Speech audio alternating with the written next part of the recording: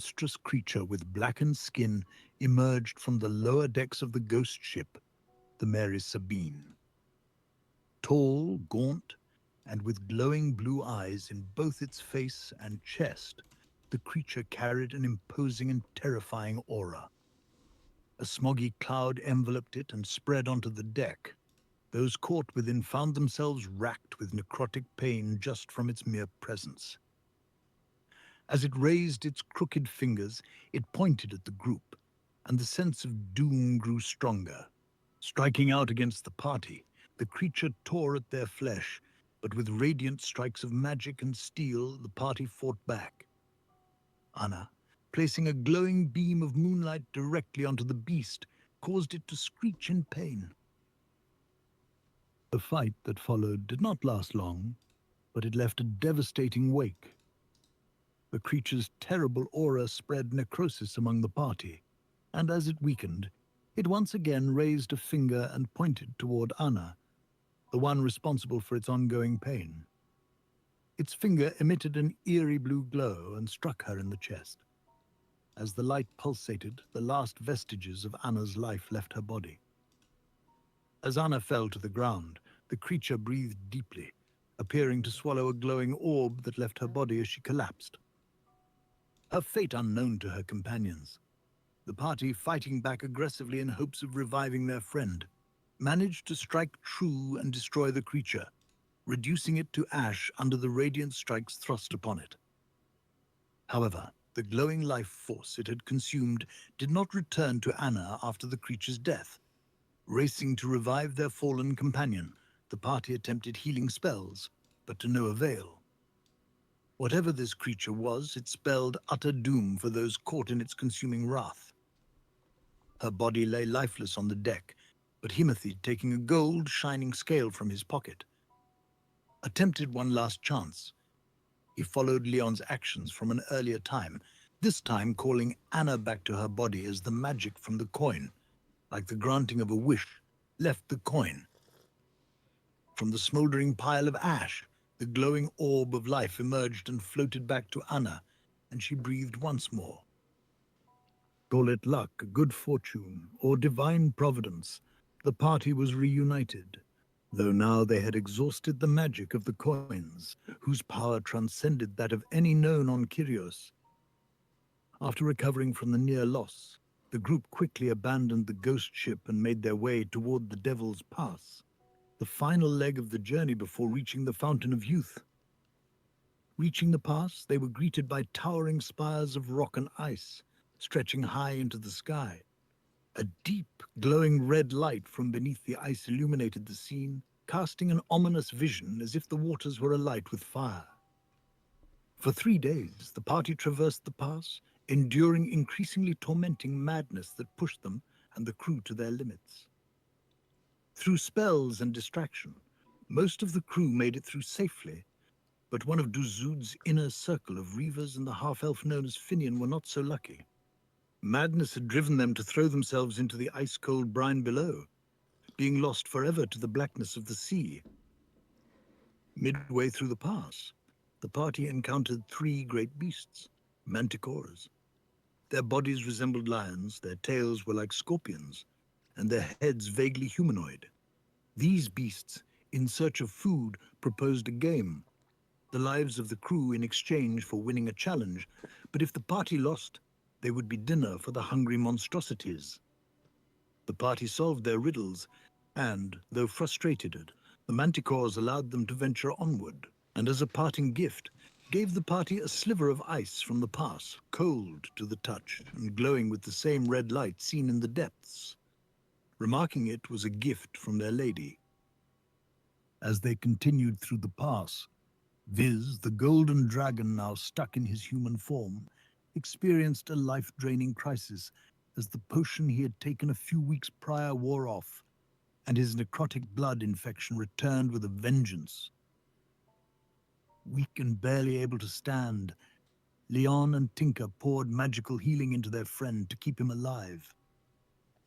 At the end of the pass, the party faced a wall of storm, violent and harrowing. Yet with Captain Tide's experience navigating treacherous seas, they made it through. On the other side, they emerged from the perpetual blackness of polar night into a warm, tropical ocean. Above, multiple celestial bodies hung in the sky. Two suns, one yellow and the other pale blue, and two moons, one large and one small. The ship sailed onward through clear blue waters. The entire landscape appeared to glow with an orange, yellow, golden hue. Smaller islands were scattered around, some floating in the sky as if weightless, and others with strange ancient architecture visible in the distance. Thank you Straight for ahead, however, ensuring an taken island, care of. the location of the fountain. Only a few hours of sailing remained before landfall, and once anchored, it would be only about a half-day's travel to the place known only to the captain. A place where an old friend waits and where there is hope for restoring their dragon companion, whose life still hangs in the balance.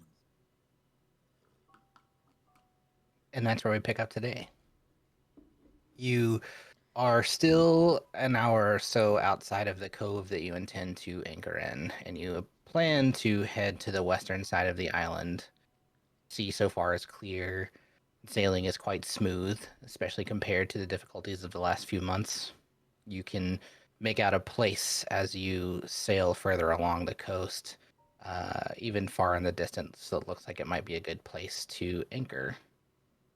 Looking towards the shore, even this far out still, you see inviting beaches. And that's where we'll actually pick it up with anything you want to do and what little time there is before anchoring. I have a question real quick. Is Tinka still exhausted? Everyone is. Okay.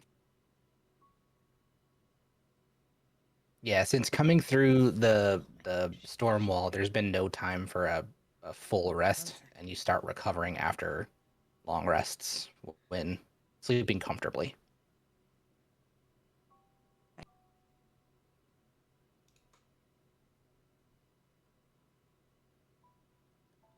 As we're Anyone sailing with along, I anything? think Timothy's gonna like stand up on the top deck and take it all in, and kind of grip his hand around the hilt of Elantar and just be like, hey, pull it out.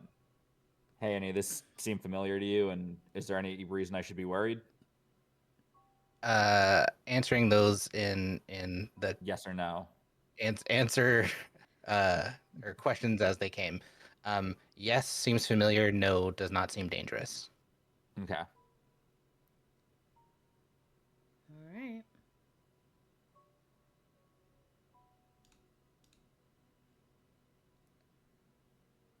I think Leon probably, because I know he got the reading on his compass, so he probably checked that again just to see like what the, what does that show him?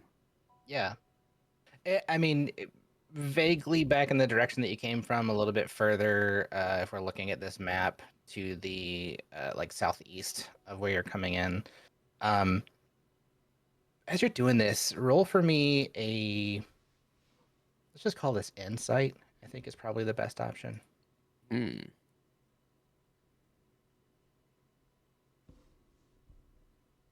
Um, it's hard to say exactly what feelings you're getting. Something isn't quite the same about this, but what, it's hard to tell. Um, the last time it was like very clear where you were supposed to go, what you were supposed to do. You granted you also had the Kachari used guidance divine of sense, but Trisva, that's only the 60 the feet. pale So purple that's not elf, the gonna lilac elf. This help a time lot. it just seems off. That's about all you can really muster at this point. Seems off. Hmm. Okay, I guess as it's off, Leon will just kind of be a little suspicious of things, then I suppose. Okay.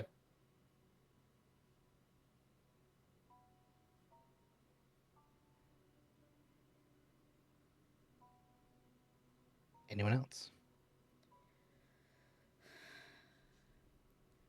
I mean, I'm assuming the only thing I could think of that I would have to pull as a reference would be the Fey Wilds, and I'm assuming this doesn't quite resemble the Feywilds either. Like everything's not quite right.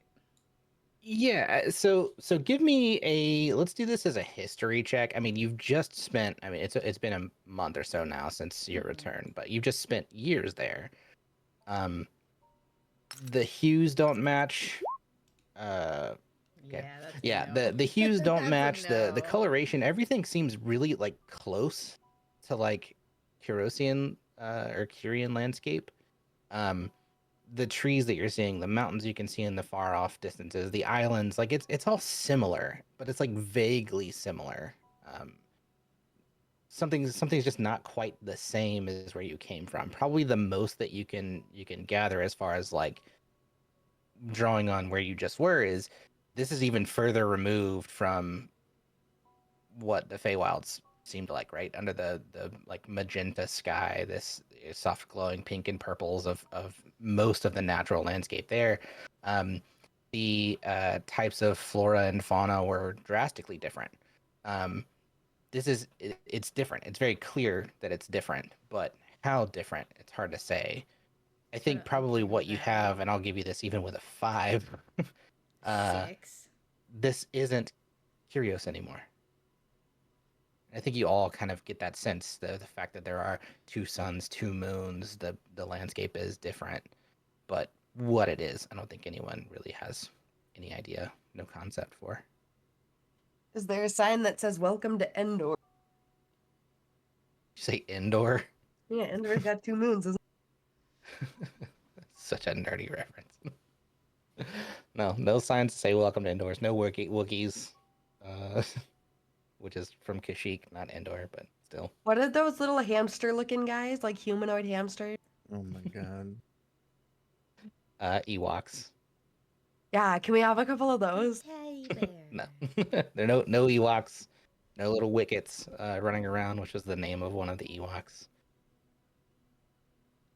You're still on the boat, right? So like, it's still hard. You're looking at all this from a distance still, right? But you do see the coast. You're sailing along the coast at this point.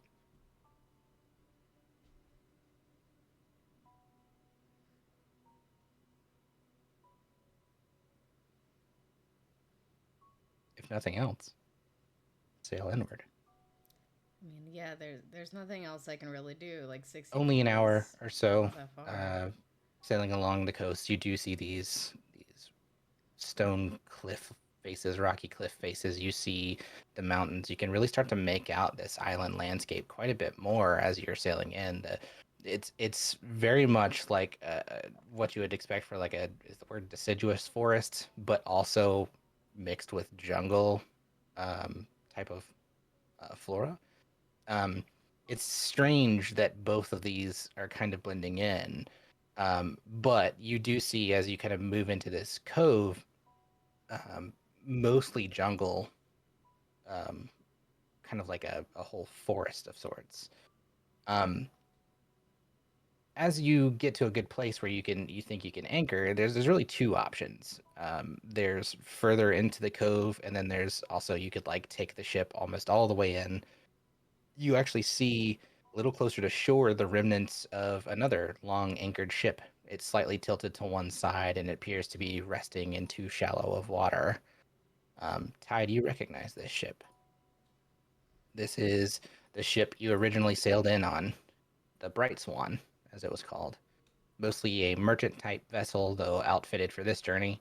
Its hull is still cracked in a few places from where it navigated the past in your last voyage, but it wasn't Did you really ever say meant to be Tide? abandoned, but it was left here Tide's not nonetheless. here. Is he? Um, Oh, he'll he point did it make out it. and he'll offer that information up I'm to everyone else. stupid. I thought somebody else wasn't here. I'm dumb. So there'd be like no reason to search there's- it. Like there's nothing dudes are on it. definitely here. I'm stupid. It would have some supplies, I'm sure. Do we need any? We've been through this passage. Is there? Do we need to stock up? No, I don't think so. Yeah, I've been keeping an eye on things, and I don't think we need to stock up. So Yeah, if that's your ship that you took the last time over there, how'd you get out of here? That'll come in time. You'll see. You'll find the journey back is a lot easier. Do we have to leave this ship behind? Because all of our stuff is on this ship. No. Oh, You got the bottle. You'll have the yeah. bottle. Right, bottle, we have yeah. the bottle. Okay. Well, even if it's not necessarily supplies, anything important on that ship otherwise that maybe we need to grab, or not particularly? I mean, it's the remnants of your old crew, right? They're probably clothing that were left behind, things that they didn't take into the jungle Oh my with them. God. Maybe the old captain's logs. I would imagine Tide would have already grabbed that stuff. Yeah, Since in the he was- time that you yeah. spent here, yeah. Yeah. So yeah, it was pretty well scavenged. Otherwise, you can see where the sails and stuff have kind of like either blown off in storms that may have hit over the years or rotted away. Hard to say. You don't really know how much time has passed. You just remember from the last time you were here that time disparity is a thing while you were here. Things that you've kind of experienced from other locations. What happens in these other places isn't exactly what's happening back on Kyros. Time passes, sometimes slower, sometimes faster. Or so it seems.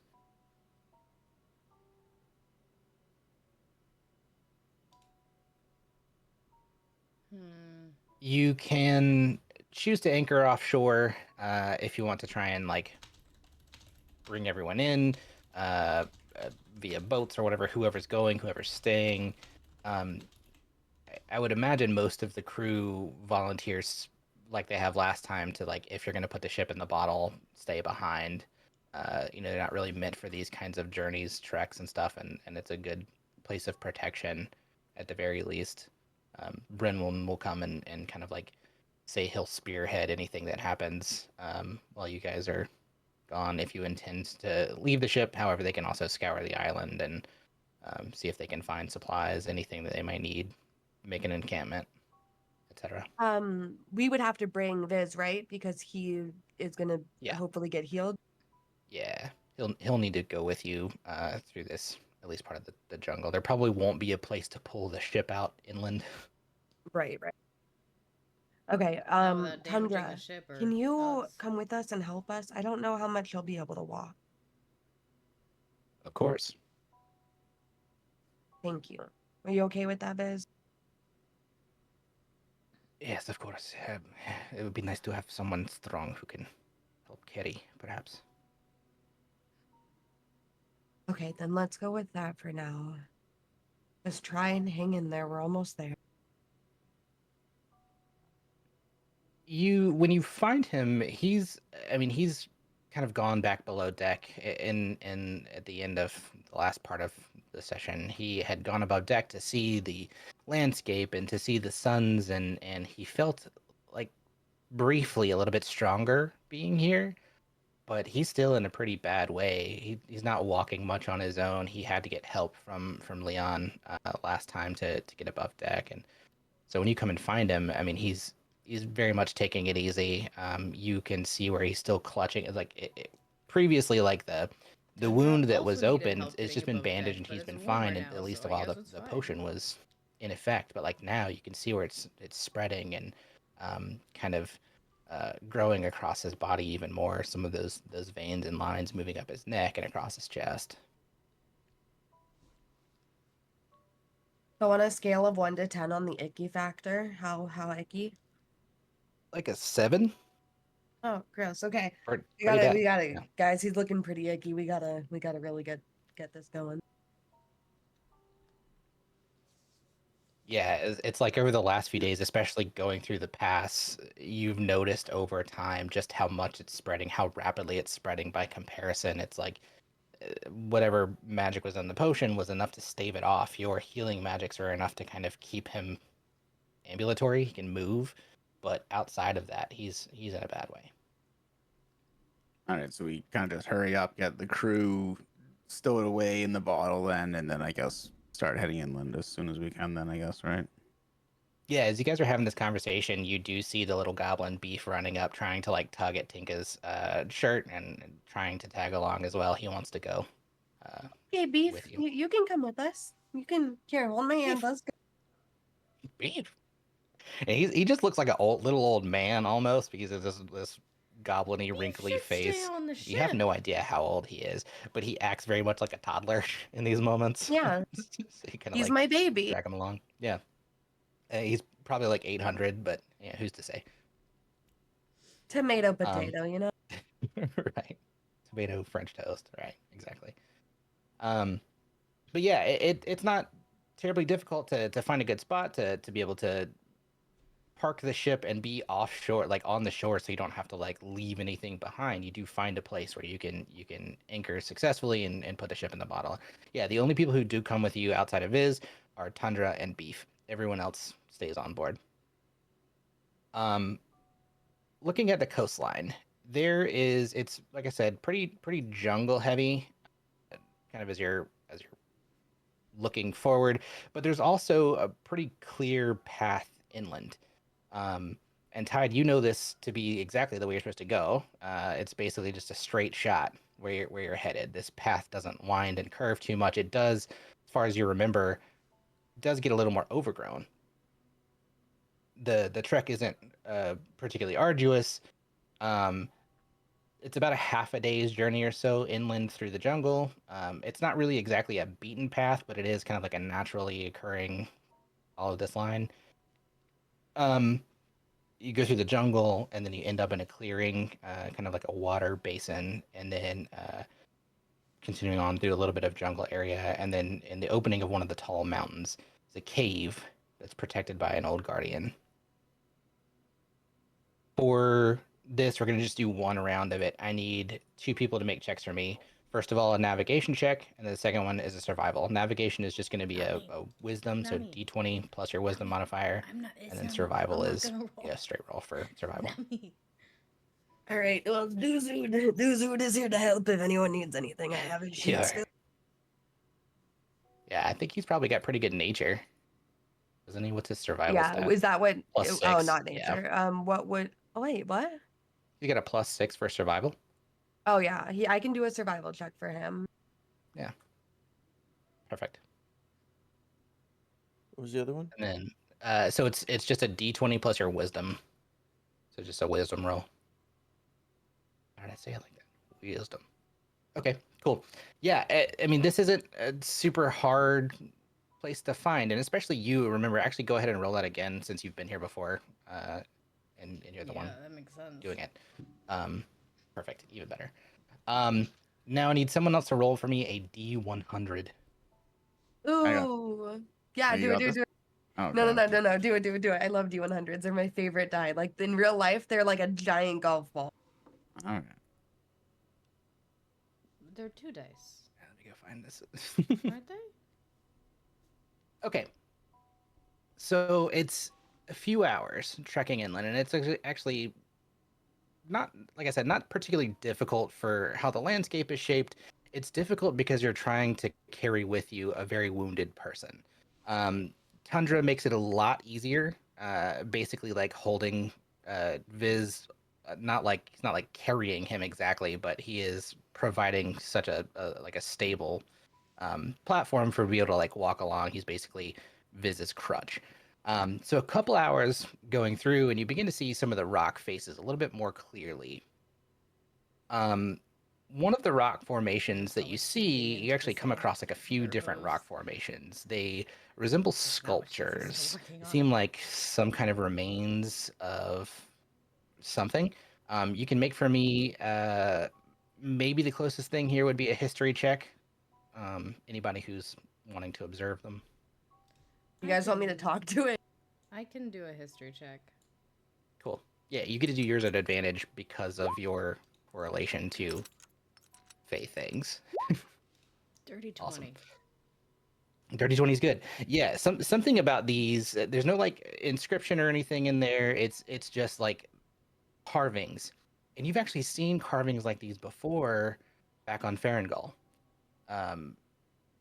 Something a little bit more elemental in nature, almost like like this was a place of ritual at one point where these stones seem to have been shaped by some kind of long forgotten magic. They're not natural to the area.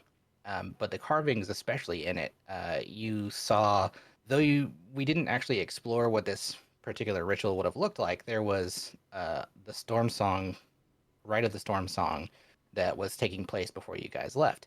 And there are these stone plinths that were on the beach that look kind of oddly similar, same kind of elemental nature to them. But you do see one carving that has a sort of emblem that looks like the two suns and the two moons, kind of circumventing the entire structure. Outside of that, there's not like particularly anything unique about them. Just they are here for much longer. There's so much overgrowth. They probably were used at one time for something else. Hard to say though. Hmm. A bummer random roll. Well, I think, well, it's really cool. I wouldn't say it's a bummer, but Yeah, I mean, like of 100 options, it's fine. But yeah, it's unique in that you've seen similar stuff before, and so far this is the first thing you kind of recognize with any kind of similarity, right? The elemental nature of what that and I'll give you this for free. Well, not even for free. It's because of your history check. Um, it does seem tied to the same type of ritual that was occurring back on that other island. do I You think also kind of Mhm. do I think they're just similar, or do I think someone from our plane came here and did this a long time ago? You can make that summation for yourself. I'm not going to tell you what you think necessarily. The question maybe to ask is it from your plane that came here or from this plane that went there? Hmm. But it's so it is similar enough, not just matching, that it's one or the other, was more my question. Yeah. They are close enough in the type of construction, if you want to call it that, the magic that might have created them, the overall design, the type of engravings, and that elemental capacity. It does like they're paralleled. Um, I think probably what you're able to surmise is you know that only humans are from Kyros. Perhaps all of Farangol came from a place like this planet.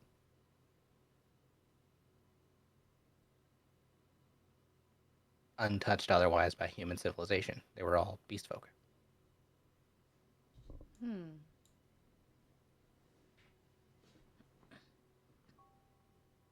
They also had no connection, as far as you're aware, to Tetris. There's no temple on the island. Nothing that kind of correlated otherwise. They seemed to be like uniquely removed, except that they spoke common.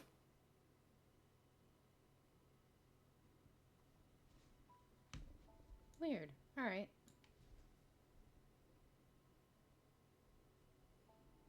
I don't really have anything else to say to that. You continue trekking inwards through this jungle. Again, not particularly difficult to follow. This a little bit of weaving path through. The light of the suns peeks through often. The more radiant golden sun, but still overhead you can see this more pale light sun also sort of peek through, and every once in a while the color shifts from this like golden radiance to more close to the colors, the white type of sun. Well, like it's still a yellow sun, but like the closer to the yellow sun that we're used to, the coloration kind of shifts back to a little bit more normalized colors. It's a little bit disorienting as it happens because it does fluctuate here and there. And Tide, last time you were here, you don't remember seeing these same planets, the same suns and moons. You remember one of each, but this time it's like very clear. And actually, last time, the one you remember is the pale sun, not this yellow sun.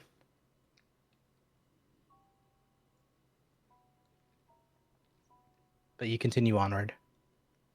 And after a few hours of trekking, you come to a break in the jungle. Oh, it's really pretty. It's like Jurassic Park. In the midst here of the island are, you can see kind of these towering jagged peaks and cliff faces. You've been able to see them as you've made your way through the jungle and just further inland in general, especially from the beach. You could see Very them pretty. far off in the distance, but now you're seeing them more clearly. They seem to be kind of surrounding this basin area. You do eventually breach where the edge of the jungle is, and it's a clearing with a basin, or like it is a basin with like shallow pools that are kind of scattered throughout. Um, Here in kind of like this midst of the inner island, you can see how the mountain peaks rise all around. That creates almost a bowl, but also a sort of protection for the path that you're on. And at the far end of the basin, just at the edge of view, you can make out more of that jungle growth and an opening, which is most likely the path forward.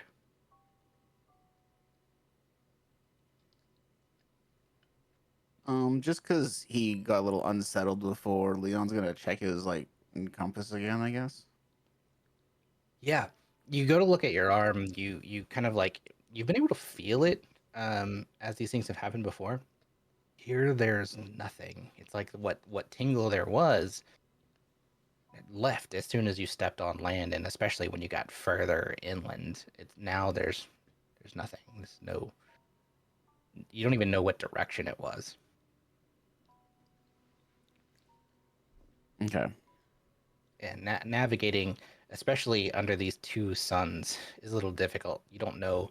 It's not the same kind of orientation. Rise in the east, set in the west. You don't know how these work and move, and especially after a couple hours of traveling, they don't seem to have moved much.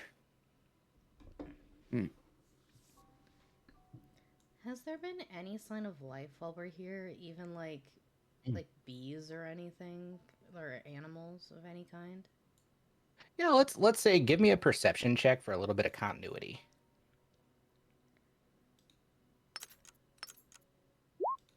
13. Yeah, probably the strangest thing about this whole venture is I don't want to say like lack of life. You've been able to, especially like here, you could hear signs of animals here and there. What might have been birds chirping, um, bugs moving around, but mostly what you've heard is kind of almost like a muffled version of it. Like the sound isn't quite carrying all of the way, but signs nonetheless.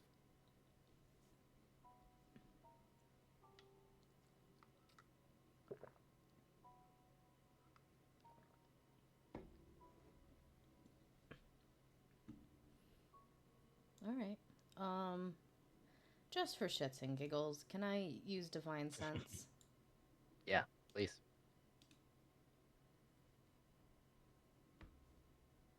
Alright, just feeling out 60 feet in all directions for anything with the Hallow spell or any celestial, fiend, undead. Yeah, 60 feet, not very far, right? It's kind of your immediate vicinity. Um, if there was anything, it would be like at the site of strong evil, right? If something like that were around. Um, there doesn't seem to be anything particularly evil. Nothing celestial, fiend, or undead. That's not entirely true. I mean, You there's get a feeling of celestial, but it's from all around you, under you, in the air, in the trees.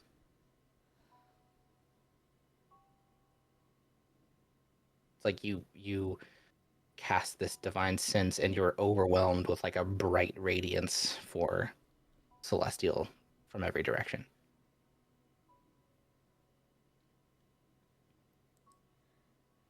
I'm gonna say something weird, guys. I don't know if this is right. Is it possible we're on something? Because I'm picking up so much celestial presence that it almost feels like the thing we're on is a celestial. With that, Timothy's gonna like use his as well, just to like double check what Anna's saying. The sense. And if I'm feeling the same thing, I'm gonna be like, yeah, no, I just did my thing and I feel it too. When you do that, you get a sense from Elentari that says yes. And Elentari is saying yes. Well, if the sword says so.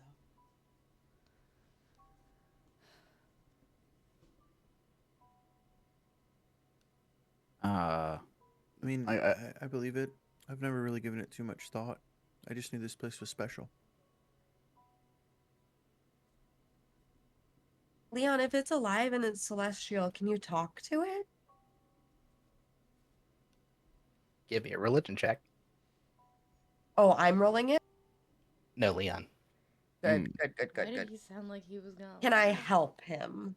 Just okay. Yeah, I'll let you give the help action for sure. Okay, I gonna let him hold Beef's hand roll and at he feels advantage. inspired. Inspired by the beef. It did not. I choked on my teeth.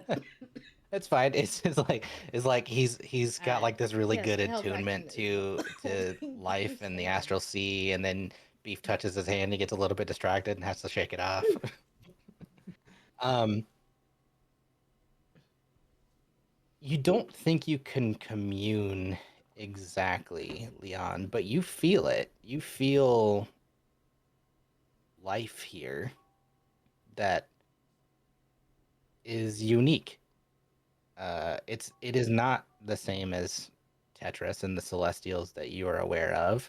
Not like the angels, the battle angels, but it is an energy that you resonate with at some level. I don't think this area is alive per se, but it is certainly it is certainly celestial in nature. It is definitely unique, I think, amongst the what we know of.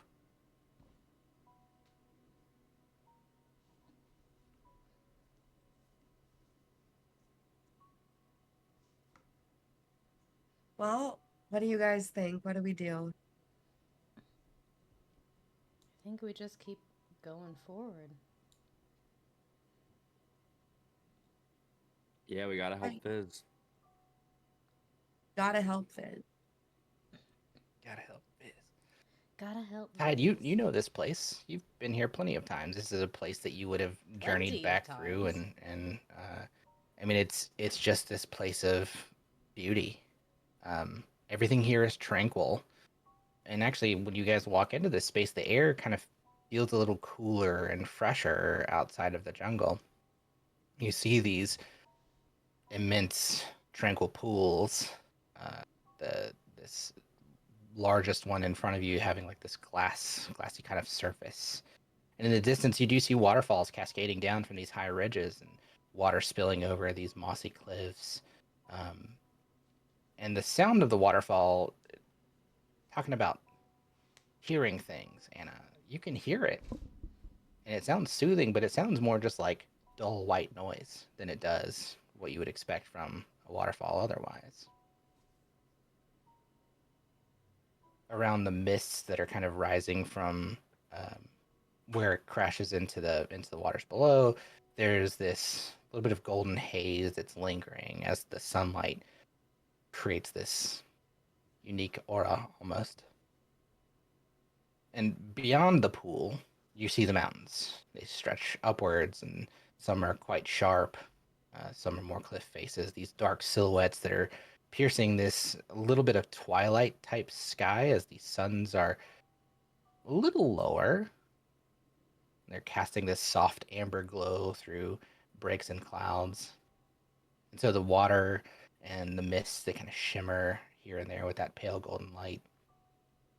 And the shadows of the peaks are stretching quite long, as far as you can see. But the scene is peaceful, serene. As you're here, you have this sense that it's almost sacred.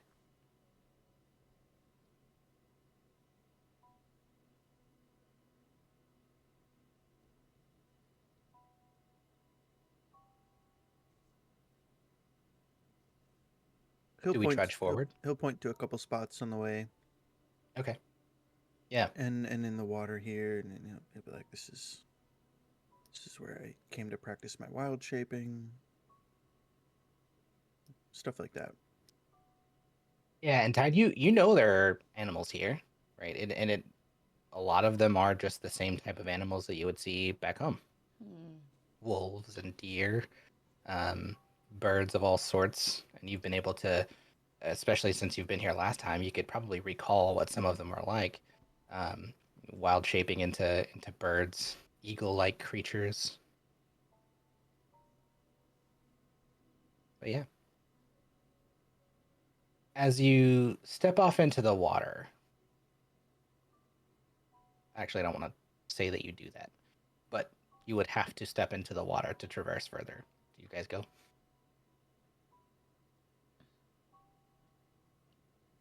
Yes.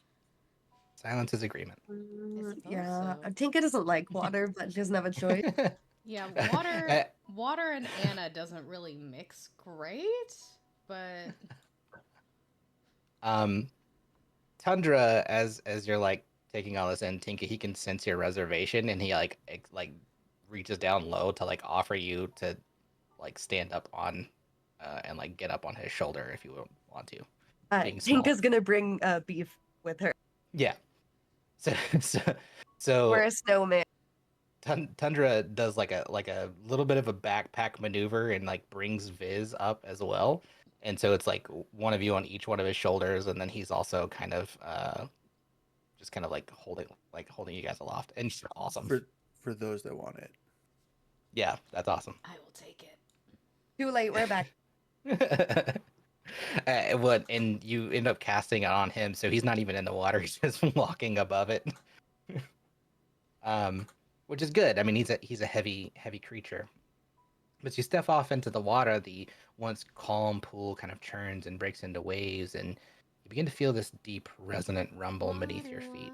The sound echoes off these big cliffs that are surrounding you, and it grows louder with each passing step. You could see loose rock and rubble kind of begin to fall from the mountain edges and from the stone platform that's at the center. And with the ground kind of trembling, it starts to look like it's rising.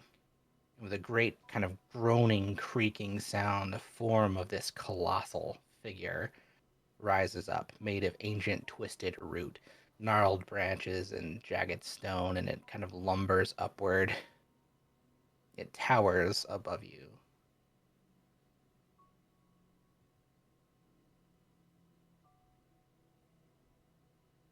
Oh, damn. Tree Oh guy. no. My guess is that's the celestial who I was feeling. You can see. Can I use divine sense again? Mm-hmm. Yeah, not celestial, fiend, undead, anything like that. Oh, okay. All right, cool. Yeah. You can see just how big its body is. I mean, by comparison, this thing is 60, 70, 100 feet tall. It's tall as the trees. And it kind of blends in with the landscape here and there. I mean, in fact, it looked like part of the landscape just a moment ago before it stood. He's got this thick vines hanging from its massive limbs and moss that drapes his back almost like clothing. Its eyes glow with this almost molten-like kind of consistency and intensity, and there's a little bit of an eerie light that comes out of that you like kind of see getting cast on the water. Its mouth seems a little jagged, but it also just kind of looks like roots that have grown into where teeth would be. So it's a little jagged and uneven, and it pulls it into this kind of twisted smile. It's got that same kind of fiery glow from somewhere deep within, and as it moves, even just kind of pressing itself upward, the earth continues to shake and move, and its massive arms sway like these giant limbs.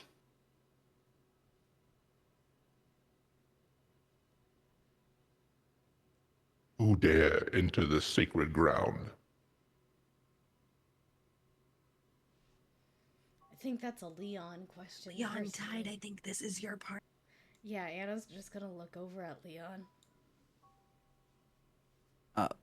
Leon's just gonna kind of quickly look at Tide like, is this a friend of yours or should I do the Friend of honors? yours. I mean, Tide, it you've might never be. seen this You could- before.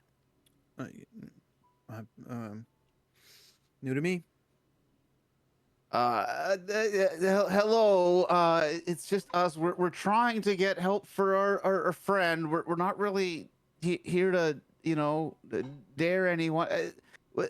We're here to pass peacefully.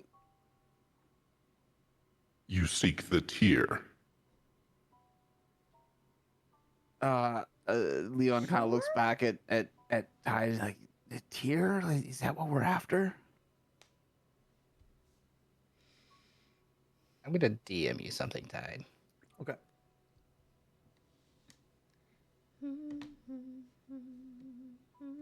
While you do that, sorry, go ahead. No, it's all good. You go for it. With Viz being as old as he is, could Viz do a history check to see if he knows anything about this? I would Viz is a say little normally tired. probably yes. He's in no condition to do anything. Like Oh, he's just right, yeah, struggling to he's stay not. on his feet. Okay, good point. Yes. Yeah, and you can see as you guys are having this interaction, like he's hanging on for dear life, just trying to stay not passed out. Yeah, we're here for the tier. Oh, okay. And Leon will look back and he'll this time he'll point at Viz and his obvious distress. He'll be like, yeah, the tier, yeah, that's what we're here for. You see my friend over there? He's been really rough shape. We've been trying to help him for a long time. We're here for the tier. You bring with you the rot of old darkness, the stain of corrupted life, and the abyss. You cannot pass into the heart of the island. We're trying to cleanse it, though. But we need don't we need to take him there? We're trying to cleanse the corruption. Words are but wind. I have seen too much death brought by those who speak of peace while carrying evil. Prove to me that you walk the path of light, not shadow. Again, that feels like Leon will just kind of like step forward and like stand up straight, and he'll just be like, I welcome that. How can I prove to you? Perhaps a trial. How about I use zone of truth? Yeah. And if I pass it, you'll let us pass with our friend to get him cured. He doesn't have much time left. I don't suppose you would accept us using zone of truth and saying what we just said again? Mere magics are fleeting in this place. There's a test much greater. Come. Okay. He starts to like just turn kind of backwards, and he moves a little bit out of the way, and you feel again the whole pool kind of shaking and the water's rolling a little bit. And as he turns, you see behind him this unique scene. Out of the pool are these orange kind of glowing roots that move up. Tide, you have seen this before, but don't know that you would necessarily know exactly what this is. But it's pervasive across the whole island. These roots can be seen here and there, and especially at times when radiant things are occurring. I say a little vaguely. As you were practicing your magic, sometimes you would be touched by these orange roots, and it would just give you a little bit more oomph. Something deep that these roots are tied to, and they come from everywhere. He motions over to the roots. Greed is the seed of great evil, a mark of deep corruption. All living beings are bound to something, a possession or possessions tied to their souls, a reflection of their heart. To prove purity, offer the Great Mother a sacrifice of true value, something of immense worth, bound to you. In return, Solvana will judge your intent. Should your offering be sincere and selfless, she may grant you a boon. But be warned, if corruption holds sway over your heart, the Mother's judgment can be harsh and unforgiving. The roots kind of look like almost hands reaching upwards to receive.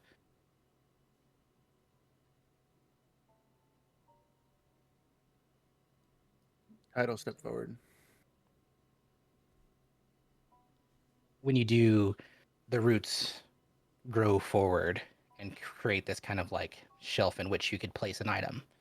Something, if you so choose, of value. He will take Wildthorn and its sheath off of his belt and place it there. The roots grasp and draw it deep into the bottom of this platform. As it does, the light begins to radiate outward and kind of pulse through. Too long to take off my armor. He has accepted your gift. Gift? Are we like giving this up? Do you need more gifts? All must pass this test. We all have Okay, to... Tinka will step up next. Okay. And Tinka's Okay. gonna go about this a little bit of a different way.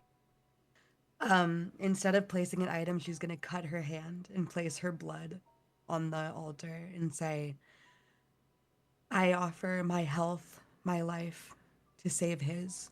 If I can't save him, I don't want to be here. I don't want to live without him. I could You do have taken this, it right now. and the vines wrap around your hand, the That's messing roots, with my and they revenge glow with this plans. ethereal orange light, and your hand is healed. He has accepted this gift. Tinka will just nod. I don't and really walk carry back. stuff on me. That's what I'm discovering. I kind of need my sword. Okay, Leon will step up, I guess. And he's gonna pull out of in his bag. He still has like the first holy symbol that he got from the father in Tetroas. So he's gonna pull that out and he's gonna say like a prayer on it, and he's gonna put that in there. The roots once again kind of curl around as if to grasp the holy symbol, and it pulls deep into the bottom of this kind of pit area where they're growing from. It's a few moments past that pulsing light again, kind of radiating outwards. Your gift has been accepted. Oh, I have this stuff as well. Timothy's going to step up. He's going to take off the amulet that his brother had given him, so long ago. It's the only thing that he has to remember his brother by, like physically, but he knows deep down, what he's doing for with this quest. It's, ultimately to keep his brother safe, and he knows eventually he'll have to go back home, and he'll offer the amulet up. The roots wrap around the amulet, and they don't even pull it downwards. It's like what you're thinking when you hand this over. The roots touch your own hand, and they begin to glow and pulse, and then let go. She has accepted this gift. I don't carry a lot of things that I can give up on me. Shit. Also, yeah, like with Duzud, I don't want to offer any of his stuff. Like, I could offer the labor of the Reavers, or we could say that he stayed on the boat. I just have him give up a pistol. He's got 2 of them. No, I can't do that without his permission. They're his items. Can we just say he stayed on the boat? Sure. I just don't want to give away his stuff without him being here. I think Okay. Anna will think for a moment about what she has that wouldn't make her totally defenseless. Um, and she has a scroll of pedigree that sort of like talks about like the history of the family she grew up in and is sort of like her proof of being nobility to them, and she's going to step up and put that um, on the shelf. Well, that's good. Okay. Yeah, that's good.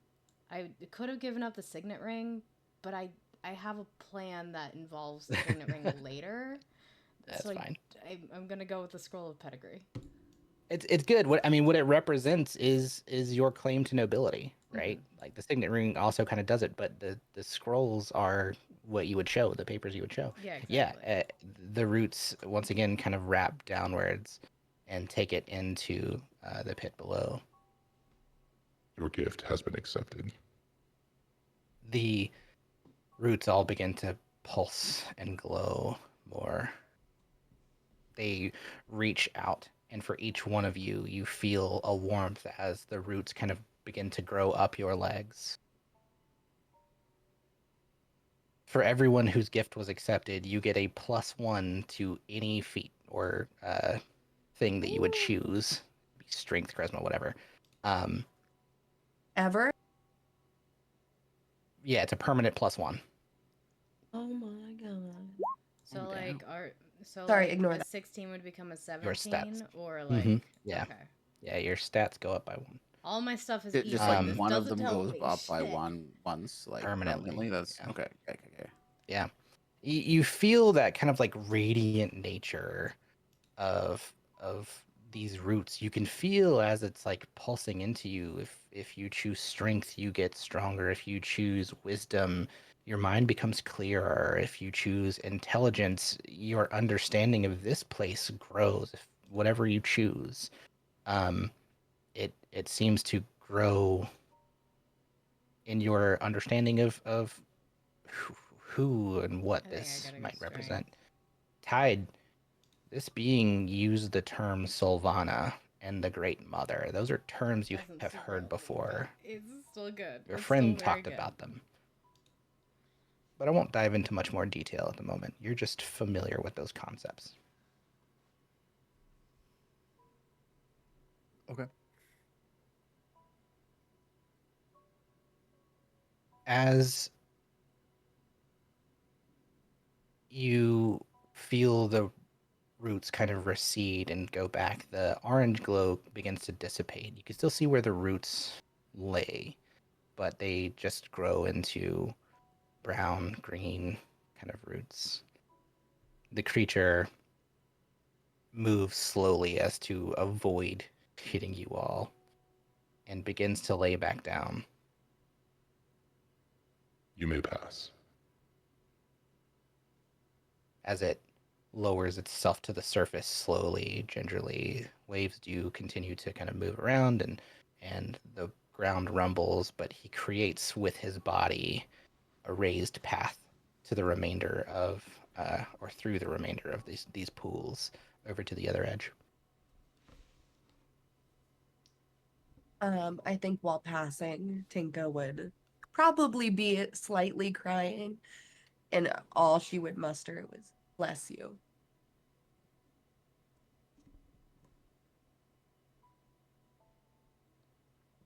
Make for me a perception check. Okay.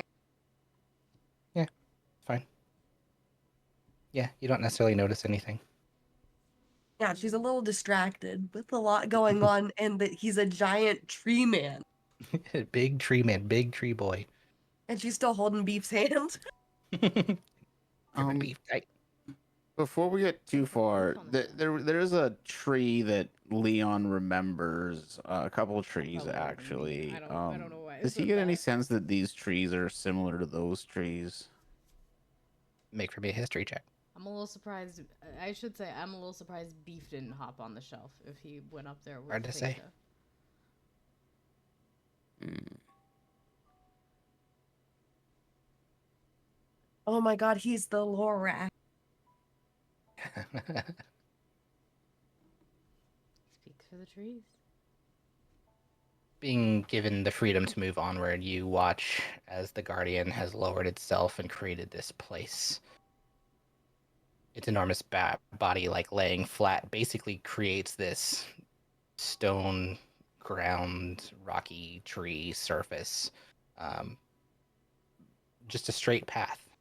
Easy enough to walk along. Tundra, still holding on to Viz, will kind of be the first to progress forward and head for the path.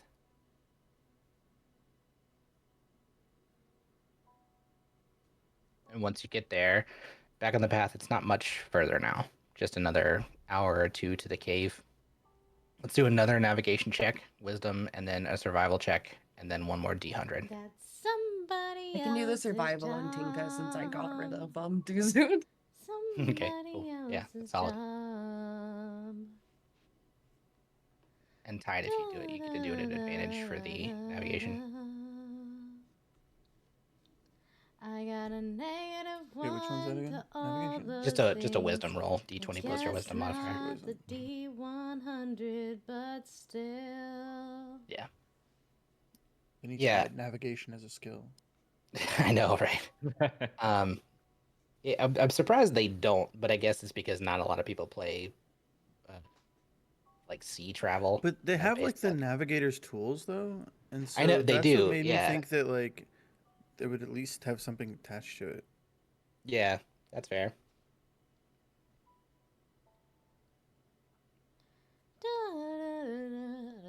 I don't know what's wrong. Who's with my got the voice this D100? morning. Should I get it, or does anyone else want it? You got Oh, it. are we D100ing? Yeah, one more D100. Go for it. Go for it. But it's all your Oh, fault when we. That's so impressive, actually. Oh my Low. god. Yeah. We don't know if that's good or bad, but I know that's not. We don't know if that's good or bad. That's so incredibly impressive. Well, it'll be interesting because I mean, I'm sure they'll put something like on the extremes of the range. Um, I've never seen You get back anyone on the roll path. that low on a D100. and Never. behind you, you hear rumbling again. You look back and you can see just the top of the head of this creature as it moves back. As it happens, though, what little bit of animal noises you had heard grow eerily quiet. And you can see the branches of the treetops kind of shaking and moving around all around you.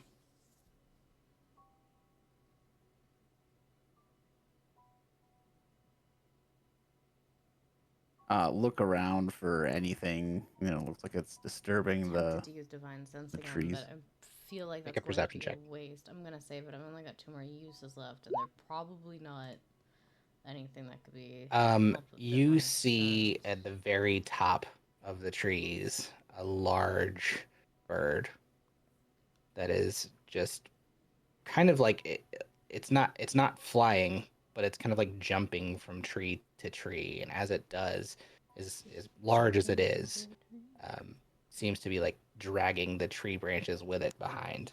Damn. Does it? I guess Leon will like point it out to everyone. Like, does it look like it's a threat, or is it just it's just a tree hopping bird over there? Like, what? You can make an insight check. It don't look super friendly. Leon's gonna point it out, and he's just everyone prepare. It might be hostile. Watch out. Can I cast Speak with Animals on myself? Sure. All right. Is it looking at us? You give me a perception check. At advantage since Leon calls it out. 16. It doesn't appear to be. The silented noises otherwise seem to kind of have it distraction, and it's looking further to the west. It's not looking down. It's only a few hundred feet from you guys, up in the treetops, but it's not looking your direction at the moment. Okay. Is it saying anything? Like, is it mumbling anything? Best you can tell, it's just like grumbles, like angry grumbles. Okay. I'm not gonna say anything to draw its attention yet, but if it looks at us now, I can talk to it at least, or if I hear it talking about anything, I can hear it. After just a few moments, you hear it go, hungry, hungry. Yeah, it's hungry. It's looking for food. So everybody, don't draw attention to us. Do we have food we can give it? I have a feeling that with a bird that large, we don't have enough rations on us to feed it, unfortunately. Wait. Good Yes. berry. Good berry. The good berry makes it feel full. Size for scale, this thing is gargantuan. But the good berry, it doesn't matter, does it? The good berry will make it feel full. Maybe. Feel full and actually being full are two different things, though. Well, we can try. But let's save that for a But backup what plan if in it- case it approaches us. Yeah, what if Yeah. it doesn't work? I'd rather try to, you know, leave that as Oh, plan yeah. B. Let's not approach it, but if that happens, we go with the good berry. You're gonna try and move on We- stealthily. Yeah, that's I just think about to let's, say that. like, I would actually think, like, why don't we wait here for it to leave if it's hopping between trees? Another good idea. Either way, I'm gonna need a stealth check from the group. Hell yeah, dude. Stealthy. What are we doing though? Are we moving away or are we staying put? My vote would be stay put. I'm exhausted, so Dear All right. it matters that much. Oh, great. I think most of us are, right? I should be rolling twice too. I don't Yeah, think I'll I haven't marked as I'm being exhausted anymore on my sheet. Yeah, you used some really cool spells that kept you from suffering it. Just do this as a flat roll if you're not moving. I would say it would be an advantage otherwise. But for those who are exhausted, just do it as a flat roll. If you move, it's going to be a regular roll type. I think we're staying where we are. I think that's kind of what the consensus seemed to Yep. be. Yeah. Math. Bridget, can you do one for Duzud? Oh, or no, you're saying he didn't come He's with you. I saying need the to do boat, one yeah. for Beef and for Tundra. You want me to And just roll a Fizz. 20? Nah, it's okay. Got it. Okay. 18, 11, and 12. Okay, well, those are all passes. Yeah, collectively as a group, you succeed. Beef has a little bit of a hard time, but like Tinkez, you're like shh, and that's maybe what draws your voice up a little bit. But then he like realizes that's what's going on. He gets really quiet and still and doesn't move. He's just like you see his eyes darting back and forth in his head. But he gets still. You guys stay still. Yeah, it Anna, you hear more of the hungry, hunt, hungry. And then after only 2 or 3 minutes or so, these enormous 30, 40-foot wingspan wings flap, and it sends this big gust down towards you, and it takes off from the tops of the trees. Seem to be clear for now.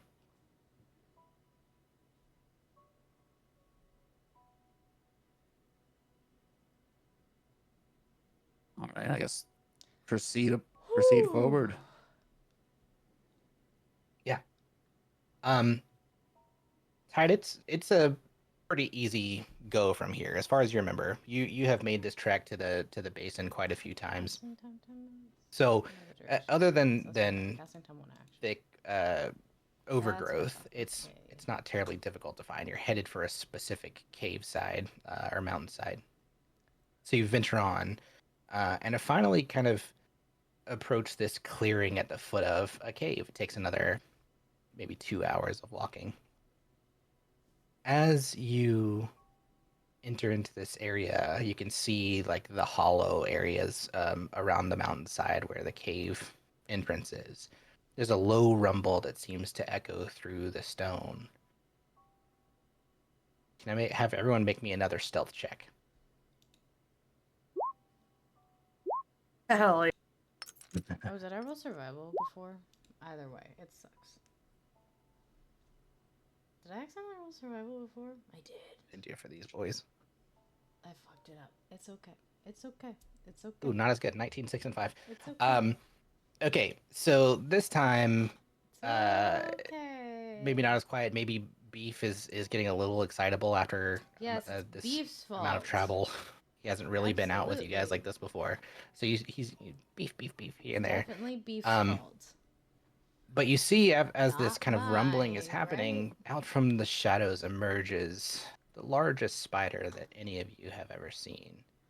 I don't like spiders. Let's see. Put you on the cave map first.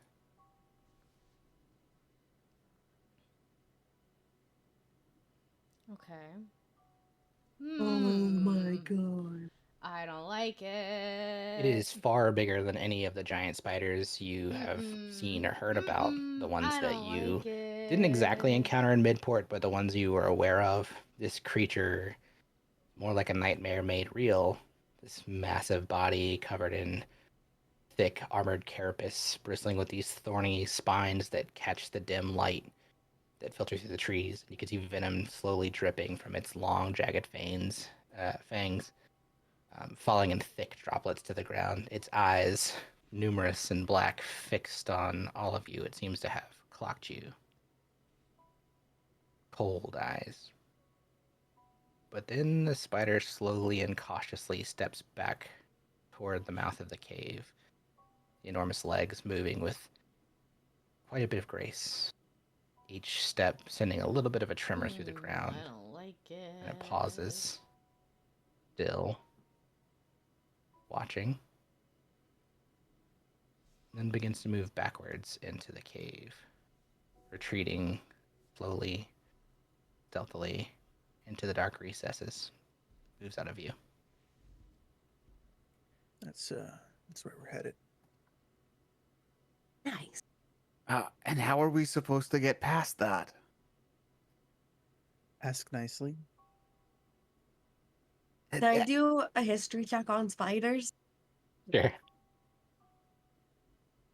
Hell yeah, bro. With Tide They wanna saying know. ask nicely, Timothy's just gonna elbow Leon and be like, "Yeah, you're good at that." I suppose.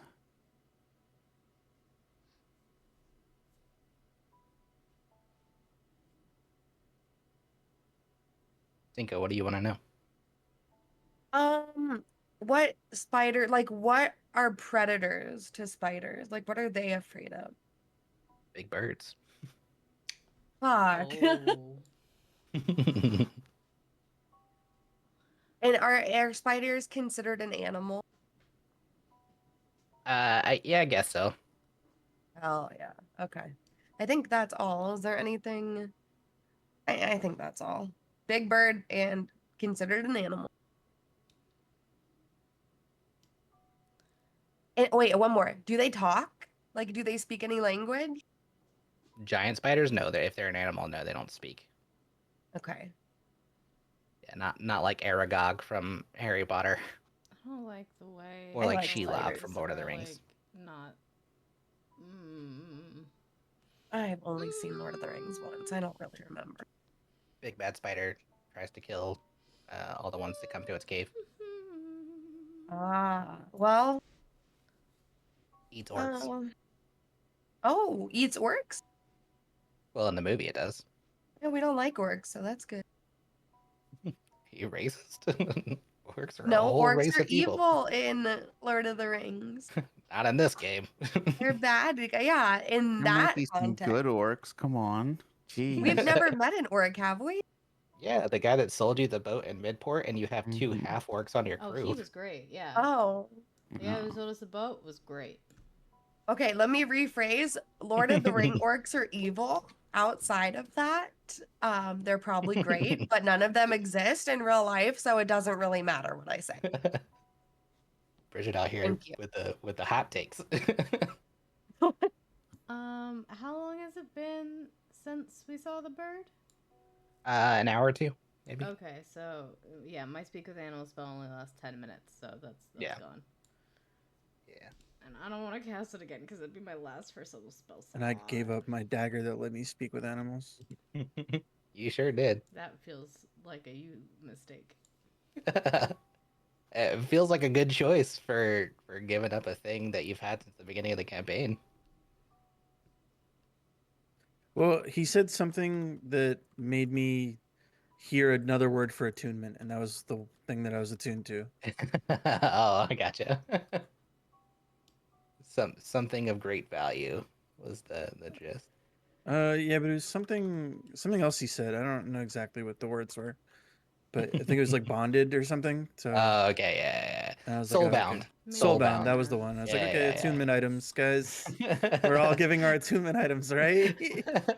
I'll go first. That's a good interpretation of that. I didn't even think about that. No, I was more just thinking like things you hold dear, hold like possessions you have. Yeah. I mean, you know where you're going, Tide.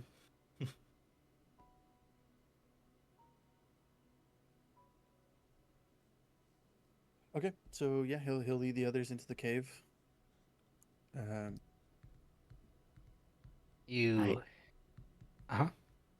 Leon will like follow hesitantly and I'll be like, I think we should have a better plan to get past the giant spider than me just asking, but I guess I'm coming.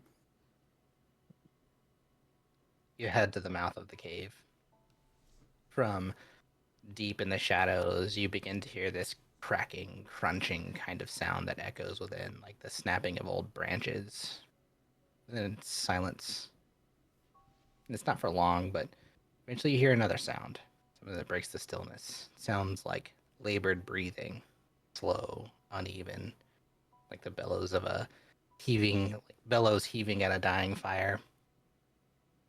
You can Someone here? find, especially you, peer into the dim mouth of the cave, and just inside the interior sits an old man on a rock, far older than any human on Kyros. His body's frail and his form hunched over as if he can hardly bear the weight of his own years.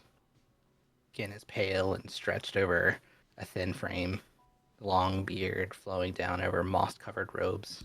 Got wiry hair that hangs limply about his shoulders.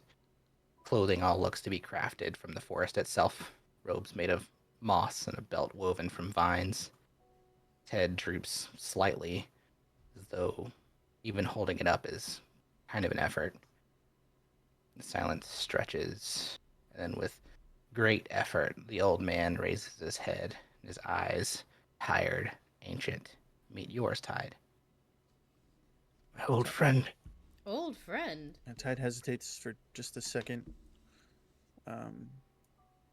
Just at the state of seeing him this way, Tide has it's been here before. probably clear if you're perceptive that maybe he wasn't quite expecting this. And then he'll go forward and greet. Literally, Anna's passive perception Greet is the man. 9. I never expected your return. So, I would love to say Of course, I that's am perceptive. what the It's just not the truth. journey was about. I didn't think all this time would weigh on you so heavily. Tide, my friend, it's been a lifetime.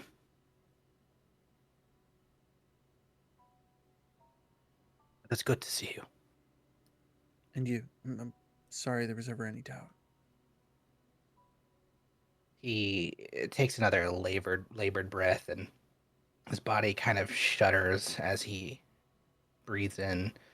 He looks at the party. His eyes seem a little hollow, yet somehow filled with both a deep and profound sadness and hope. Slowly, seems to be painfully, he rises from the rock. He holds onto this long wooden staff and he presses into the ground to raise himself high. His legs kind of tremble as though they could give out. We have much to discuss. Let us retire. Can we get Fizz the magic water Okay. first? I have a friend here that is in Okay. dire need of some bring help. that up. Okay. Yes. This I see. the mother has told me.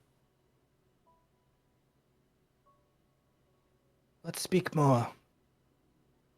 Kind of turns and slowly begins leading you further into the cave. As you walk, the cave seems to be pretty well like carved out from the years spent perhaps as a spider. Um, He's the spider? Inside, he leads you to this interior chamber. And the walls are somewhat bare. In fact, the whole area is just kind of like Is the he bare the trappings spider of all some this kind of time? room. You see a bed made out of soft moss and flattened root, still very much alive and connected to the trees outside the cave. There's a makeshift kind of table with some overgrown vines and a stump for a chair. And at the far end of this interior room is a more comfortable looking, almost like an armchair, also made of living trees, vines, roots, etc. And he maneuvers over to it and begins to sit down, and you can see the vines kind of like come up to meet him and like lower him into the chair. And you hear the chair creak and kind of like adjust as he sits. But he does sit himself down and waves a hand, and you see brush and vines kind of all grow up and twist from around the ground, all around the room, and it creates this little bit of circular type seating all around him. And he offers you another hand, kind of points to the seats if you would like to have a seat. Tide will take a seat. Yeah, Leon will have one too. But we'll I try actually and should. just get Viz comfortable. Yeah, you give Viz one of the nice chairs. I think Anna's gonna stand sort of by the door. Totally fair. Tinker Picture puts for Beef in reference. Viz's lap and moves. Just leaves Beef with Viz. Love it.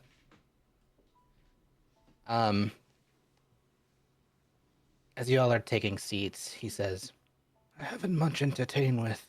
Just a few berries, but they should suffice. And similar to as you've seen before, except a little bit different flair, he holds out his wrinkled hand from underneath this mossy sleeve. And as he does so, these 10 good berries, all ripe and attached by little stems to the actual cloak, are like form, and he starts plucking them off and puts them in the top of his walking stick, which he holds over to you instead of getting back up for you to take. And Tide, he motions over to you to come sit next to him in the nearest seat. Okay, I'll take that seat. As he's handing these out, he says, take, eat, keep your strength. You'll most likely need it here.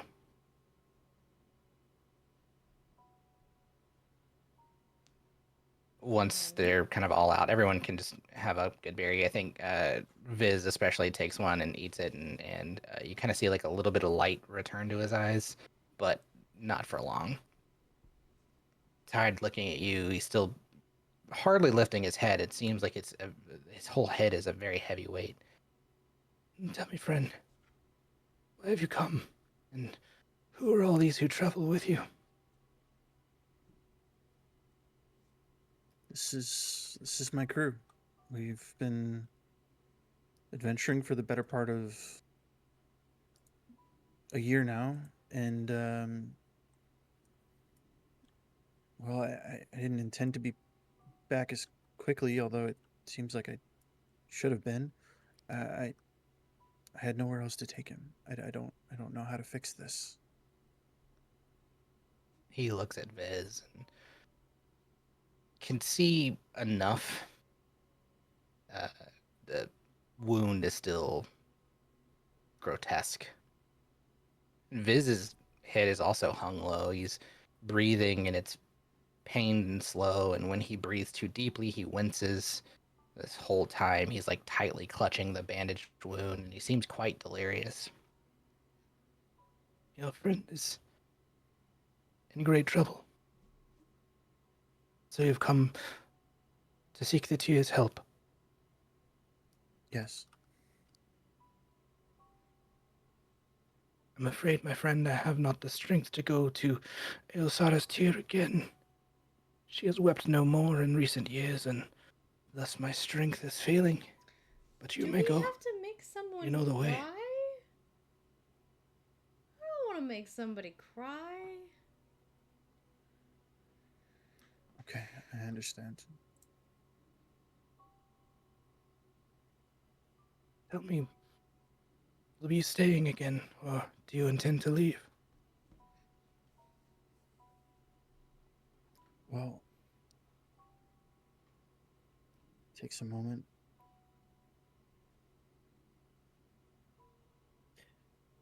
When I first set out on this journey to come back, I didn't think I was ready. But seeing you now, the tier needs a keeper.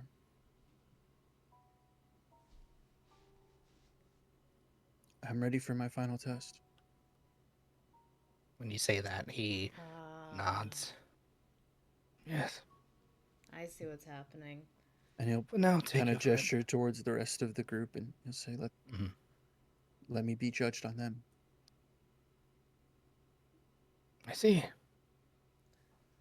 So You know the tier. OOC Tide is going to You be know leaving the group soon to join a different corruption does not D&D dwell here. opportunity, if I recall correctly. Let me just. She shall be your final test. So this Should is. she accept your friend? Should she Yeah, it's Tide. perform her duty? That will be enough.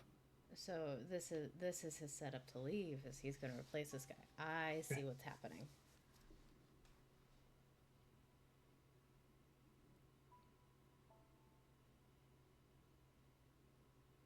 He kind of gestures towards the doorway, the entryway. You know where to go from here. It's another almost straight shot further down through this cave into a cavern with an opening above. You, now that you're speaking about it, you know Eosara's Tear is the name that was given to what the Kyrians refer to as the fountain. You know from your time before that Assam always referred to it, but never really spoke of why or how he knew such a name. That's just what he's called it.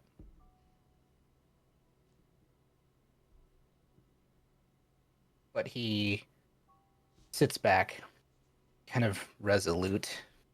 You, with your high passive perception, you can make out like the mixed emotions he has from you being here. Glad, but at the same time, something deep down that he's uncertain about. He kind of looks away as you all begin to rise and kind of like walk towards this cave where you'll have to like walk through into the cavern. I'll wait here. Come find me after. Okay. Do you need anything? I will be fine. For now.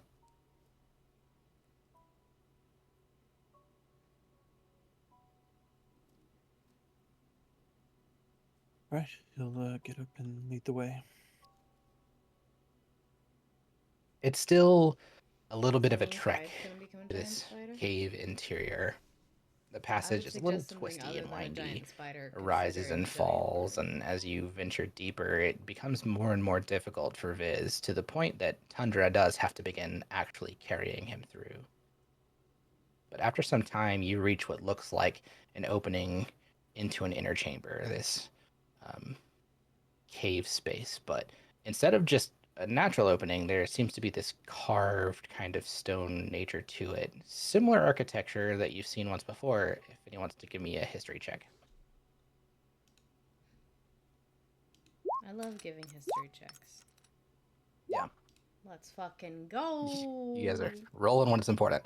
You've seen this architecture before, not the exact same type of architecture, but what has happened. And this looks like a place where worlds collided. The same thing happened when you found the shard where Sylvan died, where the palace was kind of stuck in this interior cavern space. But there's these carved pieces of stone all against this archway that lead inward.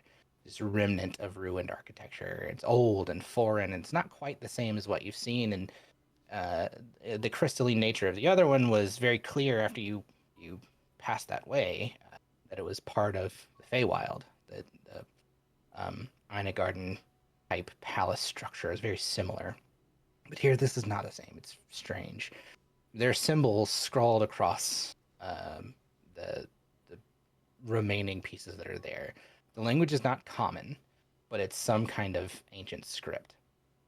And Tide, the last time you were here, you dedicated yourself to trying to learn and study these symbols. Asim had uncovered them long ago, and even then, the interpretation was crucial to understanding the meaning. Toward the end of your 5-year tenure with him, you had gained enough insight to begin translating these symbols. And the words written above the entrance, "Abandon all hope, ye who enter here." As you reach this entryway into this inner chamber again, you see the script, once again scrawled across the top, strange and foreign. But unlike before, there appears to be more script, as if part of the wall, the cave interior, had collapsed and revealed more of the archway structure. So you can see more script that's visible. You once again make out words you once translated. This word for hope, Veskar. The word for enter, Shora. The word for abandon, Talrun. This time, as you're standing at this precipice, that word, the word that you translated as abandon, doesn't read quite the same as you stand in front of it. Talrun, the word literally translates as end, or at least that's the closest word in common. End all A hope, phrase, ye who enter here? Talrun, Veskar, Zora, end hope who enter. You translated that as abandon hope, abandon all hope. Your days sailing, your history, it makes sense to read it as such, abandon hope. This time, you've seen a lot more, you know a lot more. You see these words and realize this is maybe not quite the original meaning, or it doesn't mean abandon, but rather can also read the final. Second word, enter. Similarly, there's no clear translation, but rather a transliteration. Enter seems to imply see inside. You have this moment of revelation, seeing these words again. Talrun Veskar Jora. The final hope of those who seek. Then there's this second part of the phrase that's now visible.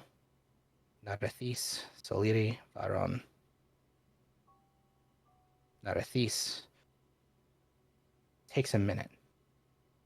The transliteration doesn't come to you at first, but then eventually you understand. Hold within.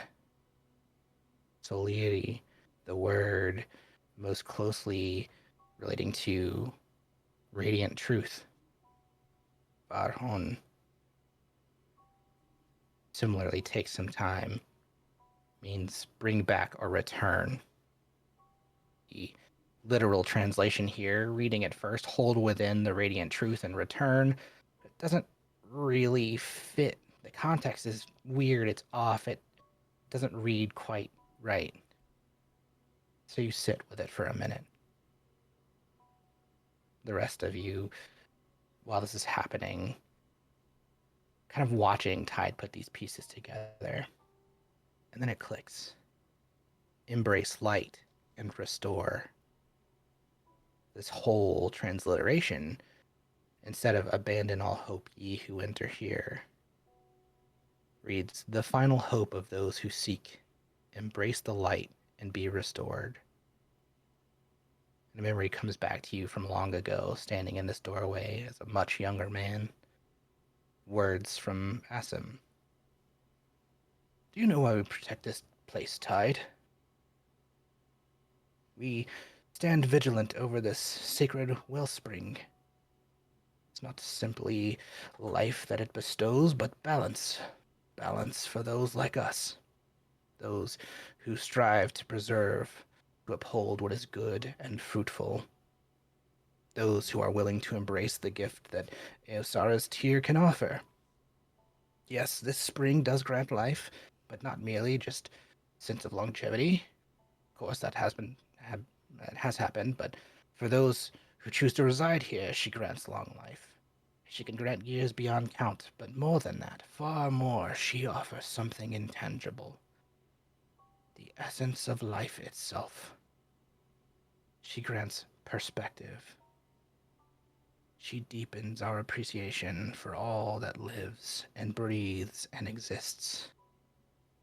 Through these waters, we come to understand the true sanctity of life, the value of choice, the wisdom to embrace what lies beyond our control, what cannot be changed.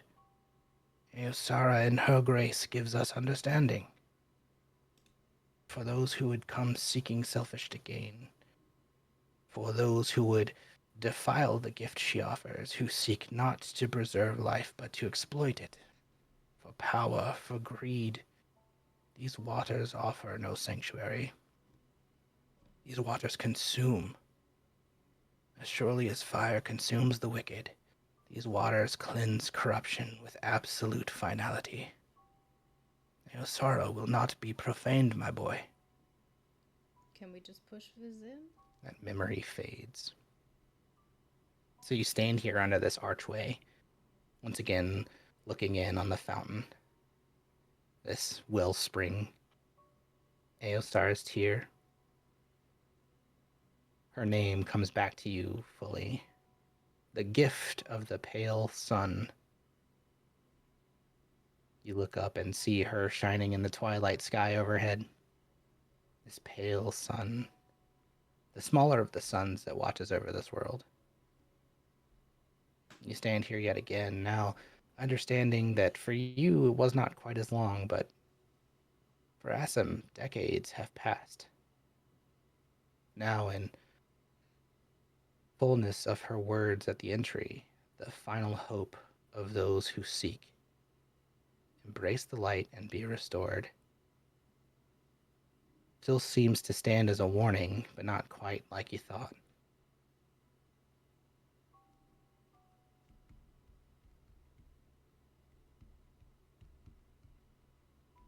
Inside, she stands. You walk through the entry gate and you see a few things. The cave opens up to an open-top cavern with the light of the sun spilling in. The floor is covered with dense foliage. At the far end of the cavern is a tree whose roots have grown up and around this strange old stone archway. Through the roots, the tree is spilling water into a spring below. Small, cool pool of water that's gathered below and must drop deep into the cavern below. It's a bit of a long trek, at least through this last piece of the cavern. Maybe not terribly long, but these last few steps are difficult. The overgrowth is a little harder to traverse, and the rocks and stones are worn with age through the interior. Getting Viz there is not going to be impossible, but you notice as you walk through, he kind of begins to fade. He drops. Even inside of Tundra's arms, his whole demeanor, his whole posture shifts. This weighs heavy on him. And as you draw closer to the spring, it feels like carrying Viz is more difficult. Tundra starts moving slower, as if he seems heavier and less able to move even on his own. Along the path as they go, Tundra's feet are caught in the growth, and you see, as he walks, he begins to stumble along. Make for me a perception check. The DC is 15. Everybody. Great perception. Oh. My favorite. Oh, I got it exactly. It's a lot of successes. For those of you who passed, you hear faint whispering in the air. Impossible to make out the words, but you can hear it ever so faintly. But you all move forward, trudge onward. Leon's gonna I think he's gonna notice that Thunder needs help, so he's just gonna like start helping, and then he's gonna kind of look around for the source of the sound as well. Yeah, make for me an investigation check, and then what are you gonna do to aid Tundra? Okay, first investigate there. I guess like he's like this big golem or whatever, so I guess let's see here. Probably just like because you were just kind of like saying like it seemed like the burden was there, so just kind of helping him find his way, I guess. Maybe helping if the burden seems to like the shifting of weight thing, maybe he'll try to steady it with like mage hand or something like that. Just trying to help him along the way. He's struggling. Leon wants to help. Okay, perfect. Yeah, I mean, you're able to kind of like call out and help maneuver, and maybe even like pulling some of the brush out of the way, or like pushing it out of the way, so he can take these steps more assuredly. Mhm. Yeah, absolutely. With your investigation, you don't see anything. You can hear the whispers, though.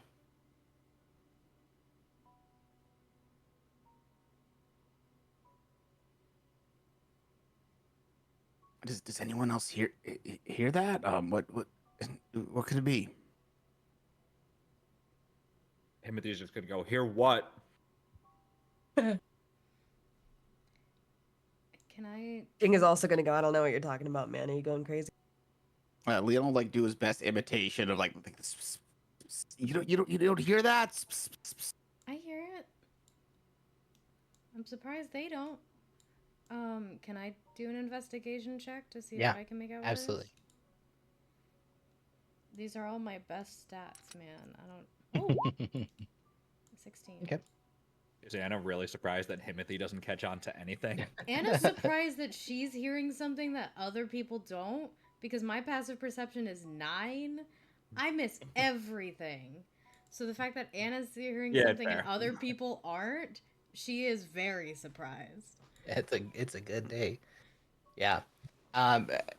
You look around. You notice leaves in the trees are kind of moving. It seems to be like maybe a little bit of wind here, but can't really pinpoint where these whispers are coming from. They echo off the walls in this place, so it's hard to identify where their source is. I can't make out where it's coming from.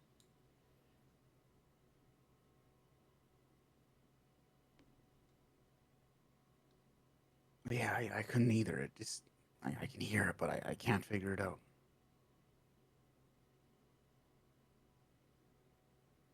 Does it sound like something living or like wind? Sounds like incomprehensible whispers on the wind. Call to it.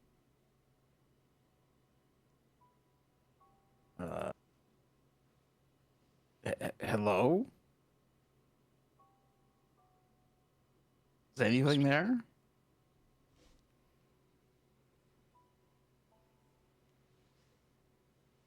I don't think it worked. Well, move towards it. So we just Tide? keep Tide, do you going. want to lead the way? Is I this think we just keep is this going. something that's normal for here? You've never heard it before.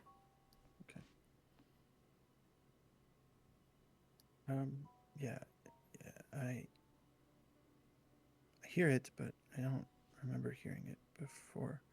But we have no time. We must keep going. And he'll step forward.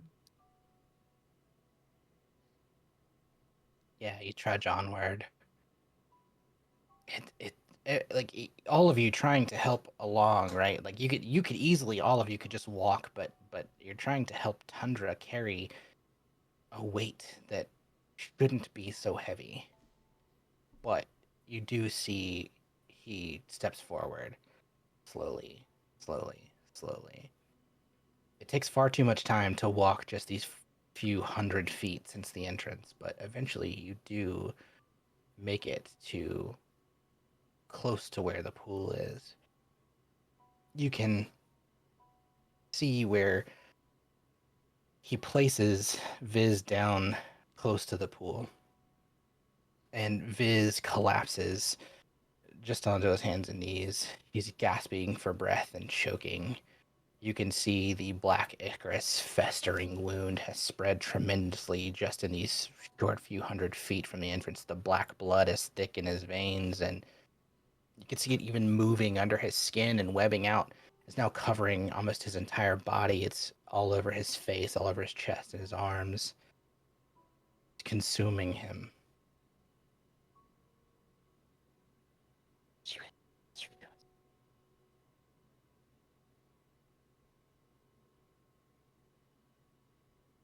What was that? Leon will like try to like listen closely to whatever he thought he just heard, like on the wind. Make another perception check.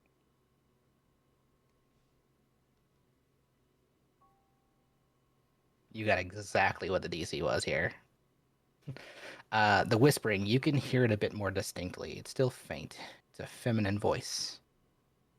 And you can make out what sounds like parts of an incantation. The longer it goes on, the more you can see the thick black blood spreading faster through Viz's veins until it's everywhere. He's coughing, choking, gasping for breath. What do? I think whatever it is, I think it's speeding up whatever's happening to Viz. I think we either need to end it somehow or get him in the water as soon as possible. Whatever this chanting is, it's making this spread faster. Can you repeat the chanting? Are you able to hear it enough to know what they're saying? I'm gonna try something else, and Leon will actually cast silence around Amazing. from the book. Yeah. Yeah. The whole area falls silent. You no longer hear the whispering. Those who are outside of 120 feet, I don't know that anyone would still hear it reverberating off the walls, but where you are is just stillness. Viz's body convulses as the black blood surges through him, but it seems to stop. Though, as deeply as it has moved, it still seems like it's trying to consume what little remains of his strength. And as he coughs, he begins to cough up the black ichor, spewing from his mouth and spilling onto the floor, and he reaches out, clawing desperately at the ground with a final strained breath. Hurry, let's put him in the water. And Leon will do the best to like get him in the water and start whatever healing or whatever we can do into the wellspring. Make for me a strength check. Okay, I was debating putting my 1 point in this, so I'll just I will. So this is actually going to be a 0 instead of a -1, but I haven't done it yet. Okay, Okay. so that's actually 13. a 13. Yeah. I did it contested. It's enough. You and I'll say with the help of Tundra, you're able to lift and kind of carry him to the water's edge. You see as he's coughing up this black ichor, it spills into the water, and it seems to like as soon as it touches the water, it dissipates, and the water begins to ripple and roil, and you take him to the edge, and he tumbles forward into the pool. The water of the fountain ripples, disturbed by his fall, but within moments the pool grows still once more, this eerily calm despite what's just happened before you. You don't see him. It's as if almost like when he passed into the pool, he's just dissipated. You don't see his form under the water anymore.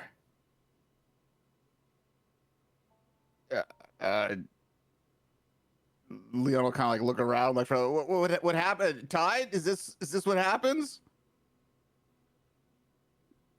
Asim said that he hadn't been able to get ESR to produce any tears. Is that what he said? Yeah, that's what he said.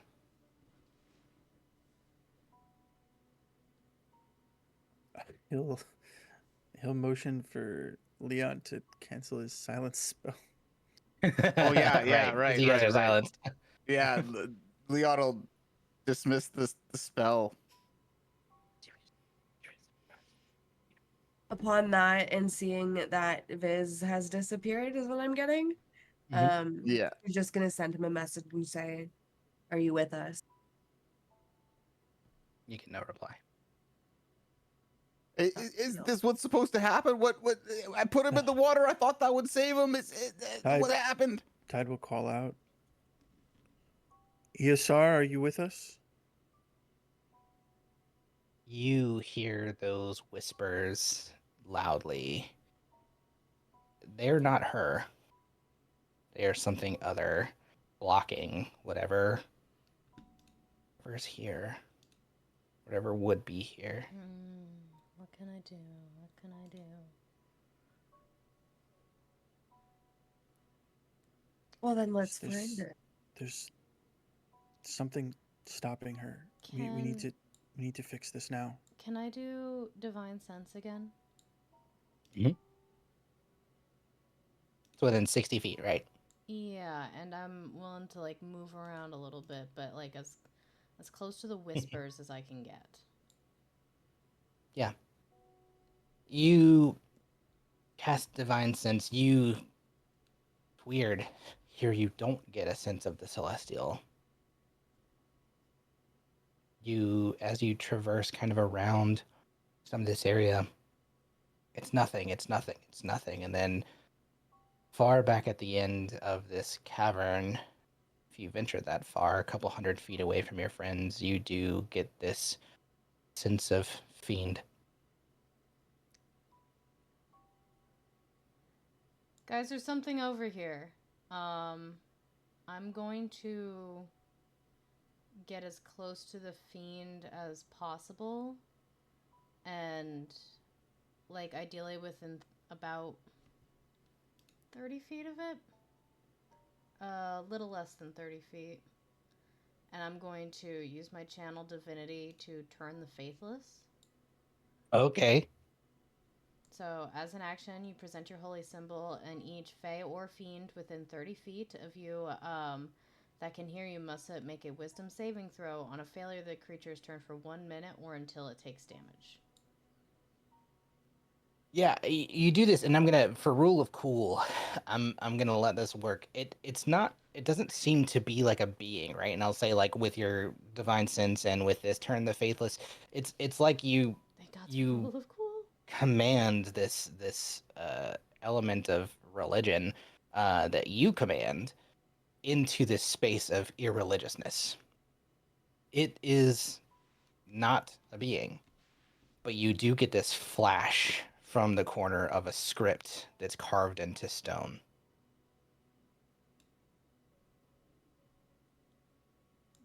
Can I tell what the script says? Speak Abyssal. Fucking hell. Nope. I used to. Okay, Hard to but say. does the fiend presence leave? Because I'm going under the big assumption that that's what was blocking the goodness from doing its job. Yeah, no, it doesn't go away. It shows you where it was, basically.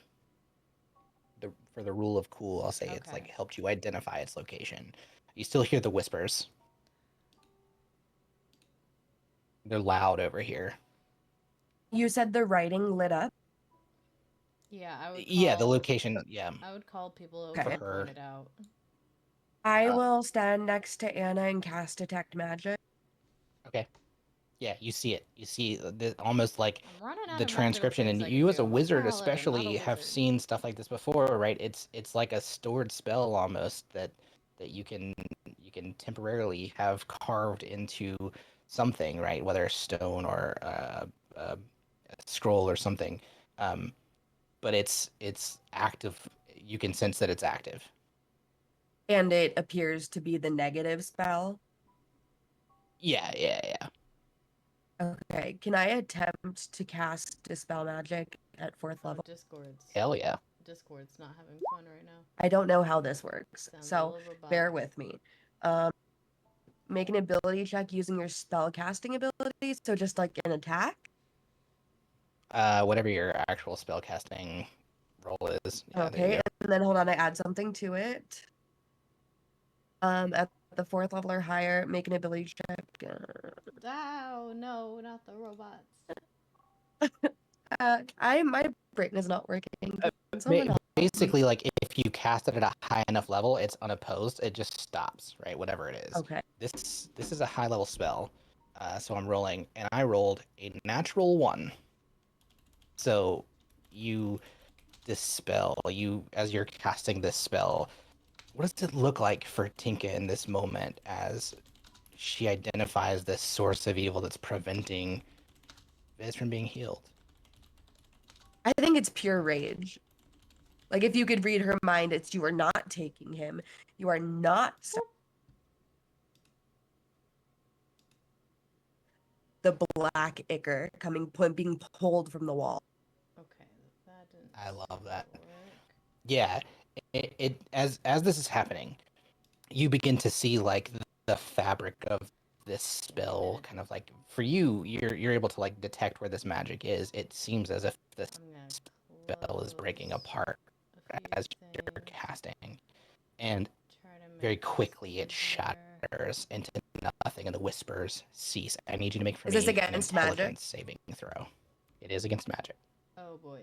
It'll boy, just oh be a boy. straight roll because I have an advantage against magic, but I'm also exhausted. Perfect. It's enough.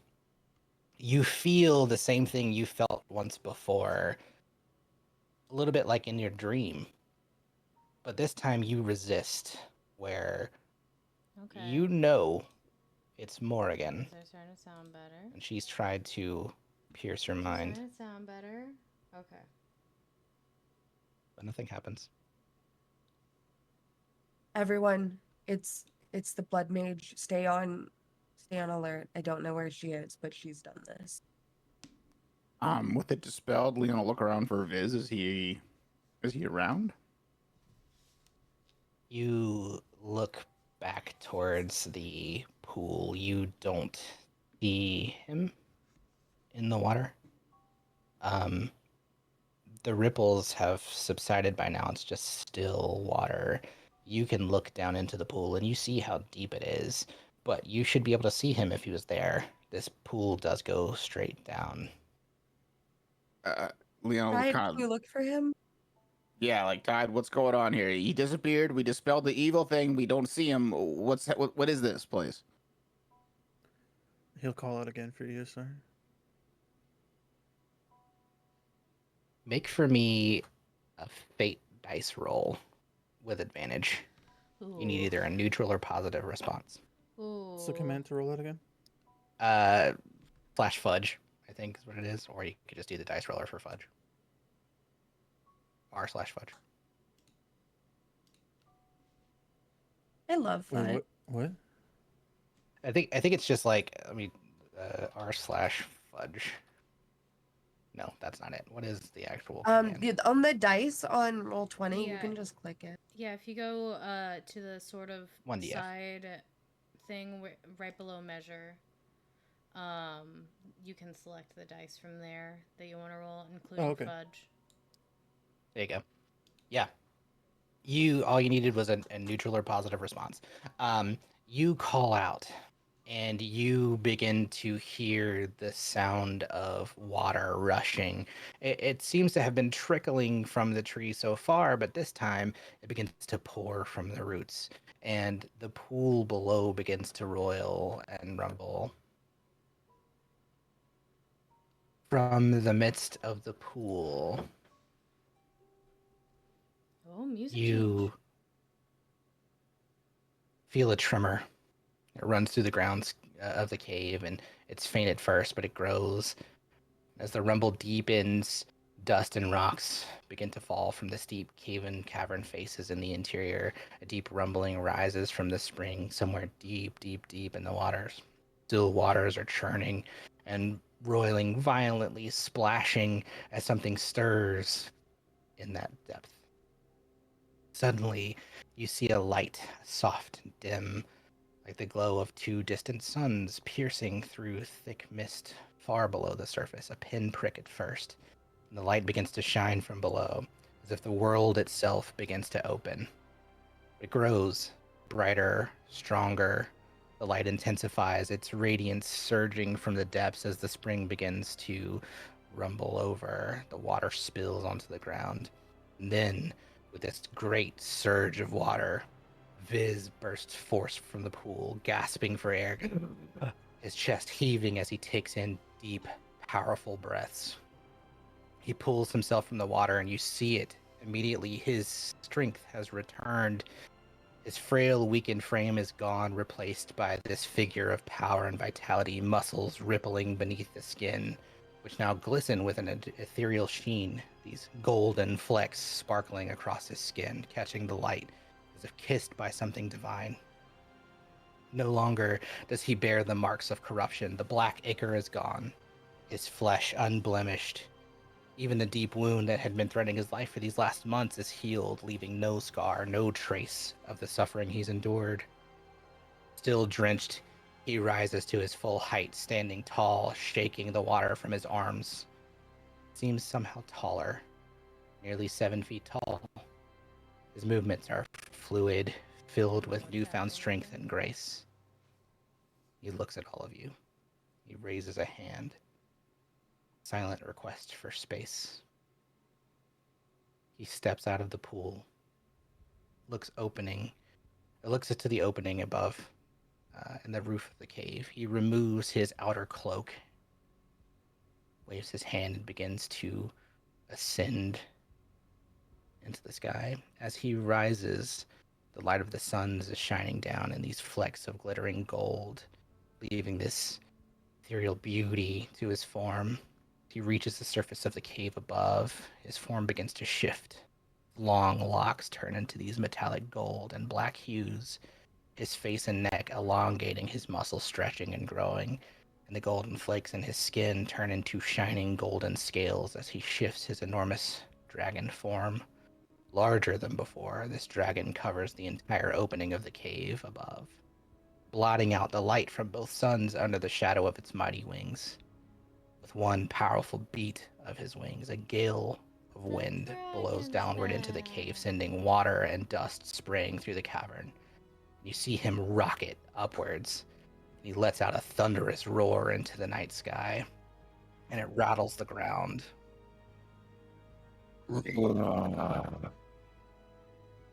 Tide, with your high perception, notice something. Back at the mouth of the cavern, the bird. Make for me an insight check. Did it get the spider? I'm pretty sure the old man was the spider. Oh.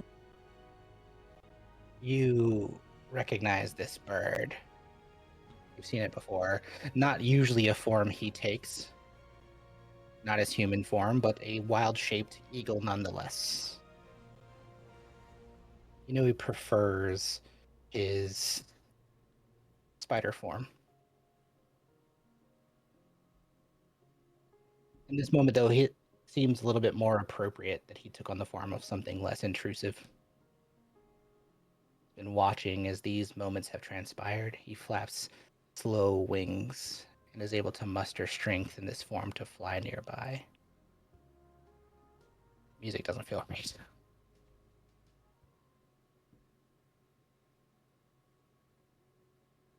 Here we go. He lands on a rock. He perches, stands there for a moment as this bird, and surveys the scene. He looks upward to the mouth of the cave that Viz has just flown through, and high up above, when you all look, you can see Viz soaring, circling, the shining golden glow. He looks happy, he looks free. And the bird looks back at you. His feathers are grayed, and even in this form, you can see his eyes tied, this deep wisdom of long years in service. Tired but vigilant. Resting a moment longer, you watch as he drops this feathered form and changes back to his human self. He shakes his body, and the feathers all fall to the ground as his human version is left behind through the transformation. He stays seated, but with a wave of a hand, you watch as his staff grows from a root nearby, extending back into his hand and then releasing itself into his grasp, where he leans against it once more. Soft breeze begins to move through the cavern, perhaps from the beating of the wings of the dragon soaring above, or perhaps something more divine. You see the light from the open chasm above peek through more radiantly as glints of gold shine here and there through the leaves. It's still here now. You can hear the running water trickling from the roots of the tree down into the spring below, and the sound of wind rustling through the leaves. This magnificent tree. He sits and watches,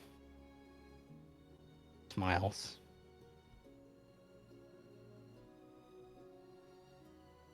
She allowed me back, so I came.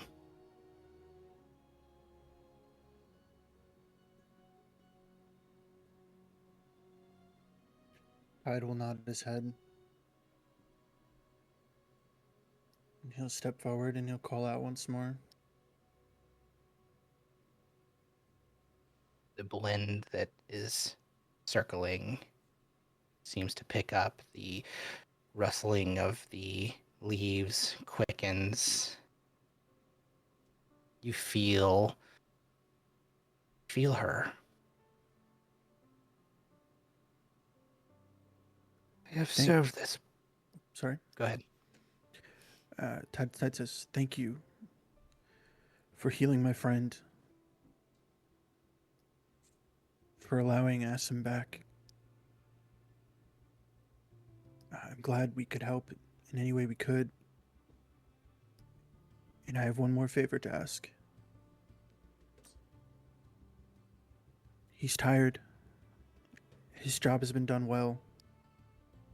Please allow me to take his place as the keeper of the tier. Judge me on those I brought with me. They should show you I can judge character. The wind blows, circles. You feel even more just how much this is. It feels right. Something here feels like you're supposed to be here. You look at Asim and he speaks. I've served this place for lifetimes. Protected it. Kept it sacred. This land, these waters, they have sustained me. He pauses, his frail body still leaning heavily on the gnarled staff that seems to be as much a part of him as it is the earth itself. His breath, slow and deliberate, doesn't seem quite as pained as it did before, and he looks at you with a knowing in his eyes. But even I am not what I once was. His gaze never wavers as he speaks, each word filled with boundless wisdom and also an acceptance. It is fate, you see. This is no mere coincidence, friend. I see in you a strength that once flowed through me. The ground, Solvana, the fountain as you've called it. They have chosen a new guardian. His voice softens, yet somehow in this moment also kind of grows stronger, purer. One much stronger than I, but no less compassionate, no less capable. His eyes narrow, searching yours. Do you hear her, Tide? Do you hear what she's saying? She calls for you. Yes. There's a moment of stillness where the world seems to hold its breath. The sound of wind rustles through the leaves overhead. The faint trickling of water continuing from the roots of the great tree. All around you, the air feels alive with her presence. Friend, this will mean sacrifice.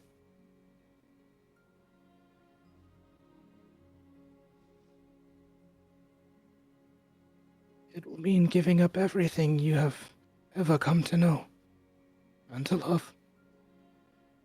But she will reward you with something much greater if you let her.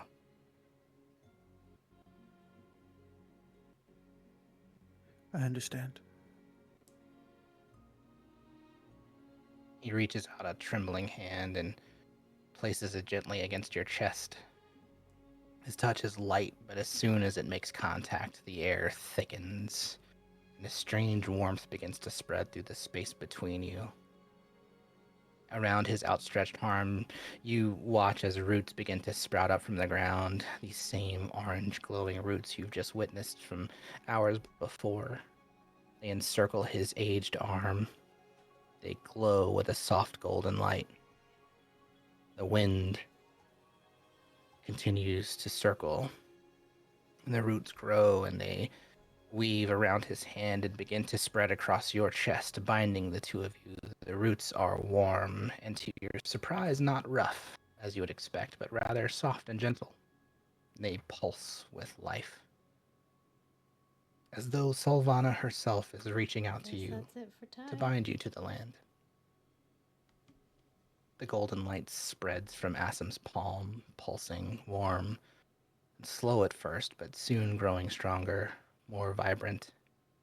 The three of you, tied, Asim, and the glowing roots, the symbol of Mother Solvana, all encircled by a nearly divine light. It grows, swirling softly around you, humming with ancient energy, filling the air with the scent of fresh earth and rain. In these moments, your mind opens and you feel energy flood through you like a wave of warm water, rushing into your very soul. It carries with it centuries of knowledge, wisdom passed through Asim's lifetime, but there's a deeper connection here. Connection to the sacred land that you stand on. Something deep and something far greater. You can feel her, the great Mother Solvana. You hear the whispers now. New whispers. Peaceful whispers. The whispers as they should be. The land, the trees, the waters, they speak on her behalf. And though she has no voice, it is through her that each has their own. And each begins adding their voice to the chorus. Welcome, guardian. Peace, protector. We have waited for you. The roots shall hold you as you hold us. The waters are yours to keep. The winds carry your name. The whispers surround you, gentle and loving, welcoming you as their own. You feel their trust, their ancient reverence, all passed down into you in this moment. And you realize the magnitude of responsibility you're taking on. Solvana is now part of you, and you a part of her. Asim's hand grows heavier on your chest for a moment before subsiding into almost weightlessness. You see his body tremble under the weight of this transference. His breathing slows, and then, as the last vestiges of the golden light begin to fade, his form seems to soften, almost as if he is fading from the physical world. And with a gentle sigh and a quiet voice, speaks his final words. faint smile on his lips. You will do well, Tide. You are the strength of Solvana now.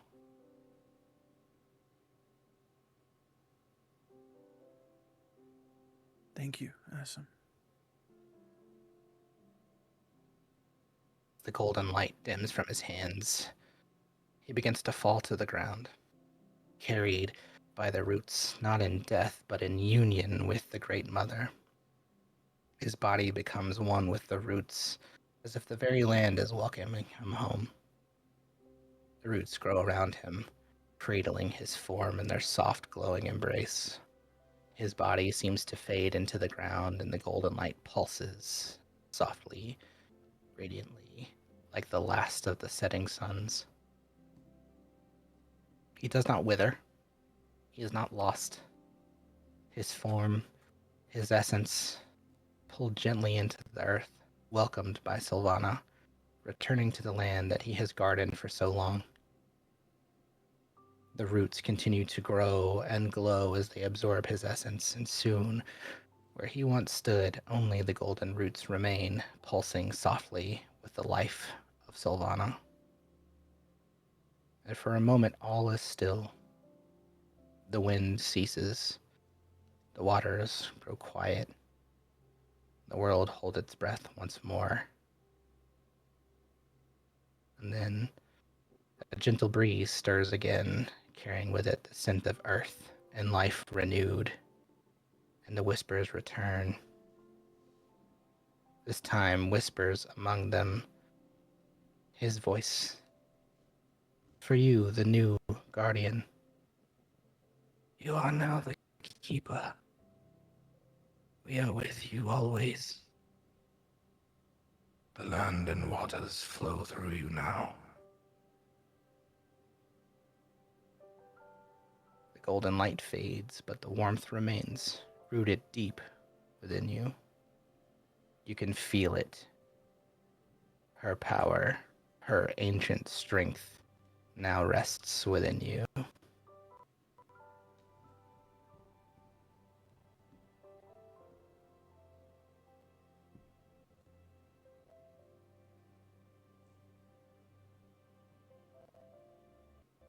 He slowly turns to face his friends. And although his blue skin is normally wet, or at least appears that way, you can tell that there are still tears slowly rolling down his cheeks. But he smiles.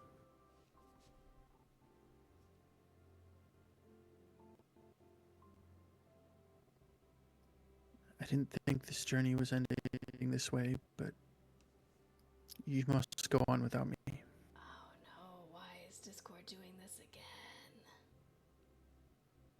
Discord, please. I am needed here. You have to do what you have to do. We'll miss you, buddy, but it seems like you're needed here. I think Anna's just gonna give him a little bit salute and a nod. I think Tinka's probably just gonna be bawling and she'll run and hug him, completely untinka. I'm gonna try closing my Thank VTuber you model for a bit. everything you've Hopefully done. that'll You've been our captain. You stop brought us here to stop the heal damage Viz. overload. Thanks for Just for a bit. everything. Of course. Yeah. Of course. I couldn't have done it. Couldn't have made it back here without you all.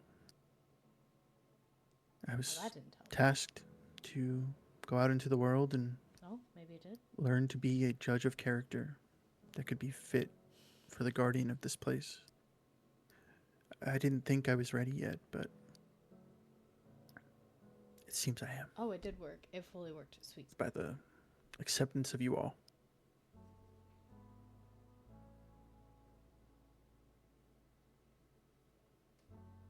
And with that, he'll take his crown, the crown of ivy, and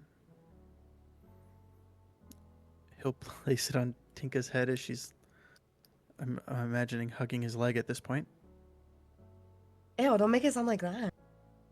I mean, that's just how tall you Kneel are. down, you He's just freak. short. You're just short. Tinka will interrupt and say, I have a gift for you also. I was speaking with Beef, and he wants to stay here with you. Why? What? And he would like to be called your royal beefiness. What? That way you don't get lonely. Thank you. I appreciate that. You'll have to teach him a few things, but he'll be good company. Beef, are you sure? This isn't something you can just reverse. He steps up and he puts his hands like on his waist, kind of like in superhero pose, and very assuredly like nods his head down and goes, "Beef." Okay. Even the guardian needs a guardian sometimes. He puffs out his chest. He Oh. holds his flute like he's like fighting like a sword. He's like fighting the air.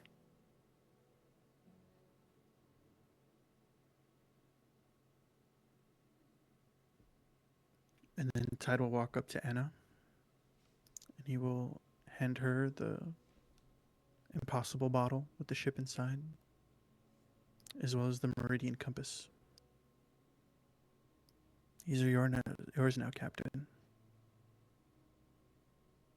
I think she's just kind of gonna look shocked and nod again and say, "All right then.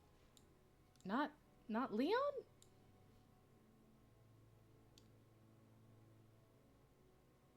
That's something for you guys to decide, but you were taking on the first mate duties. Leon was taking on the first mate duties. All right, I'll do my best. I don't know shit about a ship.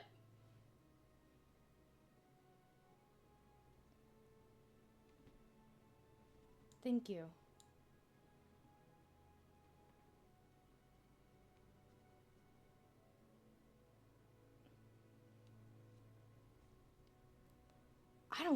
The fuck am I supposed to do with that? Huh? At this point, is Viz still flying around having his zoomies? Yeah, you can look up. Give me a perception check if you want to. Oh yeah, you absolutely see him like posted up. I don't think I have a picture of it, but yeah, his golden form just flying. It's like the first time he's flown in months, right? He's been stuck in this humanoid form. Not that he doesn't like it, but he's a dragon, so he's very much stretching his wings. Occasionally, you'll hear this roar just off in the distance, kind of echoing through. And when you look up, you see for the first time, probably ever, the streak of golden fire that he blows out. That is his breath weapon. What you've seen before was what happened after he had had the necrosis. It was this black, kind of purplish flame, but now you see it as it's meant to be. The radiant fire bursting forth. With that, she's gonna use sending, and in Draconic, just going to say, "Welcome back, my love."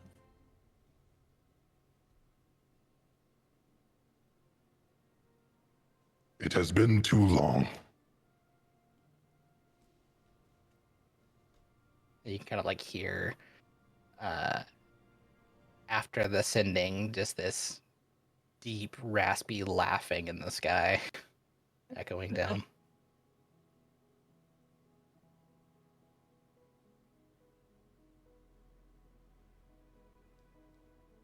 Tide.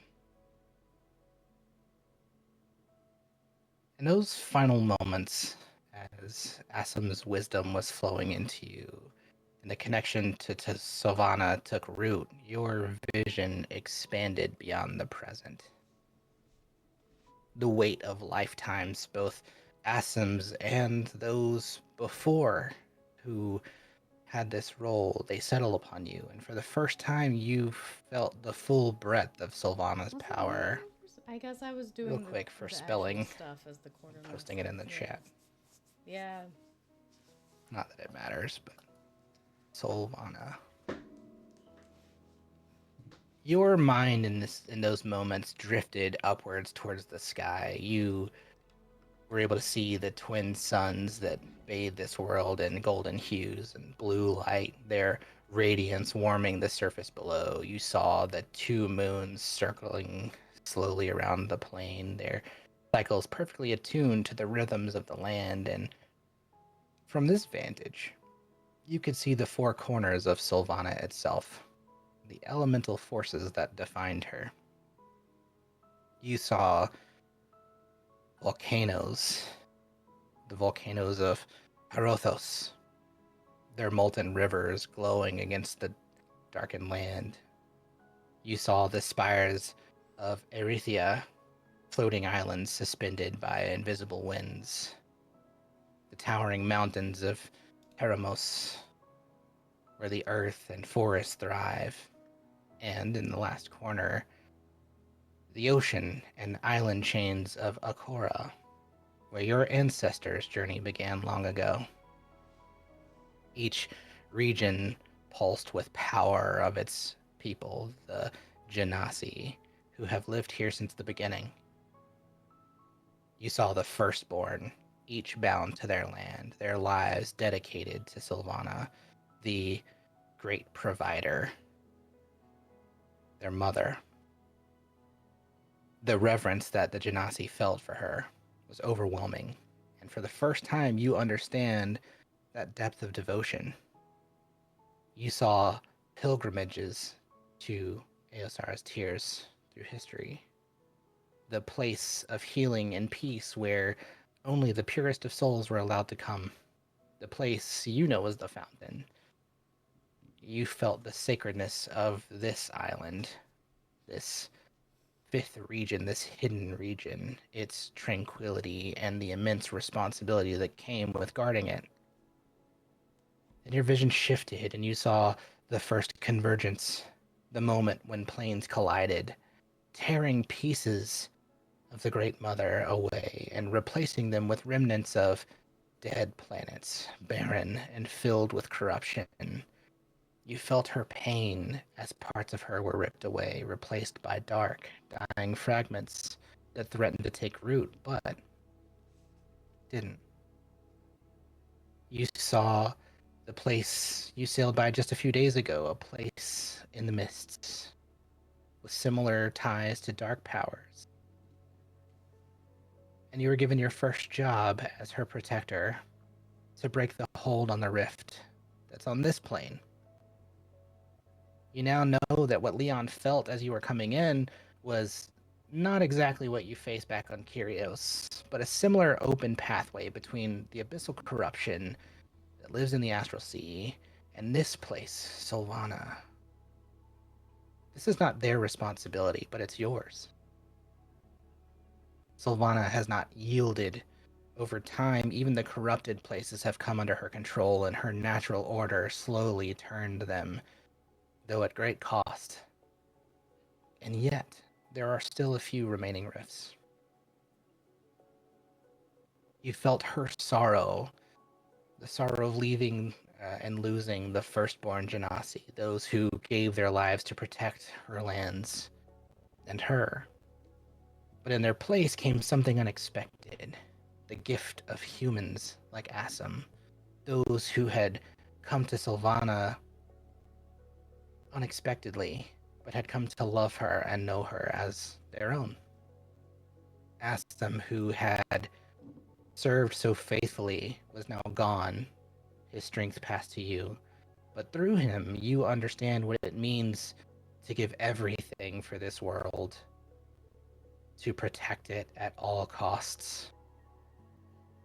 He had found his home here, and even though he was not born of Sylvana's soil, took the role on willingly.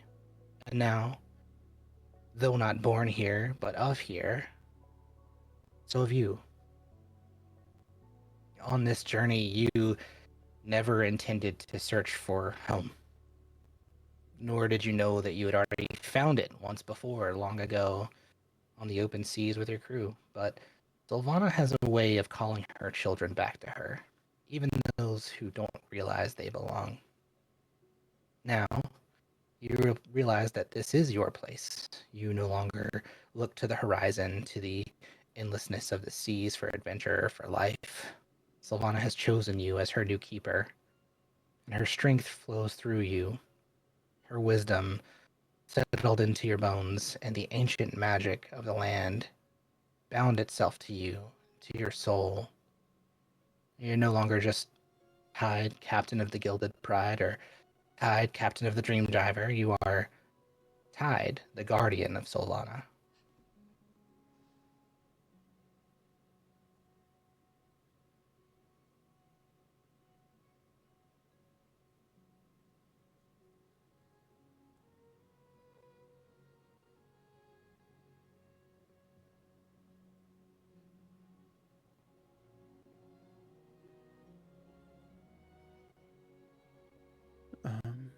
The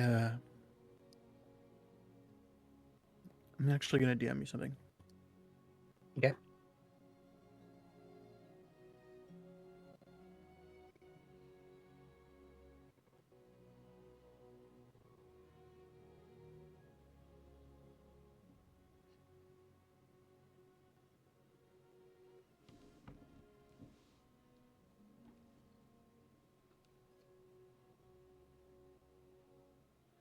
I've sort of just kind of been quiet so that I could let Tide have his moment because I don't want to interrupt it.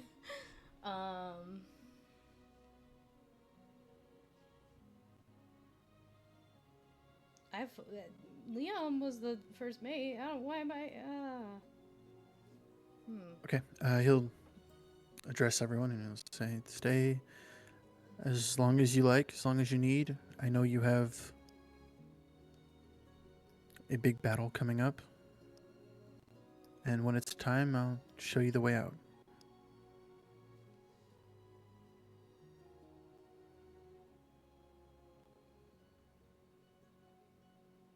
I think Tundra, of all people, will look to the party and try and exhibit what wisdom he can and say something to the effect of, "This has been quite a long journey. Perhaps we take a break before we leave. Is that acceptable?"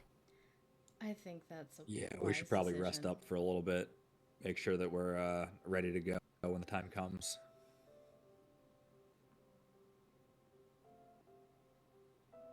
Yeah, Leon's gonna agree. I think there's some people with some exhaustion, so we should probably try to have now that we got Viz healed, we should probably have some time to just chill a little bit and relax.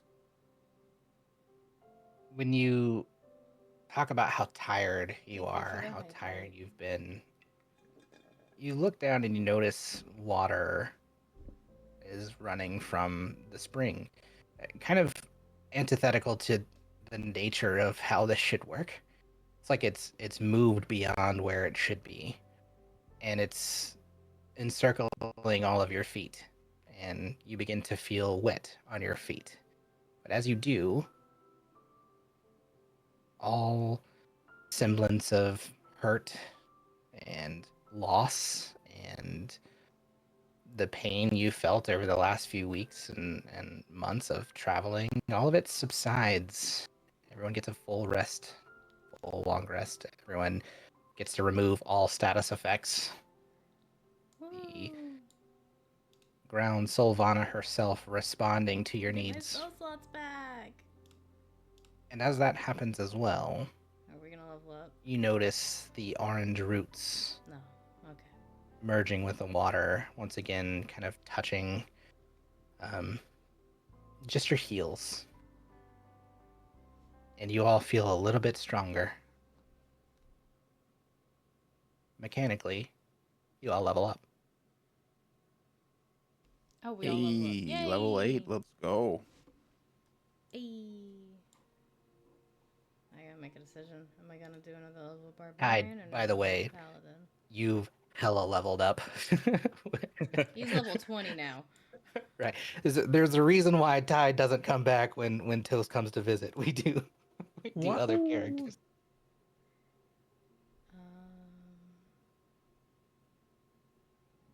You all are able to take a long rest, Yeah. spend some time. Okay. Tide shows you back to that inner cavern. And Tide, you actually have like this full understanding of some of the magic that Assam would do, and so you can wave your hands and bring root and vine and this moss to grow, and you create these relatively comfortable bed spaces for people to be able to stay, and you get to share one last night together. So something slightly embarrassing, and of course Anna called it out right away. That rally ability that Leon's been using, Mm-hmm. I thought that was quartermaster. Mm. Leon's So- first mate. No, when we were assigning roles, we decided that Leon was first mate, but I would do like the quartermaster stuff. So so it was sort of like I was third in command, which is why I blinked and said, "Why not Leon?" Because I thought Yeah, he was the first mate. I got that messed up because I thought I wanted Leon to be first mate, but then we switched it to Anna because it just felt more thematic for him to use the rally ability. And I thought that was part because like it says quartermaster and helmsman overseer, so I thought that was like dealing more with the rest of the ship. So the rally ability felt in line with that, and that's where I got confused. So I'm sorry. I mean, about that. if you I want to messed get that up. if you want to give it to Leon, we can retcon that and you can give it. Yeah, to I Leon. do. I do. Okay, because Please. I was stressing out like, wait, why me? Yeah, I'm sorry about that. I really thought because I know I wanted him to be first mate, but then I thought we switched it for some reason, and then I just went back and looked, and yeah, the rally ability is Yeah, not no, quartermaster. you're all good. Yeah, I'm happy to keep watching the books. Well, All right. Anna, I would imagine in I this guess that means void makes, of now a first makes me mate. first mate, Yeah. which basically is I was doing the job of anyway as quartermaster. Woo! Sans navigation. Yeah, you get to learn navigational stuff now. Ah shit. It's either that or we make Duzu the first mate. Yeah, that doesn't feel like a good Oh, Hell combination, yeah. to be honest. That It's a doesn't Reaver right. uprising. He's going for captain right away. If you don't put, Right, you don't put Yeah, your exactly. foot no, down. it's gotta so- get handed over. Yeah, we can Why not the retcon that so captain, that eh? we Yeah, can retcon that so it got handed to Leon. Yeah, you're good. yeah. That way, there is if it's even ever open up for conversation, he's not letting it go.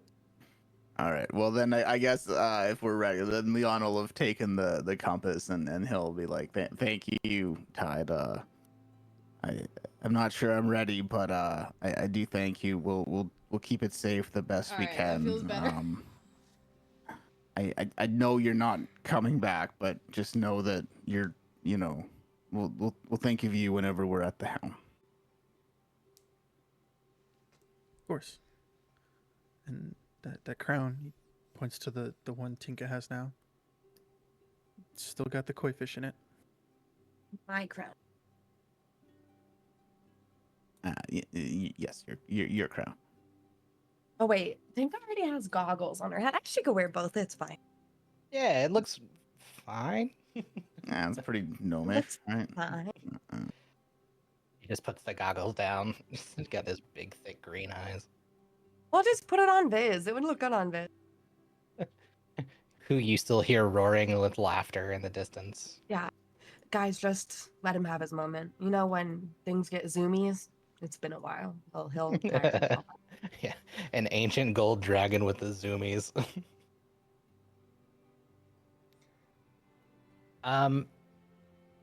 Does anyone else have anything else? If not, I have an epilogue. I mean, I've been trying to find a good time to go to the bathroom, but other than that, I don't know. We're gonna end a little bit soon, I think. I'll do this little bit of last narration to close out Tide's story, and then final words.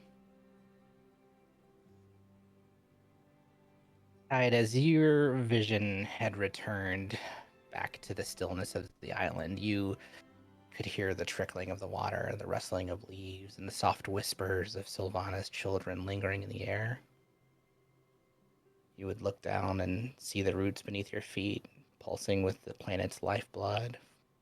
A vision that until now you didn't really have, but you can see her life everywhere, teeming all around you. It's very much as if you are one with the land now. Eosar's tear shimmers before you, its waters calm and eternal.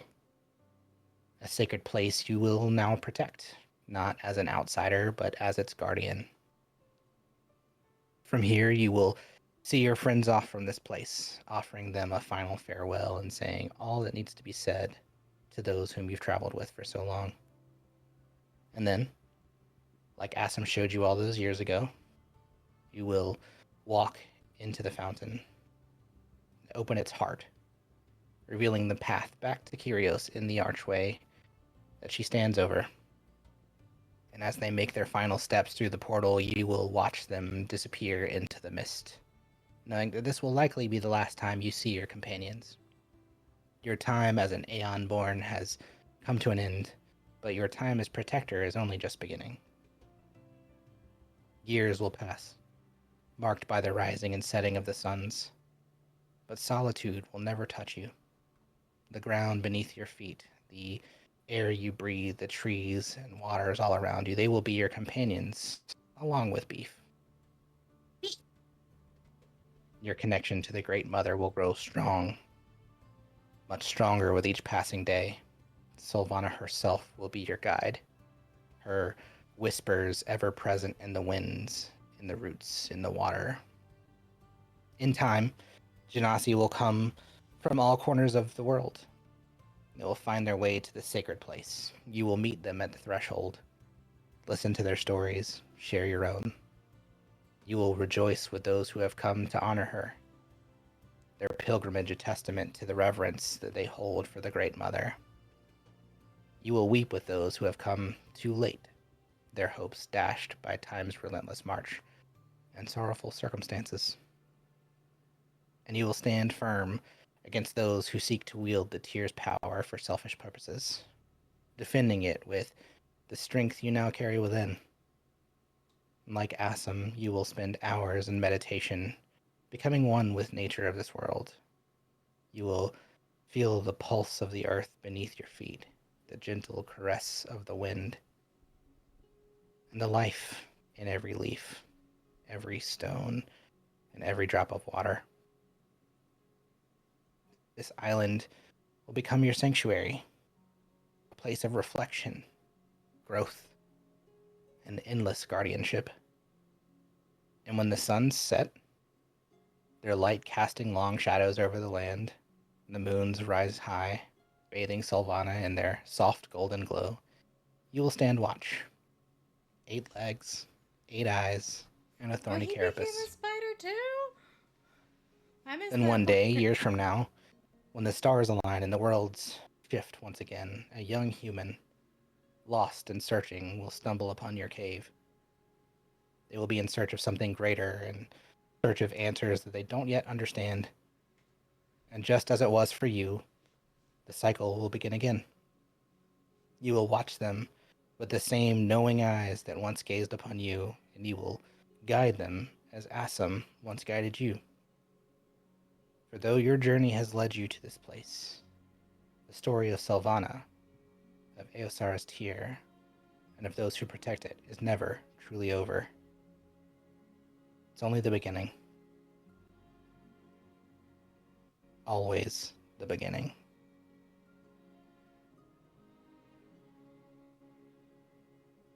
And that is the end of chapter 3 of Kyros. When we pick back up, it will be at chapter 4. But one last thing. As you're all standing in this cave, you again feel mighty gusts and hear the powerful swells of the dragon's wings flapping overhead. The great golden dragon lands on the edge of the cavern, looking down to all of you below. As he lands, a rumble through the cavern. Thank you, dear friend. This world will be safe with you watching over. Now we must go and save my home. He says to you.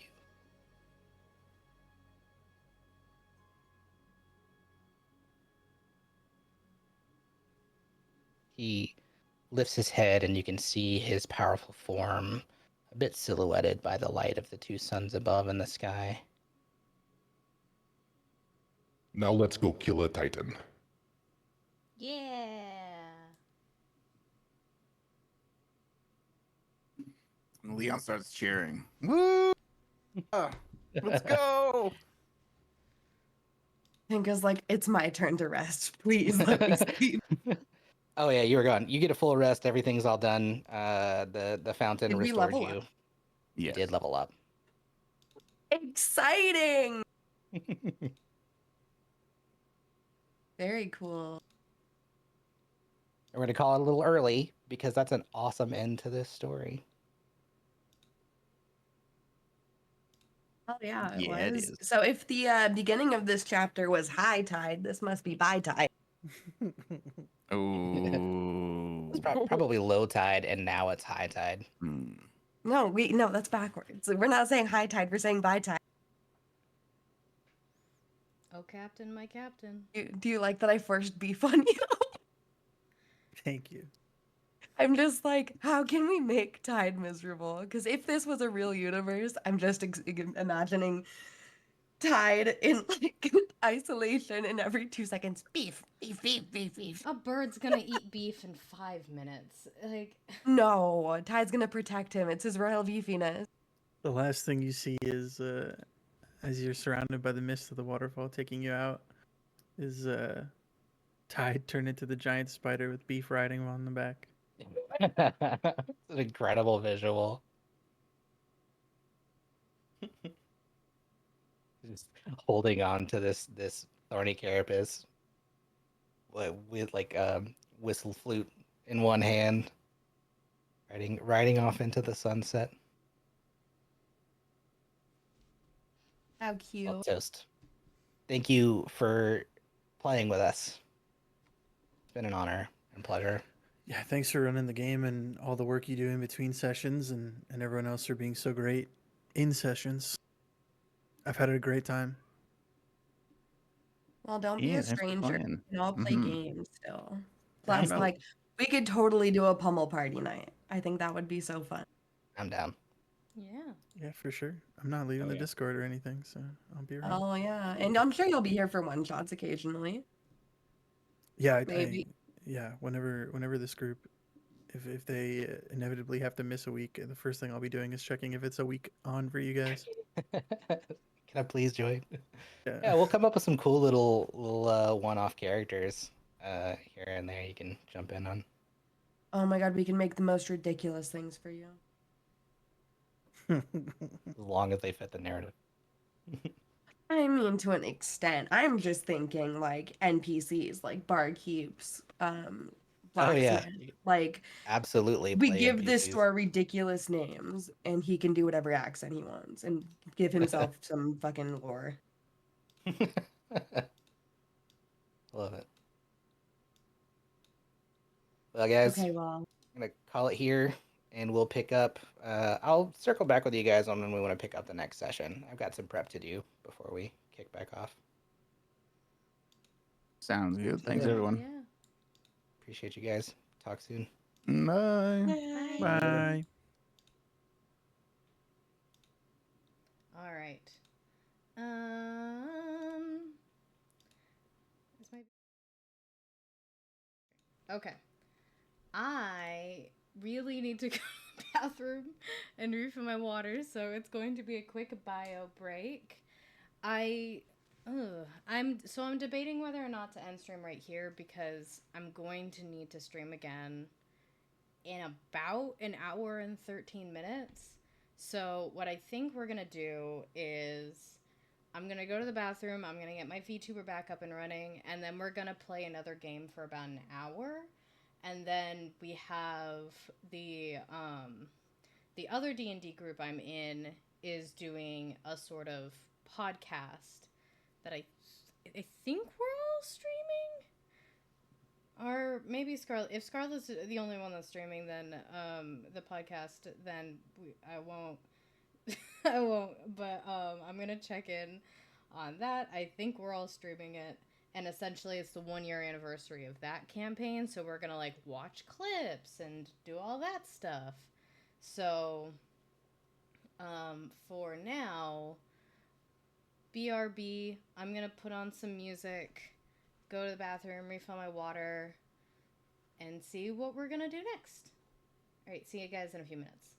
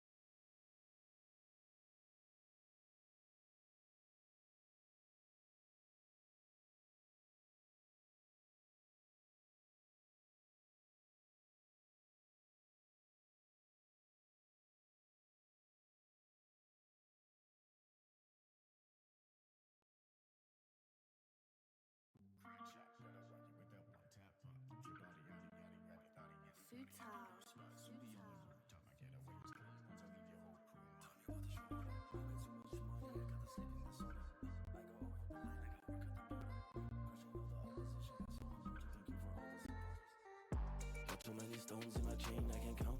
When I take my shot, I will always make it count. Broke in the south, I finally made it out. Now I'm adding commas to my bank account. Going to the top was always the route. You know who you're speaking to, you should watch your mouth. Broke in the south, I finally made it out. Now I'm adding bangers to my bank account. I got the baddest bitch, I got the fastest car. Out of reach, I am a superstar. They want no beef, salad bar. I be counting blue faces, avatar. Tell me what is your order? I made so much money, I got a sleeping disorder. I go over the line like I work at the border. Crushing all the opposition, that's so immortal. Thank you for all the supporters. We go dum dum dum dum dum. When I pull up to your block, you run run run. Look at all these motherfuckers, they do dum dum dum. I don't see no one. Got too many stones in my chain, I can't count. When I take my shot, I will always make it count. Broke in the south, I finally made it out. Now I'm adding commas to my bank account. Going to the top was always the route. You know who you're speaking to, you should watch your mouth. Broke in the south, I finally made it out. Now I'm adding bangers to my bank account. Crack shot, gonna rock you with that one tap pop. Move your body, yada yada, grab your thotty, hit the party at the roof spot. Subi on the rooftop, my getaway is clean once I leave your whole crew mop. Drinking up a couple grapes from Lil S's juice box. Mando tripping, CG sipping wine from the vineyard. Rule of 4, locked and loaded soldiers on approach. Got the Uzis yelling from the bench, put me in, coach. Chaos ringing on your phone, this is a courtesy call. We bring it closer and Pistone, we never worried at all. Fabricate the whole industry, supply and demand. Watch the city burn and hold it in the palm of my hand. Got too many stones in my chain, I can't count. When I take my shot, I will always make it count. Broke in the south, I finally made it out. Now I'm adding commas to my bank account. Going to the top was always the route. You know who you're speaking to, you should watch your mouth. Broke in the south, I finally made it out. Now I'm adding bangers to my bank account.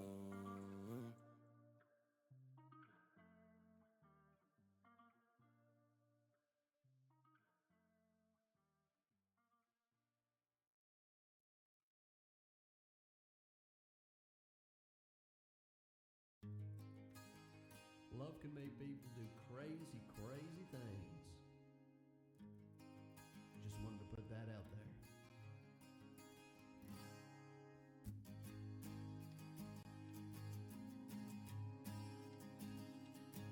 And that's why I'm going to tell you the story about Wilson Hart. It goes like this. I have loved you in a non-platonic way since the day my aunt and uncle brought you over. I'm just trying to say I really wish we dated, and it's a crying shame that we are related. Our family tree might be a straight line, but I really, really, really want to make you mine. You say my name. I've never felt this way outside at the ranch. You got your hand in my pants. You said you were coming over, and my blood was rushing. I can't believe that I've fallen in love with my cousin. I'm in love with my mother's sister. fucking love your face in a loving cousin way. Come what may, I know our parents hate it.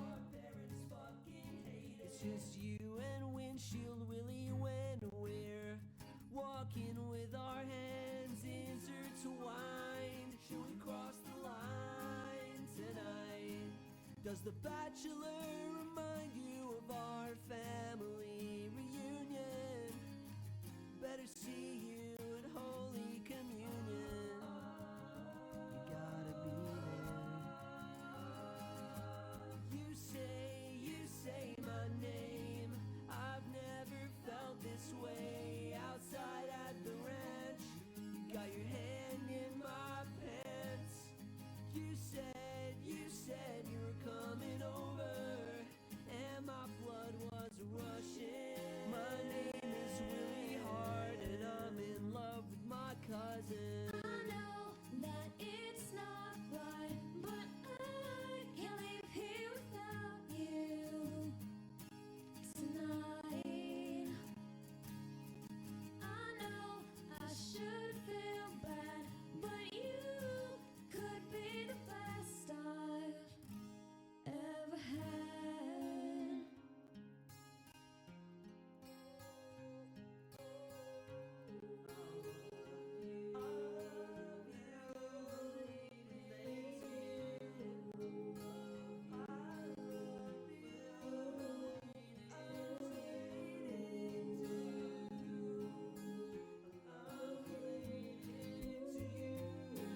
It'll tear apart the family, but I think they'll manage. If I was any more inbred, then I would be a sandwich. You said you were coming over, and my blood was rushing. My name is Willie Hart, and I'm in love with my cousin.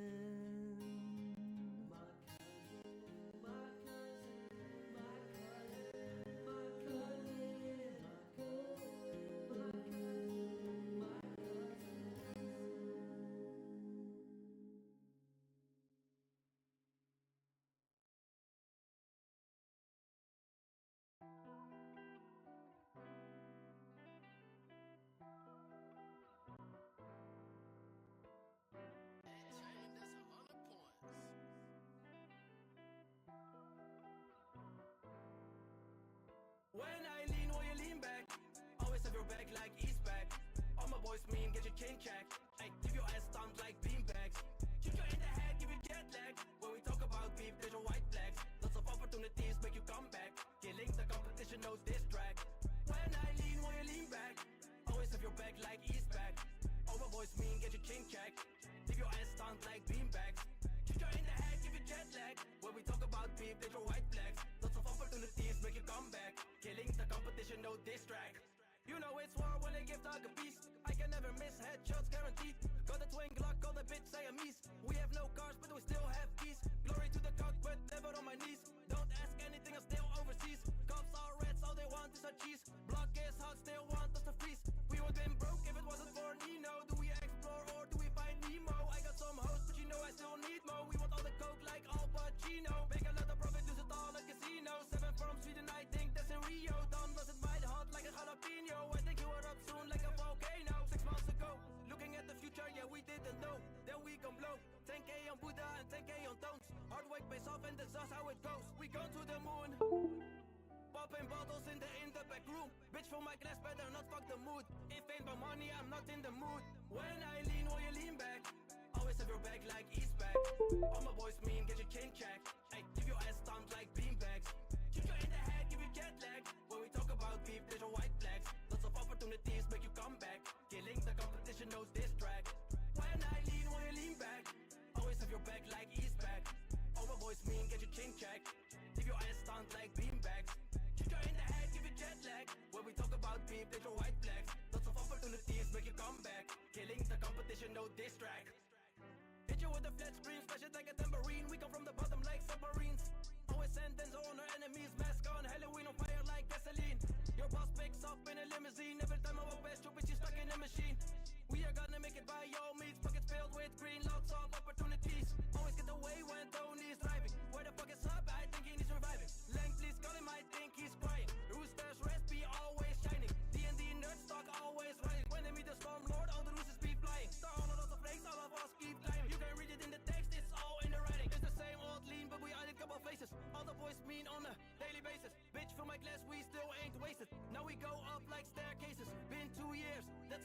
faces. Remember waking up at the bus station. Now we made it, lots of motivation. Let me call out money, it's a celebration. When I lean, will you lean back?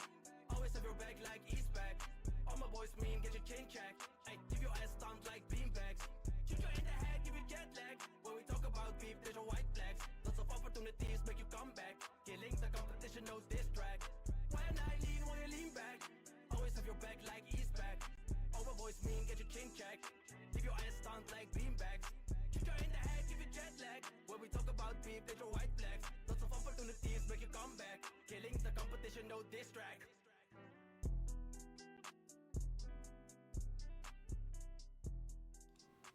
Okay. Let me just close Spotify. All right. Let me turn up the sound for this because I think I can.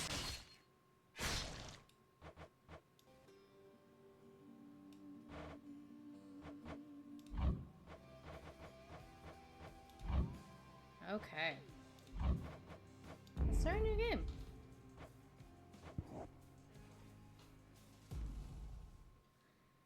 Alrighty then. Yep, this is just gonna be for like an hour. Exactly an hour. Looks like, yeah. Whose very name inspires fear and penitence, reminding us of the inevitable fate which we all share.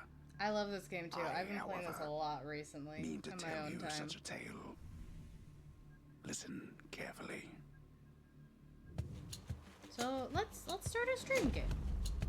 I'm not very good at it, but let's still do it. Have to remember. To hell with this place. Okay. Ooh, Athena. I love Athena's.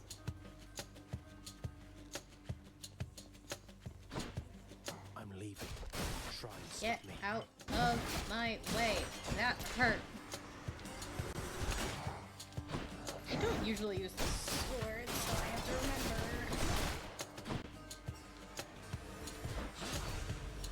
That's what the wire is.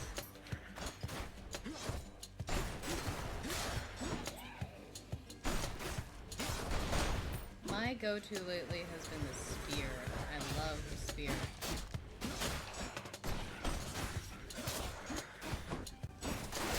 Back to dust.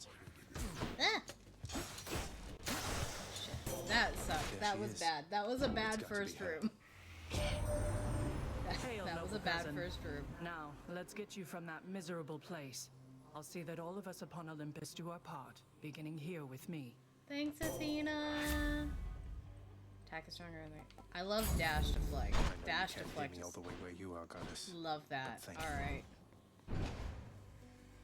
Attack deflect is also good, but I prefer time to fight.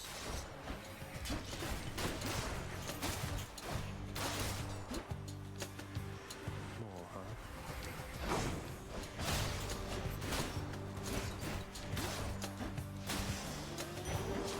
Good time's up. rock on Dionysus. Okay, I'll take it. Okay, so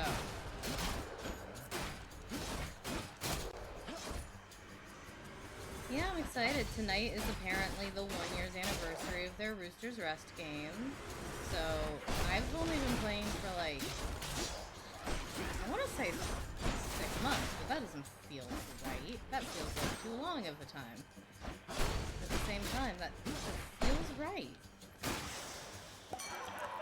So I'm excited to like see what clips Scarlett put together and all of that.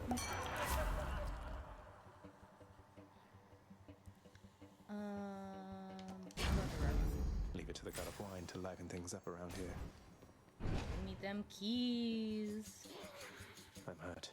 Can't heal myself, but I can fight.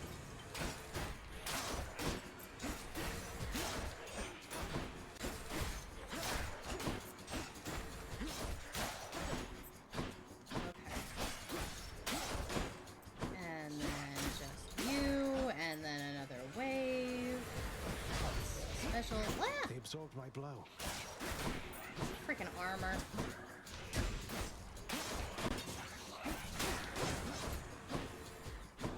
Take that to play.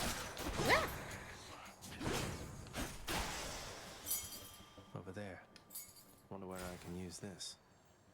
Okay. I've only have 44 coins. It's not gonna buy me a lot at the shop. Actually, I don't think it's gonna buy me anything at the shop. So let's go with the pomegranate.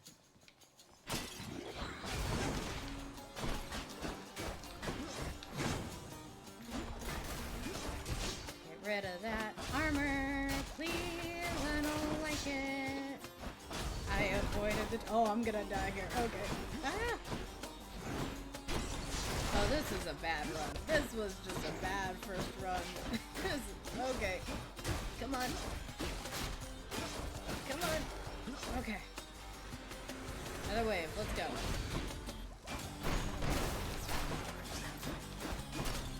Let's take care of the long distance guys. That way they're not harassing me while I'm avoiding this.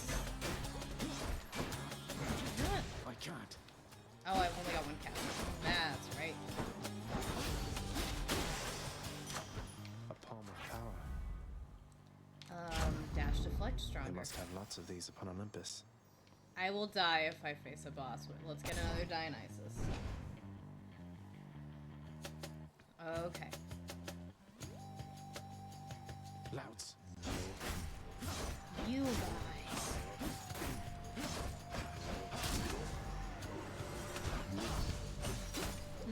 The nice thing is if an enemy doesn't have armor, as long as you can hit it consistently, their like animation of like spinning out won't let you attack them because they have to finish the like getting hurt animation, so you just have to keep attacking them fast enough, which isn't always doable, but usually corner them. This is why I don't like Poseidon's boons in this, because they push people away, and I'm going to hit you repeatedly really fast person. If they get pushed too far away, I can't do that. And then I end up getting more and more hurt. Let's go with... Ooh. It's kind of cool. But this is going to deal a lot of consistent damage. Let's do this one.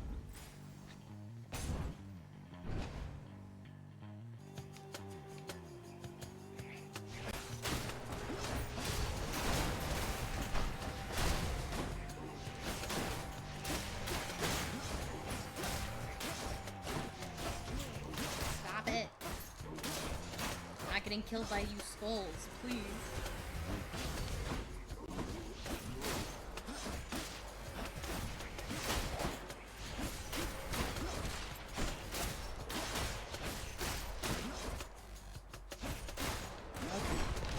One skull left. Let's fucking go! Alright. So how's everyone doing today? Everyone having a good day so far? Oh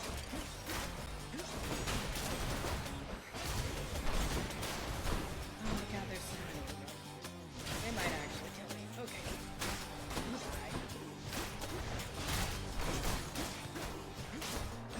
They're weak, but they're many.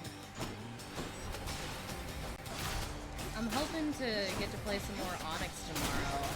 Unfortunately, just timing hasn't worked out for me to go back to Onyx. I've had to like stream DnD and stream other commitments, and then Throne and Liberty, was the thing. And so it's like, okay, everyone's trying that, so let's give it a shot at least. Oh, he got me before I could get him. Shit. But, I should have a lot of time tomorrow, and I should have a lot of time the rest of this month. So I'm hoping to get back into trying Onyx tomorrow.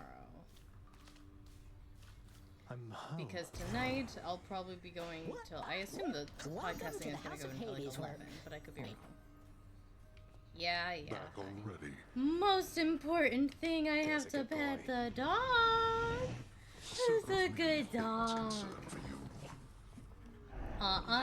No, this is my friend. This is my good boy.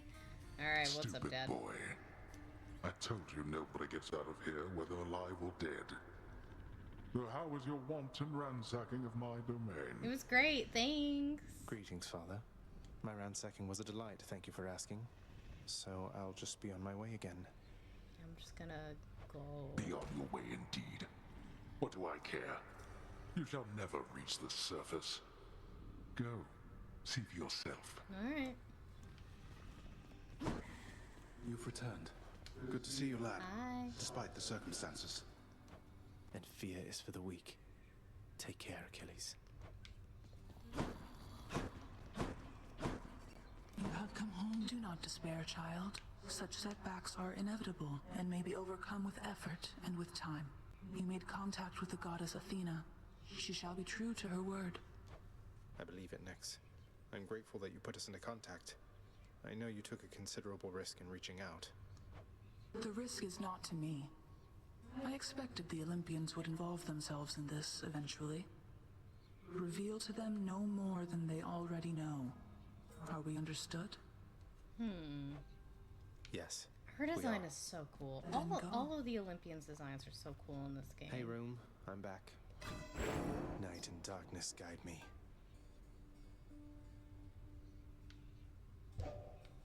Might be back, but I want to see here first. Okay. Okay, so the only weapon I can afford right now is the bow. There we go. Coronacht, the Heart Seeker. Where's Let's the deal some skeleton? Oh, there he is. Over here. What the? Nice place you got here, boyo. Name's Skelly, how's it going? But enough with the small talk already. I'm here to do a job. So let me have it. Give me everything you got. I don't remember having you on payroll, mate. Who's your supervisor? Oh, I'm not about to wrap my sources, pal. Just try and beat it out of me. Okay. If you insist. Nice one. Okay, so I have to release a little bit. I know I get more if I use that. And I should use Let's that. go, Coronacht. Yeah, that one's pretty nice. Nah. I'm going to... I've only got 10, so let's do that one. I feel different. Restore a health every time I go into the chamber. How's it going? They always come back. One more time. Let's go.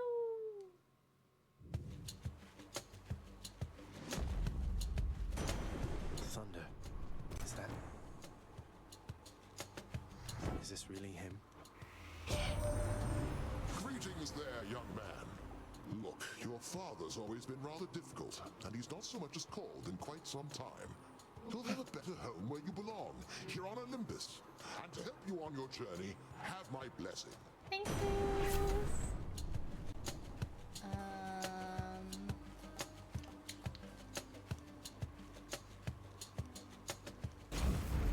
Lord Uncle Zeus lending his support. Never thought I'd see the day. Or night. Whenever.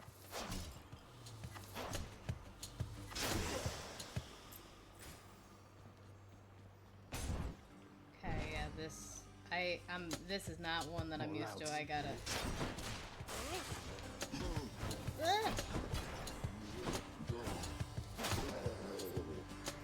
Who's next?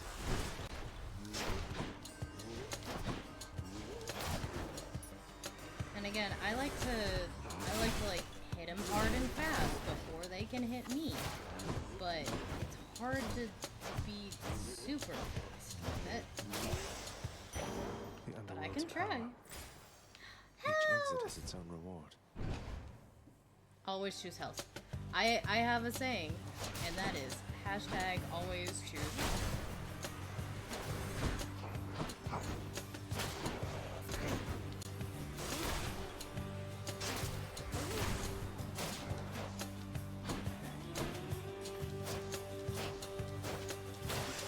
There we go. Okay. Time to collect.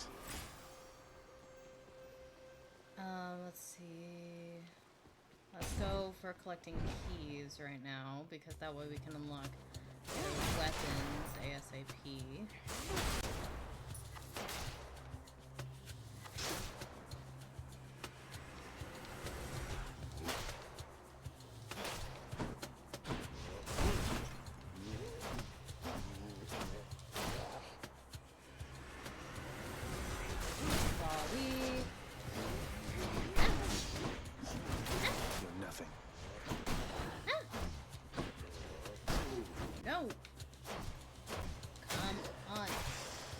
away. Leave me alone. This Just could let me unlock go. something Just back let me home. go try to meet my mom. What? What do you have against that, huh? What's so wrong about that? They're armored. Not that one anymore.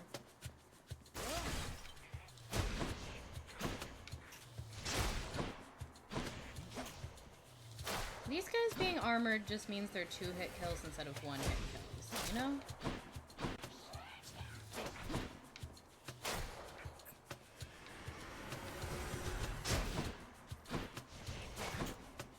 Which, oh no, I've made that guy into a 3-hit kill.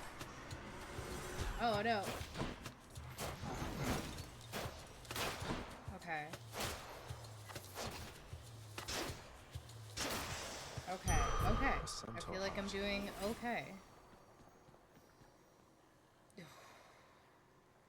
Don't quite have enough coins, but am I ready for a boss? Where to?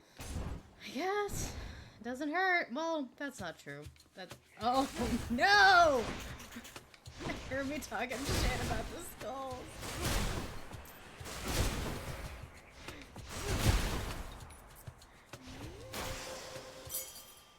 That actually wasn't bad. That wasn't so bad. What do you got? No. Oh my god. 45 health? Absolutely not.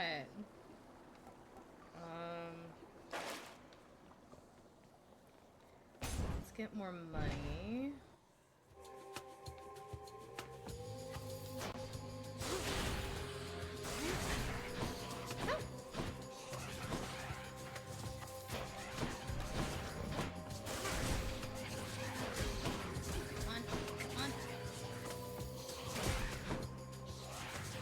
Problem is, anywhere I can aim at them, they can aim at me.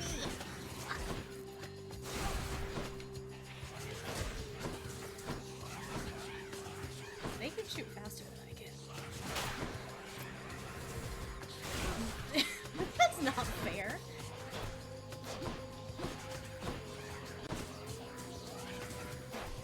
Those were just the same ones I just killed.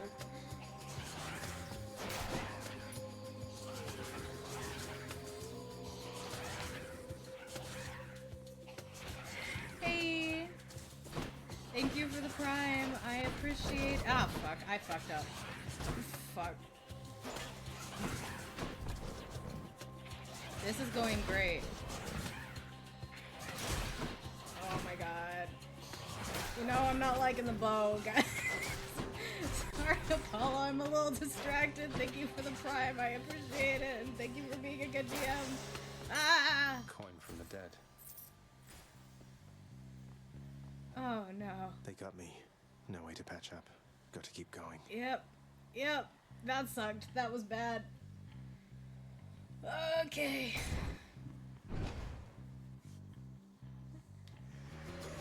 I hate these fucks.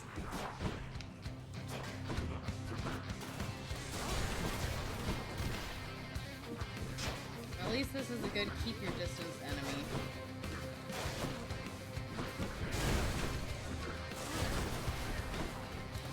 Hey, stop it!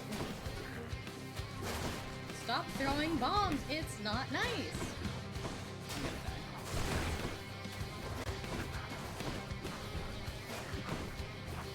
Yeet! Yeet! Oh my god.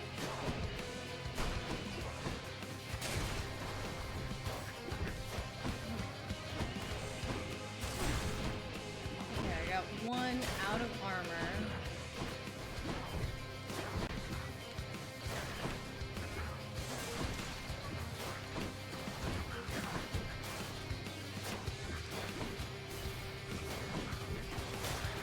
Okay, that's one down. Oh my god, stay still. Don't throw a bomb at me, you motherfucker. That's what you get. That's what you get is right. Whew.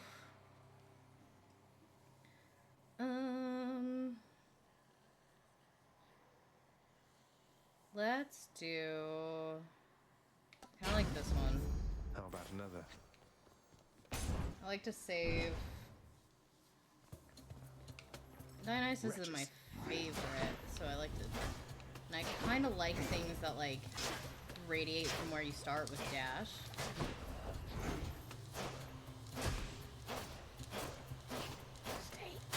That was for last time.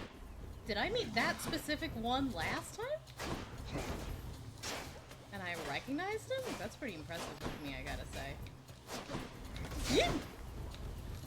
I did not mean to walk onto that. I promise. That was a mistake. I messed up.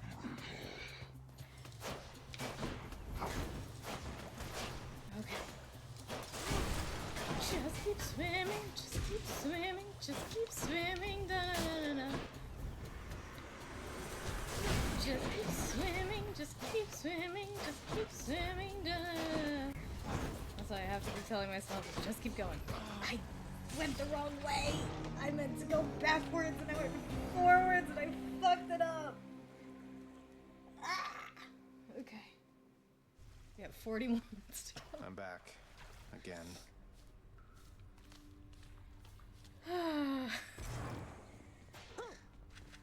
Paul says here I one have of the wretched nose. thugs got you. Too bad. They're slow, but they hit pretty hard, I guess. Yeah, I went the wrong moving out of direction. the way?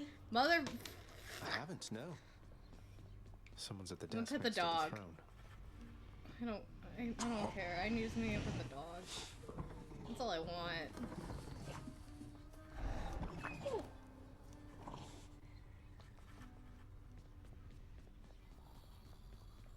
Keep at it, lad. I've known great men throughout my life, and I can always tell when someone's better than their circumstances. Thanks, Achilles. Fight out there. I'll give them hell as you once did, Achilles. Though doubtless many of the shades who stand against me first arrived in Tartarus because of you.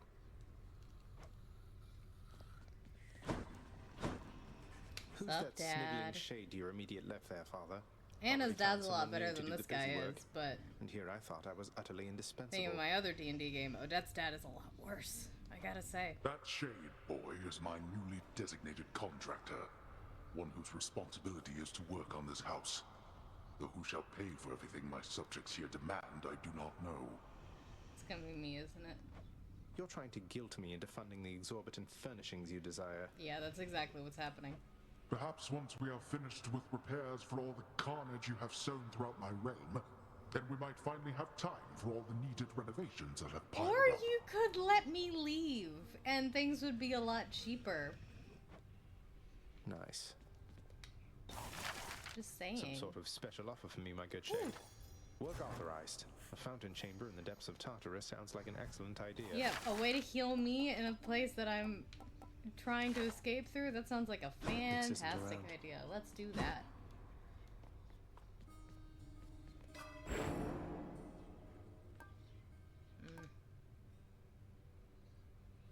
I'll take it. Now we're talking. Are we? Okay, so I have 4 now. Hi! Open up. Baratha, the eternal spear. Join my pursuit. Get anything good?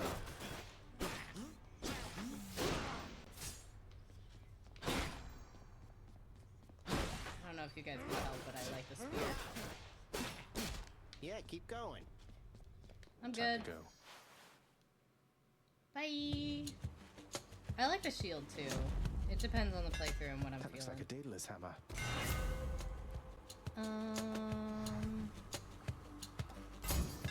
Daedalus, wherever that- you may be right now, thank you. It feels like things that the bow can do, except for you have to remember to call it back to you. Brimstones. But you can hit things really far away with it.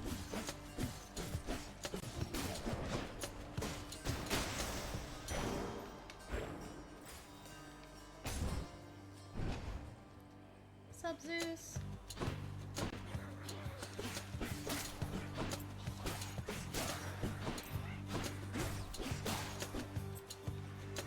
Die by Baratha.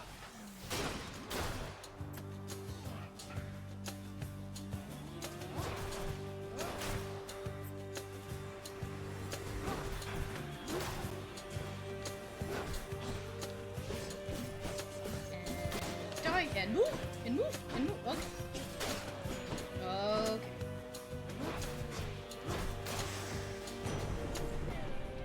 Okay. Take that! Okay. Let's do the attack with lightning. Tingly. Ambrosia would be good, but I really need more of the shadow presence so that I can upgrade my stuff. Ugh, I tried to open it, wouldn't let me.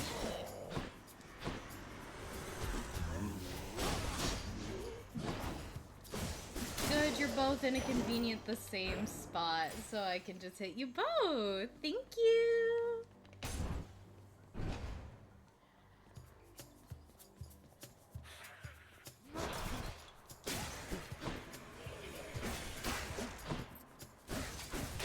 What else?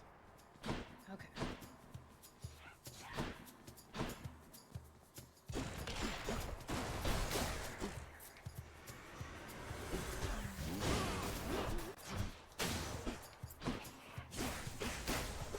Back up. More! Go away. Oh.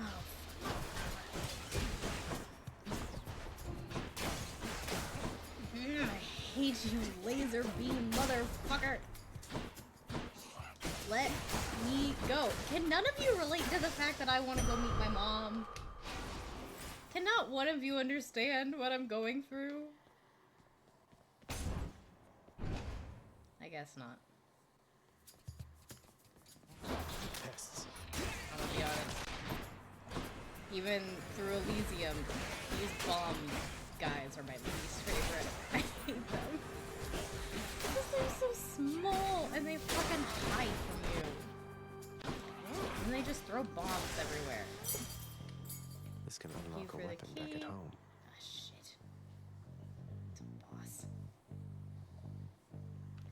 Alright, let's go! Let's go, lads.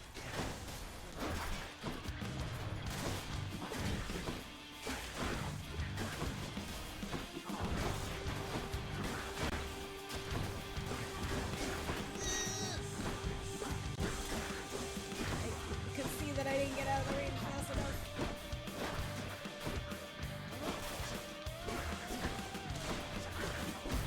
Fuck.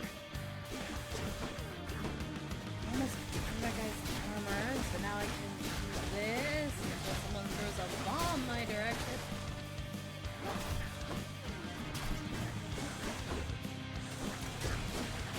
Now I can just do this. Sorry. Hi, Zeus!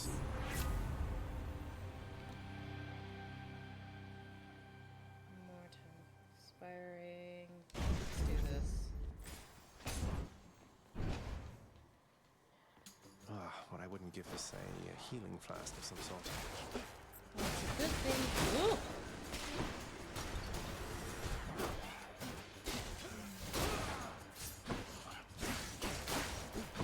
I was gonna say it's a good thing that there's a little mini shop there then, but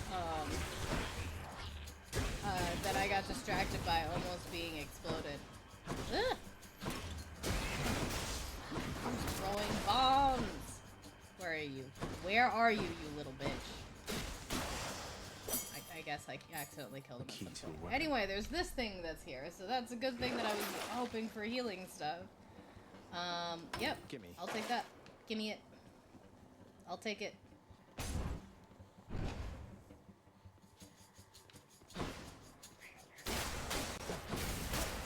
No.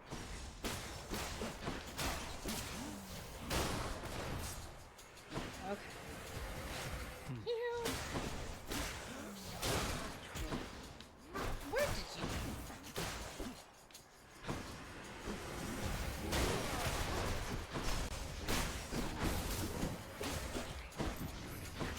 Arms! Die. Okay. Thank you. Increase my attack. Oh, the lightning effect from my attack, that is.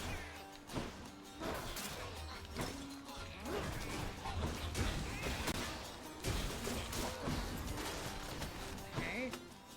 One more over here. Oop.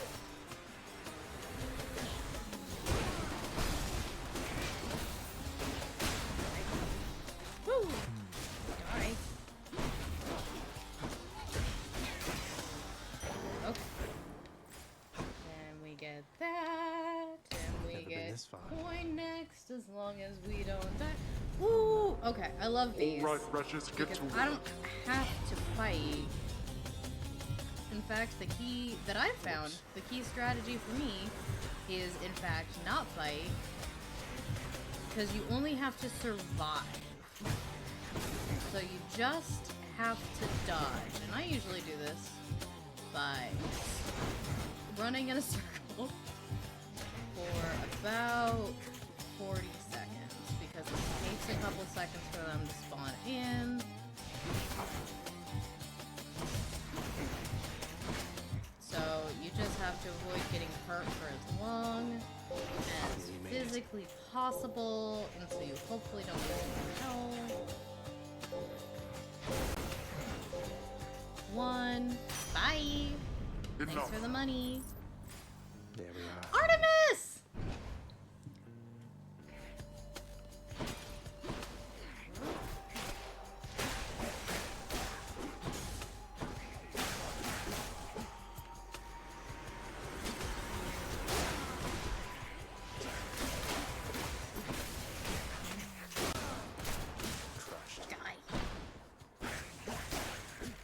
I see you. Don't think I didn't see you There's only hiding one there. Heavenly Archer I know.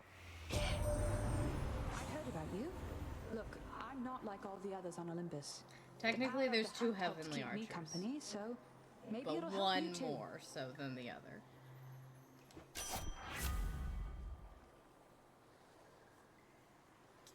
Go with that one. The power of the hunt sounds like good company to keep. So there's a moment from, oh no. That ought to keep me going for a bit. Here comes Meg. Okay. Before I do this and distract myself while I talk, there's one moment that's been haunting me from my first day on Onyx, and it's when Sean was like, "You're up to date on the gods, right?" And in my brain, I'm like, "Oh God, did a new god drop? What does he mean? Am I up to date on my gods? What could that possibly mean?" And so I went, "Yeah, I mean, I'm pretty sure. I mean, it's been a little rough, so I might not be totally up to date." And then he's like, "Do you know who Osiris is?" And I'm like, "Oh my fucking God. Yeah, he's an Egyptian god. What the fuck do you want from me?" That's what you meant? I thought you meant there was a brand new god that I didn't hear about. Alright.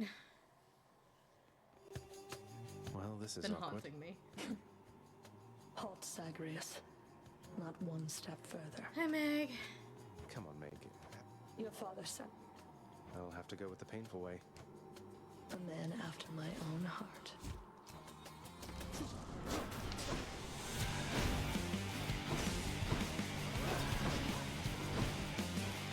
Come closer, Zagreus. Stay away. Stay away.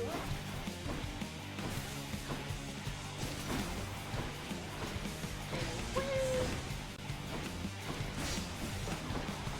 Pervious, no point in attacking her at this exact moment. No.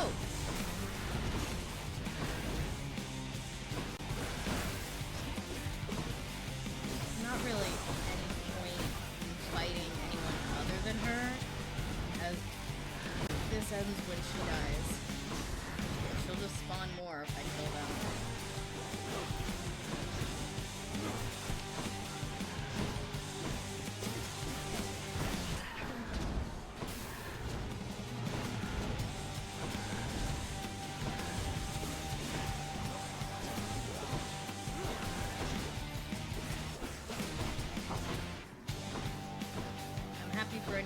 dies incidentally from my lightning blast.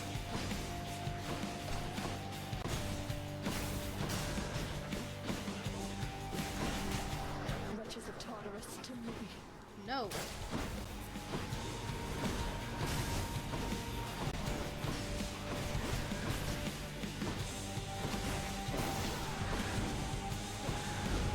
This is gonna have to dodge. Nice. Forgot about that last one.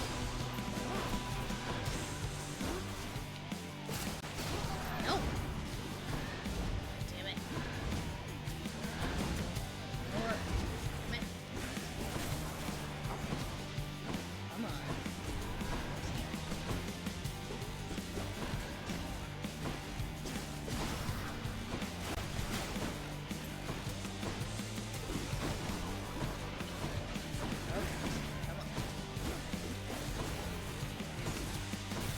Come on.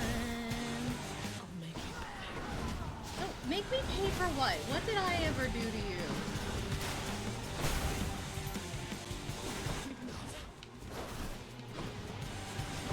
Enough? Meaning, so you'll just let me go? Stop it!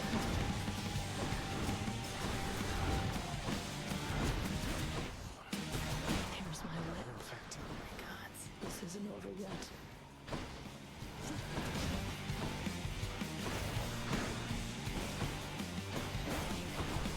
Come on.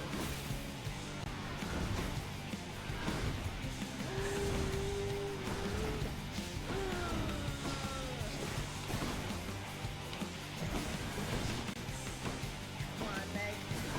Just give it to me.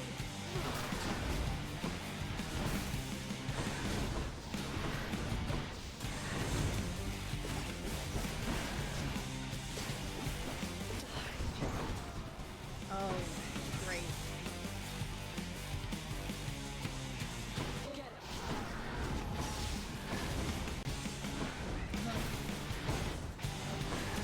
Come on.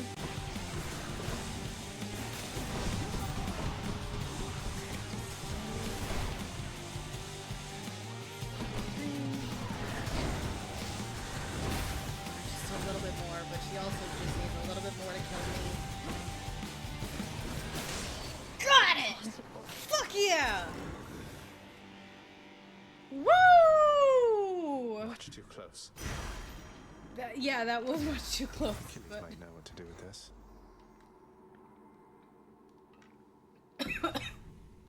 I need a second. Okay.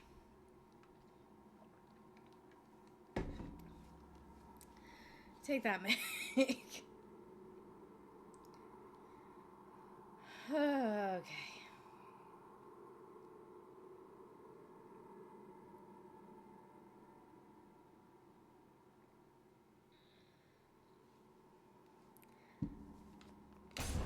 Let's go.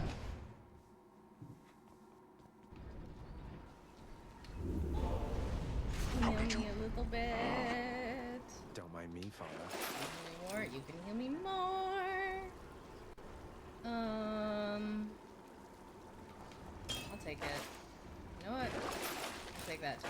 Might as well. I don't know how much longer I'm gonna survive. See you, Tartarus. Check.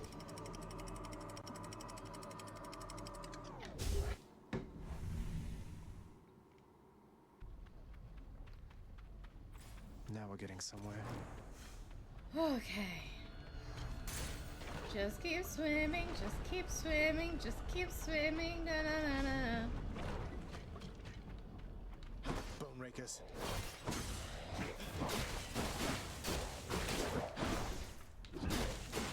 Stay back, please.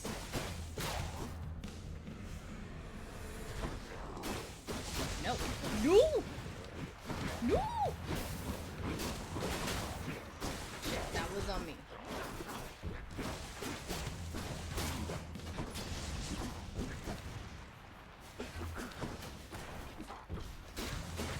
Okay. And you die. Thank you. Easy does it. Okay.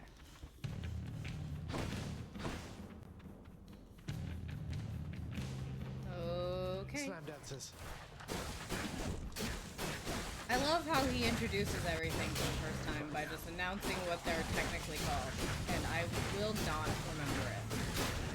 Whoop. Oh.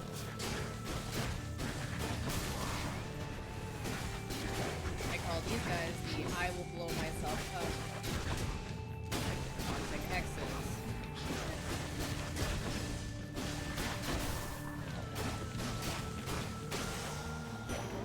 What do we have Okay. here?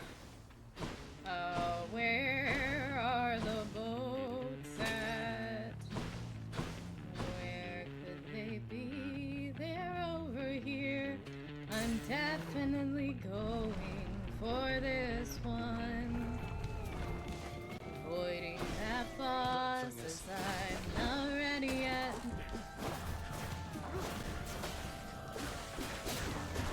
my god, the spear has so much reach. Yeet!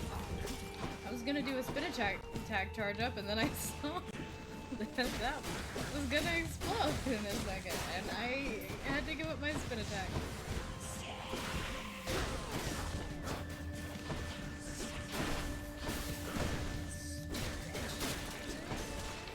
Look, Mini Medusa. Oh no!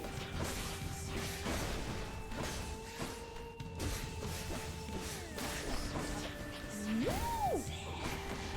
Don't bring out more of them! No! Shit.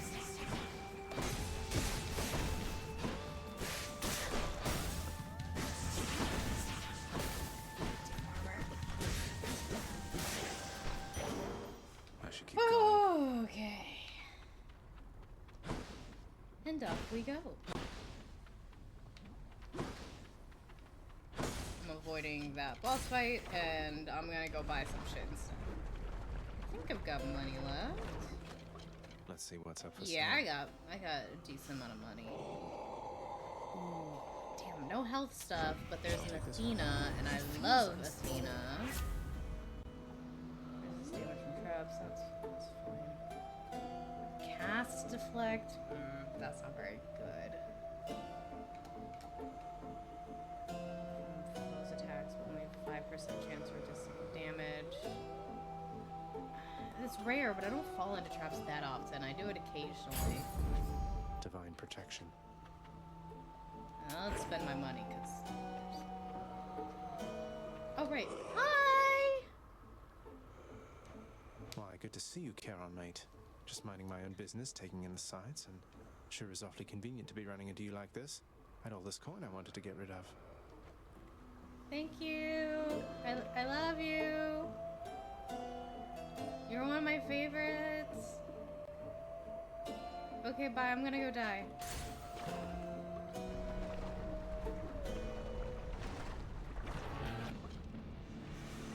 like that music. That's a problem. Yep. This is...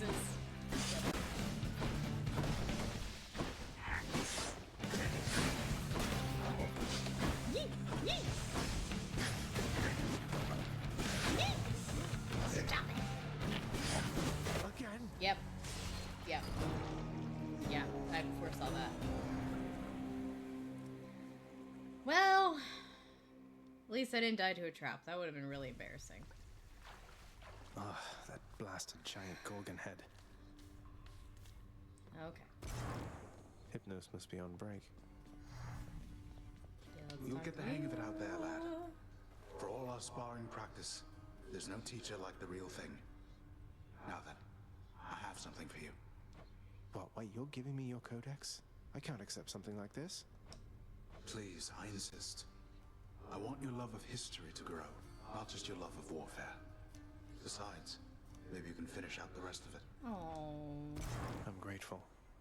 Okay. Left button.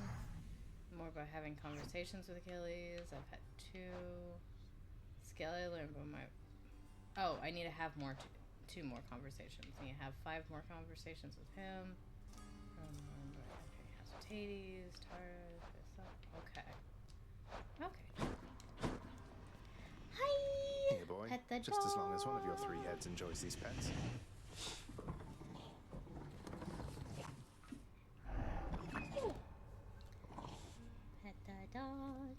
listen into this This combo. knows of him, bestowing on him all their worthless blessings here within Oh, my they're realm. talking about me. This is Our realm. awkward. Explain to me how exactly this is possible, Nix. Either your limitless power has considerably waned, or you are up to something. No, no. Why would she be up to something? Do not question my power, Hades. Your son was bound to be discovered the closer he came to the surface. The Olympians are pleased to know they have a distant relative and bid him They welcome didn't even to their know about mountain. me? That Wow, is all. no baby cards or Their anything. influence is very limited. Blood and darkness. Do not speak to me about their influence. I've seen their influence firsthand. You've made a foolish mistake. Hey, don't talk to my not mom like that. You would speak to me of foolish mistakes. You cannot change the course that has been set. Try all you like. Nix. What's that there? Something from the Fates? I don't really love Infernal Tros. I don't have any keepsakes yet.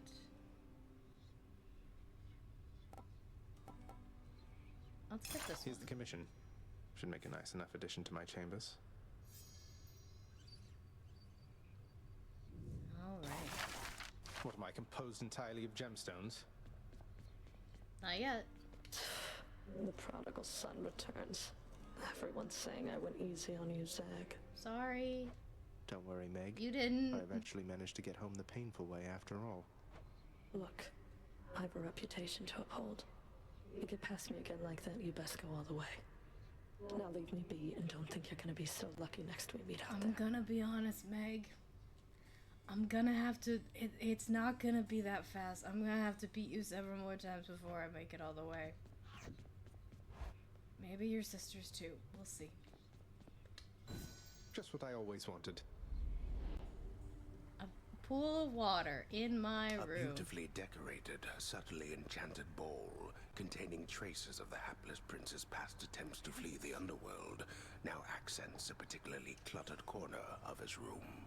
Wait, accents his traces of the past. Always wanted my own scrying pool. What does that mean? Oh, that's what that means? Just need to keep at it. Killed 300 foes? Damn. Good for me. Gotta get that death defiance. Not yet. Let's max Okay. that out.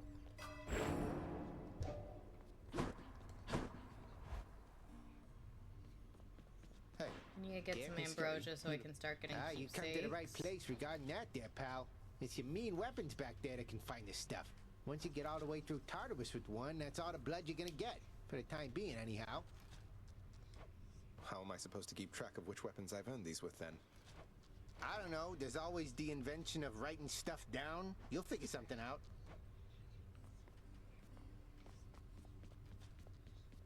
The courtyard of the House of Hades is kept neat and orderly, in contrast to the terrifying sprawl that lies beyond.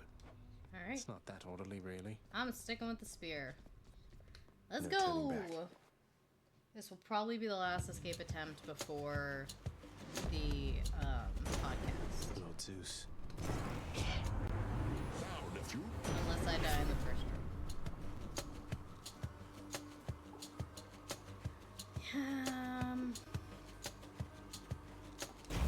Let's go with the special striking nearby foes, because my special usually is further away, so that hopefully means we'll strike more foes, or at least start damaging people who are further away from me. Witches.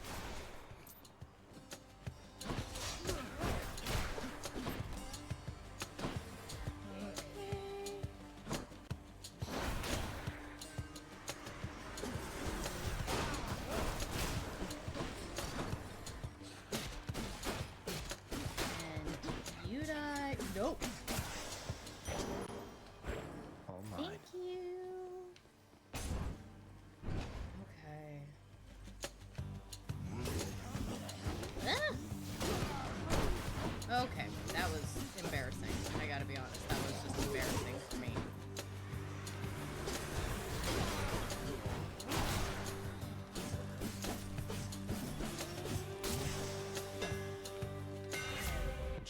my weapon. Let's see. No, I like my spin attack. More range and deals more Extra damage to pointy. distant foes. Let's do it. Health! Always go with the health.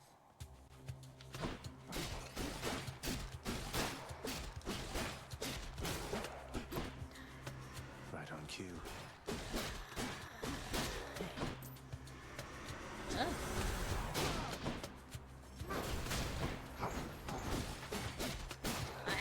And die! Let's go.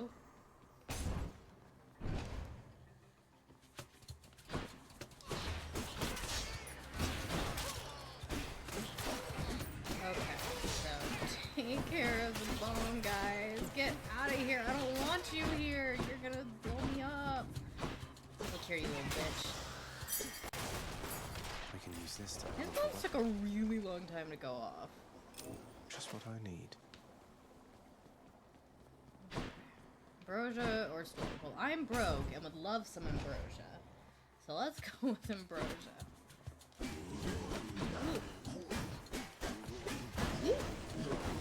Whoa, whoa. Got two of them. And now him, because I got the last armor. Let's fucking go. Nectar. Oh, nectar. Sorry, not ambrosia. That's something different. That's my bad. Nectar.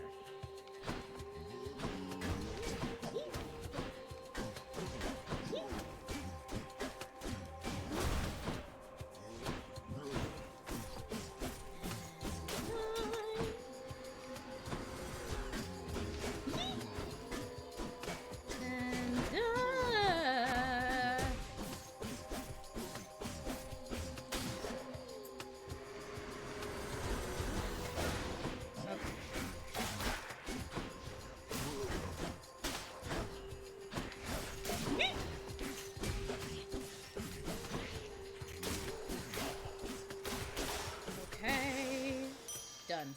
Let's go!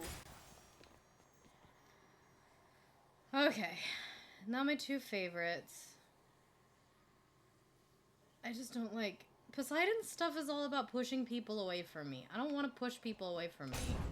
I just want to kill them. And to do that, I need them to be within a reasonable enough distance to me. I don't need to be constantly pushing them away.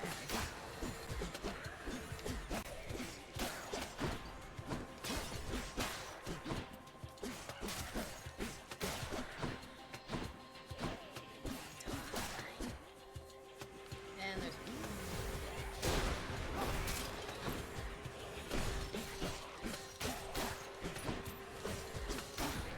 Oh no, there's a bonfire over there!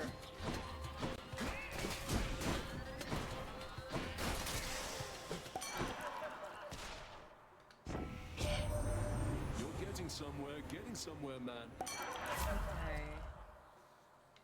Ooh! That sounds great. Let's do that. Cheers to that. And I get another Where now? nectar. Oh my god. Poseidon, leave me alone.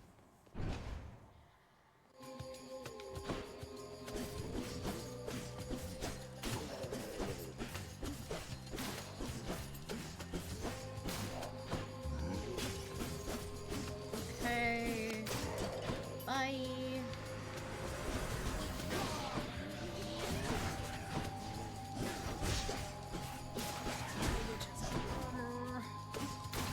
I don't have... I'm not doing that great on getting that many godly gifts, I'll just take which that. is a big problem. Oh, Artemis is better than Aphrodite, but Aphrodite's not a boss. Well, we only got 7 minutes left anyway, let's go. Tombstone. Just great. Bomb, motherfucker, again.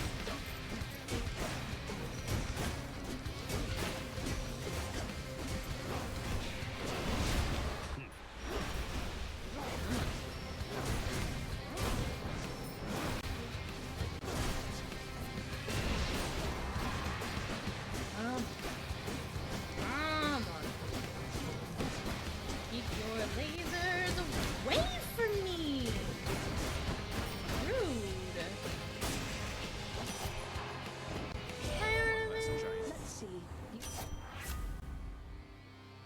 I never do dash strike.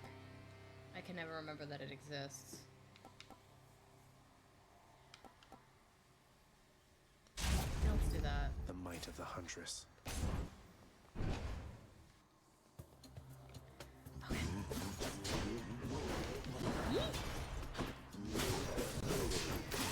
Thought I got all 4 of them.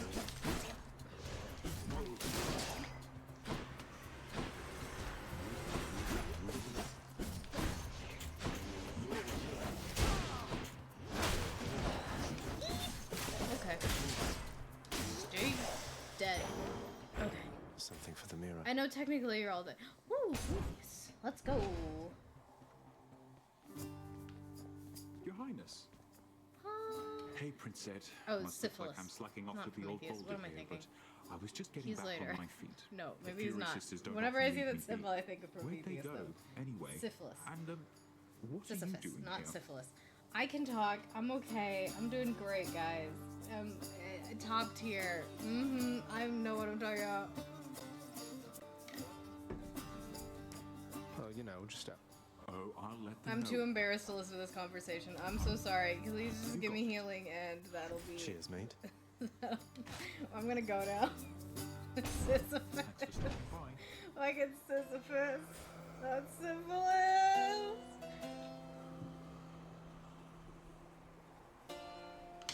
Charon's shop. Oh, great. And then there's Meg. Better do business. Very nice.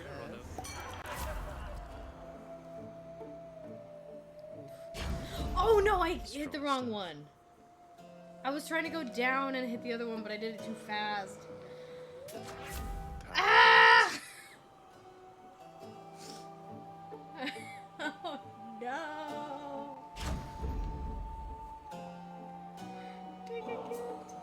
Charon, you've been such a reassuring sight, I thought I'd offer you a token of my gratitude. Wait, you don't have to give me something in return. It was a gift. I don't know what to say, mate. Thank you. Fine date. Okay, then I don't need to heal myself. Alright, Meg. You can kill me We now. meet again. That actually worked out great for my set schedule. Your whip's not. Maybe persistent. I had a bad couple rooms.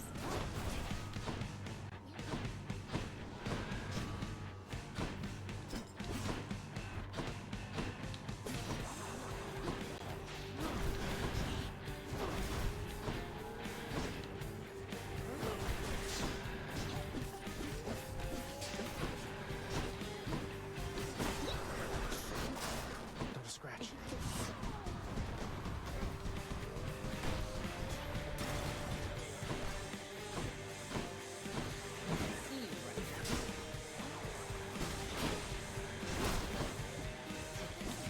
We were all wasting time. That's what you get. Okay.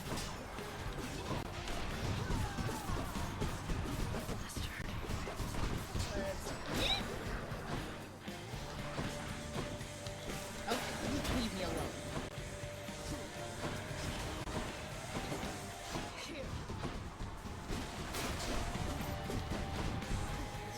Witches are getting me more than she is.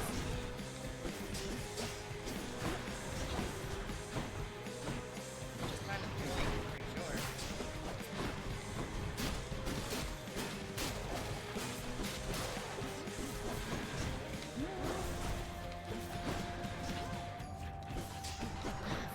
Freaking summoning more people.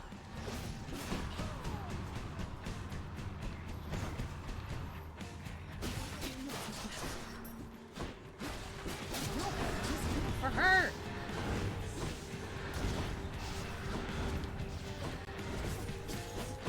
Beg me for mercy, fool. Suffer. I'm doing great. Things are going great. Blood and darkness. I just remembered I have a death defiance at least.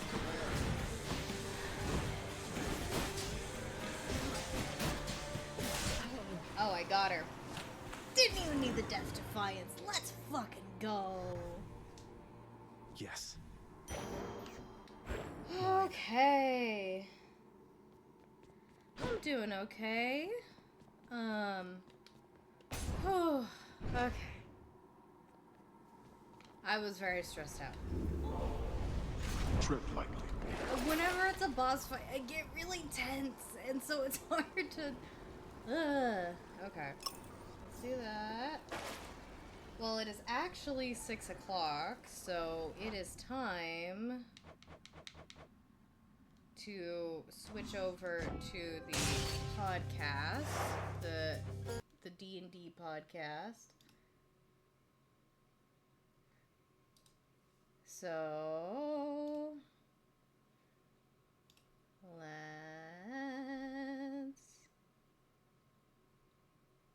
it's 6 o'clock, so I have a pre-scheduled thing. They're all already there. I'm late. Oh god. But the opossums are fucking ugly. Oh my god. Yeah. Did I just walk in on you insulting possums? Opossums, not possums. Okay, Australian possums. Yeah, Australian possums are cute. American possums are cute in a... They're so dead ugly, kind they're of cute way. thing. Yeah. Yes. It's like a pug. Leave them alone. No, it's not even that. They're not ugly cute either. Because You're just wrong about that, I'm afraid. No. No, you're outvoted. This council circle has declined your. You're wrong. Listen, pugs are just dogs that genetically ran into park cars. Oh no, okay? I agree with pugs. Okay, pugs absolutely. They are the definition of ugly but cute at the same time. I'm talking about possums. Yeah, so are we. No, I cannot agree that possums are cute. They're adorable. No. The Australian possums, it's probably because when I think of a cute possum, I'm thinking of an Australian possum. Right? When I look at an American possum, I'm like, that is just a rat. It's a giant mutated hissing rat with a pouch. Yes. With a bad haircut. I will not stand for the slander. It's not even a bad haircut, it's like a mangy haircut. Like it's like it's losing its hair. Alright, I found the last one. This is so Listen, cute. I mean, what are you what can I say? We don't have good healthcare here, so. What are you talking about? They're so cute. We have health profit, not health care. I literally pulled up a picture of an opossum, and it's so cute. I don't know what the fuck you're talking about, man. No. Well, it's extremely rare. No. No, those things. Are you kidding me? I'm looking at your stream right now. It's so cute. That's just such a No. little baby. Oh my god, look at his little face. Oh my god. Oh my god. He's just a baby. It's one of those head empty animals. He kind of looks like my cat. I just cannot agree. But of course, I grew up with very cute, cuddly possums. So when I see that, I'm not gonna say the Australian possums aren't more cute. That's just an objective fact. I don't like this conversation.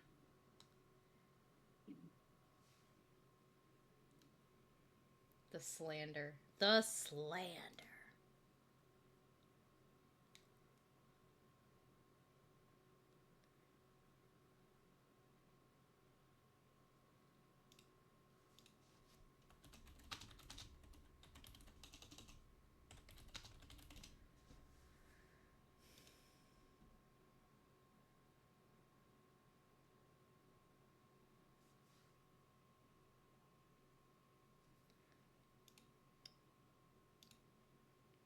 Now, of course, they need a picture of Odette after I've purged my computer from a bunch of stuff, so I'm not sure if I have the old picture of Odette. Oh, no.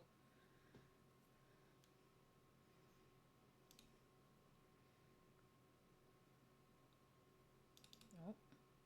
Maybe I do.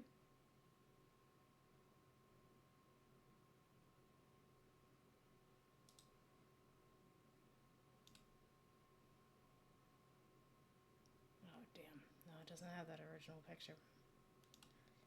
Gotta try to find the original picture. Oh, I have to change my stream title. Shit.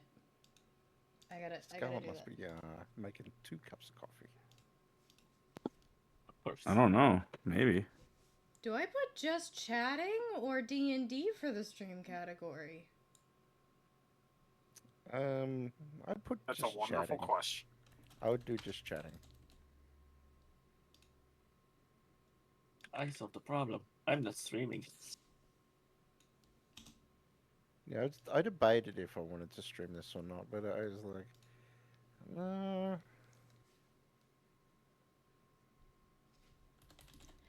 I've already been streaming for a couple hours because I had Yeah. another D&D game earlier, and so it just didn't, it felt more awkward to end stream.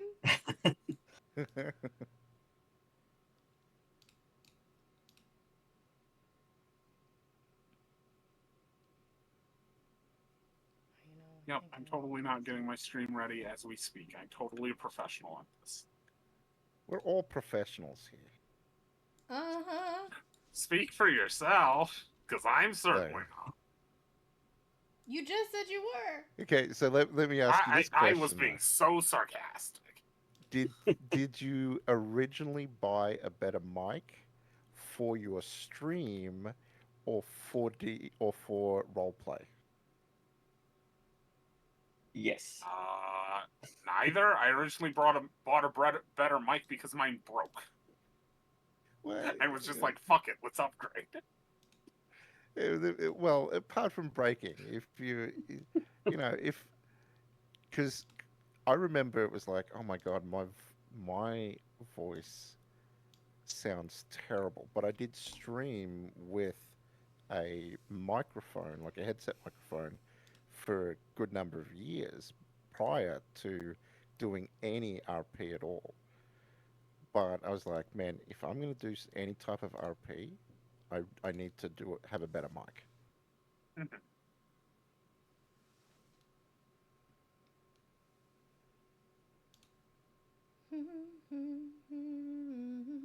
Foxes are not a trash animal. Sorry, I just saw that. Foxes, no. Those, no. Raccoons, yes. I got a family of raccoons living in my backyard now. But foxes, not a trash animal. Adorable, but not a trash animal. Dikiza, I've got to say, your avatar's eyes. What about them? Do you have some sort of motion tracking on your eyes? Yeah. Oh, so it is tracking your eyes? Yeah, it tracks everything except for my arms. I can't do anything about my arms. I'm not that talented. Okay. Because I'm like, I love how sometimes one eye like half closes and flutters and everything. Yeah, it's not great tracking, but it is tracking. I'm assuming you're not having a seizure when that's happening though. You don't know. Maybe you are. You'll never be able to tell because I have a VTuber. That's right. Well, you know what? Then I'm going to assume every time your eye spazzes out, it's actually you're having a seizure. Yep, call the Oh, ambulance. careful.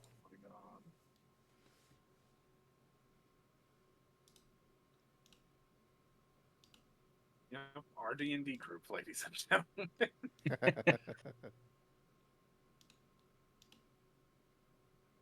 I'm gonna be real. This is kind of tame for a D&D group. Do you compare this to some that I've Oh seen? yeah, Oh yeah. There's a whole avenue of jokes I try not to touch with this group.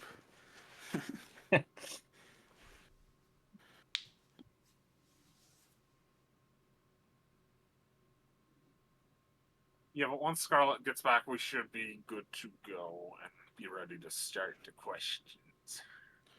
So did we like AI intro music for people and everything, or? Oh my god. Oh no. I'm sorry. didn't Did quite you think that far AI ahead. intro music for people's AI, Mr. AI Master?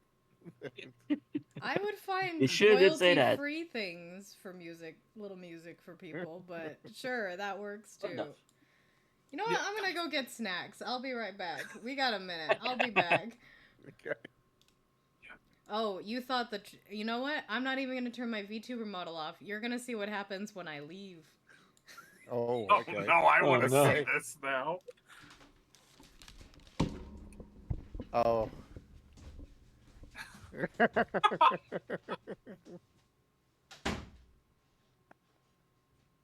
This. Oh yeah. It's just frozen. No, no. It's like taking a nap. That's funny that it takes a nap. It's like she's literally Oh. sleeping. Oh, I was delayed. That's why I didn't see it. Yeah, The little like spaz spazzed out. out for a second and then. It's like a sci-fi movie. Android just powers down in place and then powers up. Oh my god, that was creepy as shit. The glary eyes. What is it picking up that it picks that up? What a nice nap. Oh, she's returned. Little slight shuffle forward. What a nice nap.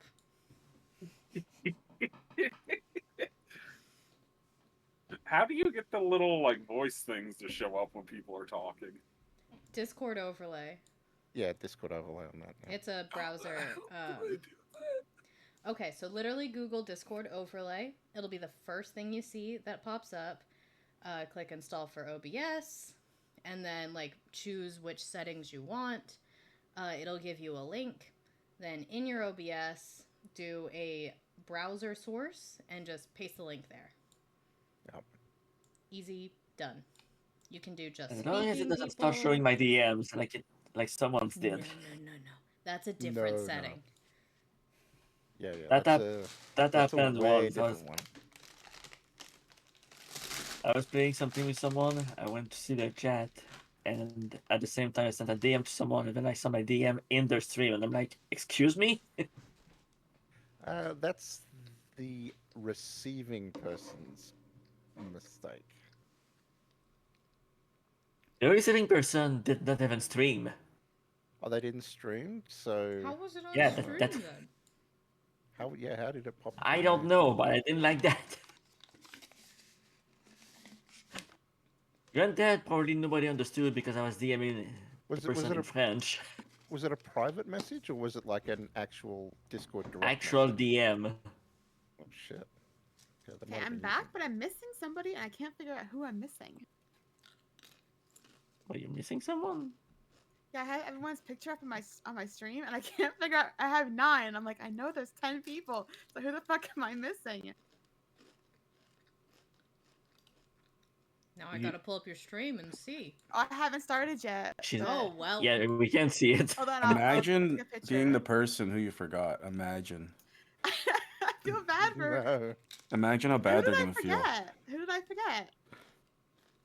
Stog. It's Stog? Stog, that's why I forgot. Okay, so I don't Yeah, think it's I have a Stog. picture of Stog. Do I? Do you have a picture of Stog? I don't think I do. I don't think you ever posted one. I don't think you did either. Isn't his just like a deep gnome picture from the Google or something? Yeah, that sounds right. Wait, does not have a Yeah, his but picture in the he's- Beyond 20 thing? He's definitely altered it though because it, Yeah, take it from Beyond 20. Not Beyond 20, Beyond Roll 20, I 20. mean. Yeah, I meant Roll 20. If you Google I meant Roll. Deep Gnome Rogue, it's like the first thing. It is a commission piece though, so. Damn, bro, this guy. Jesus. Yeah, man. Well, I'll put it in there, but I mean, someone's work.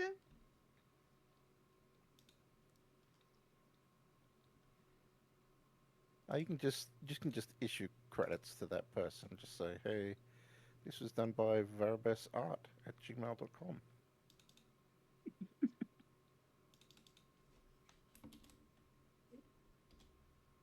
Needs to be cropped.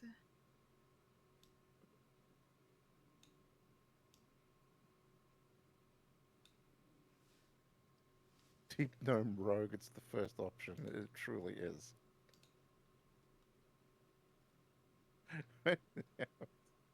Just like, yeah, that. Oh, there's a picture yeah, of him that here. looks pretty good. I gotta look it up now. There is a picture of Stog on Roll 20. Yeah, that's literally the first thing that comes up. Oh my gods. Yeah. And I had to be so precise with my search to get anything close to what I was thinking with gore. It was like goblin in plate armor, riding boar with lance.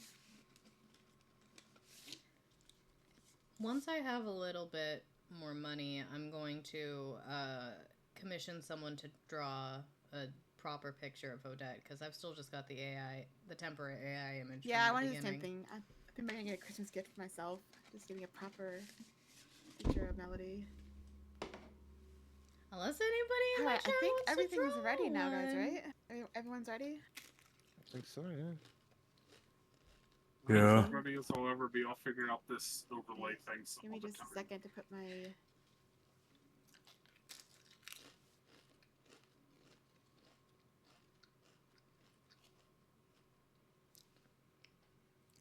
But here's a bigger question, okay, that I see right here. We've got Striking Sonic and Scarlet Rose are all full names on Dikiza's stream.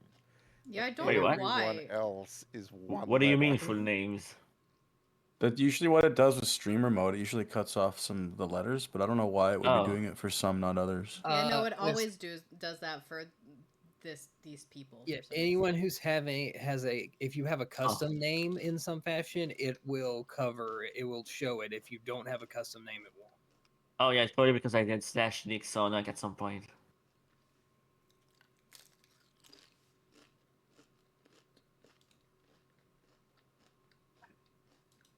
My title looks so boring with no emojis in it, but I have no room. You know, I'll have to figure this out later. I'm not messing with it now.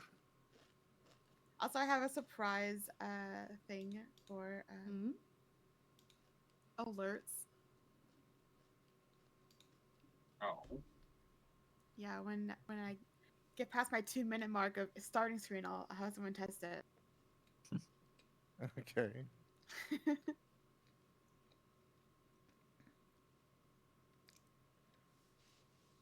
Scarlet Rose is now live. Let me click on it. I'll give you a view as well. Who else is viewing? Wow. I didn't even get a notification yet. What the heck? Cows, you're streaming too? I'll give you a view. Oh, there it is. I'm streaming. Pulls everyone up in different tabs. Basically. Oh, you guys Very went into the much. just chatting category? I went into the Dungeons and Dragon one. I went Yeah, I just did chatting just because chatting. we're not playing. We're Yeah. talking about it. Oh, should I change mine then? It's up to you. Yeah, it's real tough because I mean, it's technically Dungeons and Dragons, though, but We're talking about it. yes, but we're talking about it, not playing it. That's the only reason why I was like, I would do just chatting. Yeah. I've never gone into just chatting before. I'm scared. You join the now you'll Scared. be on there. You'll be on with all the hot tub streamers now, just chatting. That's what I know was they have gonna their say. own categories. Yeah, you're gonna be with all the I also yappers have a thing. typo in my thing. It says pod asked. Hot ass. Hot ass. What else? This is going great, guys. Real. I This know isn't how a you feel. Everything's podcast. going It's a for no. me. Everything's been going wrong for me too, so I get you. Oh my god. Cows has If got only the one really had been cool left. overlay. I like that For- overlay. Yeah, cows is great. Look at that. Wait, what? And then there's Oh, me you mean with my like, thing that I made in like 10 seconds? guys, by, I'm like, totally a streamer. recycling my map thing and my character thing. Guys, I'm totally a streamer. What do you mean? Yes, we're Professional. all totally professionals making a professional quality podcast. That's Says not knock, Melody's picture. I Knock added to the new join one. Cow's stream, Yes. huh? Knock to ask Cows to collaborate. Oh yeah, I don't know how to do Okay. that, so we haven't set that up yet. But you can. I I can don't know ask how you. it works. You can try it. Knock, knock. I don't know where I would even accept that notification. So I just saw it when I was going to pull up your stream, and I was like, oh yeah. How Because does that one work? of the, I was reading the little thing about it. You do have to set your OBS up a little bit because you have to put your stream link We will look into that into at some point. the knock thing so that you could have your audio from your microphone appear on the other person's stream or their camera and so forth. So there is a little bit of setup you have to do. That sounds like so much work that I don't. Yeah, think I it's could do. something I'm you not would doing do that off today. stream. Yeah, yeah. And it also kind of doesn't make sense because we're all in Discord anyway. So it's You know what? You know what? Let's add. it's almost like a feature that they didn't need to add because there was already stuff in place for it. You know what? Alright, so is everyone ready to get started? Yes, yes, I am. I'm live. If somebody would like to go to my stream and do a 20-point channel point redemption, we can see if my new thing actually works. I have 1 million channel points with you. I will do So it. redeem the D20. The D20. I really hope this works. Oh my god, it is working! It's a little small 12. though. It is very small, but Yeah, it let did me work. make it. I don't know if I can make it bigger on stream. I mean, I can, but it'd be black screen for a minute. I'm such a professional. Oh, Chester, sorry. Hey, I want my money back. 19. Yeah. Is that a better size, maybe? I should make something where Ernie can roll a d20 for you. Oh, and not redeem it. failure. That's rough, man. Oh no. So, yeah, that should be good. You know what? You've inspired me. I'm gonna make something where Ernie can roll a d20 if people redeem it. That'd be really cool. Yeah, I saw this. Oh, a critic. Oh my god, who got the 1? It's got a 1. It's got a 1. It's gonna Wait, where take do me a you while, see though. that? It won't be today. Yeah, so this was On, a first string. alert thing that I saw on Oh. Etsy. Oh, it's another. And Oh, okay. I changed it to be a channel point redeem. I like it. I actually, Oh, I okay, actually I see kind it of now. would like that on mine too. I think that I would be can send kinda it to cool. you, and you can. I'll show you how I set it up. Because the only way to set it up is through. You can't do it through OBS. I looked all fucking day about this. You could probably do it through BikuBot. You can do it right through Twitch, actually. Oh. It's the only place you can do a channel point redeem, apparently. Unless you Yeah, do a definitely. bot. But I was like, I'm not smart enough to do a bot. I was like- gonna say you can do a channel point redeem through BikuBot. That's how I have Ernie set up. So Ernie is my little stream pet who is also a text to chat, like text to speech thing, and so chat can redeem whatever they want him to say, and they can also give him food and water. And they used to be able to do emotion check-ins, but I lost all the animations for that and have to redo them. So, I will yeah, post yeah. the there's different Oh, colors yeah. as well you can get. It's just the BG3 dice roll. Yeah, I saw, that's I saw that and I'm like, that looks like a BG3 thing. But I actually go. kind of like the dice roll thing. It's on sale right now, so yeah, there you go. But yeah, I think I know exactly how I'd set that up through BikuBot. All right. All right. It's on my so to-do 1 list. year. Along with everything else. Yeah, it's definitely been an interesting year. I guess since this is the first of potentially more, but definitely at least this one, why don't we all go around and introduce ourselves and our characters? Since Scarlet was the first person, makes sense to start with her, so. Oh, I get to go first? Okay. Yeah, you were the first character as far as I know, so. So yeah, I played Melody Vale. It's an Eladrin bard. She was kidnapped at birth and raised in a cult. And she's been dealing with that the last year of learning who she is and where she comes from, and what all that means. You want more than that? What? No, that's perfect. I guess Gork was the next character, so Gork, you're up. Yeah, hey, leftover bits. I played Gork McBork, son of Gork McBork, son of Gork McBork. He's a goblin fighter, specializing with a great sword. Who he was a soldier in this kingdom, but basically, went as against the Holy Arabian Empire in a number of different skirmishes, and eventually, did his time as a soldier. Got some experience, got out, and decided to do freelance adventuring, and ended up meeting up with Melody and Rufus, I believe, at the time. Was Elaine there? We'll talk about that later. Either way, yeah, I've been playing with this group for a while now. I've been playing D&D for years and having a great time so far. All right, and then next we'll have Striking go and introduce both of his characters since he did play two. Damn, I was gonna try and pull a fast one and just introduce Rufus. No, I already planned for that. Damn. Get wrecked. But yeah, I'm Striking. I played Rufus the Third, follower of Mini Horse, lover of trail mix. Have a good night.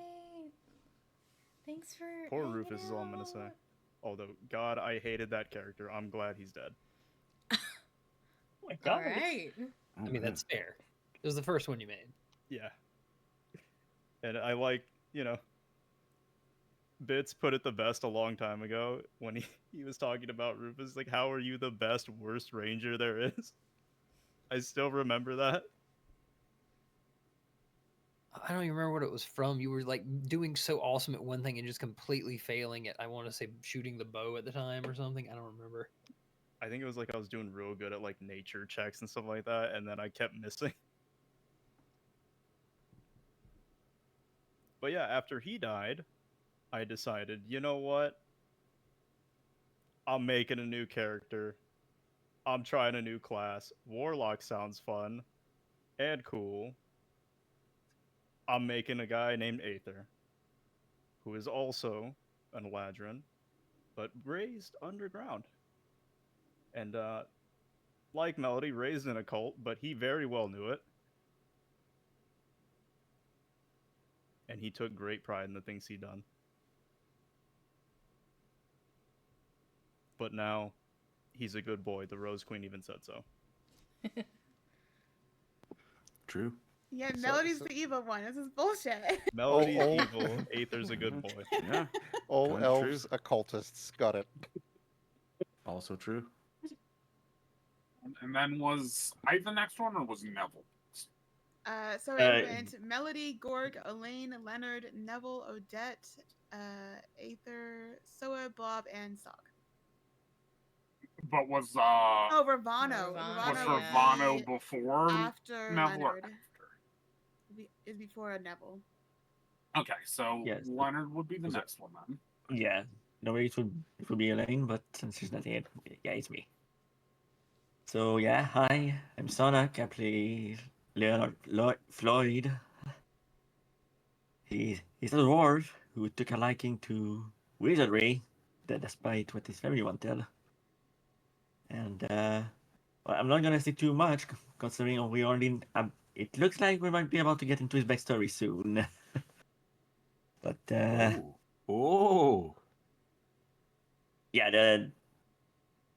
the thing got from the mail. On the last session. I mean, Yeah. I can definitely say that Leonard is a runner and a track star. Yeah, he's running for a Score reason. must be off the charts.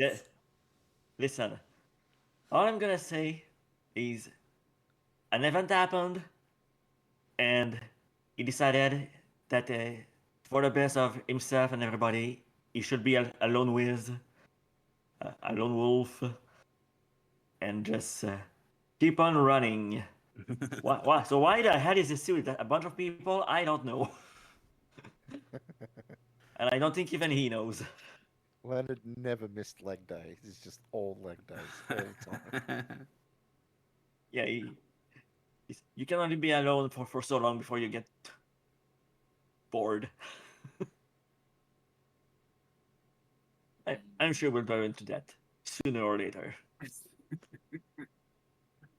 And then next high in Cows, I played Ravano, who was a wizard fighter turtle, who I love as a character, but mechanically, I got so bored of playing him, and like Rufus, or like Striking, I am so glad I switched off from him. And now I play Blob. He's a plasmoid. He's a rogue artificer. He's a tedious little goofball, and yeah, he likes helping his friends, but he tends to get into trouble and say the wrong thing. So, you know, basically just me in real life, but goofier. Broken shields. Hey, can I ask a question? Can we ask questions of this portion? When you say like Sure. Ravano's like didn't like the mechanics, what do you mean exactly? Is like just too basic, like swing to hit, not a lot of options, or? No. So because I was running him as a wizard fighter multiclass, and Ravano was actually a character from 2 or 3 previous campaigns that had all just ended up not working out and being finished for some reason. Ravano as a character changed a lot, and because for the original campaign he was originated for, it was with a friend of mine, and he was letting me use one of the UA Unearthed Arcana subclasses, which for Fadeling's campaign didn't fit as well. I see. So mechanically, he became a lot different than he was originally intended, and it made it very hard to play him. Makes sense. And then next, I believe we have Neville. Yes, I'm Cygnus, and I play Neville Jurel. Neville is actually a character from another campaign that, like like Cows's character, ended really quickly. I only had a couple of sessions with Neville. That campaign, the DM required that we all be somewhat old characters. So that's where the age came in, and no one else has really got an old, like feeble type character. So I was like, well, this is kind Feeble, of fuck off. perfect. Yeah, Neville's the exact opposite of feeble. He's very strong and stuff, but his character is all I can say about it is, despite the what appears to be chaotic nature of Neville,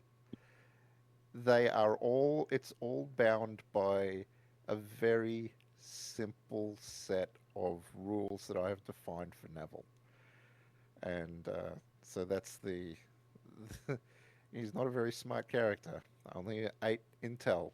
So he's not real smart, but he's very wise. So that's why he has those speaking moments that he does, where it's like insightful or whatever. But yeah, that's I've been playing D&D now for, I don't know, 5-6 years, probably just before COVID, and this is the longest campaign that I've been in. So it gives you an idea. Been in a lot of little campaigns, not a lot of long-term campaigns. So. All right, and then next we would have Dikiza. Hello. I play Lady Odette Maylin, who is the 4th daughter of Duke Maylin. I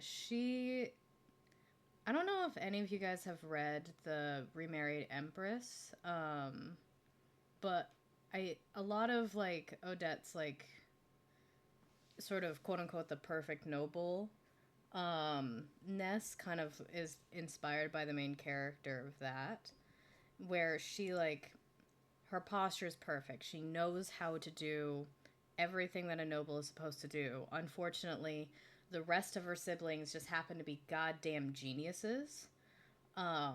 Or like in terms of being married off, her sister was one of the most beautiful nobles on the continent, and so she was like rather well known in those circles, and Odette just sort of ended up remaining the shadow of the family and the shadow of nobility in general. She was engaged to somebody who we pretty quickly find out the party killed, which is a good thing because he very publicly cheated on her. And when she went to her father and said, okay, so obviously we're not continuing forward with this engagement, he said, why would we not continue with this engagement? And she's like, because he embarrassed us. What are you on? And then a god of chaos decided to warp her in the middle of a dungeon, and now she's stuck with you guys. Stuck? Oh no. Oh my god. Wow. Mm-hmm. Wow. Horrible. Alright, and then last but not least, out of the people we have in attendance currently is Chester. Hey, I'm Chester Fields. I play Soa Ree. Obviously, the name is, akin to my Canadian heritage and my other Canadian characters that I play. Essentially, I didn't know really anything about D&D, so this is my first time ever playing, and so Sen helped me out a bunch and kind of made my character based off of like Wolverine, and we're able to find like a class and everything that really fit and was really cool with the claws, and then take a lot of inspiration from like the Marvel universe and stuff. So I kind of gave him a bit of a Thor-esque voice and stuff, but then kind of like a bit of Drax in there, So yeah, it's been a lot of fun. Bad backstory, with the brother, family, mother that disappeared. Maybe she's dead, maybe she's not. And a father that beat the shit out of him and his brother, and he's had the evil rivalry with his brother for years, and his brother killed his wife, and yeah, it's pretty evil shit. But luckily he, met some friends, so they're educating him. He's finally learning to read. So proud of him. Yeah, who thought the best way of teaching him to read would be giving him a belt? Also, yeah, also my first absolutely, unedited DnD campaign. Also, probably going to become the king of either the dwarves or the dragons at some point. That's probably in the future. Large maple candy addict. It's kind of one of his main goals in life. Enjoys gambling. Are you sure those and, last two killing aren't his just you brother. projecting? No, I don't really actually like maple stuff that much, bro. That's a stereotype I lean into, bro. For entertainment purposes.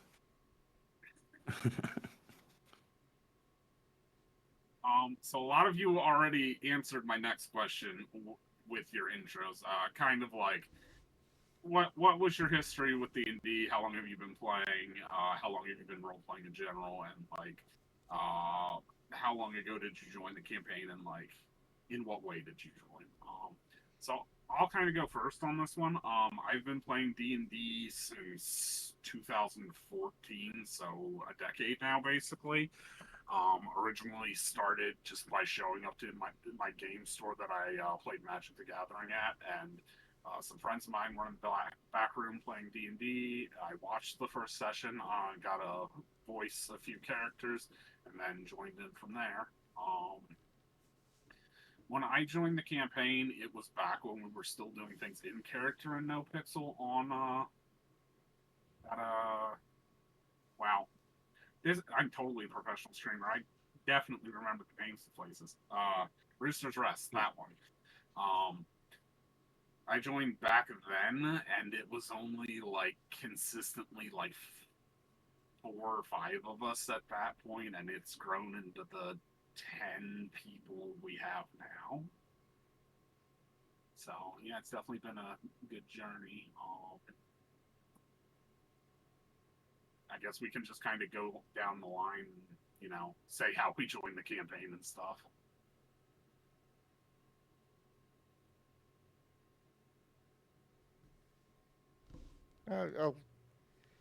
I'll start that. I joined the campaign by purely just asking because the other No Pixel D&D group that we had kind of like ended the campaign that they were running on. We sort of like ran a full course for that, and we sort of finished it off.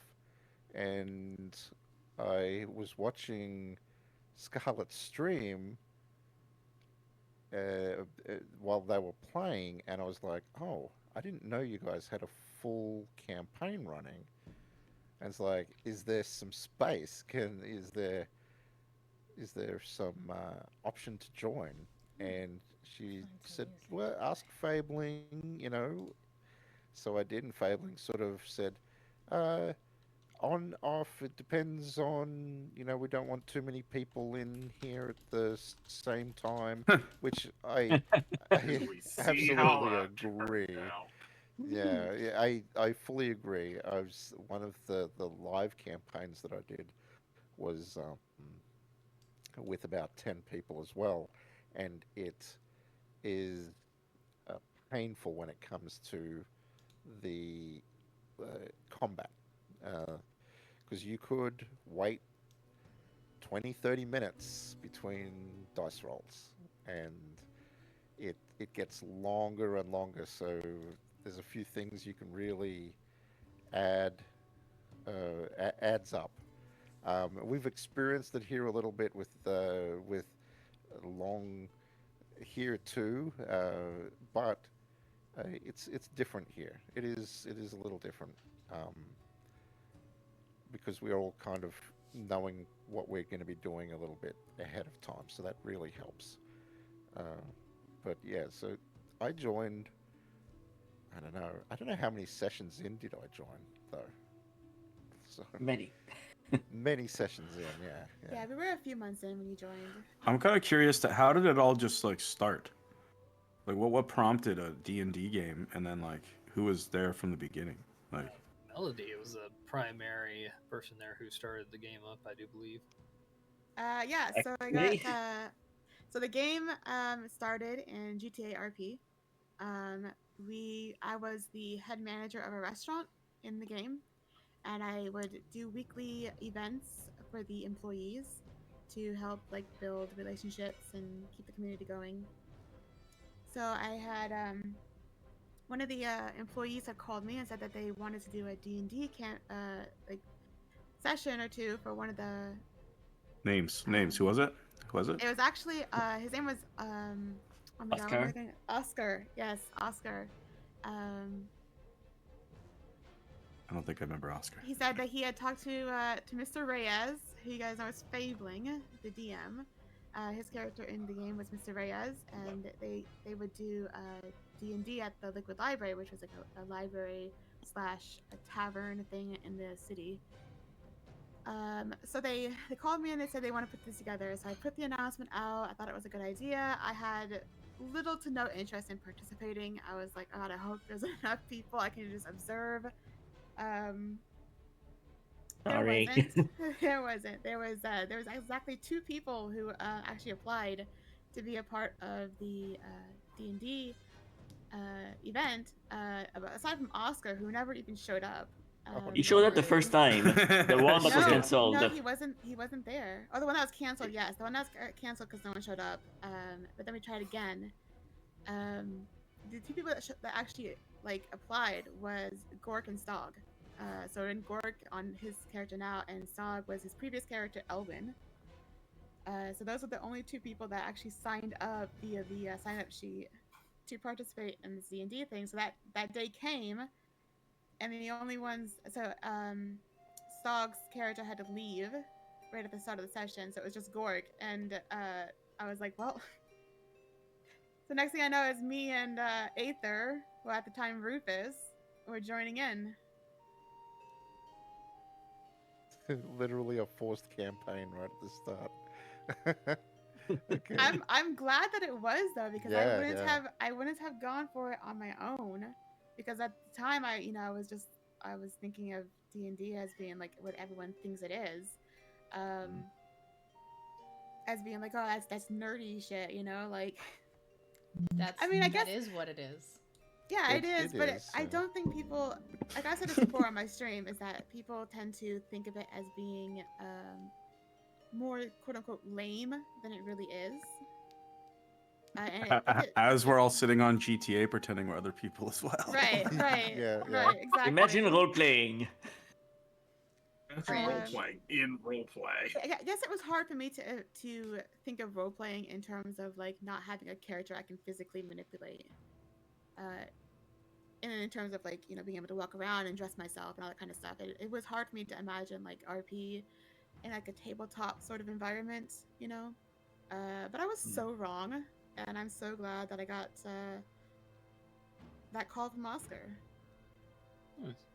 God damn, where's Oscar? Is Oscar the guest, special guest? The special guest, yeah. And you guys are not going to believe, coming out from behind the curtain, it's Oscar.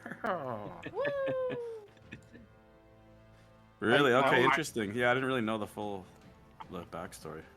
I have no idea who Oscar is, and I just have him in my head as Oscar Crunch. So I think I know the character Oscar, but I can't quite picture him. I don't think I know the character Oscar. I remember he had a really scruffy beard at the time, but my character barely met him, actually. Hold on. You're looking it up on the wikis? Well, I basically joined because I stole like picture. some other people's spots. But Scarlett really wanted me to join, so she told them to frig off and that I could join instead. Which was really no, not true, fully. But yeah, I was in the same boat. I just thought it was like I never want to do that. That's some nerd shit, bro. I think I convinced you a little bit. And I kind of watched it a few times. I'm like, oh, that actually seems kind of fun. And then yeah, was able to get in without really actually asking. And I think everyone just thought that everyone else said I could. And the next thing you know, I was in. And yeah, it's been great. What's especially good is that the session that you sat in on was the 1,000+ person riot that Melody caused, and you were Yeah, like, okay. I want in on that. I was gonna say like Ravana was like hiding in like a cart somewhere, and like Melody was like flirting with someone. That's yeah. Well, I was trying to get information, but yeah. Yeah, well, you know. Flirting with someone? No way. What? Yeah, what? What? What the A hell? bard flirting with someone? No. Huh? No, I had a similar thought to you, Scarlett, too, when I first saw a DnD, and because I was offered an invite to a local session years and years ago, and the guy said, you know, just show up. I'll give you the character sheet, and I'll tell you how to roll and stuff like that. And he said, you might actually appreciate it because I have a similar personality to this guy. And he said, and I was like, oh, I don't really want to, because I had this pre-thought that it's really super nerdy thing, and it was just like, I don't think I could ever do that. And he's just like, give it a shot. I'm like, okay, fine. I'll you know, if anything, get some drinks and a party out of it or something like that. So I went over there and I thoroughly enjoyed it. And I was like, I had no idea that this was it. And he said, the one thing that he did say was, it's all about the mind's eye. And that's the biggest difference, is you have to imagine everything, and it's collaborative storytelling. And he says your imagination will immediately start running with the stuff to build the story that you want. And I thought, okay, I'll give that a shot. And then I haven't looked back. It's one of the best outlets for role playing that I can think of. Personally, I've in contrast to most people here, it sounds like I've been playing D&D since like 2004, 2005. I started in 3.0, 3.5 edition, which was a very broken system. It was glorious. I loved it, but it was broken. Yeah, 3.5 is great. But yeah, so I've been playing on and off since then. I grew up and my mom actually had D&D books from where she had played when she was younger. And so I saw books from like Advanced Dungeons and Dragons, Second Edition, and some early Shadowrun books. And I've been playing a plethora of different tabletop RPGs with a group consistently for a little over 10 years now that I play with on Wednesday nights, which is my friends from college days mainly. And yeah, that's just I've played a lot of the game, and Archie just my character in the server just happened to be around at one point when they were talking about having the event, and decided to sign up. I was excited to see how it went, and it wasn't really meant to be like a full blown like whole No, it huge wasn't. campaign. No kidding. Yeah. And it was gonna probably be like a couple sessions, and it was a super simplified version of the rules. And I knew I had played a lot, and a lot of people were like new to the game, so I wanted to play a simple character and just try to mostly stay out of the way and see how everyone else played before I started like really getting into things. So hopefully I was able to let people grow and figure things out before I stepped in too much. But yeah, and I've been having a huge blast. I hope everybody's had fun with Gork, in spite of the fact that he is an evil little shit and does murder people. You gotta have it. Like I find that like, if everyone just got along all the time, it wouldn't really be very fun, right? Like there has to be some I sort love of the little discourse conflict and characters. awkwardness and and I think that kind of shows us as like we do a pretty good job with the RP. And not just battling and fighting, and it's a lot more to it. To separate the characters too, because there would be some pretty like OOC conflict if we couldn't separate out the characters like that. Oh, So, That would be bad. Yeah. So for those of you that play like the tabletop, this online shit's got to be way better, hey? Like it just does everything for you. Or is there something special to the tabletop? I don't know. Oh, please explain. I'll let Dikiza go first on that one if she wants to. So She I've seemed like she had a only- very steep opinion on it. So here's how I've kind of viewed it is and this is just a personal opinion, and I could go into more of my history with role-playing in general in a minute, but most of my role-playing experiences in-person stuff, and when I was trying to get into D&D, it being online was a lot harder to do, and I didn't really have any online friends. It was before I was on NoPixel and whatnot, and I'll go into more detail into that in a minute, but in terms of the difference between online and in-person, it kind of just depends on your setup and your DM. For me, I enjoy being a DM in person a lot more than being a DM online. There's just something about minis and like putting them on maps, and you can make your own stuff and build this whole thing. When I was first trying to get into it, I created this Christmas one-shot for my family to do because I didn't have anyone else to play it. And they didn't know what the fuck was happening, but everyone had a blast. And I had a little Santa mini and a little Krampus mini and this whole thing with like Mrs. Claus. That's and really so cool. it takes a lot more work and a lot more setup. Maybe not more, it's just different. It's a lot more physical setup, obviously, in person. But also people are more held more accountable for your attention and paying attention, because right now we're all behind the screens. Anybody could be on their phone or distracted by something and step away. What? In person, when you're sitting around a table with each other, it's easier to play off of each other's energy. If you see somebody on a phone, you can be like, give them the side eye and whatnot, and less people it's a different vibe. I'm not saying it's better or worse as a player, because I've really only played a couple sessions in person. But I would not say that online is significantly better. Okay. Personally, I would say that it is more convenient, especially given the pandemic, that was when a lot of my gaming moved online as far as D&D stuff went. It was easier. There are tools that you can use that are very convenient. Like we use a combination of like D&D Beyond and Roll20 currently. I've been using Roll20 for a while, and it has a bit of a learning curve for you to figure out how to use some of the stuff. But once you do get it, it is very convenient. So having those tools is very nice. Having a bunch of online services that you can utilize nowadays is very nice. But it is not really a true replacement for an in-person having hardback books and actually rolling dice together and having some food and drinks with your friends while you're playing. All right. Yeah, you can eat pizza together if you're playing in person. Yeah, Smell of and rich Think drink about mahogany. that. alcohol. I tell you, there was a lot of alcohol. Okay, so I guess then the next question is, seeing as it's gone from the Rooster to the online, is then is so next year TwitchCon, then we getting together and doing it in person or in person? Oh my No. god, that'd be so Anyways, much fun. sorry, go ahead. Blah.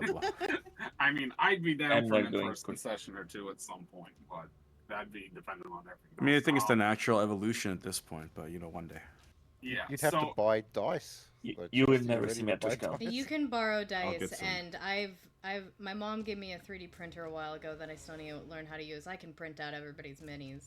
If anyone ever touched my dice, I would be very upset. I have separate dice that I let people use, and then my set of dice that I don't let anyone use. Yeah, I've got my dice that I use. Damn. Dutch. Heck, I can So- make For my dice birthday, if you want so I dice. requested. let me put it this way. Gork might be the goblin in the campaign, but when it comes to dice, I am the biggest dice goblin there is. Like, there's no competition there. I have so many goddamn dice from when got I over play, it's 100? not even fun. I meant like 10 times that, honestly, and most of those were gifted to me. But for me, getting into RP was actually a bit different because I started out with D&D, and D&D was what kind of gave me the confidence to eventually apply to No Pixel. So I think, like, whereas most of you started out RPing with, like, No Pixel, except for maybe, like, Gork and Neville, I started out on the D&D end and then kind of found the confidence through that to apply to No Pixel. I started with D&D like you, but then I had the extra stuff of doing forum RP stuff, and then eventually moving to No Pixel. Gotcha. Damn. And then for me, I think there are both advantages and disadvantages to inline versus in-person, or online versus in-person. I think online has a higher, like, initial skill threshold because you have to, like, not only learn all of your systems to play the game, but then you have to learn, like, Roll20 and D&D Beyond to have all that stuff work. I would and then- actually disagree because you don't have to learn the game system as much if you use D&D Beyond.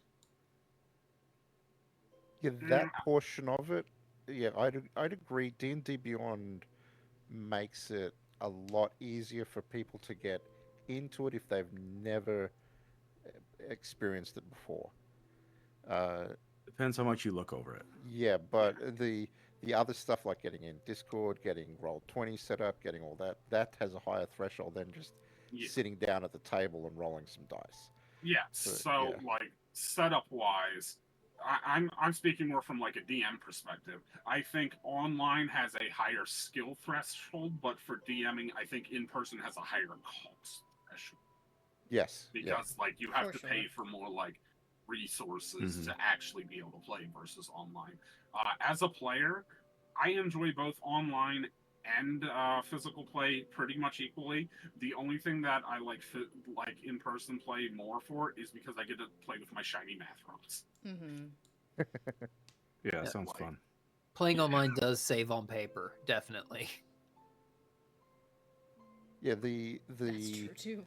the sessions that I did in person was about 6 months before COVID, and then about 6 months after COVID was in full-fledged, where we had to move it to an online thing. We had people that were new to it. I was new, but I had watched a year's worth of Critical Role, so I sort of understood a lot of the mechanics without actually knowing the mechanics. And when we shifted to online, it almost all fell apart, and what ultimately ended the campaign is because there was it didn't feel as in person, the connections to the other characters weren't the same. So it sort of lost a lot of its luster moving from in person to online. I'd say that doesn't happen if you start online and continue to play online because you've got this expectation already set up. It's but just moving from in person to online, it broke a lot of things. So eh, Oh I'm my I'm god, the music got 50-50 on so which one's dramatic better. for that. Although I do like sitting with people, rolling dice, eating pizza and snacks and stuff like that, and drinking homemade whiskies and rums that were made from the stills from the people that were running the DM that was DMing the thing. So can't avoid, free booze with that. Pizza and booze, good time, D&D, and he did 3D printing on all of his maps. So he had all these pieces set up. Damn, this sounds like a good time. Yeah, it was different. And so, but look, given the choice, I would say in person might be a little more entertaining for some of the reasons that Dikiza mentioned about you don't know if someone's just sitting there just watching a movie while they're waiting for their turn. In person, that doesn't happen, right?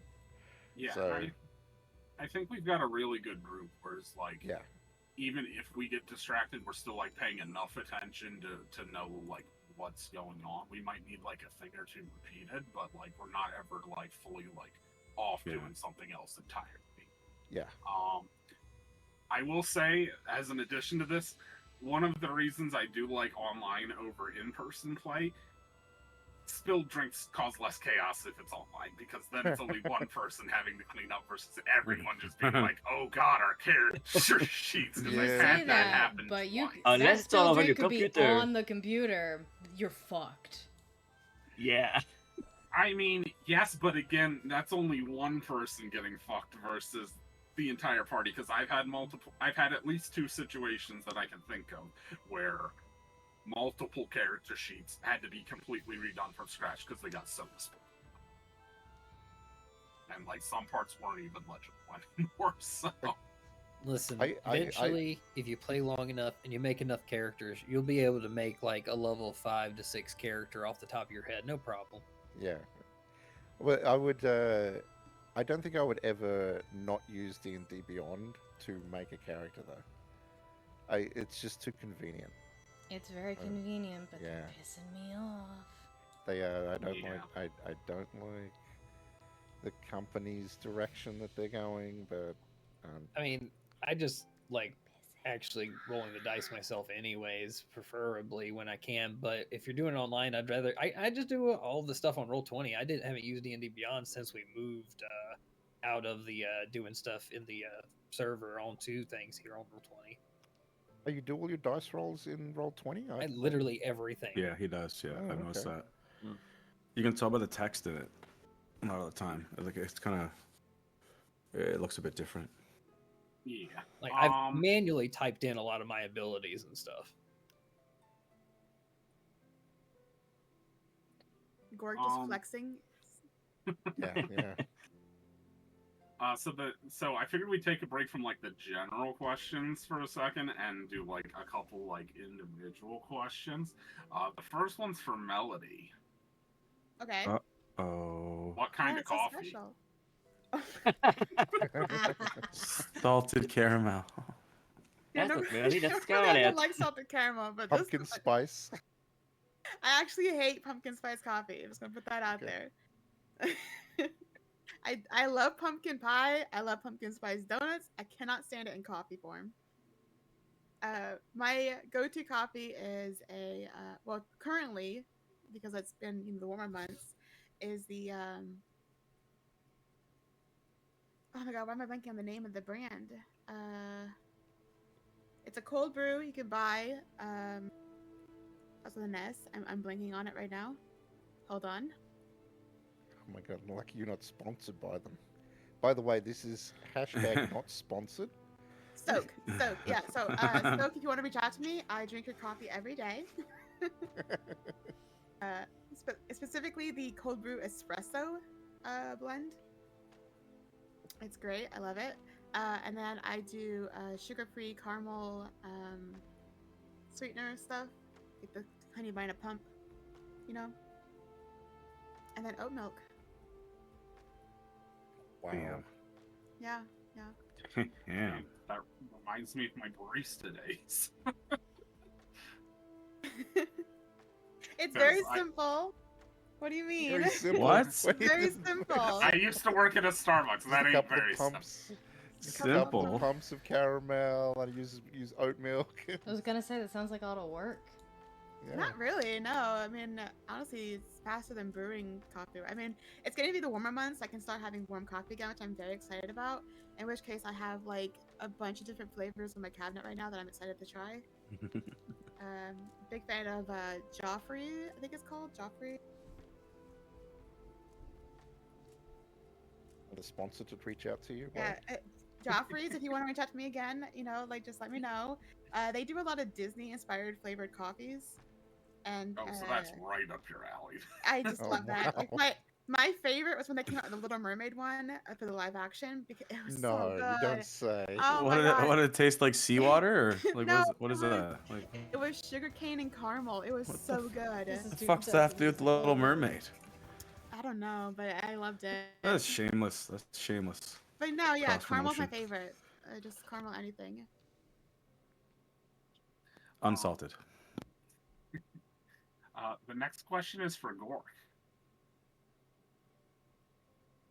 Would you say me? Yes, you. Okay. Which do you like better, Sir Wrinkles or pork? Oh, Sir Wrinkles, Oh my my God. alarm. Oh, man. That answer He is already didn't even hesitate Yeah. either. Wow. Oh, Listen, Poor pork was great, R.I.P. but was pork. just straight up like a hog he bought on a farm. So it wasn't that big of a deal. It wasn't very well trained and died to a single fireball, whereas Sir Wrinkles has survived being hit by a fireball. So also much cuter. Fair. And yet your avatar still shows pork. There you go. I'm not gonna get another one. I'm lazy. Someone AI generate Gork on Sir Wrinkles. Yeah, just change the head to Sir Wrinkles. Yeah. This next one is also a follow-up question for Gork, and this is an even funnier one. Does Gork actually run like that? Oh, you know what? I just watched that clip earlier. No. I mean, it's our theater of the mind. Who are you to say no? Well, you asked.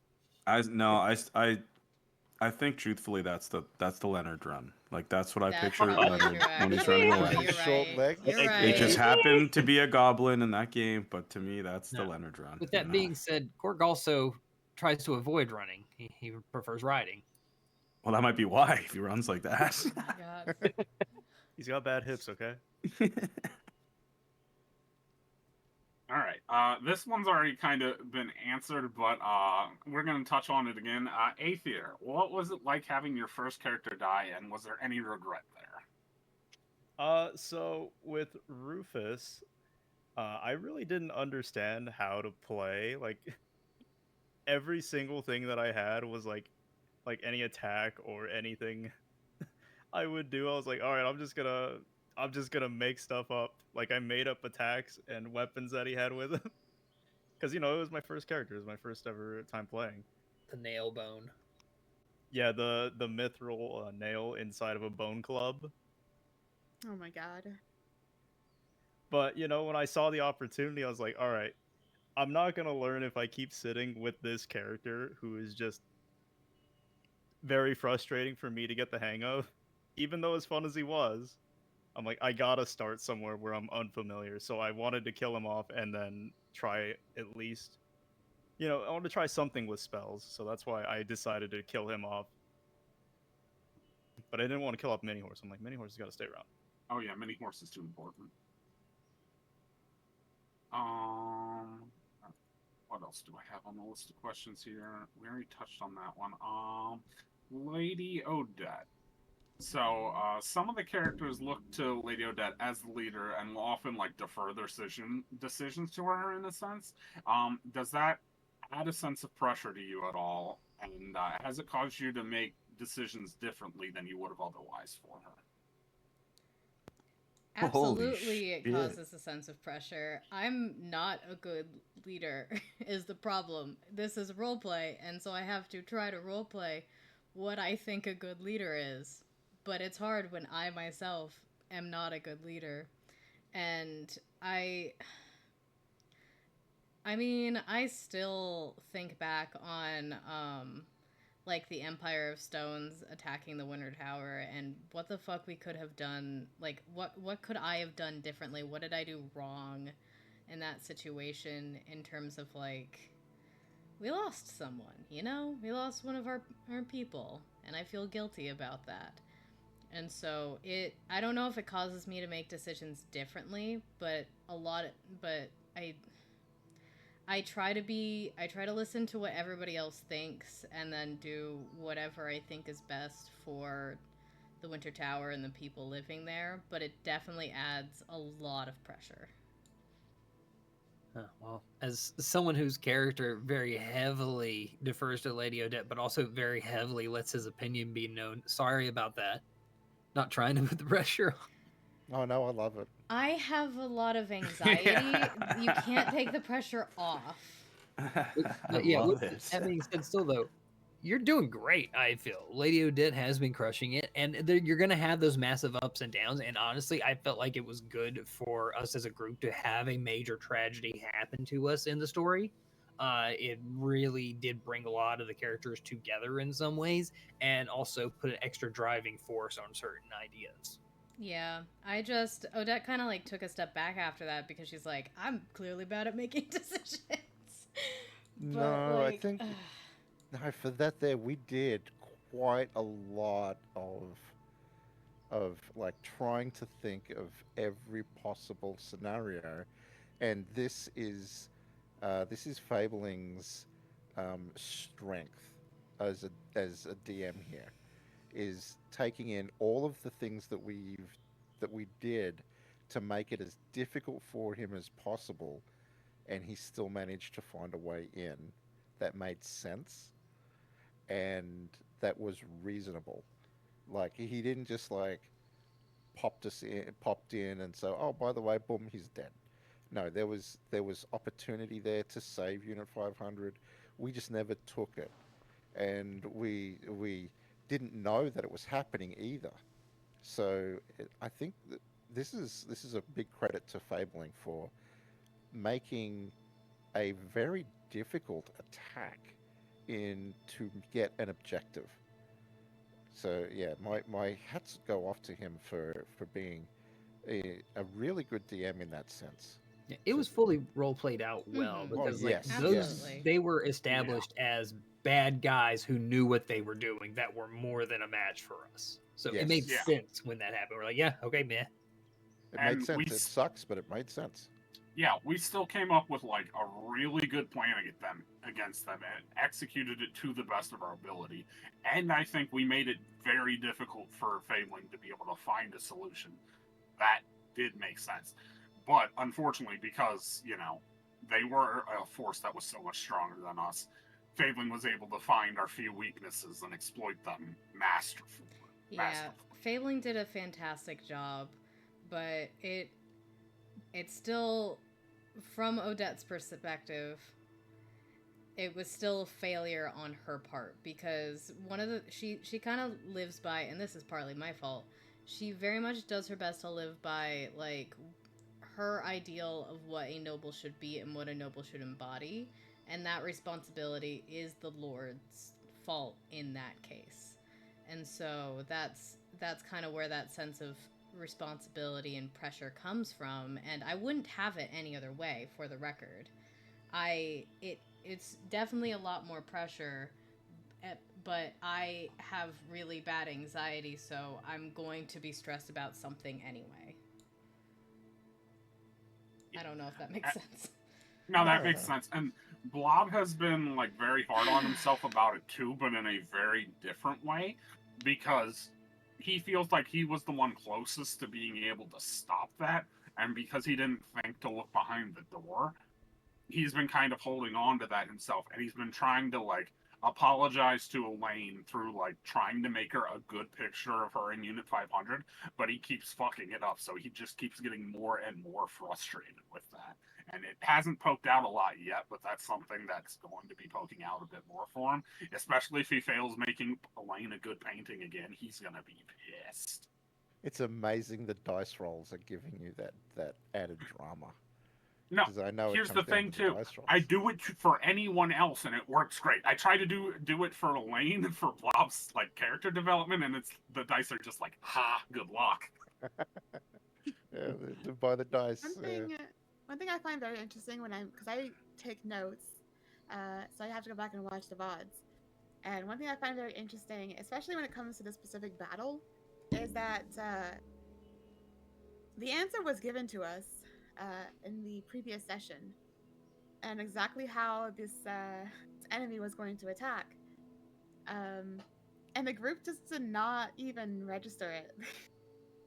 Did he? He did. Fabling? So yes, when Odette had researched the Empire Stone, he gave a story about how they had infiltrated a king's castle in the past, and how they did it, and it was exactly the same.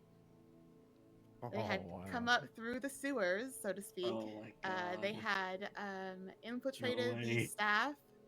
They had used things to gain advantage, like what they did with the birdseed on the roof, and the rats and stuff like that to set off all the alarms. So we actually had the answer, and that's happened a couple of times now. And I feel like me pointing this out is probably going to be a bad thing, but yeah, I have noticed that a lot of times the group gets the answer. We're just so focused on getting the answer, we don't realize the answer. We don't listen. Yeah, I mean, That's to be that's fair, a DM specialty. We're though. dumb. to be fair, in terms of like they infiltrated the staff, I remember Odette specifically did try to investigate the staff. We did attempt. We just failed Yeah, it was every right roll. after. We did figure that out. It was right after you found out about that story. You went and looked up the staff, and My rolls everyone were was just just really like, bad. yeah. And everyone was also focused on the fact that Neville was being nicer than normal. Yeah. And it wasn't me. No, it was you, because you tried to talk to one of the staff members, and the staff were like, "Why is he talking to us?" Because we had heard that story, and Neville was doing insight rolls on everyone that he talked to, right? So that was why he was talking to the staff to insight check them to see if they were potentially a spy, right? So but everyone focused on him being an investigative person. I personally being loved nice. that. Crossing about it with Princess Rainbow Butterfly was so much fun for me. You're like, yeah, like, why is he being nice? That's like so weird. Maybe that was Fabling, kind of like, I've got to throw them off the path a little bit. We'll Yeah. focus on something like this. And it's so easy with our group to focus on the wrong thing. Oh, it's so easy. I mean, we spent 2 hours last session looking at walls. Oh, god damn I it. still don't know what happened last session, and I'm. I don't think you want to. I don't think I want to know either. The best I can. I was at work and I told my coworker, I'm like, I can't tell what's going on with D&D. I think they're eating a lich. Honestly, that probably would have been tame if it happened. That might have been better. That would have been better, not what.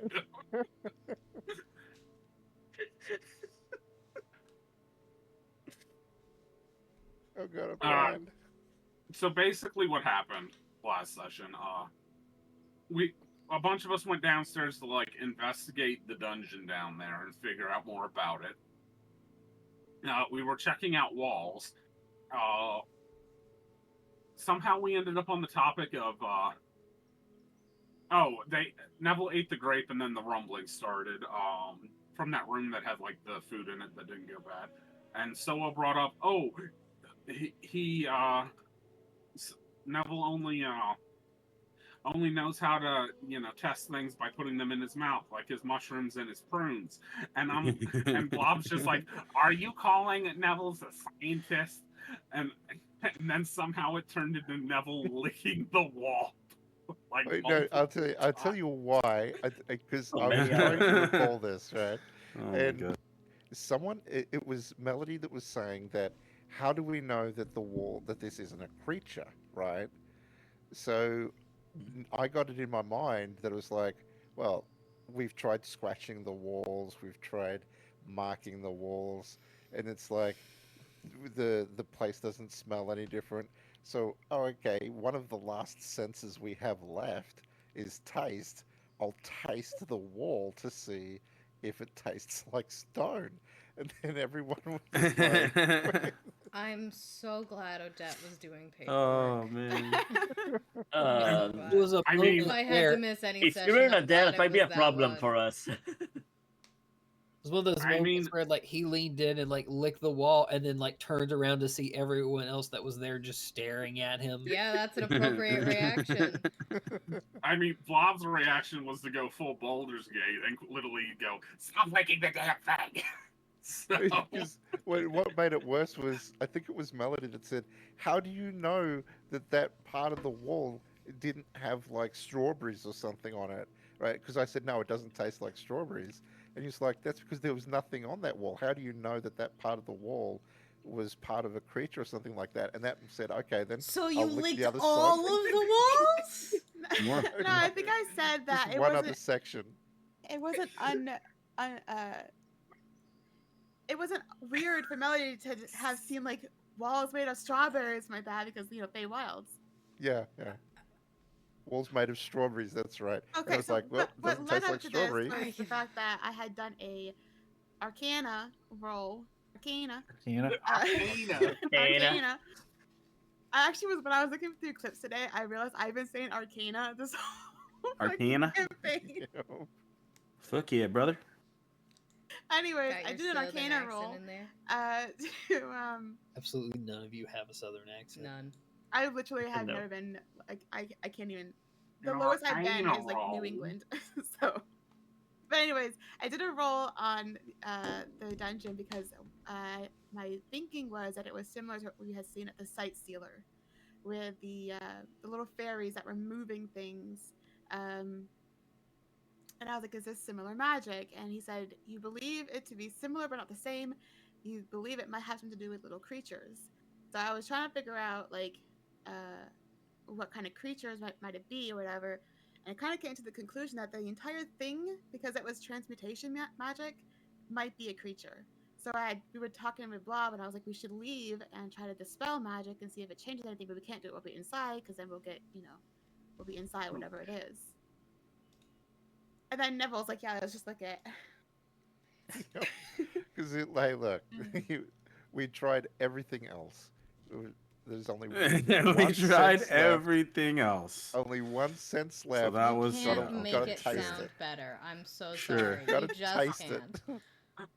Mind you, all of this took up like half of the session. Yeah, this was it 2 was, this was it 2 was hours. a long yeah. time. It was Well, a I long mean, the time. searching of the whole downstairs took a It lot. was We mostly did a the lot. licking. The We licking did a part lot itself downstairs. was like, It was like half 5 an hour. minutes. 5 minutes where It was I'm proud to say broke Fabling. That's it. It's when you break the Oh, DM. yeah. It you- definitely it's- did, yeah. It's a Fabling was check so box. done with our shit last Oh night. yeah. He was we like, could it's tell. a wall. It looks like a wall. It acts like a wall. It tastes like a wall. Like, I hate to break it to you, it's a wall. It's a wall. I'm surprised when you just hear, it's a fucking wall! I think we it was did very at one close. point. yeah. So that Neville's eccentricity is kind of leading me into my next question. So what inspired Neville's obsessions with like prunes and mushrooms? And if Neville had to pick one and could only have that one but not the other, which would he pick? Oh, it would be mushrooms. If he had to pick one, it would be the mushrooms because there's a bunch of variety of mushrooms. So prunes are more like a treat for Neville. But it Was there any inspiration for the prunes and mushrooms, or just kind of something that came to you? It was definitely something that developed into it. Like the prunes originally were like, oh, okay, what do old people like to eat or whatever? Really stereotyping prunes and prune juice and whatever. But then the mushrooms kind of made a little more sense, as it is also kind of a soft food that you can eat, and it gives you a lot of extra things, and of course there's a huge variety of them. And I also did want to lean into growing mushrooms because we were finding them everywhere, and it was like, I bet you some of these we could use as poisons or potions and stuff like that. So I was like, OOC, I'm thinking, let's lean into mushrooms more because they gave us a lot of variety. Yeah, that makes a lot of sense. And they're easy to grow. Yeah, they're easy to grow. Yeah. They grow like anywhere. All right, the next one's for Leonard. I know you've been recently expanding more on your backstory. So how have your experiences so far with D&D kind of like contributed to the development of your backstory without like revealing any secrets? Just like, is there anything that really like gave you a, oh wow, I should incorporate this in the backstory? I don't know if I would say, oh wow, I should incorporate this, but more like, oh boy, I need to finish this quickly, because there has been a few times where a situation in the campaign came up and I was like, oh god, that might be a problem if that's not written. Like, what was it? When we came up with the thing that, wow, that's gonna reveal something. Shit. I'm trying to find out. Yeah, I'm trying to find a way to say things without saying things. If that makes sense. Yeah, no, I get you. Let's just say there was something Fabling mentioned about a creature that he would do, and I was like, oh, I don't want them to think I'm power gaming. Because of the way that. Listen, that's the only way I can think of saying it. Okay. Yeah, you're good. You're good. I don't want you to reveal too much. So do you have to leave Well, early tonight? Sorry, say that again? Do you have to leave early tonight? Is the Canadian Thanksgiving this week or next week? Next week. Damn it. Then yes, I do have to leave it early. 3-day weekend next week, buddy. Canadian Thanksgiving next week. Woo. If you have any more questions for Leonard, I would do them sooner. Rapid fire Leonard questions. Go. Yeah. Yeah. Oh god, it's 10:30. The only other like Leonard specific question I have is, are you like looking forward to exploring more of like the Underdark and the Lost Dwarven cities? And is there anything like in specific you're like hoping to find? I assume the Underdark is because of all the dwarf history that was done there. Yeah. So kind of like those lost cities that are there. Yeah, I am curious about that because, to be honest, even OC, I know little to nothing about dwarves. I play it because I've always played small characters in MMORPGs, and that's just the kind of character I go for some reason. Don't ask me why. I mean, D&D dwarves are very Tolkien dwarves, so... Tolkien dwarves? Like The Hobbit and Lord of the Rings, those types of dwarves. Oh, I see. A lot very inspired by those, yeah. Yeah. Yeah, and also it makes sense because I made him fire base for wizard, and Underdark, as we saw, there's lava down there, so it makes sense. Yeah. But yeah. I think that was. Oops, sorry. Go ahead. Yeah. Also, I just want to add, I kind of didn't answer the question earlier about how did it start for me. So if you don't mind. Oh yeah, no, go ahead. I never played D&D until this campaign, that's why I didn't sign up the first time, because I had no interest. I was like, you know what? I will at least watch, because anyway, I'm bored in the city on GTA at that time, and I was like, I'll just watch and see how it goes, and maybe I give it a try the next session. I gave it a try, and at first I still felt the same about it. I was like, okay, I'm doing it just for the sake of doing it, and then I'm done. But it got to the point that I became invested in the story, and now I'm still there. So, But the real that's why, question, yeah, because go Melody ahead. and I have a theory on this. Are you ever going to become Melody level of invested? Melody level? What do you mean? Oh gosh. Like obsessed? Yes, obsessed. Like literally asking right after the session ends. Oh, is it D&D time yet? Do you No. think you'll ever be to that point? No, I don't think I will ever reach that level of But it's a enjoyment. D&D time. It's almost D&D time. Yeah, it's almost D&D time. Yeah, I have been asked to play D&D by friends in real life, and I never said yes. I never had the interest. If they Only asked doesn't you help that I now, have social anxiety. if they asked you now, would you? IRL, I might not, because again, social anxiety. Mm. Also, the pandemic made me become a hermit. Yeah, I feel like the pandemic made us all into hermits if we weren't already. The only thing I go out for now is work.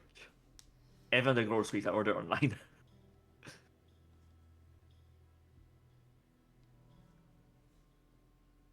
Anyway, So I that's think about it. Yeah, I think that's all the specific questions I had for Leonard.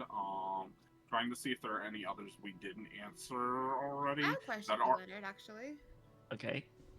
When Leonard was first introduced to the campaign, he was described as like a lone cowboy. Why did you choose a cowboy, and like how does that play into Leonard's character now?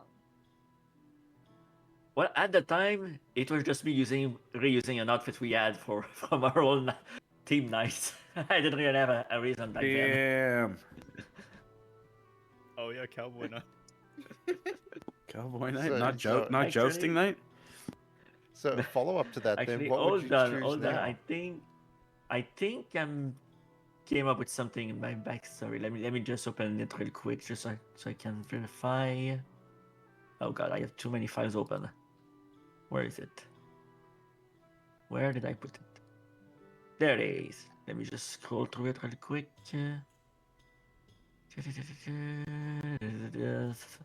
Sorry, I'm trying to read real fast.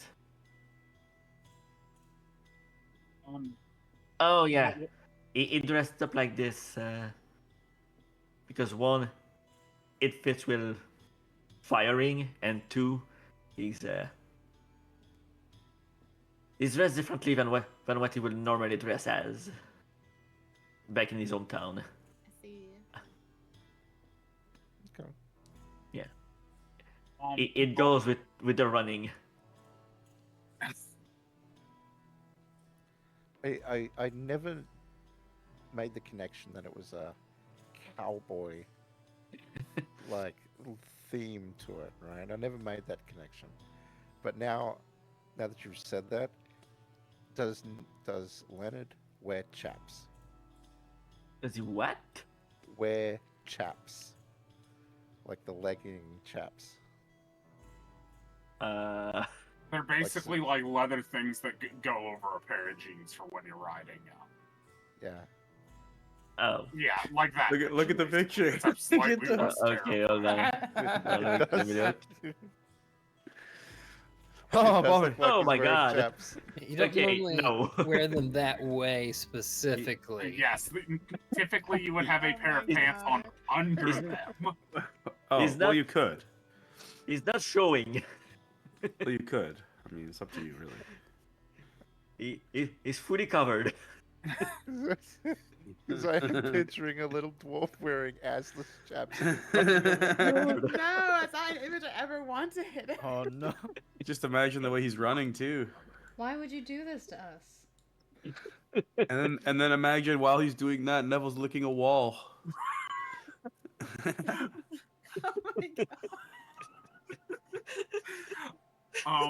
But I do think that brings up a very interesting point about like our campaign in specific. We had a very unique aspect of like RPing inside of RP, but not only that, with our campaign, we were also cosplaying our characters. Yeah. Yeah, that shit was nuts. I can't believe you guys were doing that. Yeah. We did do that. It was definitely interesting. I mean, I think it was interesting. Cosplaying my character is definitely not something I would do in real life. I think I felt bad for Gork because he was doing Archie's accent plus Gork's accent. Dude, I could not maintain. I could not. I eventually just dropped to doing Archie most of the time. Yeah. I was looking at old clips today to find stuff, and I was like, gosh, I forgot how different the accent was then. Because I can hear like the Archie underneath the Gork, and I was just like, oh, that sounds terrible. That leads me into our next question. That's what I did a voice. Hey, Melody, what was your original concept for your character? Carmela? Well, no, not no. Actually, Barbie. Because at the time I had just gotten another GTA character I was playing. It was the brought to life Barbie doll, and they're like, someone was like, "Well, what accents can you do?" And I'm like, "I really can't do any accents." I'm like, "But I could talk like Barbie." So that's kind of where Melody developed, was from like a Valley Girl Barbie-esque kind of character.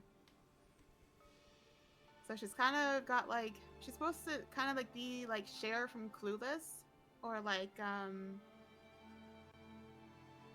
mean, yeah, Cher from Clueless is probably like the biggest inspiration for her. Just that like really spoiled, rich girl who's just like really gorgeous and always has the best fashion, but somehow still somewhat of a good person. And yeah, her accent at the beginning was something. I think it might have been several things. She is a rich white valley girl whose parents are Scientologists. Wow, you can't throw the white in there. So specific. Oh, And yet sorry. so accurate. I was just kind of, I also drawn inspiration from Rapunzel from Tangled. With that, Visually, like, I can see that, yeah.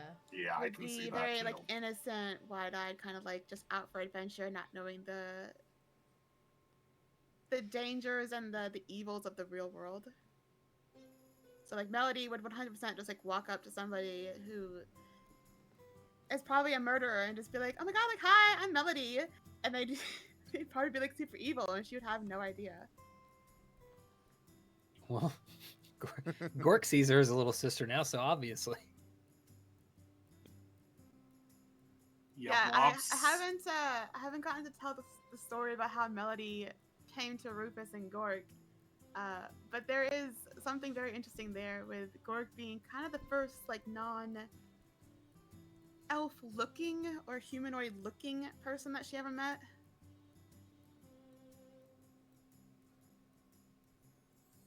So it's an interesting development between Gork and Melody, of them becoming like as close as they are.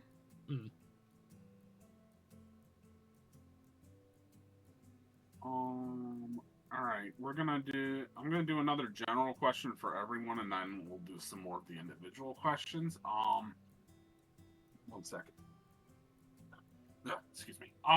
So, what has been each of yours favorite moment in the campaign so far? And we'll start with Patrick. Oh God. Damn, that's a tough one. Yeah, that is a tough one. What is my favorite moment in the campaign? Especially with my poor memory. God, what is my favorite moment? Favorite moment of the campaign. Jesus. Doesn't have that I can't remember everything.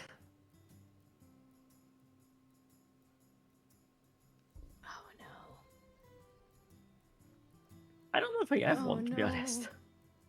If I can't think of one. That's fair. That's fair. I mean, there have been a lot of good moments. Anyone else Yeah, want to that's go ahead true. and?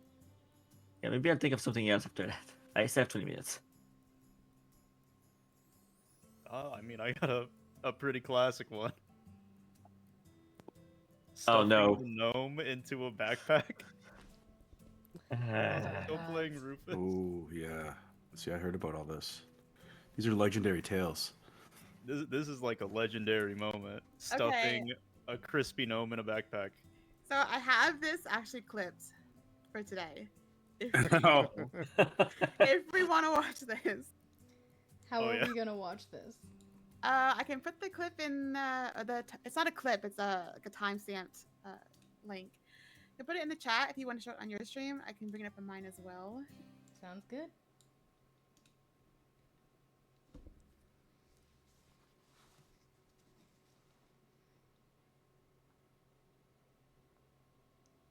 Drop it in the chat. Drop it in the chat.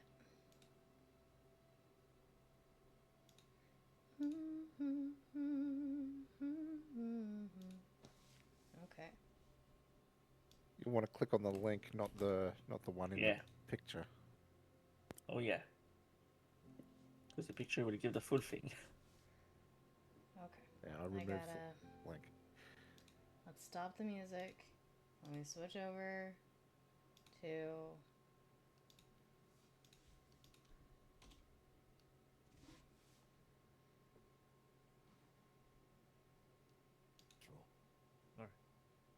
Oh my god, that's so cute.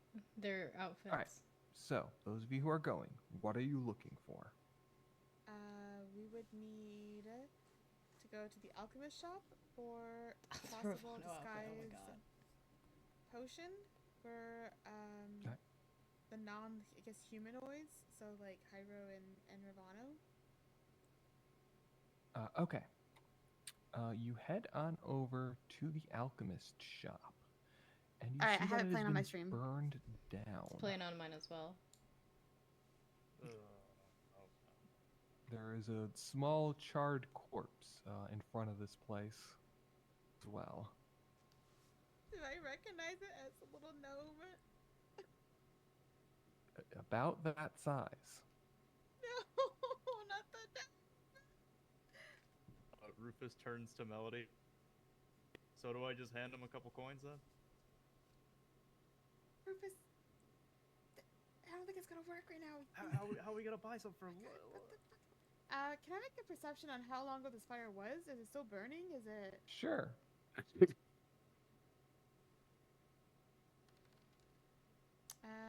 Perception is a +4, so 17. Probably happened overnight or early in the morning.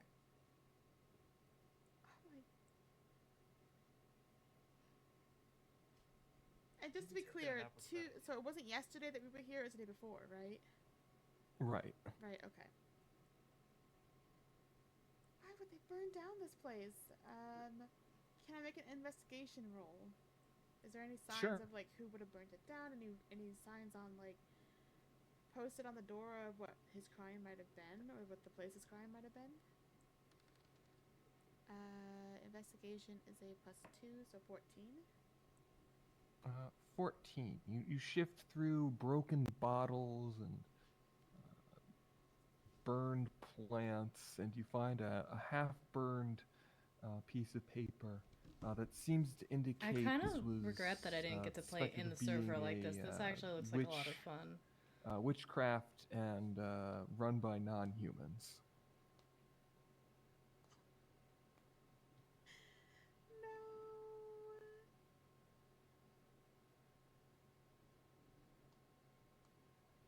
You see, like, there's like orders, and you can only make out some of it, but it looks like there were, someone was instructed. Yeah, we're watching old clips. So these are like official documents. Yes. I don't know when the clip is supposed to end though.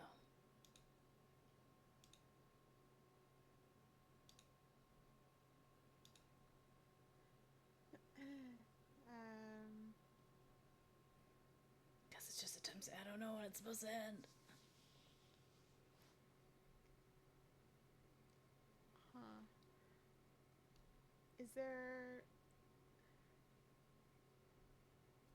Is there any other corpse? Yeah, it was a Yeah, I was gonna say, where's the gnome throwing? No.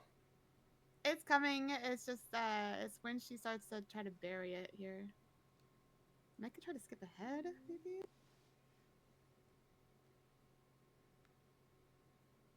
I was Like worried I 8, zoned 24, out and 8:25. missed it. I'm gonna be honest. I was like, shit, was I not paying attention and I missed it? Sorry.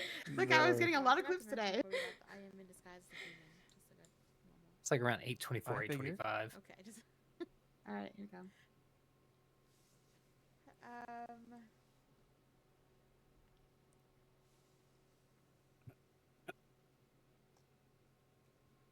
Scarlet put together. Not a the bunch of now little weighs a clips. lot less. How big is this gnome? Like. Okay, here it comes. Like. I can't Like believe how I'd tall be they are saying and this. everything? Like he's like just over 3 feet tall. Probably weighed around 40 pounds. Now weighs a lot less. She's going to like hide his, like cover him up with some debris, you know, like kind of like hide his corpse a bit. Okay.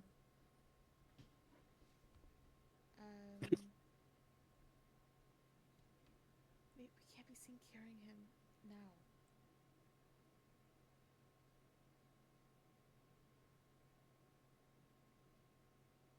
What are you trying to do? He deserves to be buried. I mean, all right. Now, when you say a gnome, how small is the gnome? He said like 3 feet and like 40 pounds. Oh no. Yeah, so Maybe you we can probably weigh tuck more it in like my back 15 pounds now, probably. You want to put They're a ahead of me, burnt shit. corpse in your backpack? It's gonna like. I mean, how else do you want to transport it? You want to just carry it? That's the stuff of legend. Come on, put him in. Puts all of Rufus's stuff in my like, Burnt satchel and gnome bag. corpse. Okay, yeah, so you can put the burnt fact that he gnome added it to his corpse in your inventory, too, backpack. just I really don't makes know. it- I didn't think I'd be saying this, but you can do that. You guys are saying Didn't think you were saying this. God damn it. Da-da-da-da-da-da. Yes, place. Meanwhile, in place Baldur's in your Gate- inventory You'd burnt be able The gnome thing is, to I add wanted to that keep him to in your as a weight of like 10 inventory. pounds. Keep him in there for very long, but okay. Good idea. Was weapon throwing. Yeah. Swear if 10 sessions from now you I pull don't him know out, how long after this is use the him as a actual weapon? Taz. If we forget him. I will actually throw dice. Oh my god.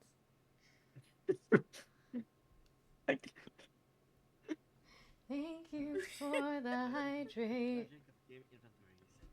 So I'm just getting towards it now, and it's at like 8:33-ish.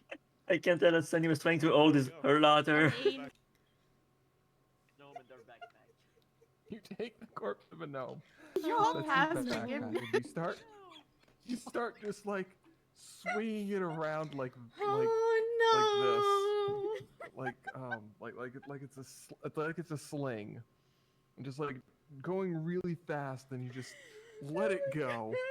Watch as it sails up into the sky, just gracefully and elegantly over the sky, over the wall, and then just lands somewhere on the other side of the wall. Oh my Fucking god. cow's laugh gets me every As he flies time. over the wall. Sure. Oh my god. Alright, that's what Rufus does. Yeah! I ate that I'm having mental pictures of that right now. Alright, let me see. Burnt gnome corpse out of my inventory. It's going back into your inventory in a few moments. That just I'll leave it in gets the me. backpack. Oh my god. Alright, It gets worse. so as you're going out, alright, why are you leaving the city? Business. Business. What kind of business? Oh my god. From Fabling, oh my god. Oh my god. Make a persuasion or deception roll. the small, sure, yeah. I can't. Yep. That would be 13. Ah, yes. What is up, fellow humans? Right. What is up, names? fella human? Abigail. Oh my god. Burn T Gnome. No, no. Right. I gotta go. I'm in sing mode, so I'm not supposed to be talking, but I don't know how to sing Burn Tea Gnome. And you were going with them? Sure. Burn Tea Gnome. Looking for your name. Burn Tea Gnome. All right, head on through. Oh my, how do I sing that as a question? What Next, the fuck? head on through the What? gate and collect the gnome. Oh my god. Yep. We're just gonna leave it there. I didn't remember that hat's powered. Nobody knows. I hate I his missed this one.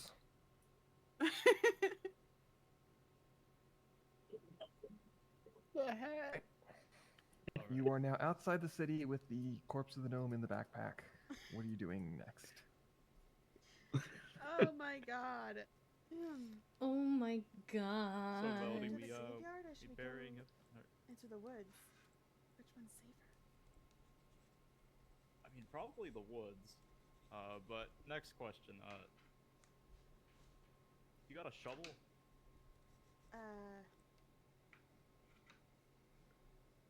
You can tell when Fabling's like, oh my god. Yes. Oh yeah. Hello, fellow humans. I think this is the moment when he Also regretted packed doing this me campaign. up. Graveyard. Yeah, you could hear it in his voice. I mean, we could just cover. Listen, this is the curse of what happens when you're a DM. Your players will find things to do that is going to make you facepalm harder than you have ever done so in your life. Yeah. Listen, I'm not picking up any rocks though. I mean, I'm real war having to throw them over And the at wall. at the time, it Picking up seems reasonable that these things could have happened that way No, too. it Which, doesn't. by the way, you gotta admit, that was impressive, alright? You see that? I see the chain of events. I understand where it came from and where it's going, but reasonable is not the word I would use. Right, exactly. Reasonable was the wrong word. Please roll very high and not very low, so I don't have to go through this again. Oh my god. Good thing I hit that high roll. Oh my god. Oh my goodness. Has everyone finished watching, or some people still Yeah, I think I finished watching. We got the parts that mattered. Alrighty. So would anyone else like to share their favorite moment? Oh god, it's my favorite. It's trying not to lasso. Oh, no. God, there's so many moments. Yeah, that's a tough one. Like, that's a tough one. I forgot about the Rufus doing like the free willy. Yeah, throws him over the wall. yeah.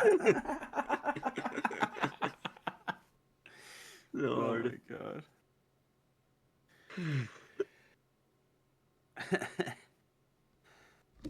I mean, oh man, like the introduction to the maple candy cult. This is good. That is good, yeah. Like, I thought that was just like fun for me. The stuff, the personal stuff, like I sent him the whole backstory and he brought my brother in and all that, and you know, it's still open ended. Is really cool to me, you know, because he really kind of like, you know, did a really good job of fitting him in there. And then like, you know, some of the funny stuff to me, like the hoist and the shit with the kids and the brothel and like the fort. like, just to me, some of the silly stuff is just some of the most fun. I'm really bad at picking favorite moments.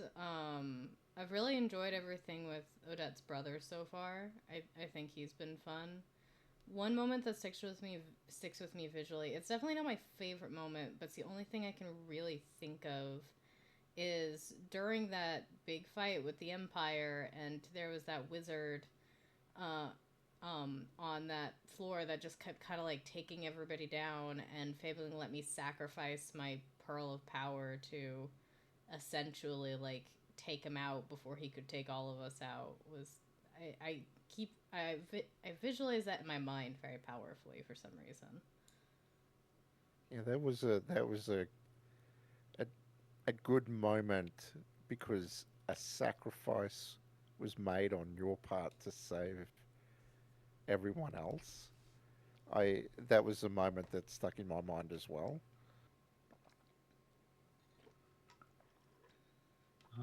Honestly, one of my favorite moments was making our final cuts for who were going to be our first batch of merchants at the Winter Tower. Just meeting the different NPCs, Fabling having to switch voices so much. Yeah, that was fun. And now we've got Tim. Oh, Tim's just the best.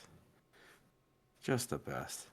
I mean, the whole dragon and the killing of the dragon while saving Odette or whoever, right? With the Misty Step and the Dimension. That was pretty fucking sweet.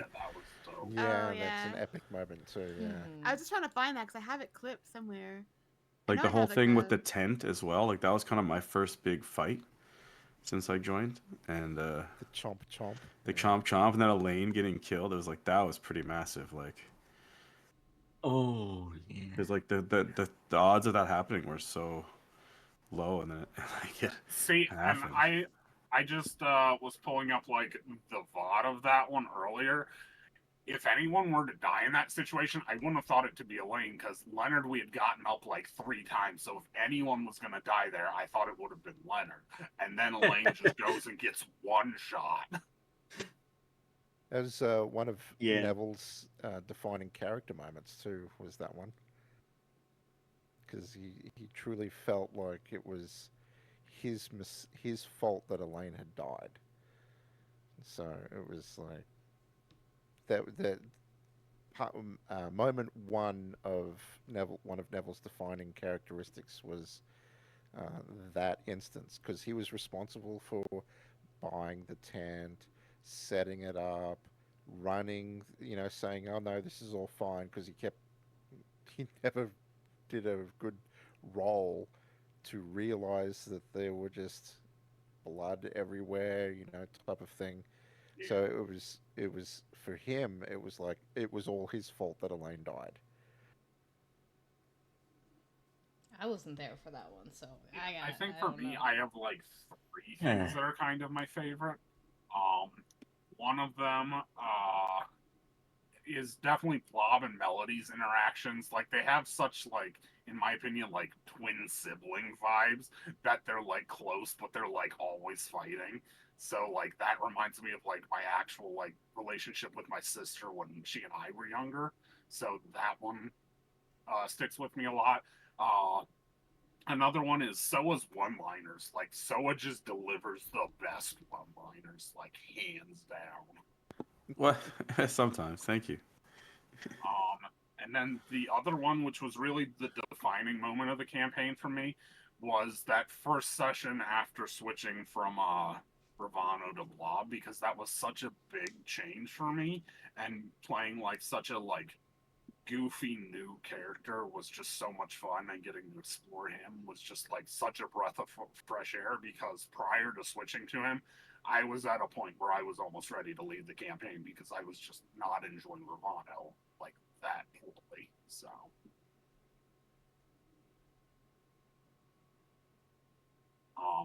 which was why I actually coming up with Blob, which was one of the questions for myself, which is kind of hard to ask myself a question, but what kind of inspired me to make him the way he is just kind of I went with Plasmoid just because I thought the race was cool, and I'm like, all right, how do I make this the most over-the-top, goofy, weird play into being a Plasmoid character I can?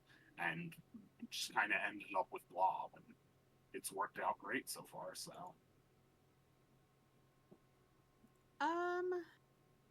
it's hard to pick a favorite for me as well.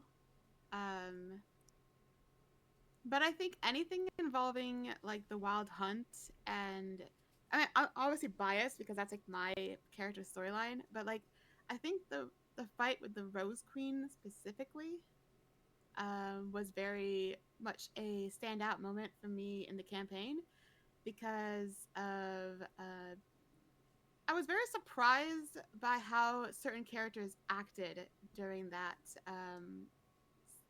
situation. Yeah, honestly, the entirety of our Feywilds trip was extremely impactful on Gork. His attitude has changed on a couple of things, given some of what he learned during all of that, some of what he saw that maybe not all the rest of the party saw.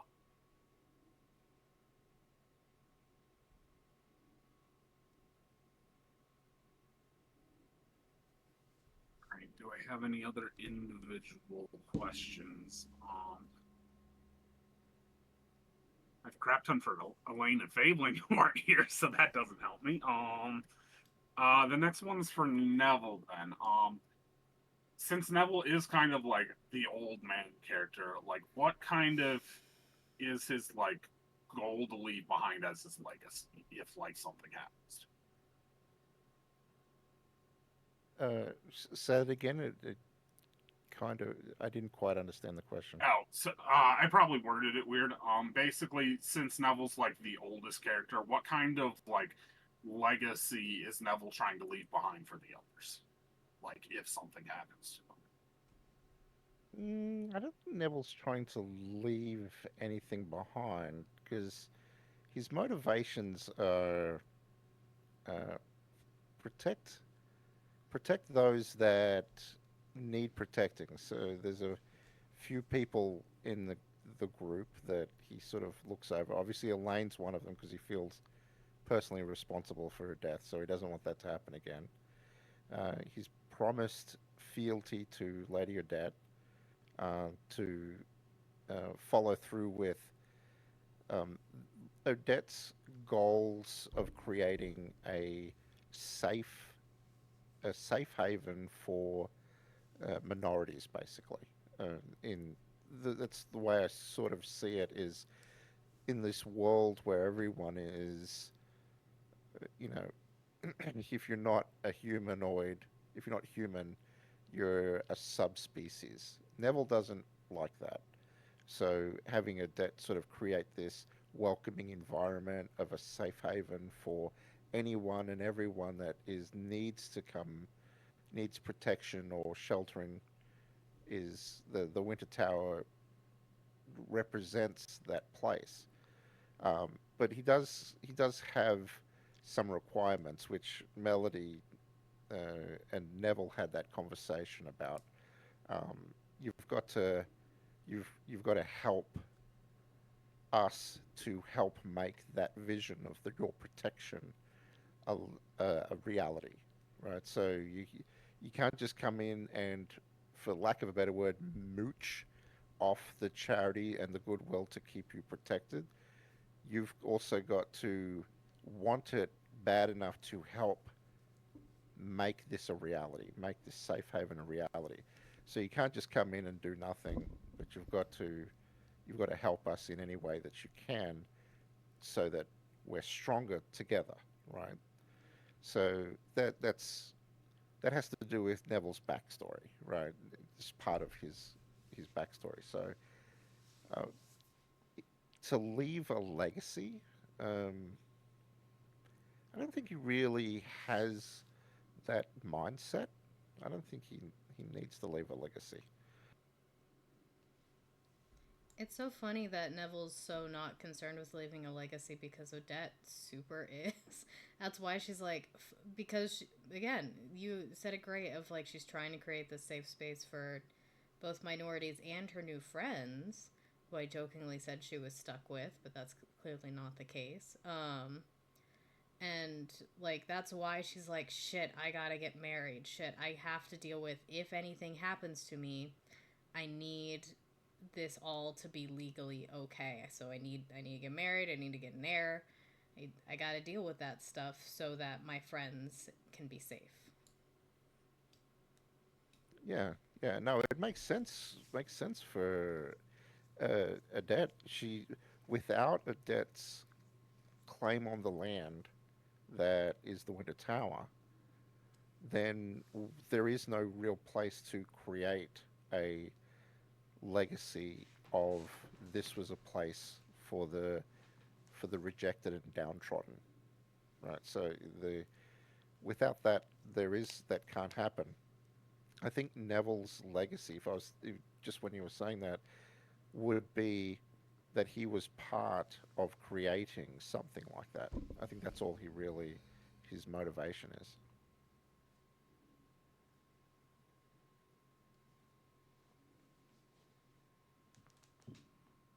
This next question is going to be we're going back to the general questions now. I think I got most of the individual ones except for like the ones I had for Fabling and Elaine.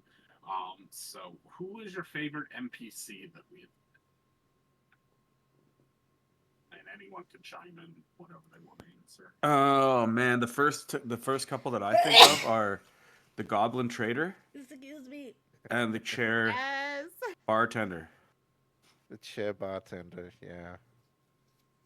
But I feel like I'm definitely forgetting someone. But those are the first two that come to mind right away. I mean, we reference Sub and Way a lot, but So well, okay, actually that's gold medal then. I forgot. Sub and Way were, yeah, they're at the top of the they've list. rejected us, so it's like Yeah. For now. They'll work for us or they'll die, okay? There's not going to be many options here, okay? No. The guy who run McDonald's didn't start McDonald's. We're just going to steal their fucking idea and become rich. If they don't want to work for us, then we're stealing their idea of becoming rich. And maybe they end up at the bottom of a river somewhere. I don't know. You know, I think Mittens is doing a pretty great job. He's kind of up there in my NPC list right Yo, now. fuck that cat.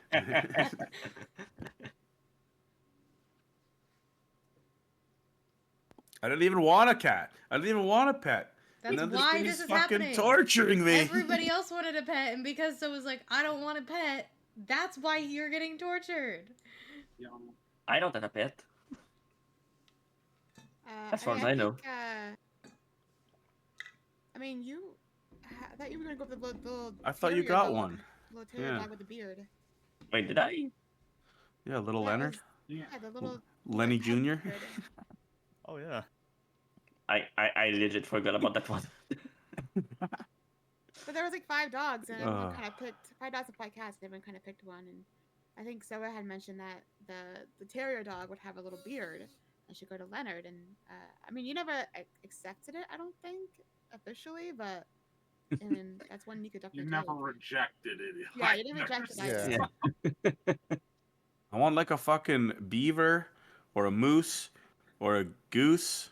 A moose or like a mount would fucking be Wolverine. Pretty amazing. Look, yeah. I'm just very specific about the pets that I want. You know, like, goddamn. What you're gonna get a goose and name it Triple C, the Canadian Cobra Chicken? I would come up with something clever. I mean, aside from like Princess Rainbow Butterfly being an obvious one for me, actually Alyssa is probably one of my top favorite NPCs because she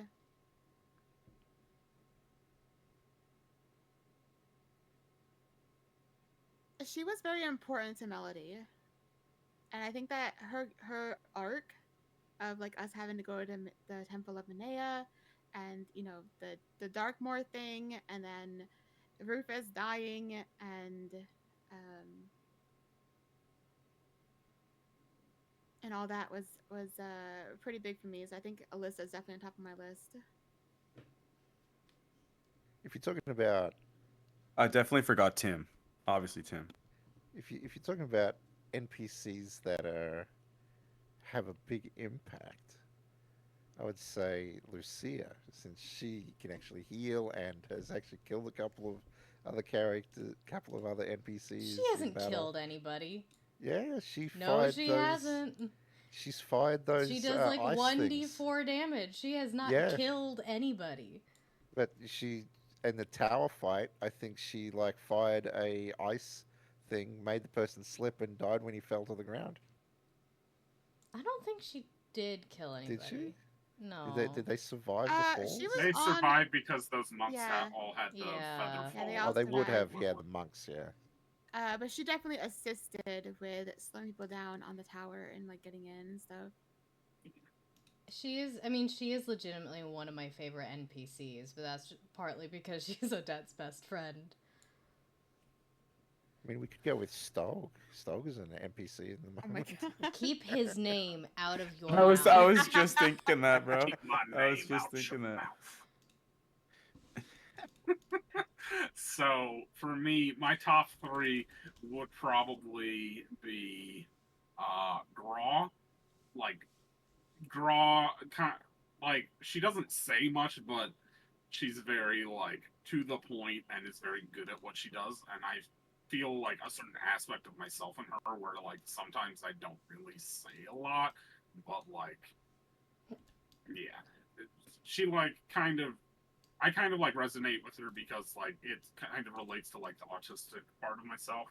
And then my other 2 would be that one guy that Fabling let me voice and do the Terminator accent for instantly became one of my favorites. That whole tournament was great. Yeah, the tournament was great. And then my other one would be Parm the Chicken, because just having a chicken do absolutely nothing but randomly sit on people's heads is hilarious RP for me. Anyway, I gotta go. about Palm. Good night. Good night. Yeah. Oh, don't forget about Mini Hoist either. Mini Hoist is probably the biggest. Oh yeah. Mini Hoist is an NPC. He's the main character. Yeah. Yeah, I guess. Yeah. You are obligated to like Mini Horse, or you die. Good. I guess he didn't like Mini Horse and he died.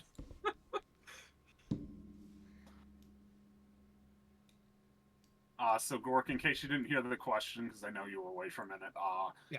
The question was, who is your favorite NPC?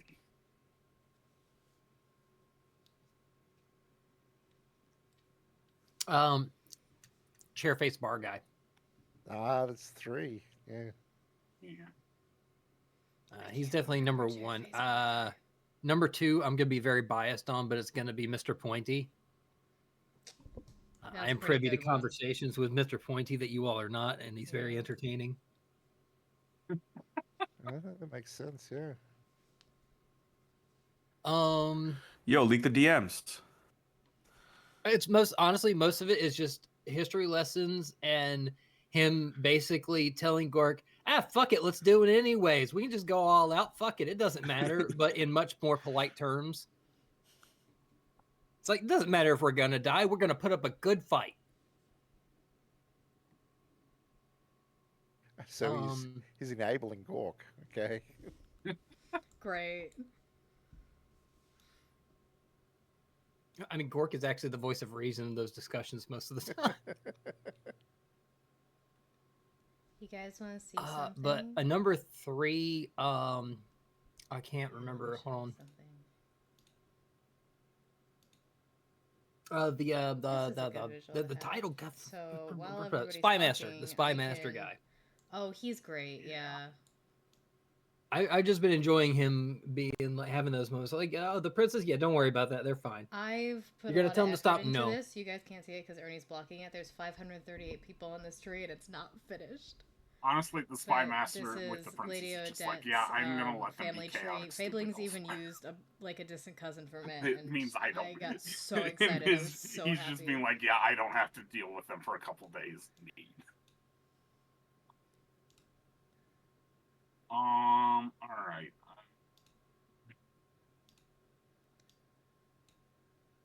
The I really next like to make one. family trees. What advice would you give to potential new players of D&D, like people who have never played before? Play Baldur's Gate. Yeah. Honestly. I feel like I wouldn't have learned so much or known so much coming in if I hadn't played that game first. One thing that I always tell people to watch is because I didn't actually fully get the chance to explain how I ended up getting into D&D, but I did a lot of like role playing stuff my whole life. Like literally in elementary school, my favorite thing was like Warriors Cats at recess, and we would essentially role play being in the Warriors Cats and make our own characters and stuff. And then middle school, I discovered murder mystery parties, and it was over for everyone else. Yeah, I'm a theater kid too. I get it. Yeah, I literally write murder mystery parties, and I'm hoping to someday like start my own company where I can sell murder mystery parties. Oh, that'd be You know sweet. what's so funny is that when I was in your murder mystery party, I was Princess Pearl. And that's Melody's birth name. Wow. That's hilarious, actually. Wow. The classic Yeah, Pearl that- move. Honestly, I look forward to the next time you do a murder mystery because that was a Me ton. too.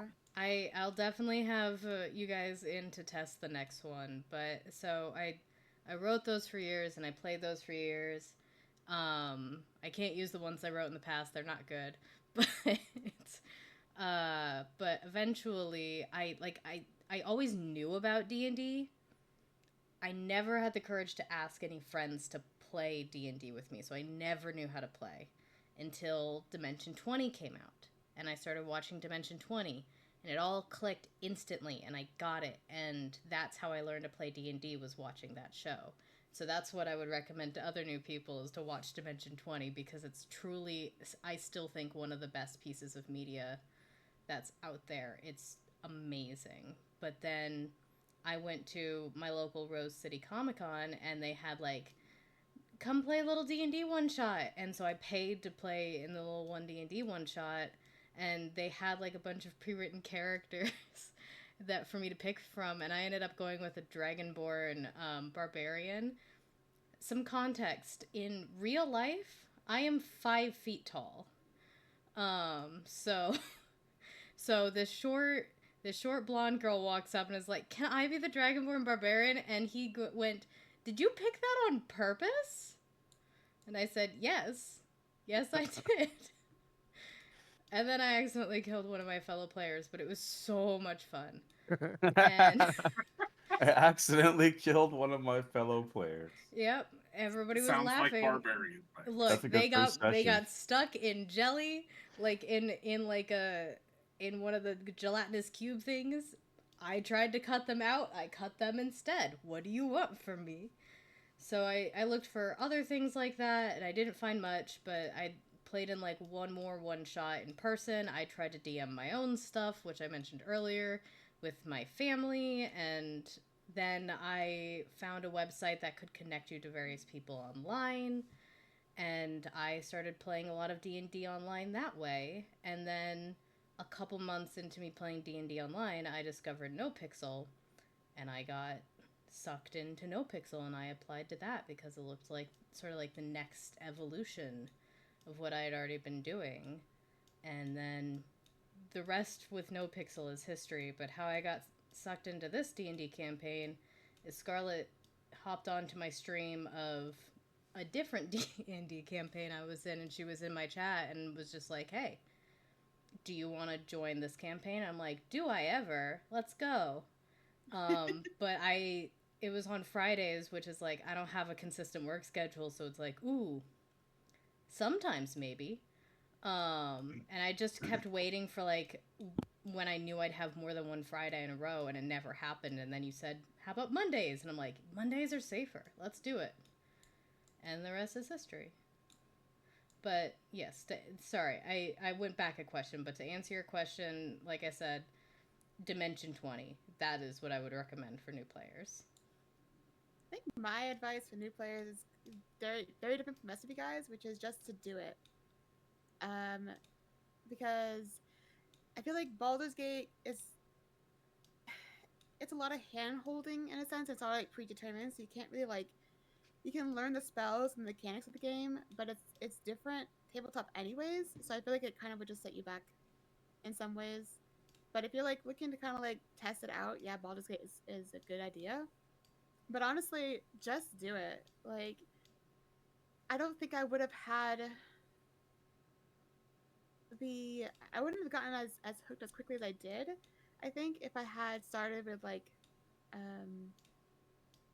Baldur's Gate or just like watching something, just like This getting guy involved is Odette's in the stories distant was cousin. honestly like the best He thing just gave in up. my opinion, because they'll say like how closely you're related, and they're like, it just did it, you know, like it just happened. Like the first he is session I was my hooked, and I remember me father's and Aether, father's we were father's like, mother's so Monday, mother's father's sister's daughter's because daughter. it was supposed to be like a Friday only thing, daughter, and then it just started being son. like Mondays and Fridays, and then it just went from being like an hour or two to like 5 hours now. But yeah, that's my advice to new players, is just to do it, even if you're nervous about it. I really like also to make finding family trees a and DM that so- you're comfortable with, I think, is Hmm. probably one of the biggest pieces of advice I can give. Find people Yeah, you're I just like to comfortable with, click through because it, and you it's could just very like join a random visually group, satisfying but to I've me to heard watch like it horror unfold. stories about DM groups and stuff. So I think finding people you're comfortable with and just jumping into it is probably the best way. Because like when we first started, like I had no backstory, I had no goals for my character, and What they do you just think of my developed family over tree? time, mostly from We're talking. a tarot It's reading been that she it's got the 1 in year character. anniversary So of the yeah, that's my advice. Is Roosters just jump into Restus it. D&D campaign. So we're talking. I definitely we're agree talking a lot about with it the and kind of majority doing of a that. podcast. And I didn't know There's what else no to show, so I'm substitution for showing the actually family playing. tree You that can I learn made about now, mechanics. You can and the read the rules. 538 people in it. I am the type of person that will often read like the books of rules cover to cover, just so I can like start digesting all of it.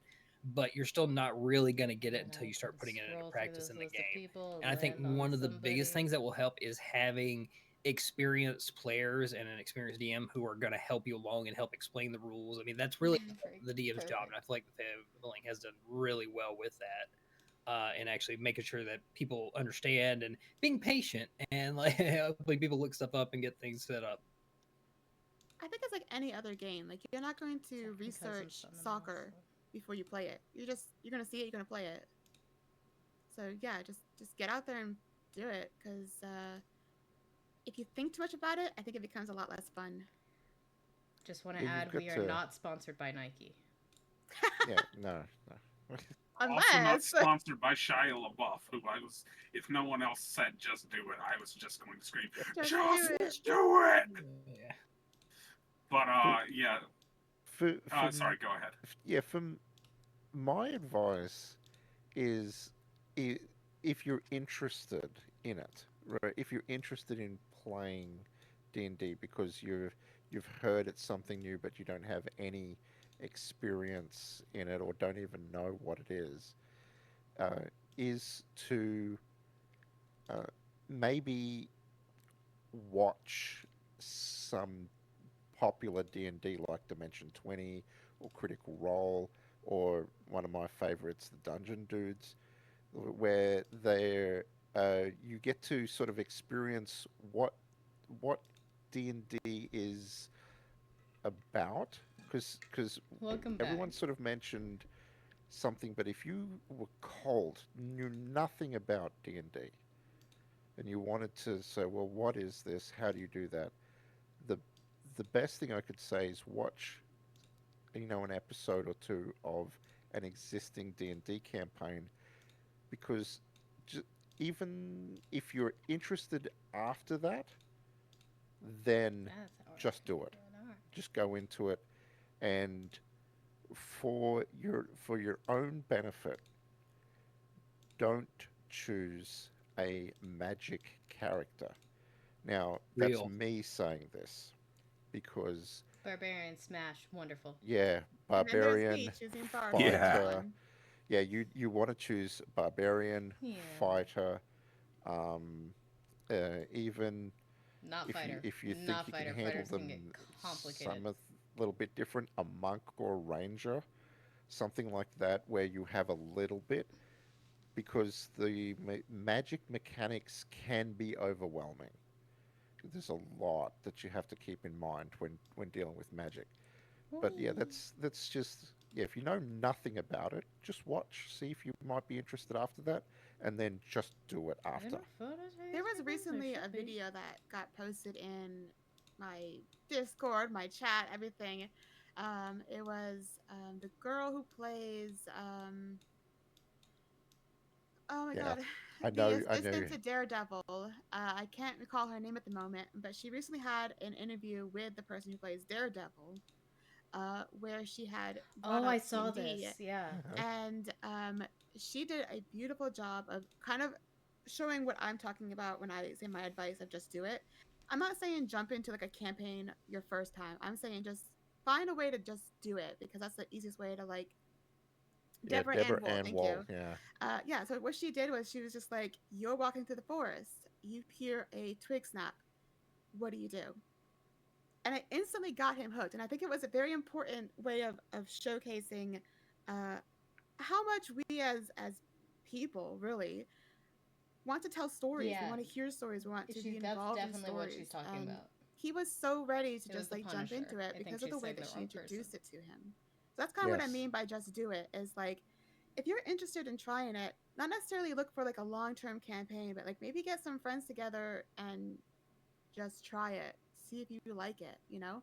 I got lucky in my case of the Fabling being an amazing DM, and the first couple of sessions we had were like, they were very basic D&D kind of stuff, you know. Yeah, And yeah, within 2 your hours I was first hooked.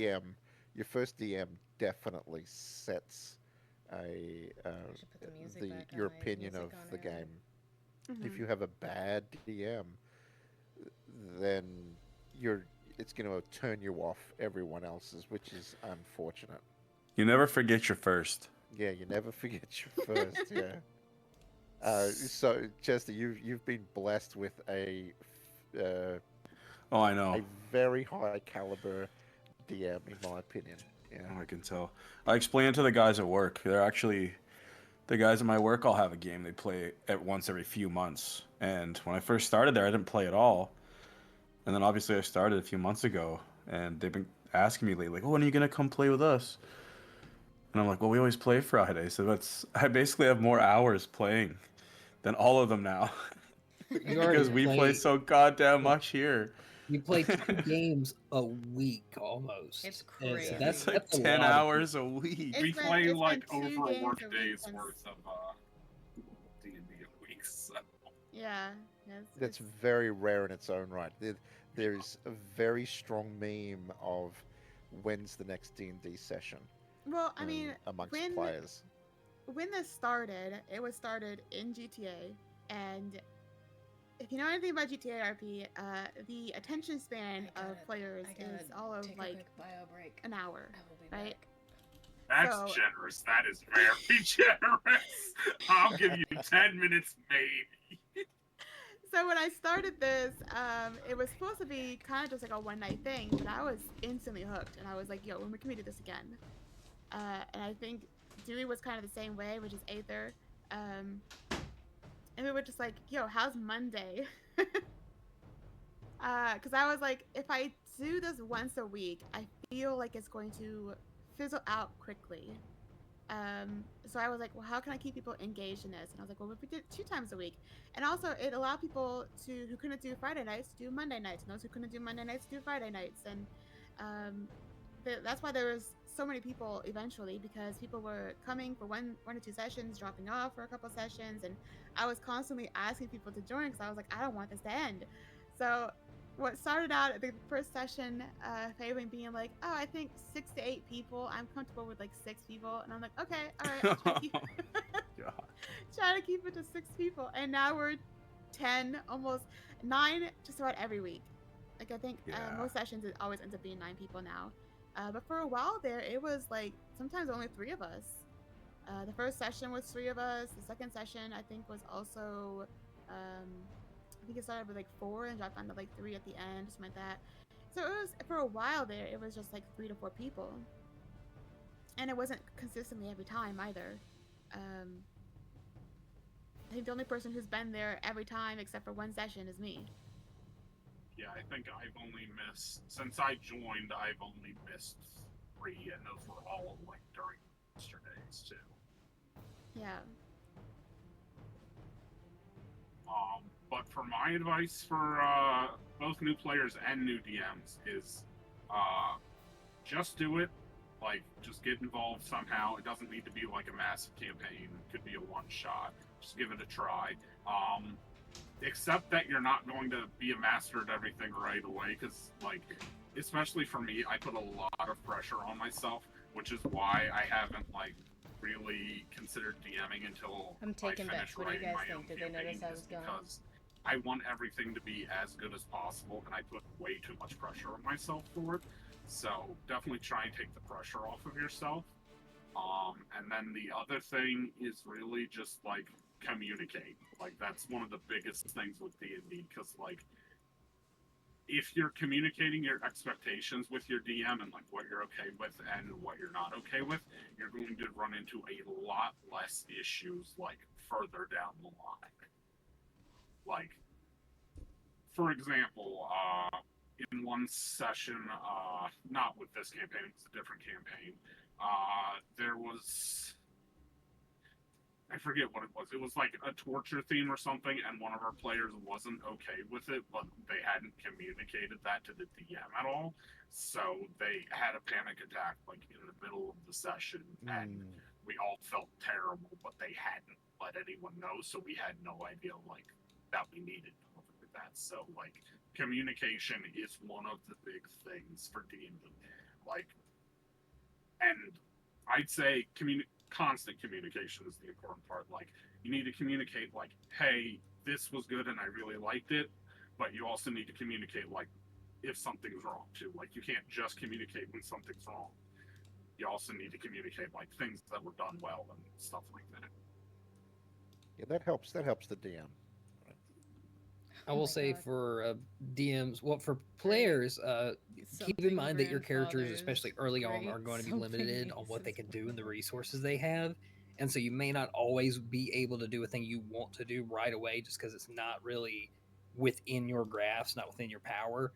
For DMs, keep in mind that no matter how well you plan things, no matter how finely crafted your dungeon is, no matter how big or bad your enemies are, your party is going to eventually find a way to do something you're not expecting or completely upend something that you've planned out to go a certain way. It's like, yeah, you've got this big bad guy that's supposed to escape right before he gets taken down, but the party one-shots him somehow, and now they've got this really powerful magic artifact that you've got to figure out how to deal with. It's going to happen, and you've just got to be able to roll with those punches. They're gonna put a gnome in a bag. Yeah. Your party's gonna lick a fucking wall. Over a wall. They're gonna spend so much time licking walls that someone's gonna show up on a blue horse and start giving them answers. Wait, what? Wait, what? There was also a demon that was put in the bag as well. Oh my god. That poor bag. Oh yeah, the imp. You have to be prepared, new DMs. That is what's going to happen.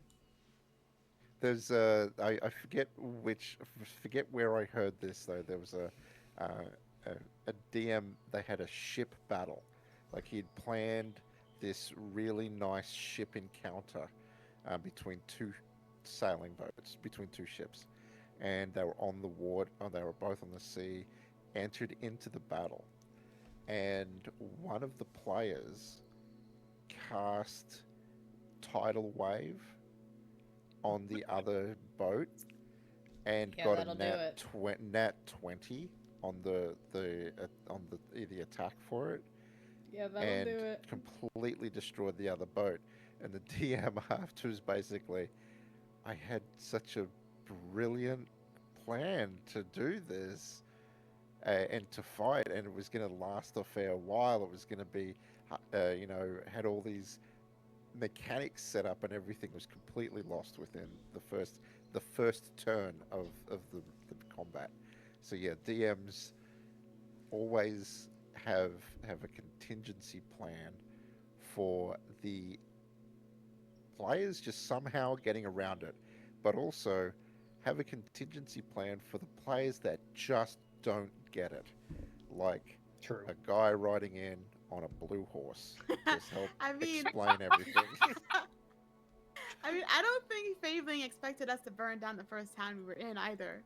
So We're to start a riot. We're another riot. Yeah. We're potentially a third riot. Listen, we encountered classism and prejudice of other sorts right off the bat. So, you know, these things happen. Yeah. Look, man, my dad has his issues. That's all I was gonna say. Also, did we burn down the town? No, I think not. I think that a crowd that rioted burned down Yeah, that town. we didn't start the fire. Didn't you kill my It was fiance and always that started burning the since the fire? Or world's did I been misunderstand that situation?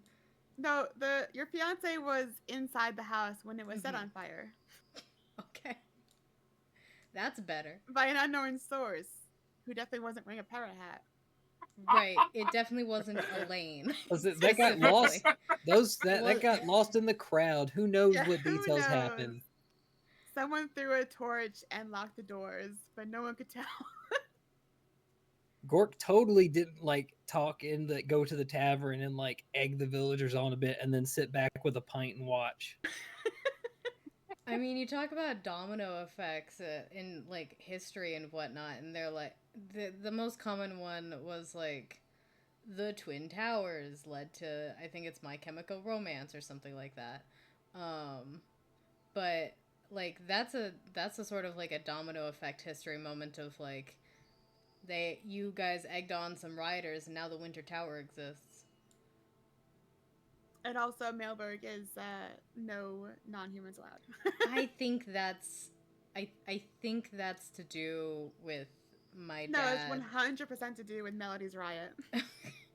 There's still some deep rooted prejudice already there. Yeah, I'm pretty sure that's. we, I mean, that wasn't entirely like humans out before. So when we got there the first time, Gork, Pyro, and Ravano were very, very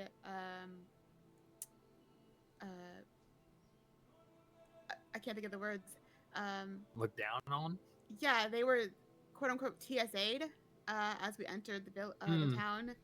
They kept getting We were quote unquote randomly selected. selected. Security, right. yeah. Kept getting like randomly searched Profiled, on the that's streets the and word. stuff because they didn't like.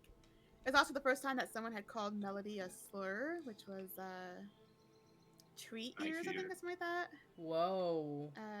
Leafier, yeah. So like it was obviously a very like racist place to begin with, but the riot they started was what specifically made it no non-humans, because at that point he had gotten the answer he need, or the justification he needed to blame it on all the non-humans in the group and say now this is a humans only place. And then, like good feudal lords, we ended up taking advantage of the situation and got cheap workforce for our staff. Yep. Very humanistic of us. The noble play. Hey, we gave them work and a home. Welcome, this is a safe place. Work for us. Now work. Oh, I don't know if we actually expressed this, though. The Lich is no longer in the basement, Lady Odette. Oh, okay. Did we take care of the phylactery, or are we just hoping for the best? Oh, man, that's... No, we have to go... Oh, okay. Find out in You RP. didn't get rid of the phylactery first? Find out in our Yeah. I think I found out now. We can't discuss why this has happened until we get in the game, actually, because there is a specific chain of events that caused it to work out this way. I'm gonna have an aneurysm. All right. So the next question. Who in the party does your character feel closest? Oh, gods, I don't know. Oh, mine's easy. It's Elaine. Yeah. Neville and Elaine. Yeah, I kind of knew what your answer was gonna be. For Blob, it's kind of three people in order. It'd probably be Melody, and then Soa, and then Lady Odette. Oh, I made the list. I have no favorites. I like everyone equally the same. Very political of you, so well done. Well done. Mittens is your favorite, be honest. I like all the people the same. In the party. That's a hard one. I think Gork is probably definitely up there for Melody, specifically because he's one of the two people that she ever met. The other one, of course, being Rufus, who's now gone. Elaine as well, because she's been with them almost the whole time as well. And Melody has a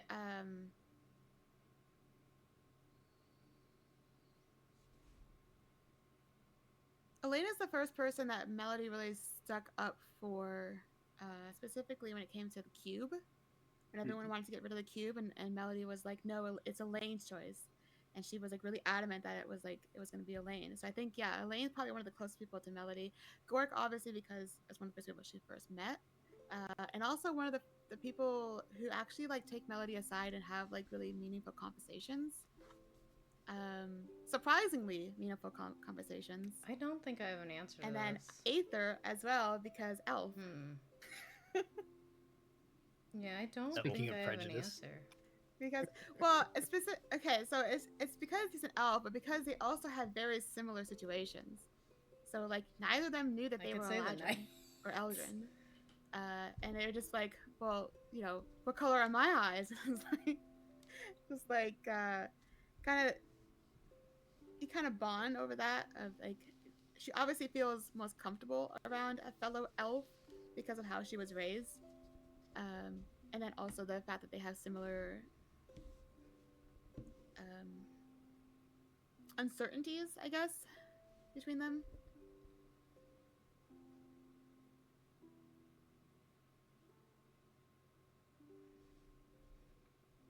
Yeah, like close people for Aether is like, I mean, Melody's one of them. Even though Aether was always taught to hate the surface elves and the wild elves, but you know he's coming around to everything. And then obviously Soa's one of his good pals because he showed up with Soa while Soa was in True. chains. Yeah. Yeah. True. And they're both just cool guys. Like to have a good time, you know? They like to have a good time. Gambling buddies, you know? But then Neville, because Neville is so wise and willing to bestow That makes great sense. advice to Aether at all times. Yep. Never loves to throw out those wise statements. All that stuff I come up with on the fly too. By the way, the only one that I didn't come up with on the fly was the fight with the Rose Queen. I actually had to craft that speech because I wanted to have very specific things in there, and I wanted to make it sound normal. That's the only time that I've ever sat down and crafted a spout of wisdom. I'm interested to hear what the full, because you said it was a lot longer, what the full speech was like. But yeah, Neville's speech of the Rose Queen was pretty cool. Yeah, I changed it a little bit, but yeah, I did. It was a little longer, maybe another paragraph, but I didn't want it to take up like 5 minutes of talking. I had to sort of make it seem reasonable in a 6-second lot. But yeah, there was all that I really cut out from it was just more of the good that Neville had seen in Melody, right? So some of the other things, that was the part that I was sort of like, I'll cut this down to just a few moments, and I chose those moments as well as vulnerable moments because I wanted to make sure that you were portray that you weren't a threat, and that being vulnerable is a good way to portray that. Neville's speech was actually quite a turning point, so to speak, in Melody's perception of Neville, because until Neville stood up for her, she kind of thought Neville would not necessarily like disliked her or hated her. I mean, she obviously would be dramatic and say like, "Oh my god, he hates me," you know. But it's more so like, and it's kind of happened with Gork too, where like ways that someone tries to tell Melody that they cared for her, but because of how she was raised, she kind of takes them as them not caring about her in the same way that she thinks they do. So like with Gork, he kind of tells her that she's like, "Well, we're friends, right?" And he's like, "Well, you're my sister in arms," and she takes that as we're not friends. So it kind of happened with Neville too, of him being like, "Well, I'm gonna protect Elaine and then Odette," and Melody being like, "But not me." And so like it wasn't things that he was or that they were necessarily bad, you know, but the way I have Melody kind of played is that she was love bombed. So, and when someone's not doing that, she kind of takes it as they don't like her. So that speech from the the Rose Queen was like, oh, maybe I've misjudged Neville. Maybe he doesn't hate me. No, he doesn't. He doesn't hate you. He definitely doesn't hate. He doesn't hate anyone really. He might, like, there's a few times where it's like, oh, she's very naive, doesn't see the world quite like there's a perspective that you have on the world that Melody has on the world that isn't what Neville has experienced in his world, right? So it's like part of one of the key moments of Neville's backstory was that he was a folk hero that managed to get two warring cities to agree to agree to a peace, and he did that because the people were suffering because of it, and but if you ask the people from one city, they'll say, "Oh, the other city, they're evil. They've done all this bad stuff." And then you ask the people from the other city about about it, they'll say the exact same thing for the other side. So one of the things that he's always realized is you have to experience and recognize both sides of the story to get a full understanding on how you can solve the problem. Because if you just only take in one side of the story, you're neglecting the other side and potentially losing out on actually solving the problem. So for Melody, she was so hell-bent on her side being 100% correct and ignoring the other side that it made that's why before that speech took place, he was saying, "Melody, you've got to see the other side." Like for several sessions, he was like that. You've got to consider the other side of the conversation, right? So that's just part of his developed backstory that he had, right? So yeah, I mean, you say that, and yet a lot of the things at Melody being like, you have to consider this other side, isn't considering her side. And it's not being empathetic towards her and her situation. Like, basically, everybody's been insisting, like, well, yes, the people who raised you were evil, and maybe they were, but that's not her side of the story. That's not how she sees them. So everybody thrusting on her, "Oh no, you have to believe the good guys," is kind of the opposite of what you just said. Well, no, he's never said you've done that the repeatedly. other side that your side was wrong. He's always said, try to have a look to see about the other side, which is what the ceremony down in the capital city where they were did that burn the effigy or whatever it was Neville didn't say anything in that thing because he's like, maybe this will be a moment where she can at least consider the other side. Like you don't have to believe it or totally go into it, but to see the other side. Because if you only look at one side, then you've only got half the information. So this is kind of something that is pretty, I guess, important to Melody right now. This kind of topic of like, for a long time now, and this would be like weeks, if not months, even in the campaign. It's like time, not even out of character. It's been like a year, but in character, it's been a few months of people constantly telling Melody that she and what she believed is not only wrong but evil. And for her early life and before, the material plane and everything, she grew up in a place where it was like the opening of a Disney movie. Everyone in Yeah, her town loved her. Her parents were loving parents. She got everything that she wanted except for being able to leave her town. She was just doted upon, and like she never saw anything bad happen, right? And then she comes to this material world and everyone's like, you're a terrible person because you believe this thing. You should believe this thing because I say so, because you're a terrible person. I'm going to show you fact and truth, even though you're not even from this plane and didn't even know this plane existed before you got here. like why would she believe anybody who's like, no, you are wrong?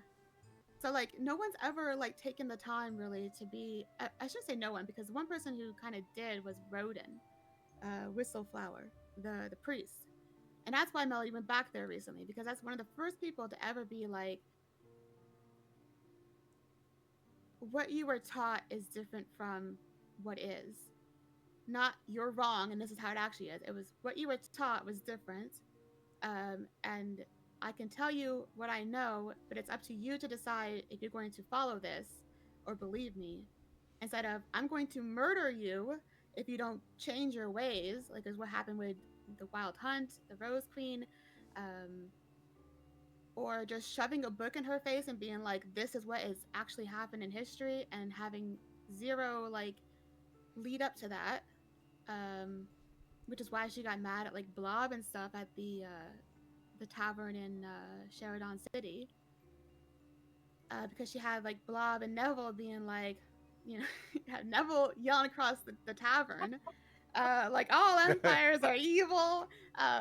Well, yeah, that he did say that, but he's saying all empires. He wasn't specifically. But in the saying context, all in the empires. context of the situation, when you were talking about, let's say you're talking about one specific like bad person that you know, and then you go, oh yeah, well all people are evil. You're not discrediting that person was bad. You're saying everybody sucks too. But yeah, it didn't. If it doesn't came help across the that way, situation. it wasn't meant to be. It was just that every empire has done bad things, right? So it's more of a generalized statement. But she doesn't really pointing that out. She doesn't really care about other empires. What she cares about is the fact that people have always continued to kind of throw it in her face that she comes from a line of evil people, and continues to kind of like, it almost kind of feels sometimes like her face is like being like pushed into like something she did wrong without actually having any It's kind of like if a dog poops inside and you rub their nose in it. Yeah, kind of. They don't know they did something wrong. Why are you being mean? She has no idea that this other history even existed. And in fact, if she had even questioned a different history, it wouldn't have been a good thing for her. She hasn't really had a chance to tell the group what would happen if someone had did that, because she doesn't quite feel comfortable talking about things. And for a long time, she was trying to hide even who she was and where she came from. Like when the first couple of months of the campaign, Melody acted very different. She had she was trying to fit in more, and kind of like hide what she was truly feeling. And a lot of this came after the fact, because like the beginning of the campaign was me just learning how to do D&D. But it actually kind of worked out really well, because a lot of Melody's skills, especially at the beginning of the campaign, and the things that I refuse to let go of even now, are things like disguise self. And basically, I kind of modeled her character to be someone who is constantly in hiding or ready to run. Melody is in a constant fight or flight sort of mentality, because she is in a new world that she's never been to or heard of, or other than like stories that Aloria might have told her. But to her, those were just fairy tales. It's like if someone dropped you into the Lord of the Rings book, and like you were just like, oh, okay. So she has no idea that this other history existed. She has no idea who to trust, and even like the group, she trusts the group, but there's also like a level of trust that she hasn't quite reached with anyone really.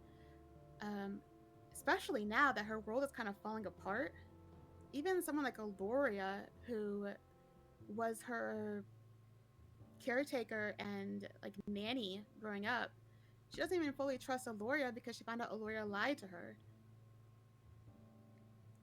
Gork doesn't trust Aloria at all. He's waiting for her to do something. Out of character, I'm wary of Aloria because I find it very strange that she just kind of was brought back the way she was. But yeah, I don't know if you guys could tell that OOC anytime somebody tries to like force Melody to, I get very tense OOC, and I'm like, leave her. She watched my stream back because I mentioned that interaction stressed me out. And she just saw the bundle of stress. Yeah, she just saw the bundle of stress and me going, leave her alone. Yeah, don't take the thing. One of the things that I always tried to make sure that I could do is not push that the other side is right, but to try to get Melody to maybe look at the other side, because in Neville's mind there are two sides to every argument. I mean, right? Melody does the same to Neville. And so I think that where the miscommunication comes in is you don't reinforce that Melody's side might be valid. You just keep pushing that the other side like exists and is very vocal and may also have some points. You don't vocalize that Melody's side may also have some points. Like, so it comes off as like trying to push this on her and like being like, you are wrong, listen to them. Yeah, exactly. It's like Neville hasn't really even asked Melody what her side believes. He's never asked her. No, because he only knows that she believed in the Empire. That's all he really knows. I don't think you've said so much that I think that's apparent, to be honest. That you, from your perspective, your side was the good guys, and you've said that in character and stuff like that. Yeah, but she has everybody. Yeah. She has everybody else telling her that she's bad by pushing, hey, this is, maybe you should, like, everyone, if everybody is saying you are evil and they are good, and your response is, you should listen to them. I mean, like, for example, when we were down in the Dwarven Mines, or the Dwarven Ruins, Neville spent the entire time talking about how terrible the elves were, just loud enough for Melody and Aether to hear. He never once was like... It was Leonard and I talking about that stuff, right? It was like... Yeah, it was. But when Melody's overhearing this, she's just hearing her friend being like, oh, well, the elves were terrible people. They did all this evil stuff. And she's like, but we didn't. So from her perspective, it's like someone kind of like saying that your family, your ancestors were terrible people, but your family brings down stories of their ancestry and being like, oh yeah, we used to teach people how to play instruments and teach them our craft and help them better their living conditions or whatever. And then someone else is like, no, they burned down houses and tortured people. It doesn't make sense for her to even believe that. It'd be like if someone tried to tell me my dad was good at this point. Like, I don't believe that shit. Yeah, so down there though, that's all that evidence was right there. What Leonard was seeing was The that only all this evidence that was happened. down there was that the dwarven runes had been destroyed. There was no evidence of like Oh no, that no, being there was. like everywhere. Like it could have just been like one battle, and that I don't know one if of you the things guys that can happened tell. I down feel there very was strongly about this. You the, have to support your the corpses friends. that were in the mine. You and the corpses even that if were you outside think the mine. your friends are in the And wrong, I think it was you Neville, are their Leonard, friend. and Like you Sola can wanted say to bury, some, no, you can Blob say wanted to other bury them things all in the mine. not And to Melody's their like, well, face, we don't but know to their face. if these people over here in the You armor have to be were their foe or supportive, in friend. my opinion. And they were very much persistent. Even in if you're saying, like, no, ooh, it I was don't the think they elves that did the right attacked them. These thing. are all If dwarves, they're these are all the good struggling, people. that's not the time to And Melody's lecture like, them. well, we You're don't gonna know lose we your that. friend. knew that was. I don't think we said that those were elves though, right? Yeah, we did. You did. No, because I think it was only on the bridge when there was No. that note saying No. the Spuds. No. I don't remember. Even at that small village, it was the elves were evil. The elves came down here and murdered the dwarves. And Molly's like, well, we don't know that. It could have been like a dwarf on dwarf thing. And then everyone just kind of like dogged on her and was like, no, it's the elves. They're evil. Even Blob said something about like it could have been a monster. To try to like lighten it up a bit, and everyone else was like, nope, it was the elves. Glad I was doing my paperwork. Where did that come from though? Where?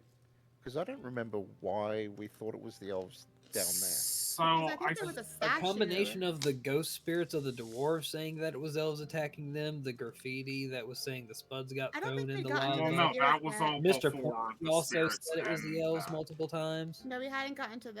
Yeah, we hadn't this gotten was to all Wednesday. before that. Yeah, it was like Yeah, I know right what after we you're left talking the sub basement.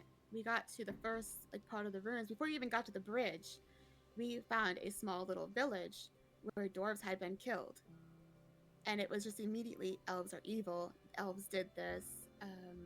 And I'll have to look back on the VOD I because I don't think there remember was some why kind we of even like thought that. history check involved with it that Yeah, I think so too. Did Leonard do a history check? I on, think on the Blob thing? did the history check, but Blob also was the one who. But I think because Blob did the history check, Blob was like, I mean, there was conflict with elves down here, but it could have also been a monster. Oh, so must maybe have that's where it missed- came from. I must have missed that session because I don't remember any dwarven village before we got to the bridge. I don't. I believe mean, you were I there. think it specifically was- wasn't there, but yeah. I think it was just Blob, Leonard, Neville, Soa, and Melody and Stog actually. I think Elaine was there too. Elaine. Elaine was down there too. But the burial of the By thing, the we'd way, hi, asked Sonny. Leonard. We'd asked Leonard, well, like, what do dwarves do for their buried, right?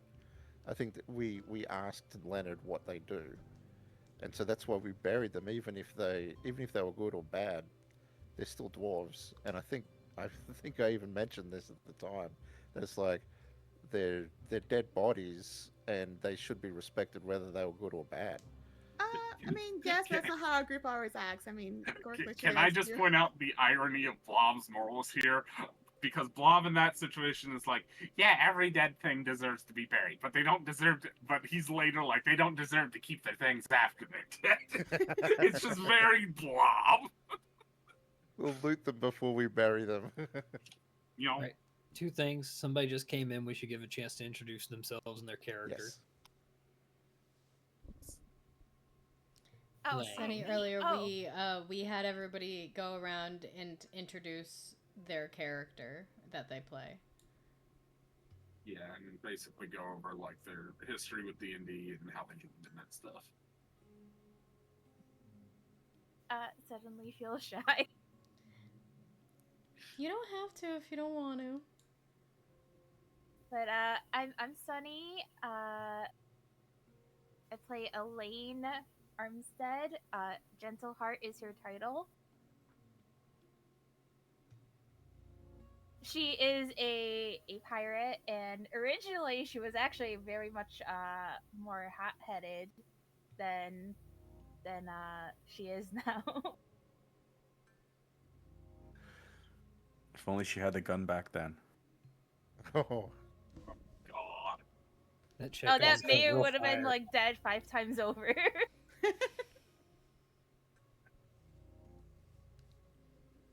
she did not like him. She was first introduced, I think, like session 2, because I ended up missing session 1, sadly. But she was staying in Seaworth for 2 years. So she's seen what was going on between like the mayor and everything. You're welcome, Dikiza. Yep, thank you for murdering my fiance. Whatever. Yeah, You got a new He one. was cheating on me. It's fine. Might be able to prove accomplice at most. I mean, he was cheating on me. It's fine. He was also robbing all the townspeople and causing ships to crash. Well, that I wasn't involved with. And just Also the very personal rude. relation to me in my arranged betrothal that I had no say in. Which Odette doesn't. Side note: Odette doesn't have anything against arranged marriages. It's just that everybody her dad picks sucks. Yeah, that does happen with feudal stuff. With all of that being said, to get on the question we were asking, I'd like to, for Gort, definitely the people he feels close to, this might give some insight into like who he is. Number one top of the list would probably be Melody at this point. Just traveling with her the most. They've actually talked. They've had their spats, but they've always been able to end up like getting along afterwards and still working together and helping each other out in spite of that. Secondly, it would be Elaine, who he respects after having seen her combat prowess and her willingness to like try to help out people and work with the group in a combat role has been really good. And then third, of course, from his duty, Lady Odette. It's just like he is, as far as he's concerned, he's really like, while they had that oath to the tower, he sees Lady Odette as his liege first and foremost. The tower is just like the formality I'm title. the Lord of the Tower. Yeah, I was gonna say, I don't think there's anybody in particular that Odette feels particularly close to, but I do think I am legally obligated to say her knights.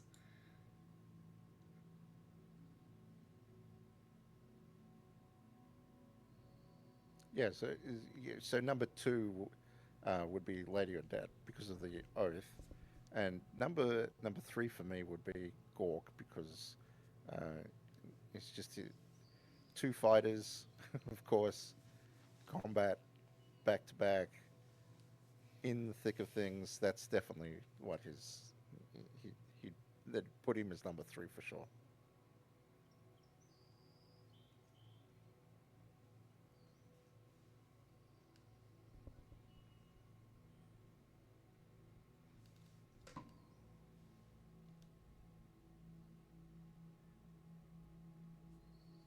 So, Sonny, if you wanted to answer that one, the question was basically who does your character feel the closest to out of the party members? It's Suntai. Sorry.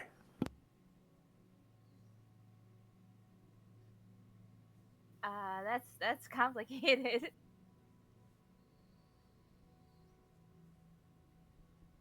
Good, we're getting into the complications.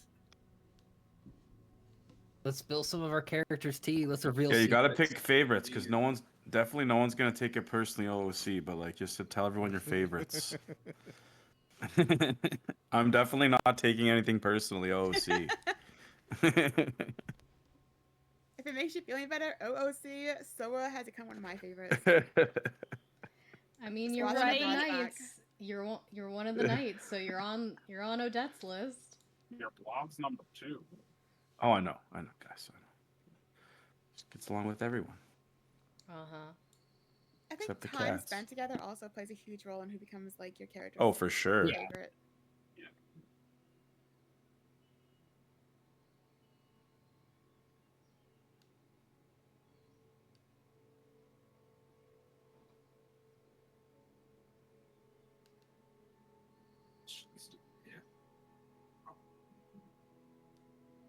I would say for Elaine, it would be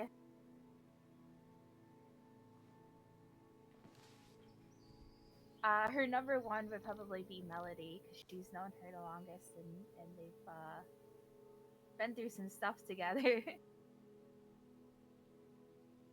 I mean, come on, they started a riot together in Melbourne.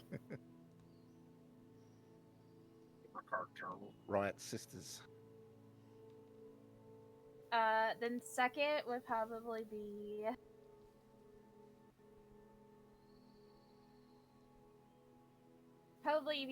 Neville, because she kind of like looks up to his goodness.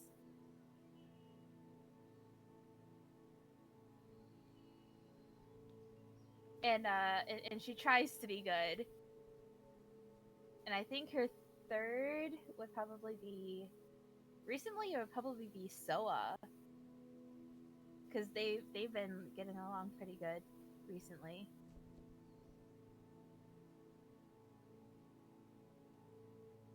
Like I said, the most likable guy. He gets along with everyone. It would have been Everyone's favorite. Just It middle of would the have been road. Elwin, but He makes everyone feel so much smarter when they're around him, you know? People just They like really to be do. around I him. will Yeah. say that. Yeah, Sora really does make everyone else feel so smart. Wait, what? I know Neville and Soa both have intel of 8. Does anyone have anything else? Like, who's the next? Probably my strength. I think Melody and I are tied both at 8 strength. Actually, might it's an have 8 8. minus 1. I feel like the next close intelligence got to be like 12 or something. Elaine has 11. Okay. I think I'm also Still. at 11. It's either 11 intelligence and 12 wisdom, or the other way around. One of the two. Melody's intelligence. Oh, my was strength is 13 plus 9. Look 1. at that. Oh, my lowest is charisma though, at a 10, just a flat 10. Oh, That Elaine's fits. is a 9, so whenever she gives a speech, it becomes -1. Also, my dex is also a flat 10. I don't have any negatives on the stuff the way I ended up putting my stats in, but it's still those are my low two, dex and charisma. My have an my 8 low wisdom, two -1. my low 2 is a 9 for strength and an 11 for dexterity. My low 2 are a 8 for strength and a 10 for wisdom. Which makes a lot of sense for Blob, because he's an ooze. And he's like 2 years old. He ain't that wise. Which is... That's a tough one. There's so many wisdom saving throws we do. Yes. But going back to, like, the thing with, like, Melody with the, with, like, her backstory and stuff with the, you know, everyone saying she's evil. Blob has been learning a lot from trying to interact with Melody on this, because at first he was very much, give facts, let her figure shit out on her own, and now he's, like, slowly trying to figure out how to be more empathetic about it, and, like, how to support her. But again, he's very young and doesn't get that directly, so it's taking him a lot of time to figure out how. I mean, Melody appreciates that Blob. Like, she appreciates the effort that Blob is trying to do. And everyone's trying to do, I guess. Like, she appreciates that.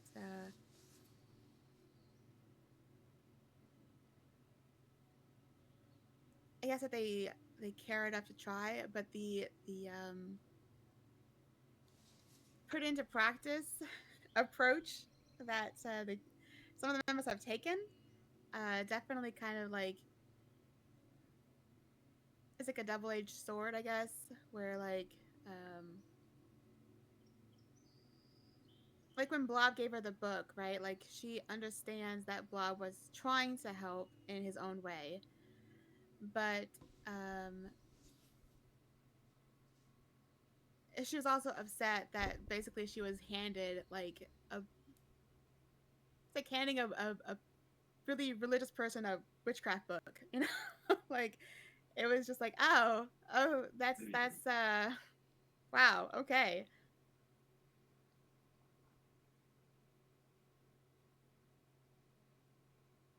No, I mean, it makes sense. Like, Blob is not good with interacting with people because he really only interacted with like one person for a very long time when he was young, and that was basically it up until he met the party.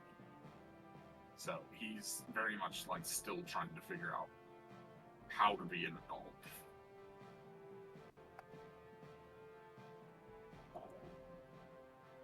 So I guess our next question for everyone would be, what do you do to prepare for a session?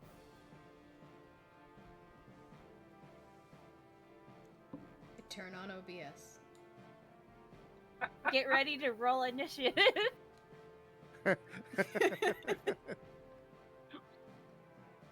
You need a script so when Elaine joins, it just immediately pops open the initiative roller. Just for fun.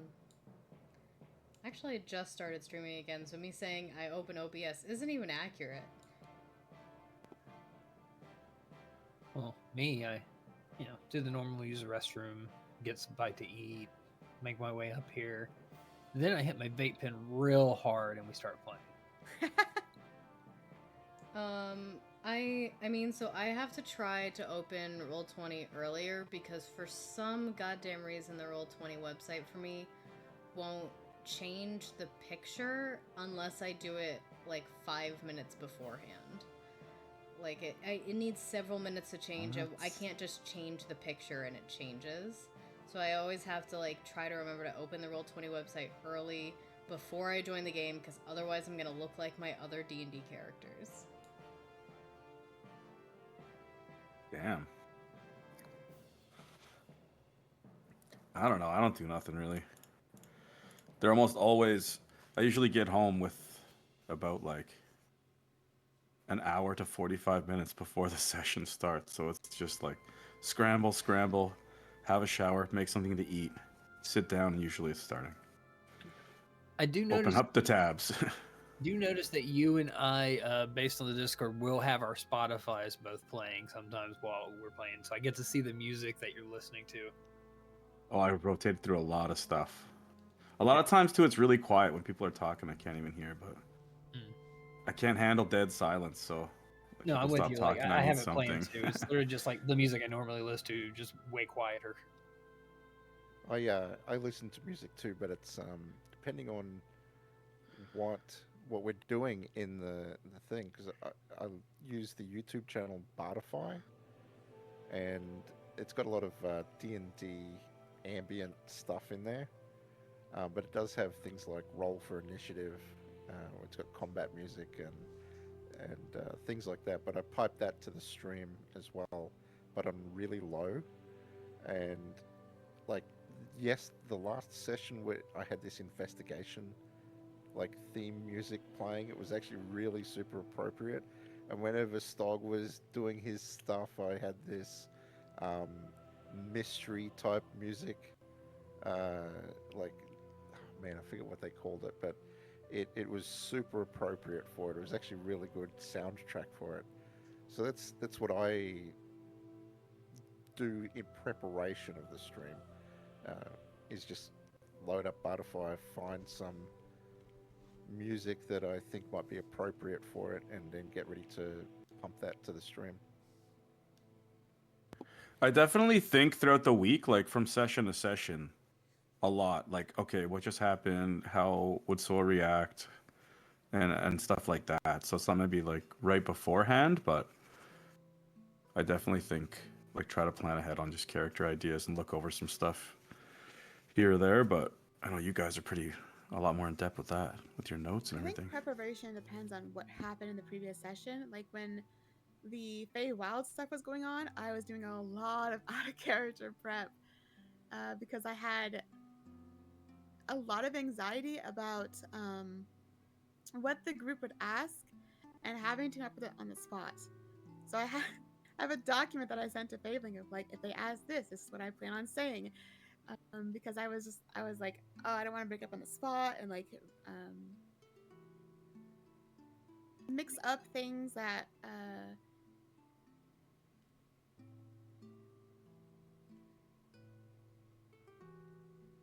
trying to think how to say this.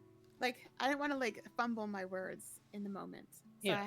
I had like things written up on what I wanted to say, and then nobody asked. So. No, I also my Gork's backstory ended up getting shaped in part by us going through a lot of stuff with your quest line, more or less, and us actually learning more about Elven society. Because when I did eventually finally put it on paper and send a backstory to Fabling, I ended up having to like also think about, well, if Gork, because Gork's in his backstory, like his family line of goblins have been raised by these same two elves that like originally rescued, quote unquote, the original Gork McBork. And so he knows some about elven society, and I've had to like navigate those waters a little bit without really fully knowing everything. So it's been fun to learn more and more, but I do understand the idea of like having to like, oh, on the fly, and now that I know this, I have to change this, this, this, and this, or be able to know about this part of it. Yeah, for me, a lot of like I do a lot of like different prep work. So sometimes for prep, I'll go through like the notes and like reread stuff. I have like my own personal like shorthand notes for like things specifically for Blob and things that I want to do, try and get done during the next session. I review all my spells for Blob because Artificer has a very weird list of spells that I'm still not used to like what all it can do. So I review that a lot. What else do I do? I usually like once a week try and review like the stuff for the tower to see like, oh hey, is there something we can do for the tower that's coming up? What's like the next goal for the tower we need to be working towards? And then like right before the session, a lot of my prep is like get all my streaming stuff ready to end up eventually doing something dumb and failing at being a good streamer, as I always do. I don't know what you're talking about. We're all pros. Absolutely. And then like getting music ready, I usually get dinner ready and shower like an hour before, and then I've got to give my grand her medicine so that way I don't have to stop halfway through and give her medicine.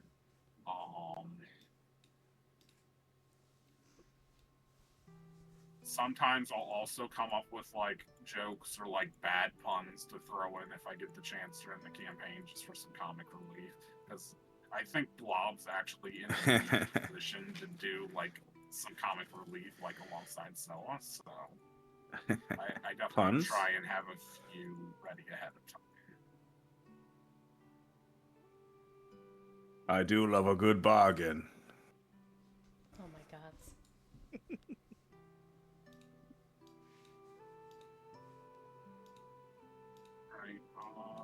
If it's cool with you, Elaine, I have like a few questions that were specific to you. I've already kind of done like everyone else's. If not, we can do some more general questions if you want. Sure. All right, the first one. What do you think's going to be in the cube the next time we open it? Oh, I have no idea. No guesses, nothing.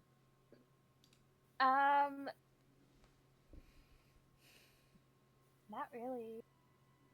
I mean, the first time it was like stuff that was helpful to us, and then we got that random like beholder.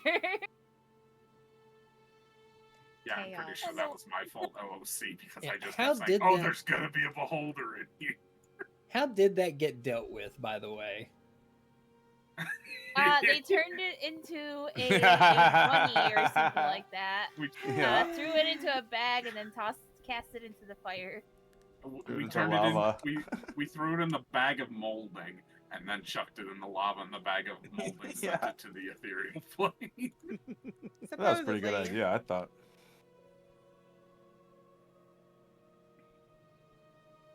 Should have talked to it, I guess. And then the next one, and this one you don't have to answer, but what situation would cause Elaine to consider to use the gun? Oh, that's a good question. Command. There's a TikTok sound that pops the in my spell head every command. single time they mention her gun, and it's that one.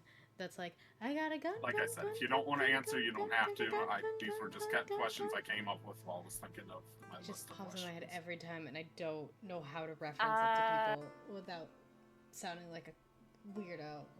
I actually don't know. Most of the time, it's just like everyone, whenever they mention it, I'll just like full on troll you guys and be like, nope, I'm pulling out the arrow. Eventually, Well, now you got the some reason will gloves. be peer pressure. Eventually. You got those. You got the good gloves now. You get bonuses for hitting that arrow. Right? And then the last one I had for you, do you feel any like pressure, like since you're kind of like our main healer, especially since every time you come into the session, it's almost like you're immediately shoved into combat. It's not every time. Sometimes it's just after combat, you know. There was a few times. I'm just like, I want to cast some spells too, guys, but then I would be like, wait, maybe they need me to like save my spells for healing. Yeah, I think we've definitely gotten better about like resource management as time goes on, because I know like early on we were using like a lot of spell slots unnecessarily, and now we seem to be a lot better about that, and we're better at like keeping track of each other too. Like we're communicating better is basically what it is, as we've gotten to know each other as a party. So like we know kind of like what our strengths and weaknesses are, what our limits are, and we know the questions to ask to make sure that we're not just gonna have 3 people go down. It's mostly like a lot of like the boss fights that I'm just like, oh Yeah. gosh. Yeah. That, what is it, Darkmoor that we fought? That was probably like one of the toughest ones. Yeah. I honestly thought Odette was gonna go down. Yeah. I think a lot of us went down Yeah. quite a lot in that fight, right? Yeah, I thought I was dead, definitely. which is another Elaine reason. did get killed by Yeah. Dark, Yeah. didn't she? Yeah. She got bitten. Poor Elaine, always getting bitten to death. She's gonna have PTSD at this point. She doesn't eat because she's like, no. Unless no. they're hot vampires, and then she's okay with it. I was gonna say, maybe she's got a teeth phobia now, but I guess if there's hot vampires, that goes away. Like, Elaine and Melody are still upset that those hot vampires disappeared before we could see them again. God. No bye, no thank you, no nothing. No just- number. That's not going to come back and bite us in the ass at some point. Fabling needs to watch one of our streams back and takes note right now that Elaine's love interest needs to be a vampire. I'm still waiting for because that that'd be demon to so haunt us fun. again. You know, he was mentioning things about like fragments and stuff like that of like demons and stuff, What and I'm the- like, wait, could like what we set out Weird. that one night could be like a fragment of that demon? I'm waiting for that to haunt us somehow, because we Maybe literally Fabling let shouldn't a watch this super back, powerful actually. demon. You know what? More ideas is bad lose. for him. Or maybe since we're dealing with demons currently, something will probably tie into that as well. Yeah, I probably possessed my dad or something. I don't know. I mean, that No, witch they're- probably will come back to haunt us as well. No, they're so lucky Gork doesn't know about that. The demon? I mean, technically Gork was there. What do you mean? Gork was totally there. The whole time. The whole time. Then What he is would it? not have approved. So this would happen in Northerville. Yeah. That I was gonna say Northerville. I mean, to be fair, it wasn't a choice we made to let the demon free. It was more of we were severely underskilled and didn't get the portal closed in time.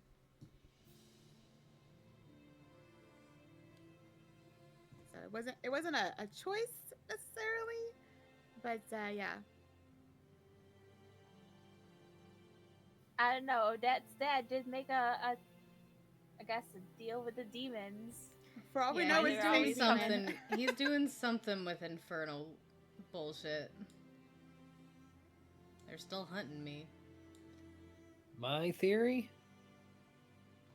They want to replace you with a demon to marry somebody to take over power behind the throne. Ooh.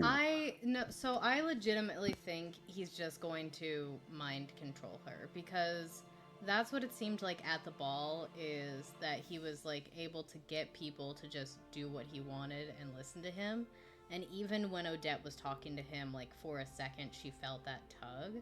So I truly think if he kidnaps her, he's going, like, that's why I'm worried about my brother going, is because I'm like, I know you're a powerful wizard. I know you're a genius, like, surpassing, like, I know you're a genius.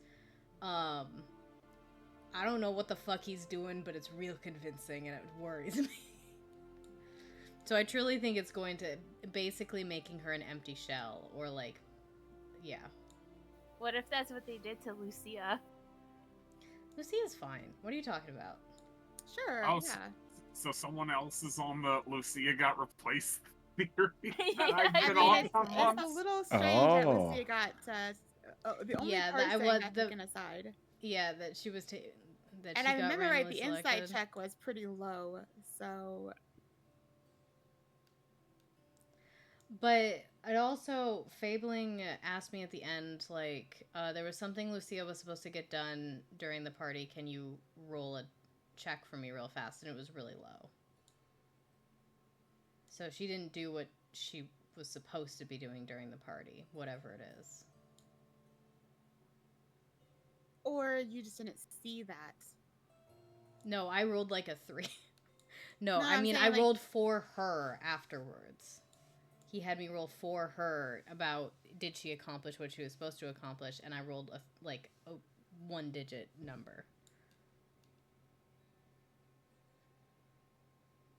I mean, that could be a bad thing too, but Yeah. I don't know. We'll have to see. Yeah, we shall see for sure, but for now, I don't know.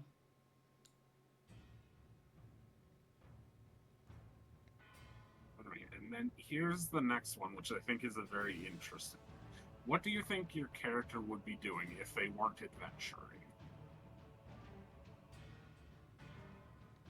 I mean, if she didn't get sucked up into all of this stuff, she'd be doing the same thing she was before, which is she'd be back at home, kind of continuing to be a shadow to her family. Her siblings wouldn't be dead, so yeah.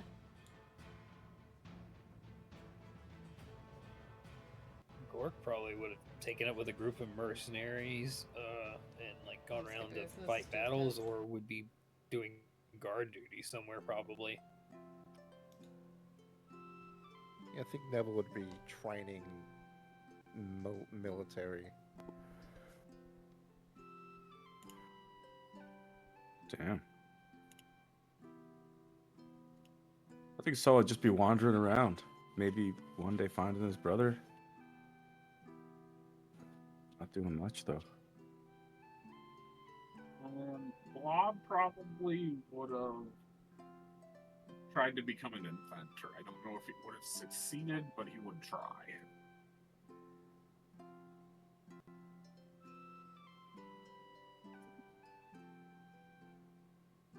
I honestly don't know, because I feel like, given the circumstances that happened to Melody, I feel like she'd be dead.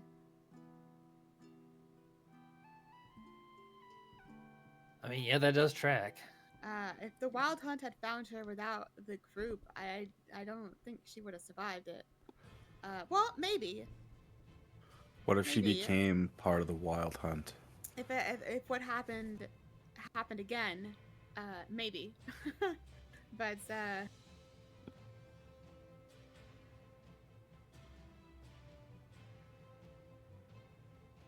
if it was like she found a safe place to live, kind of a thing, I think she would just be some sort of like traveling bard or something, or like a bard of some sort in the village. That's what she loves doing the most, is singing for people, making them happy.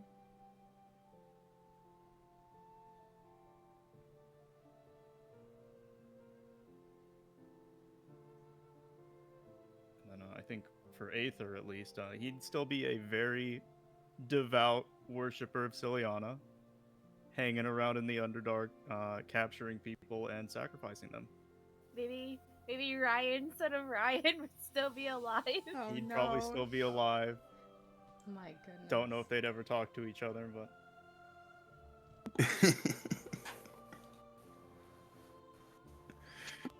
I think for Elaine, she would probably like stay at Seaworth for a bit before the sea calls her, and then she'll go out adventuring.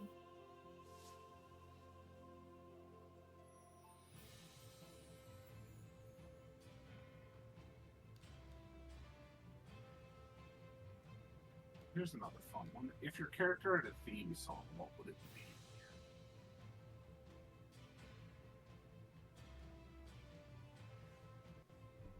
Ooh.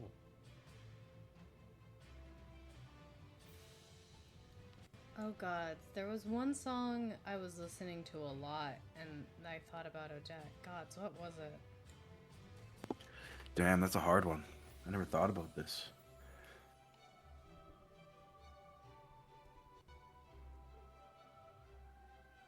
What was it?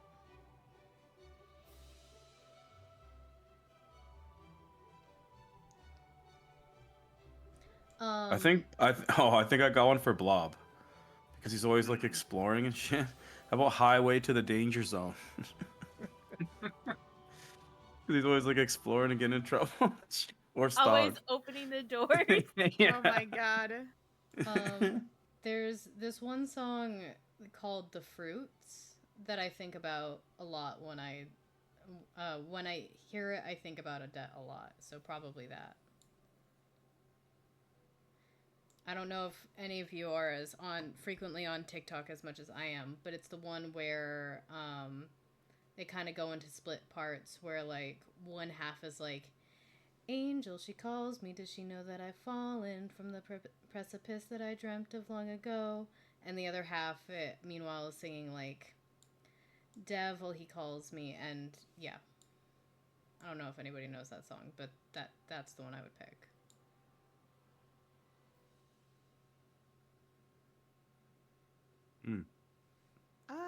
I don't really know, but one that kind of comes to mind is "Lucky" from Britney Spears.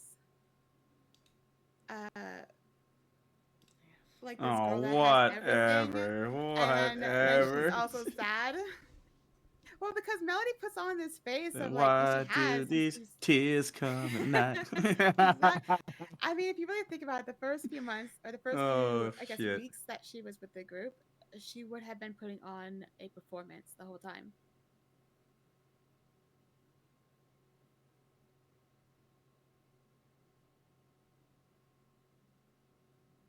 Okay, so what's Neville's toxic? No, Your lips are toxic, bro, because you just eat everything and taste everything that's toxic. no, I think right now I'm going to do "The One That Got Away" by Katy Perry. What the fuck is that? What the fuck is that? Talking about his ex-wives. Yeah. God, I wish. Okay, "The One That Got Away." Also, like any bubblegum girly song would work as well. I'm a Barbie girl in a Barbie Yeah, what the world. fuck? This is bullshit. That's not really a Neville song.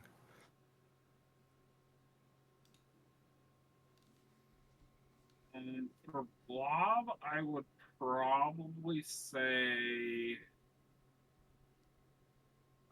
"La More to Jour" by Gigi D'Agostino. I think it fits his character quite well. Chumbawamba. That's us. You get knocked down, but you get up again, and Yeah. they're never gonna kill Yeah, you. It's fuck it. perfect. Yeah, It's why not? kissing the night away. I was trying to just think of something. I feel like that fits.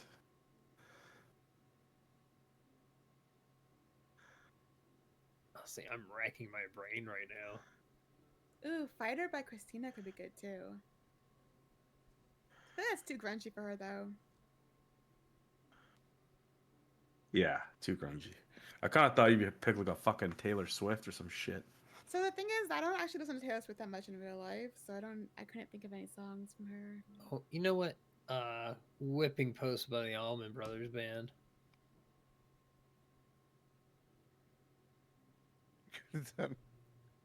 Wrecking Ball.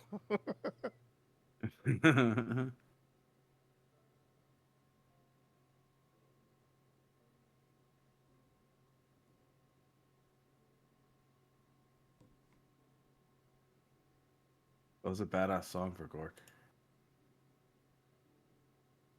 I feel like it's fairly fitting. The lyrics obviously can't match up quite right, but it gives the general idea.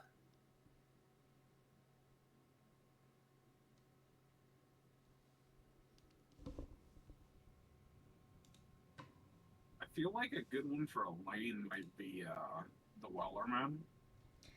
Yeah, I would like any sea shanty really.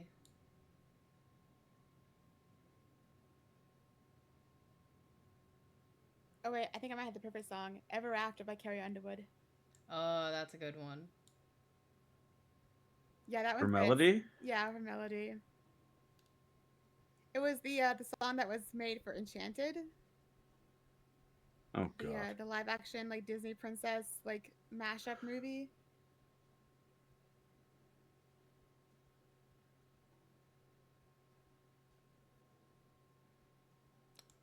Yeah, that's a good one. Yeah, that kind of fits so perfectly actually.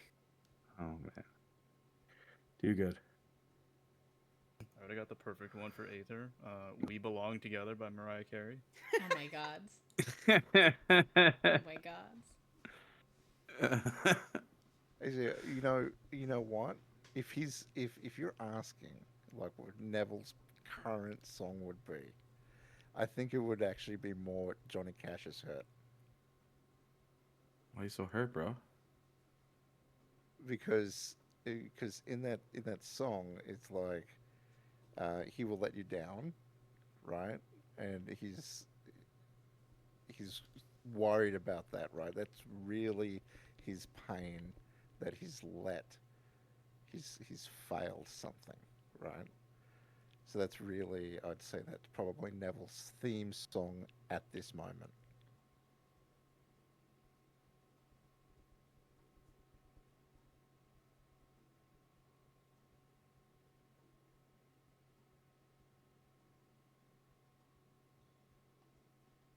Unless anyone, I think he got everyone on that one, didn't he? I think so. Wait, hold on. What do we think would be Leonard's go-to song? Yeah, I was trying to think of something.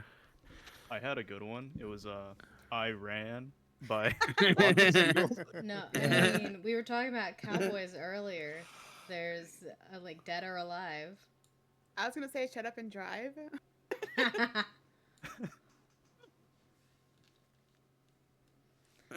a cowboy. So the next one I have here, what is the moment that you least expected out of the campaign?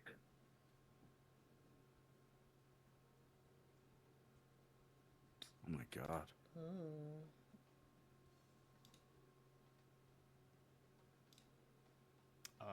I didn't think Aether was gonna fall in love. Yeah. I can only hope that Odette is as happy with her husband as Aether is with Respira. That's a tough one. I didn't expect no like a wall. Sorry, you didn't expect Neville to what? Lick Like walls? a wall. Yeah, that was. I don't know what the yeah. fuck's happened with the Lich yet. Whatever happened with the Lich. I don't know.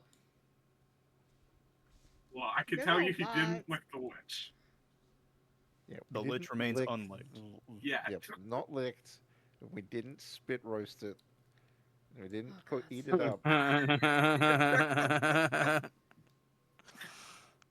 Didn't eat it. Becoming Yeah. less and We less didn't feed it to the spider convincing. people either. You're becoming less and less convincing.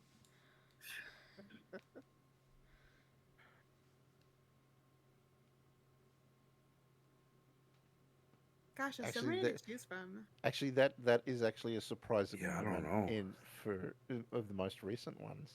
That I thought that was taken care of easier than I thought it was going to be.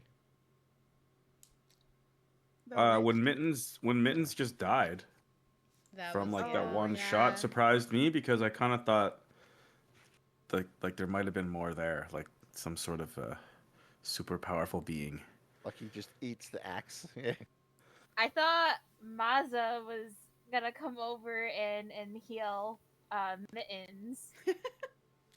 Oh, you I was know. getting ready. I was like, oh. You know what the most surprising, what shook me and Odette to my core was her siblings dying. Meteor is heading right for Mailberg. Siblings dead. No, Is it wasn't expecting ironic that your brother is able to use a meteor? I think that is very ironic, yes.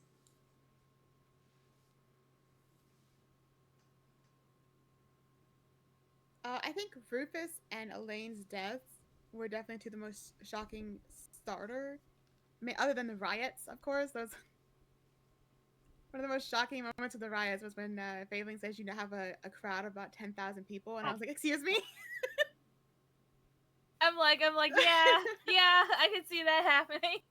What? What do you mean? There was just 5 here a moment ago. What happened? But yeah, Elaine getting Chomp Chomps and Rufus sacrificing himself were two things that I did not expect to happen so soon.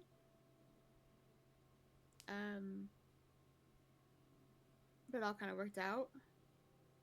And I guess most recently, finding out that the jester used to stand outside my window. That is yeah. Yeah, that was a big one. That was a shocking thing. What a creep. Yeah, real creepy. Makes you wonder how long this thing has been. Like, actually, how did Melody was not part of the raid, right? That killed everyone in the village. Well, if the group ever asks her what Yeah. I do have a story to tell. a reason why she wasn't there? She was there.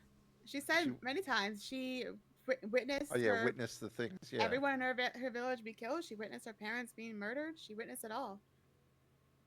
So just how did you survive the attack on your village? Oh my god. Find out in RP.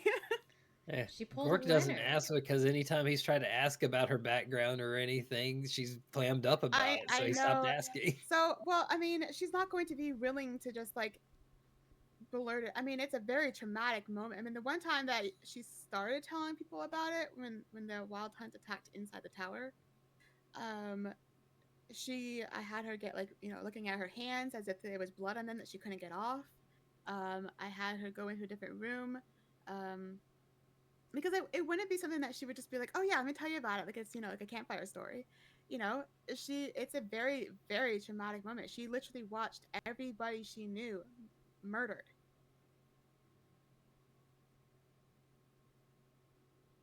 And then she ended up in a place that she'd never been to or known about or anything.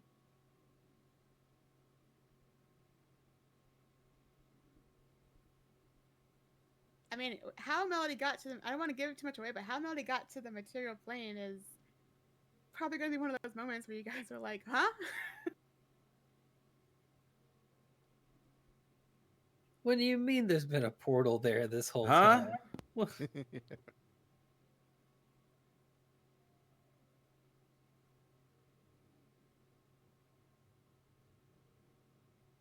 yeah, it's definitely not going to be a story that she will just give away. It's going to be something where,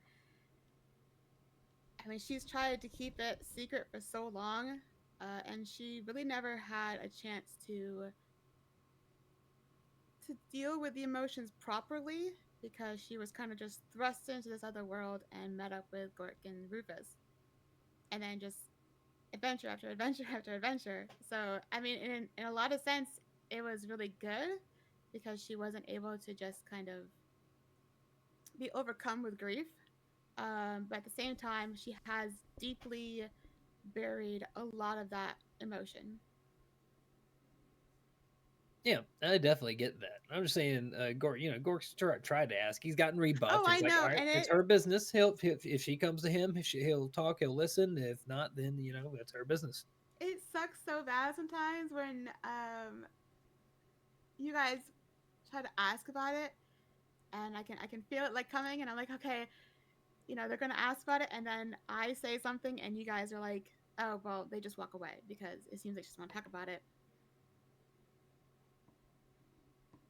I didn't want Melody's story to be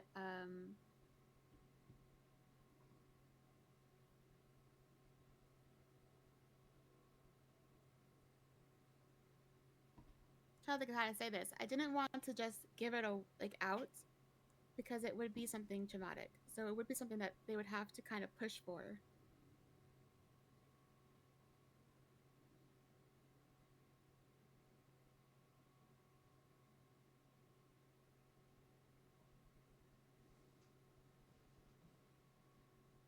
No, that makes a lot of sense, like, for the character. Melody is not a trusting person. I mean, that much is true from the fact that she herself has a deception of plus 16. Her her main thing when she first joined the group was being in disguise a lot, using disguise self a lot. She my deception's only plus told 5. a lot My of fake highest stories when she first joined the is group. My insight was plus 11. Yeah, she's not a trusting person. She's a trusting person. She's not a trusting person because she is also very trusting of people.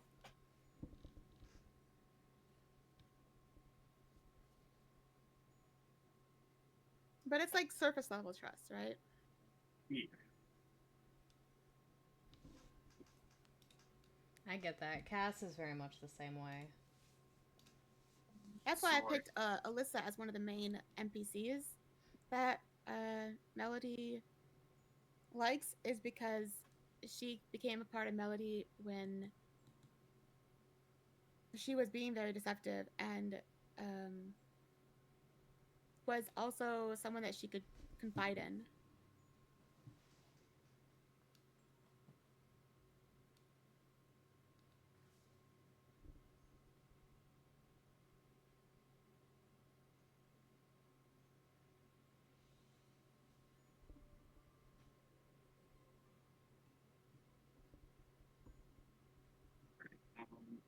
The next question I have for everyone, what do you kind of think makes our group, like, unique and works so well together?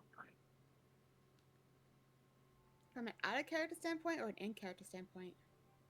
Either or.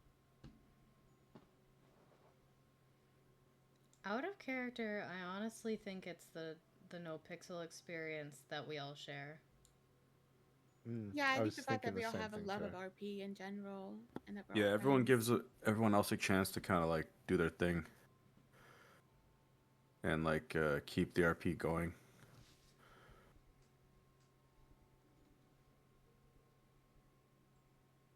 And just like I think too, like this, like the funny OOC banter and stuff during the session is pretty fun. It's not like all super serial. Yeah, we've definitely turned the fourth wall into more of a shower curtain at this point. I think the fact that we're all friends out of character helps a lot with communication as well. Like, if I feel like something isn't right, I will reach out to a person, and they'll reach out to me. I've had people reach out to me and be like, hey, have I upset you? And I'm like, no, gosh, no. It's just my character is upset, you know?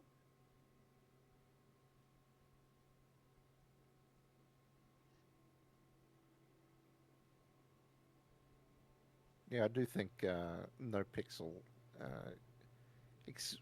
I wouldn't, lack of a better word, experienced role players understand that it is collaborative storytelling, and you've got to allow each person to tell their story.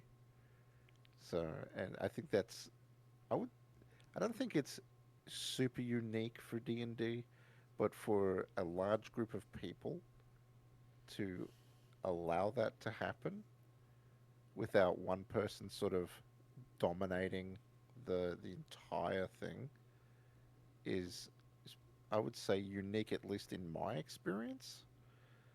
So that I'd say that's probably unique for us.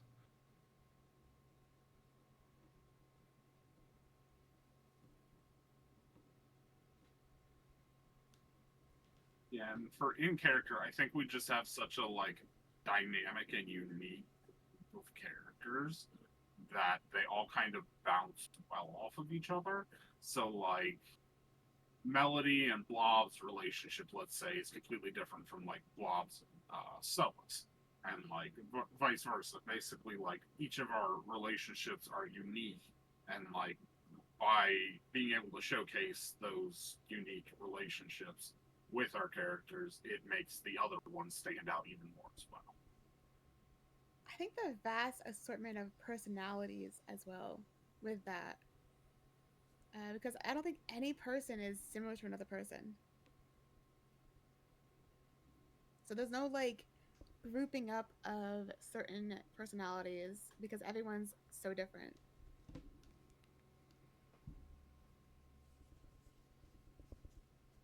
Yeah, pretty true. Especially with having this many people, that's I feel like that's pretty cool.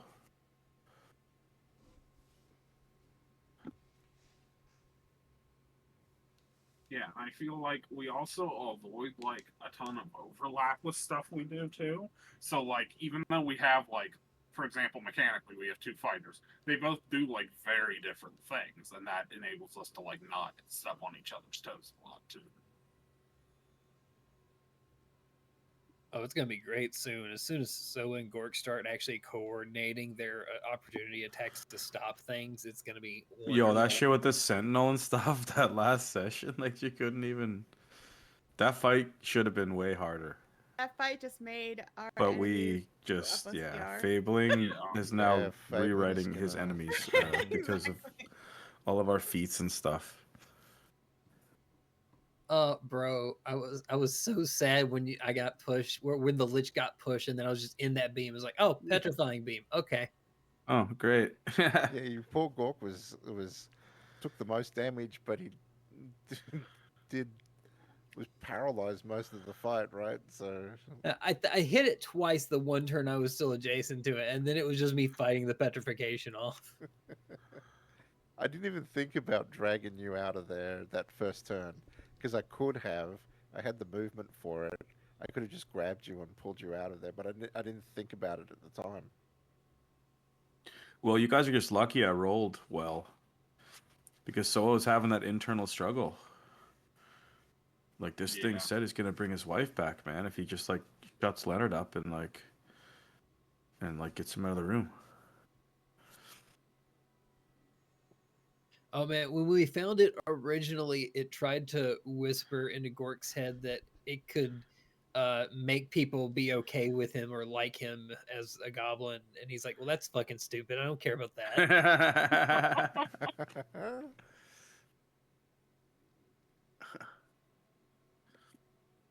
Yeah, I think it whispered out to me that it could bring my wives back. It never whispered to Melody. The adopted wife or the other wife? The two wives that had died. It's hard to keep track sometimes. What's Neville's alignment? Lawful good. Oh, that throws that theory out. I thought it was reaching out to like the evil and neutral characters, but that throws that idea out. Yeah, I tried to tempt Aether with unlimited power. What? Unlimited power. You didn't take that? Wait, did you though? Didn't you and Stog try to let it out?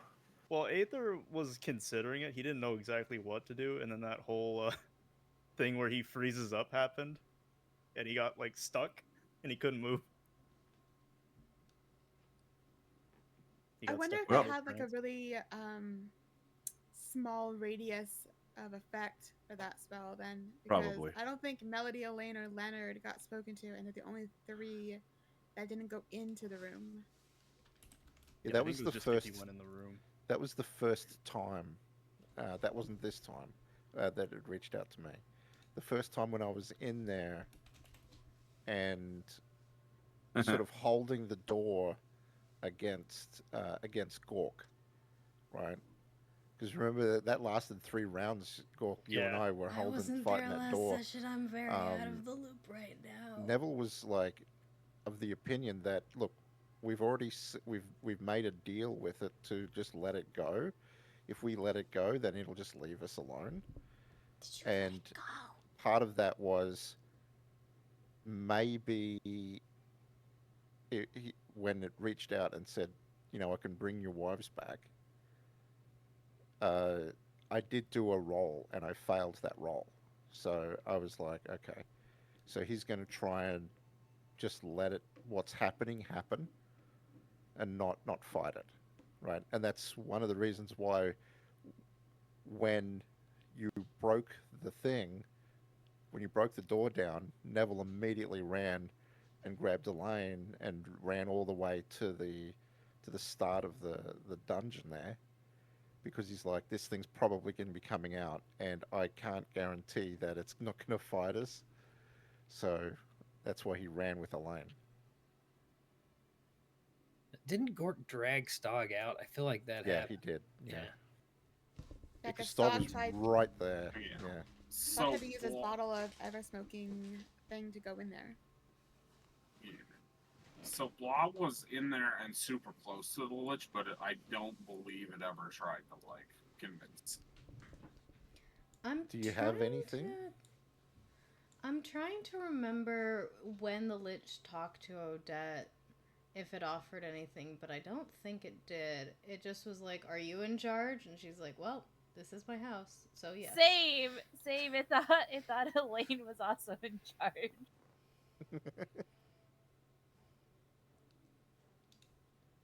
Elaine's like, I'm not taking responsibility for this group.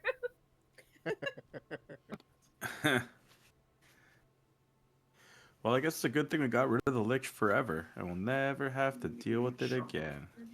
Sure. I have so many theories about that and about the other things.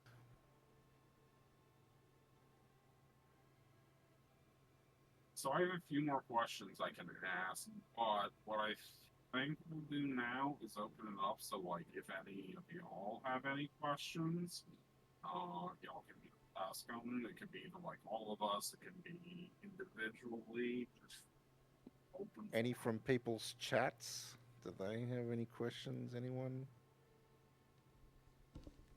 Yeah, we can do chat questions you got too. any questions? If any of the Got any players questions for have the any group? questions they want to ask, I figured we do those first.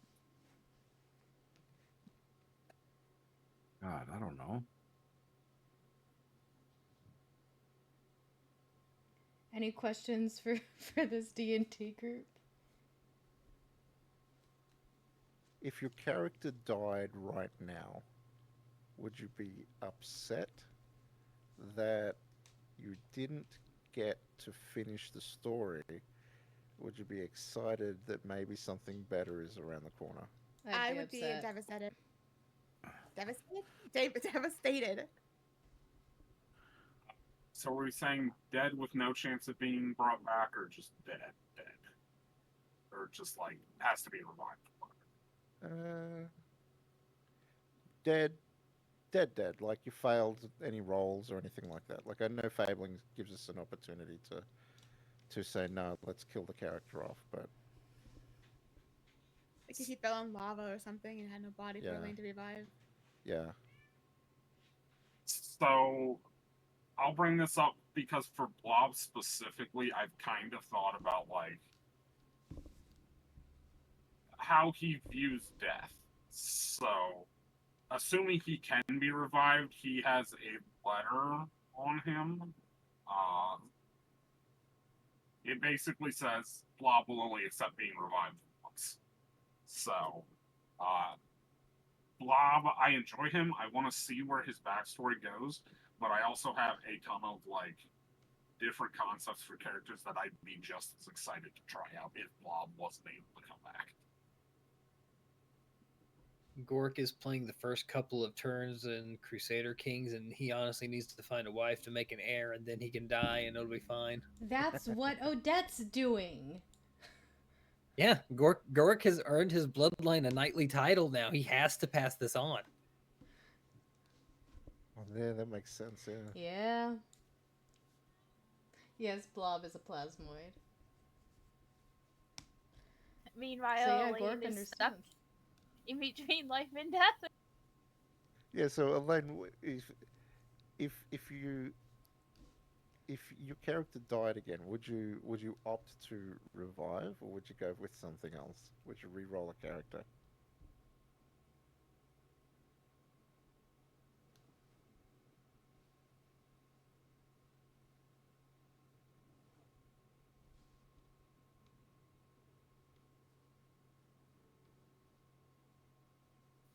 I'd probably bring back Elaine, to be honest.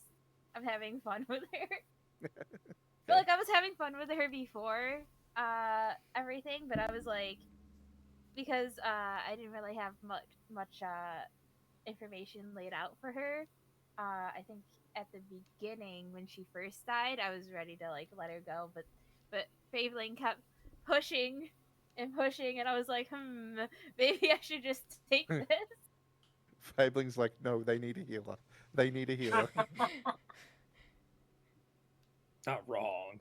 Honestly, if Gork does end up like getting to the point where I'm okay with letting him just be dead, then I was planning on bringing in a cleric or a druid. Yeah, if God forbid anything happens and Odette dies, I need to do some sort of martial class again, but we need more heals. So I would lean towards either druid for wild shape and heals or paladin for lay on hands and hitting things very hard.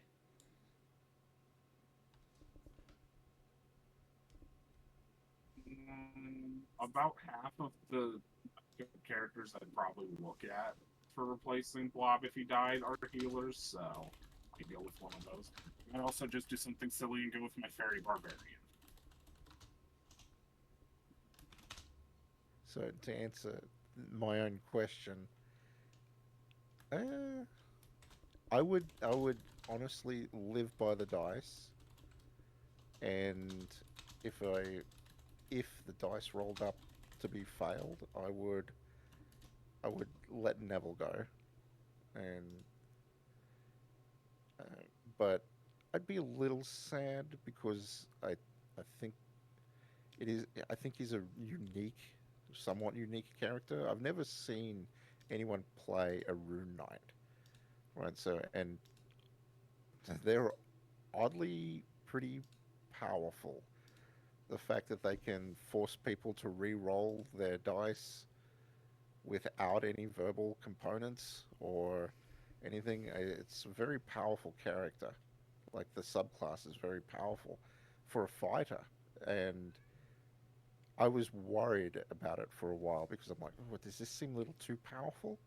But it's a legit class, so it's I think I'd be 50-50 on it. But and if that's the case, I would live by the dice. I would let the dice decide. Since we're talking about deaths of characters, chat question is, how much does the group miss Rufus? I knew him for one day, and then he died. Didn't even know him. Are we talking about OOC or IC? Both. OOC, I miss Rufus's jokes, but I don't miss the fact that Striking said he wasn't enjoying playing him, so I think Rufus being gone is better. What's wrong with atheist in jokes? character, Bob doesn't know who the hell Rufus was. That was a Ravano problem. Out of character, I feel like Aether and Rufus's humor is pretty much the same. But in character, Melody actually misses Rufus a lot. because he was the first person she ever met. So, and also the first like death that she really experienced. So for in character, I would say she really misses Rufus a lot. Yeah, honestly, same for Gork as well. Just because again, like Gork's whole idea of like having a comrade in arms, somebody you fight side by side with, that's going to be closer to you than anyone else. And so, yeah, anytime someone dies like that, it's a problem for him. And Gork doesn't let it show, but he does go through the motions and emotions. What Like, was Rufus again? A barbarian? He was a ranger. A ranger, A ranger, yeah. that's right, yeah.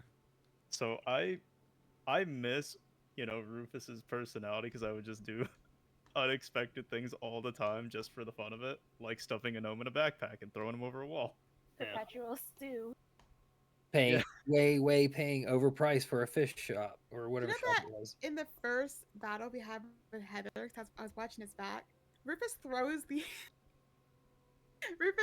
the never-ending soup, the steaming hot bowl of soup onto Heather. In an attempt to help Gord get the flour onto her more, he throws the soup. Yeah. Oh gosh, that's right. I remember those turns from that comment where literally just every turn was just me like, all right, I step towards her and try to hit her with the flower. like 5 tries. Because he got a bowl of soup to go. Yeah. I'd miss Rufus more if I understood how to play D&D. Well, because, like I said, I had no idea how to play, so Rufus was just improvised the entire time and a ranger secondary. Yeah, Rangers are also one of those weird classes that are very hard to play if you're just learning how to play. I just wanted to shoot stuff with a bow. All right, next spicy question. Both of these are from Hoaxer, by the way. Is who do you guys feel that Fabling is most biased towards? That's a spicy one. Oh. Most biased towards? You're in their chat right now. Mini horse. Yeah, probably similar to Gork and the 3 females first, and then after that, probably Stoa, because he provides the most entertainment. I do not associate with that answer. Wow. Wow. Wow. I mean, I think Fabling is pretty unbiased. He has he's good. everyone's story going. Like, I was so excited when Stoa's brother showed up, and I was like, oh shit, here we go. He's very unbiased. It's like you got to do something to provoke it. Like, you know what I mean? Like he like going off alone, and then you get. Well, yeah, or talking shit to his villains and stuff, and like that too, you know what I mean? yeah. Like he's very biased until you give him a reason not to be.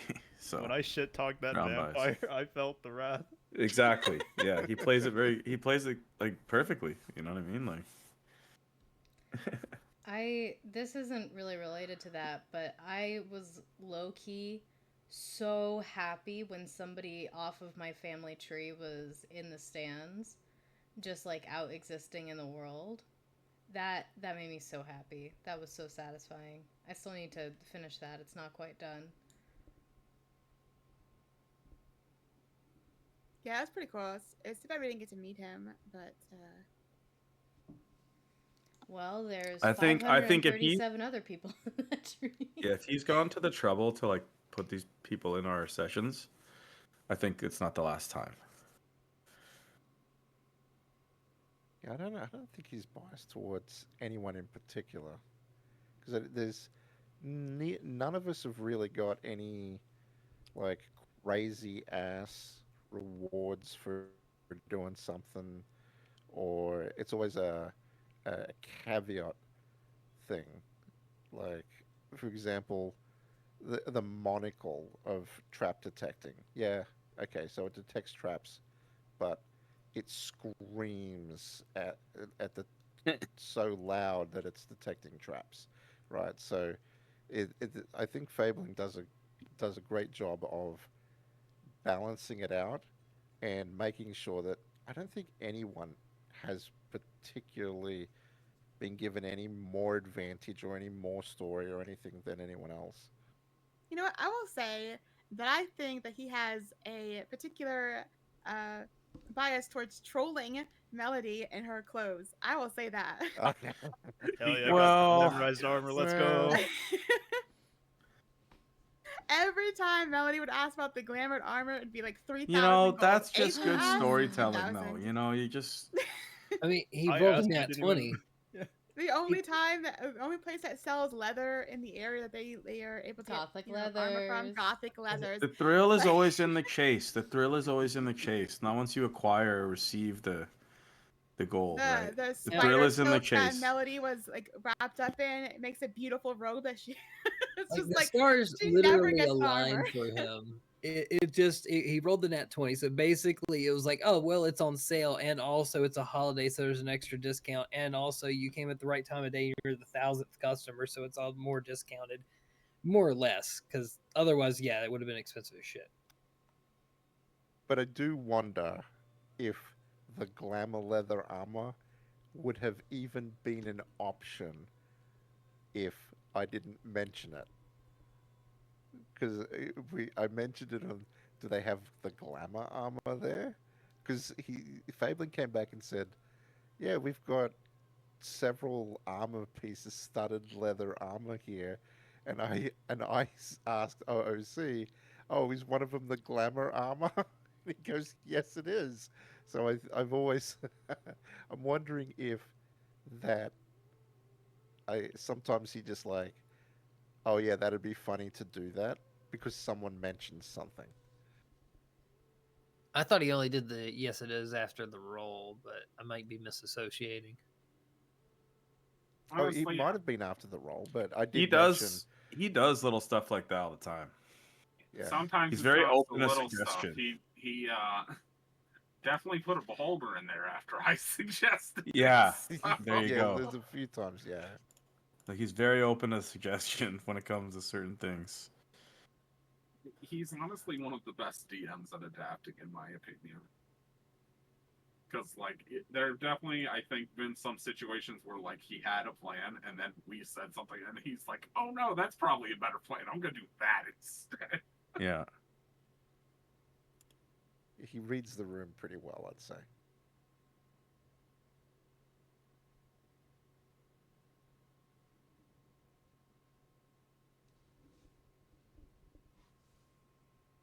Okay, another question.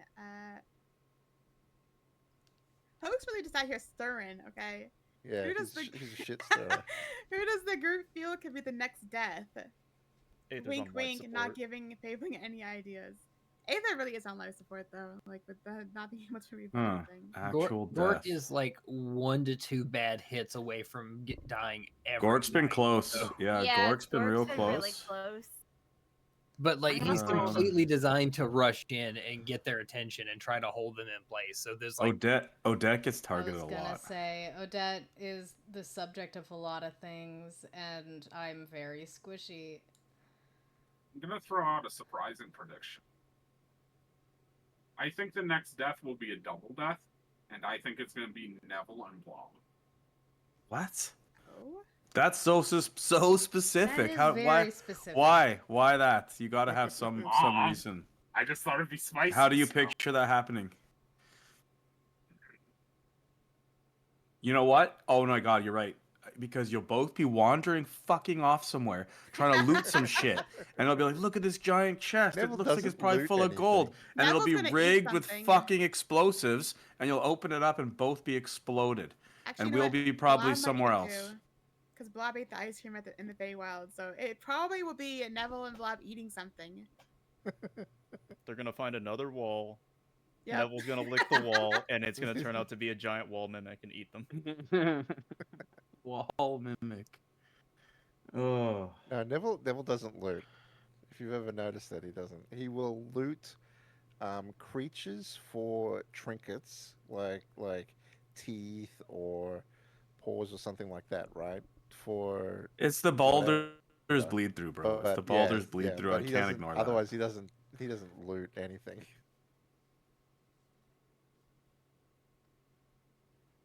Yeah, in Boulders, Blob rubbed off on Neville just enough to where he's like, I got to loot everything.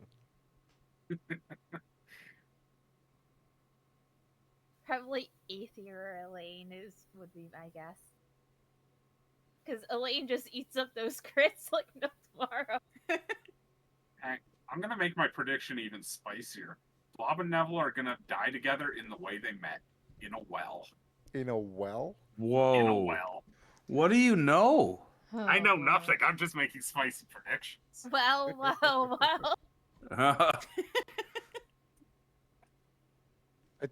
I tell you what, Blob, pact right here, right now. If we're ever in a well together and the situation arises in which we'll die, Oh, we here it both comes. die. Perma Okay, condition. I will agree to this. Perma-conditions. Perma condition. I will agree to this. Okay, perma condition set. If we're ever in a well together, just you and I. Clip in this which and send it we to die, Fabling. Boom. Don't Somebody clip this that and send it to Fabling. Don't do it. He doesn't. What do you need mean? to We need more know. healers. We just talked about it. Oh my god. Oh, You I'm know, not playing a one of them healer will if be I a come healer.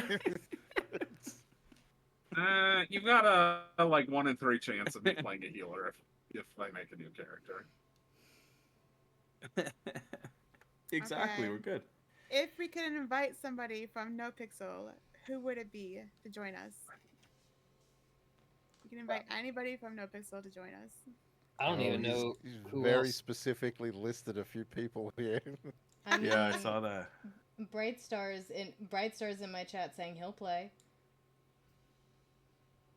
He was saying earlier how he misses our other D&D group. Who does Brightstar play? It's a Leo. To answer your question, Bright Star, yes, Blob is a plasmid. You know who I would invite? Leonardo. I would invite back Hyro, Johnny Sinatra. Make him Oh, get here and shit. play again. Cairo was in my chat earlier. Yeah, he was I know he was. He said he never got the What a fucking piece of invite. shit. It's going okay. Got any questions? So he's after been waiting D&D for group? months, but he never was told when the next one was. I was wondering from that My clip, I was man. like, why isn't he My still man. playing? I wonder what happened. Should we watch the clips of Hyro failing to climb up on the roof and then failing to swing into a window? Oh, he got rejected then. All right. The dice gods were never on his side. He rolled like a 3 and a 4 and failed both things. Yeah, it was a running joke at the beginning of the campaign that Hyro always had cursed dice because he could never roll. I'm just saying, you know. For the record, Leo, I would be happy to have you play We if had pretty we didn't solid have rolls, so many goddamn when he was players here. already. Like all these people that are here, and we're missing 2 players.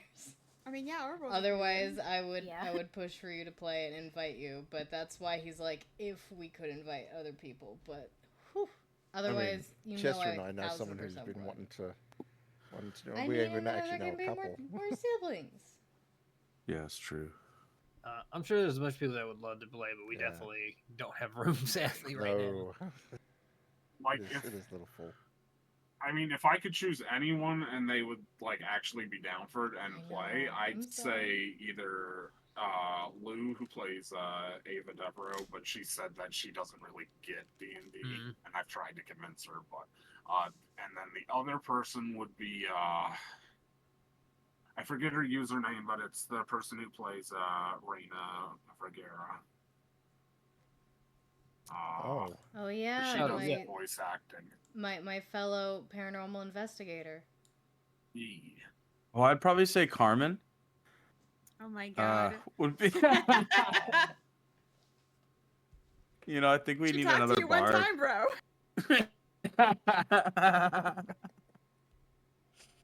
I honestly, if I could get anyone, and like assuming they would be down, like, you know, same stipulation, Mike the Bard that plays Hubcap Jones. I feel like he'd probably be great. Yes. Yeah, I'm not really sure who would be D&D good, but that's a good call. Blob, you're thinking Any of of the guild Lavendar, probably. yes, thank you. One of mine would be Gerard, who played Dirk. Dirk was an amazing storyteller. I would 100% invite him if I could. And out of your list of people, Hoax, I probably would say Valdez. Out of those people, I think James would be good too. But I feel like Valdez, his energy would work well with this group. I would, out of those list of 5 people, you're obviously going to know I'm going to say Grace, because she actually does do her own No Pixel D&D campaign. Yeah. She's actually in 2 separate No Pixel. Yeah, she's in 2 of them. Oh, I didn't know that. Out of Oh, those 5, I never got Grace. invited to that one. Can I say a super one that might be pretty controversial right now? Yeah. So, I was in a campaign with somebody. Oh, I She know. was in my other game, and she recently got kicked out of it. I would invite Jilly to play.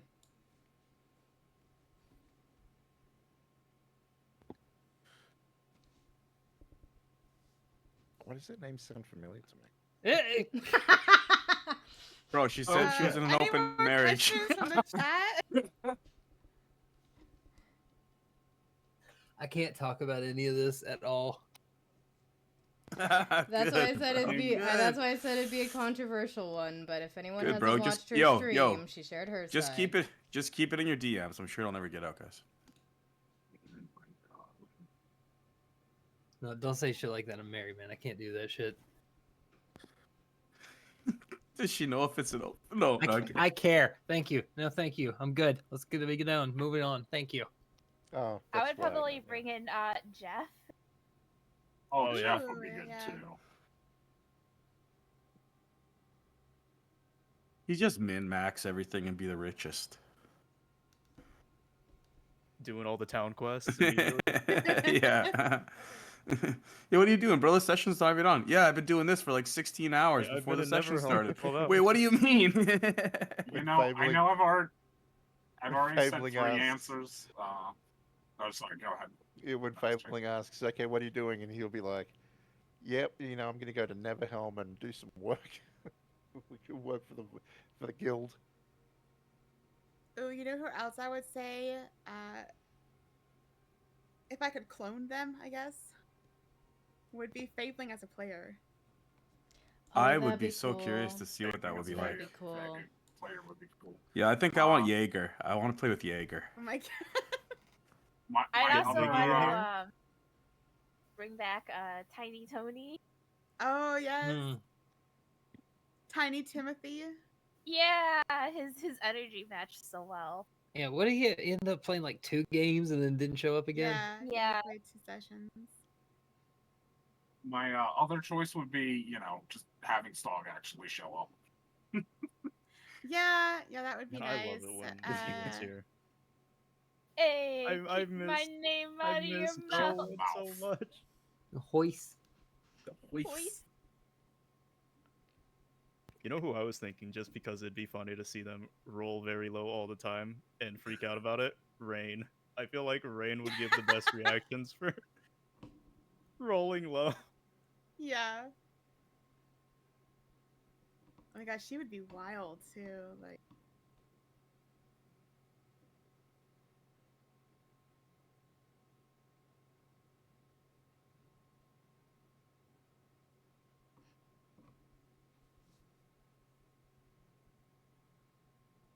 Hoke says, 10 of you guys are regulars, so any member you wish was more regular. We just said Elaine. Ah. I wish Elaine was there for more of the session. I wish Elaine wouldn't have to come late. I wish Leonard wouldn't have to leave early, and I wish Stog existed. Well, she said it's about to change, right? Yeah, soon. Her and Leonard are going to be on the same time. We need a fucking late night cleric. Actually, you know what? I was thinking. I couldn't remember their name, but I finally pulled it. I think Fiddlesticks might actually be a good person to add to that. Okay. Who do they play? Fiddlesticks. Yeah. Yeah. I don't know who that is. He was he worked at the Burger Shot. He was one of the managers at the Burger Shot, as well as a couple of other things too. He also does At the moment, I think he's on purple playing snow. Oh, you know who else would be really good? Who also plays? Two people actually that also play D&D out of. Welcome back. In no pixel groups. If you would have any be, questions Pixie to ask the from group, the hospital. we're Okay. taking questions Yeah. from chat Yeah, because she we run out plays of them. D&D quite a bit, and she's pretty good. And with extra sauce, who played Jeffy. He always he's pretty good in his campaign that I watched one time. Also, Kiki's in that Yeah, campaign, and Kiki she's as pretty well. good as Yeah. well. Kiki would be, yeah. Kiki would be a good one to add. Sorry, which Kiki? It's Pendragon. Kiki Okay. Pendragon. Yo. Do you think it would be crazy to do a crazy crossover one time where like a few characters get swapped Oh my god. for like a Be session Freaky and then Friday. swapped back? I've been saying this for a while. Like we should do something crazy out of the box like that. Like with another campaign, or With would like be in that other our- campaign or something. Say Oh. like 2 or 3 people go to that one, and 2 or 3 people come to this for like a week, Like and then a we go foreign back. exchange program, but with D&D Like a foreign campaigns? exchange program. Different games. It's a thought. It's a thing we could try to do. I've tried to do that with other D&D groups. It can get complicated, depending on the logistics and also the general like Rules and stuff. nature of. I think it would be nature of each easier if all of the group went to one world. If for like a guest session. Yeah, like Yeah. if we'd a guest starred in like a session or something. Yeah, Or 'cause, like they guest Kiki- starred in our session. I still think the Freaky Fridays one we got to put in the bank. It's also Yeah, an I idea think would that'd be be if fun. like you wanted to like do something to have crossover with other groups, like maybe bring in one person as a guest and they take in one person as a guest sometimes. Yeah, okay. There for Yeah, one or yeah. two sessions. That's what. that's a lot easier. Because Kiki's group has the LGX in it, and I think he's a. You would talk about someone who's chaotic. Whew. Oh my god, he's been I've been watching their newest session, and It's they started hilarious. playing like a futuristic cyberpunk one. Yeah. And he was playing a Johnny Silverhands kind of character. Yep. And then now they're doing this like Starborn one or something like that, and he's playing like a Naruto character, and it's so funny. Yeah. The LGX is definitely an entertainer, right? So he's chaotic to be entertaining. But it's a masterful. It's really well done. I like the guy. I've watched him for many years. But yeah, he's just got in D&D. He's having me laughing a lot.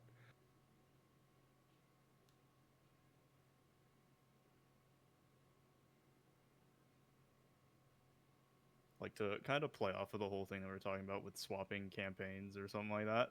I had a crazy idea, at least for the group, swapping classes. Like Soa and Melody swap Bard and Barbarian. Class swap. You could do that in character. You could definitely.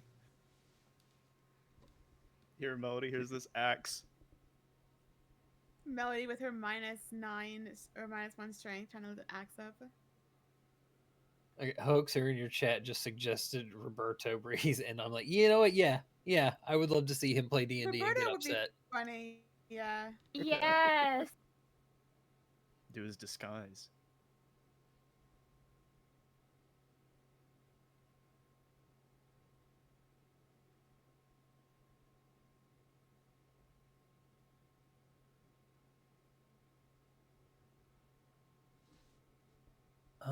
Well, if there's nothing else specific planned, I will say I do have Gork's backstory that's all written up. And if you guys want to ever know more about Gork, do feel free to ask me directly, because I don't feel like any of his backstory is going to be consequential to any serious plot points. It's more just insight into who he is as a character.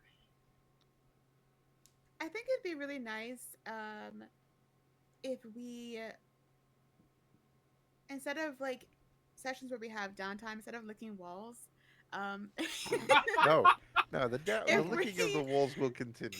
No, Oh, so it that wasn't better downtime. not. That was engineering. It was science. It's for I was science. gonna say it'd be nice if instead of times where we're like, okay, we need to pass some time, because like certain people aren't here or whatever.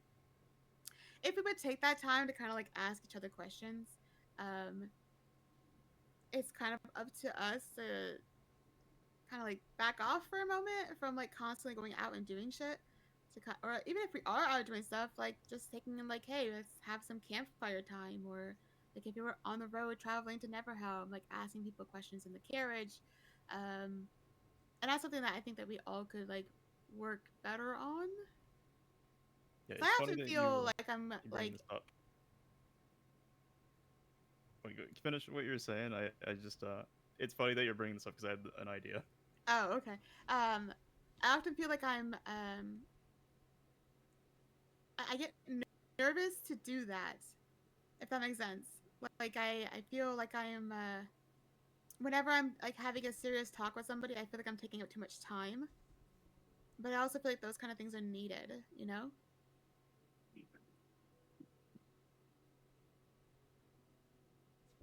No, I agree with that.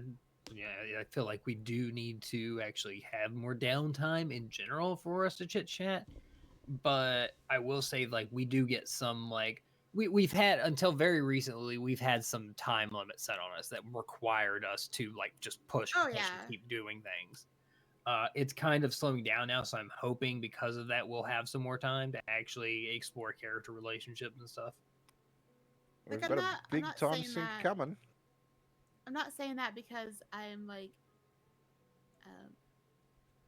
saying it was a bad thing that we didn't do it. I'm just saying like if you feel like you want your character to talk to somebody, I personally have no problems with like just listening to conversations as well. I find it quite interesting when people are having conversations. Like one of my favorite conversations with someone was actually with Gorg, and we did it all through like typing in the sidebar where everyone else was doing RP because like we were having this like serious talk. So yeah, it would be nice if we encouraged others to do that, I guess is the best way of putting it, maybe. Yeah, no, that definitely makes sense, and it definitely help us, find more about each other's characters and stuff. So I think it's a good idea.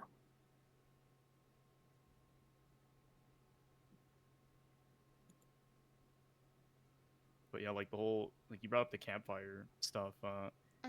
Like one thing I was planning on doing recently was having Aether just light up a campfire before we take a long rest. Have like a campfire night. Yeah, I think like we could build a fort again and just have like a night in at the tower or something like that. Fort 2. PJ party number 2. All right, but we gotta change the password since everyone knows what it is. Yeah, we gotta make a new password.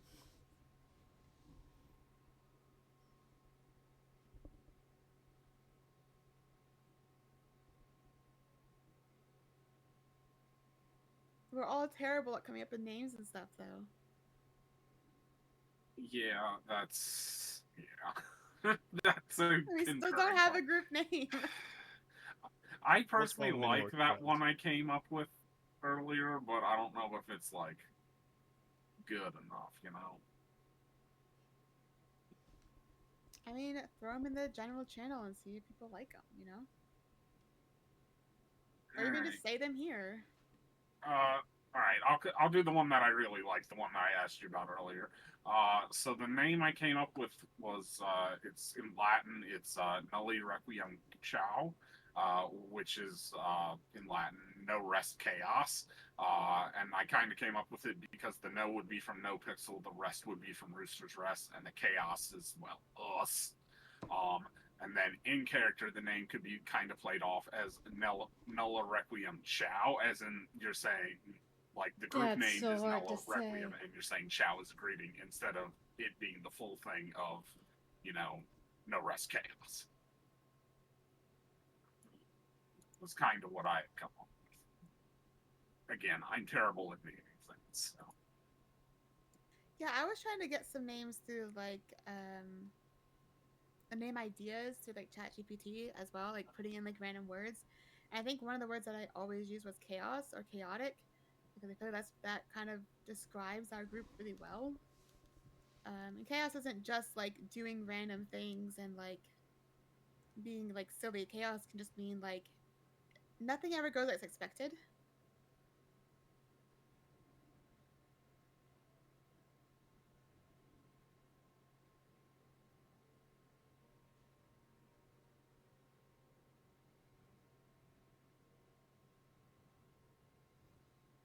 I don't know. If you suggest anything to Gork that involves chaos in it, he's gonna say no.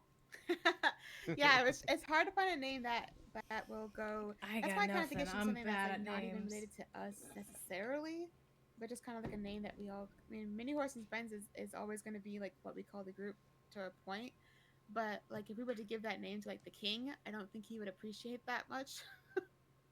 What do you mean? They'll take us seriously. What do Oh, you- you guys are Mini Horse and friends? All right. Especially when Mini Horse doesn't even travel with us anymore. It doesn't. Yeah. I mean, Could just name it after the campaign. Rooster Rising. Yeah. But we don't have anything with Rooster related though. We could, if y'all wanted to, call ourselves the Mage's Hand, as we do currently work for the Time Mage of the Winter Tower. I mean, only half the group does though. Yeah. I mean, we all. well, you all live there. Yeah, everyone We lives live there. there, yeah, but we don't like. I mean, Melody that would be- doesn't work yeah. for Odette. She doesn't want to be a knight. She hasn't Well, sworn like- allegiance, but But like at the tournament, everyone was technically there representing the Winter Tower, even if you weren't a knight of the Winter Tower. Yeah, at the tournament, but like where the group itself is not like. I mean, the group started with Melody and Gork and Elaine. Like it's Mhm. not Winter Tower people. It's these people have come together. yeah, but this is what they are now, currently. Not really though. Half the group is not a knight. They don't That have to doesn't be. They mean still work anything. at the Winter Tower, and They don't usually work at the Winter Tower though. They live there. As a difference. they definitely work there too. It's their base of operations. So that's the. Whenever I get asked this question about the name, I always, for whatever reason, this name constantly pops up in my mind. Personally, I think of them as It's like the Winter Tower Winter gang, Wardens. But it's Melody's only so because fervently against the your idea of warden anything with the suggests Winter something Tower that you're that protecting against. Winter is cold and desolate and something that is unwanted. So you're protecting the winter. It has kind of a double entendre meaning, but not in a sexual way. But it has double meanings to it, right? So that's why, for some reason, I just keep coming up with that.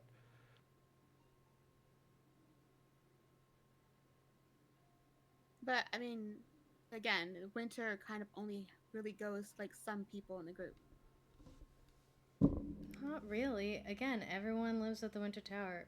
Oh no, that's. But that's- again, everyone lives at the Winter Tower, and everyone in. I mean, they like, live there because they don't have anywhere else to go. Like, Melody has nowhere else to go, whereas half the group gonna go. They live there because that's where they are. They stay with the people that they've been with for months. Like Melody kind of hates the tower, and that's not an unknown fact. She does not like being at the tower. So since like Gork would oppose like the chaos part in character, what if we just went with no requiem, just no rest, because that is kind of very fitting. No rest. Yeah. Because like half the time our rests are getting she won't interrupted. listen. We're Like, always like they went on to the an move official doing tournament representing the Winter Tower. She said like you can't tell the king many horses friends. No, you tell the king the people of the Winter Tower. Like Maple Candy Cult. any official event that we get into sure the is cult because has of something to Odette's say about title. that. That's copyrighted. Can't use that one. Can't use Maple Candy Cult.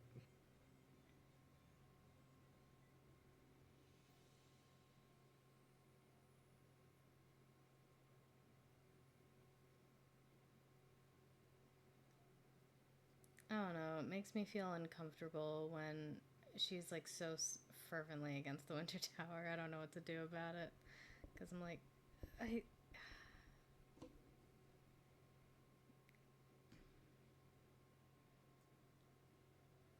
I'll be honest. I don't know. I feel like this might be It almost a makes me thing feel that would like have I'm to be doing something honestly wrong, discussed and in I don't know character. what. So This is something that would have to be like over time. I think like people can like put in ideas and kind of like whittle it down. You know.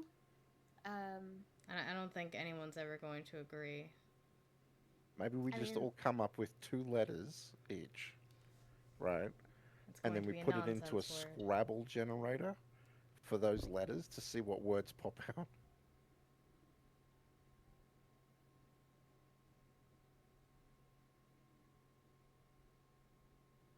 see, now I feel like we're just playing Dwarf Fortress. Yep.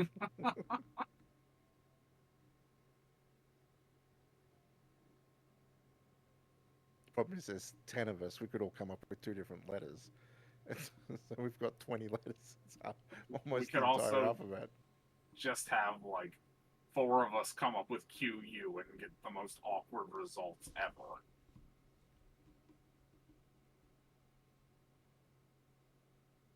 It's like with 20 letters, what are we gonna do with 4 Qs and 4 Us? Take all of our character names and take all the letters in the character names and pump that into a Scrabble solver. See what comes out. I mean, it doesn't have to be anything like specifically about characters or, you know, like what we do or live or anything like that. It can just be like, I mean, Vox Machina literally means voice machine. Like, it doesn't have to be anything specifically about in character or even like. You said that, and all I got was lemons.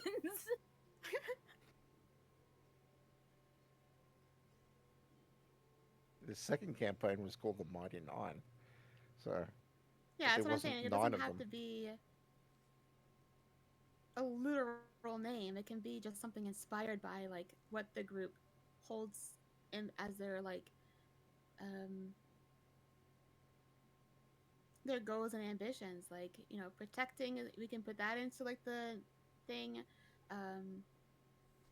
Wanting to provide understanding about non-humans and magic users, and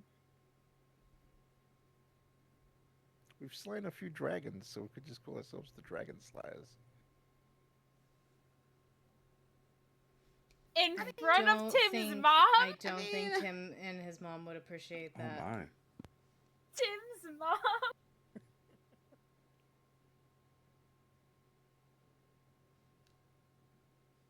Well, they were bad dragons. Come on.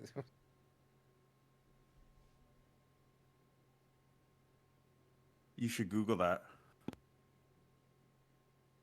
Could just call ourselves the Travelers. I mean, yeah. I mean, you could. Oh my god, what was that one I gave to Blob earlier? What was that village name again that we Wild Wanderers was that one we that got- ChatGPT said. rioted and burned down?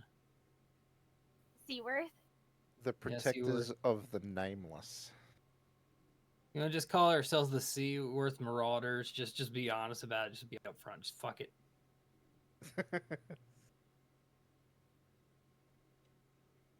Yes, let's remind John and Heather every single day.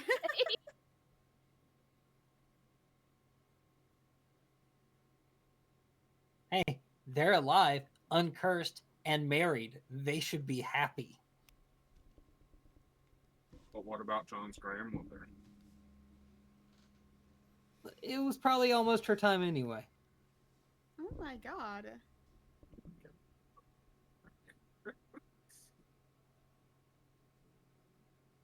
Sorry, Bork slipped out a bit there. So another question that host asked is, what are our views on the level of gore in this campaign? Because other campaigns tend to be more bloodier, where there's like missing limbs and stuff. Do you prefer the way Fabling does it, or would you prefer more gore? I don't think the way Fabling does it takes anything away. You know? I personally don't want gore. I mean, we have enough fleshy monsters. think that's enough. Anyway, that's Baldur's Gate. Come on. What do you mean? We've fought so many fleshy monsters. I mean, technically, Elaine still has those teeth marks in her, so. It's one of those things that, like, you gotta discuss it with your players and your DM before you introduce it as any kind of like a mechanic or something of that nature. I wouldn't think it would be good to insert it into a campaign that's already ongoing. It's something that you've got to start off with and know that it's a possibility. And even then, there's always a chance that you could role play out a character getting a critical injury as something like that happening, but then you can get it healed magically. So Yeah, I don't think we're missing anything by adding gore, right? It's yeah, the Fabling does it just fine with the lack of, or even there's no real gore here. and it's also all theater of the mind. So when Yeah. a character gets severely wounded, like you're the one imagining what that's going to be like. Yeah, I feel like because we come from No Pixel, where like permanent character consequences are kind of up to the RPer, I like that Fabling leaves it up to the RPer if they have something like that or not. Yeah, I agree. It also depends on like what system you're playing, because there are other game systems and optional rules for, I assume, 5th edition D&D where you can have that stuff happen. But again, like you gotta like want to bring that stuff in off the bat. If your group's not down for it, they're not down for it. Yeah. Personally, I have nothing against it, but I have had a campaign where the person said, "Oh, hey, this is a possibility," and wasn't a possibility, was more of a certainty in that game. And that was not. Because I was expecting, like, oh, hey, this could happen, and not this is going to happen, it was a big kind of, like, jump there. That was the problem I had with it. Yeah. It wouldn't bother me if it was full of gore or anything like that. It takes a lot to turn me off. But yeah, I don't think it adds anything. I don't think it would add anything to this campaign at all. Like, my view on gore is as long as I don't have to physically, like, touch the gore or see the gore, I'm fine. So if you want because gore I'm stuff, autistic, then- I have texture issues. Gore is texture-y. No thanks. If you want to see any gore, you should check out some of the Warhammer tabletop RPGs. Not the miniatures game, but the actual tabletop RPGs. That stuff, you roll like the lower end of the critical hits, or sometimes like, oh, your arm's blown off now.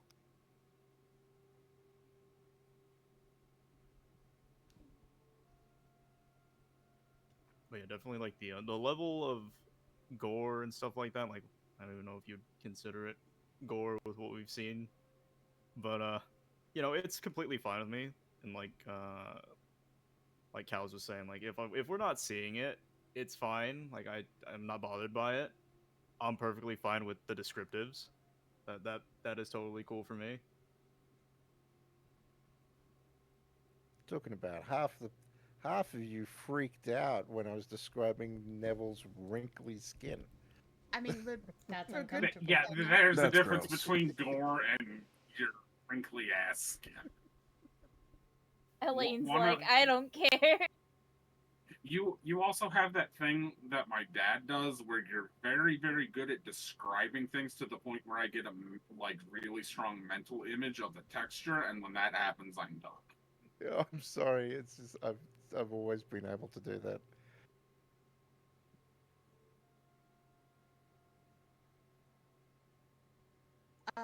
Do we want to watch any more clips of stuff? I mean, you took the time to curate so many. I did. Yeah, what clips do you want to show us? Well, we could do. I mean, we don't have time for all of them. There's 40 clips? 52 clips. So my plan is, Yeah, I we have it found a lot. numbered. We could roll dice which we get, or we could just go through and like look at the first time we met each character. But there are things in here like, you know, the not a wink priest murder. There's finding the cube. There's Freaking wall. Elaine killing Ryan, son of Ryan. R.I.P. Let's roll the dice and see what we get. Yeah, I'm partial to the dice roll. Yeah. Let me.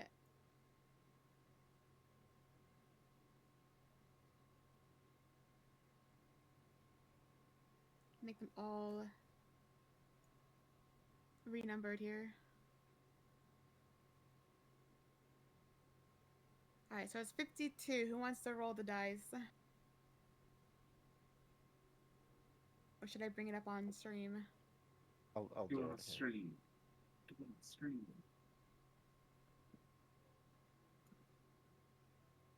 Number 17. Number 17 is... Oh, the doppelganger. Okay, so... to kind of like get this... can we just like fuck that up, but okay. I'm sorry, I didn't mean to drag No, this. it's okay, it's okay. So this was when Melody was pretending to be a Vana noble. And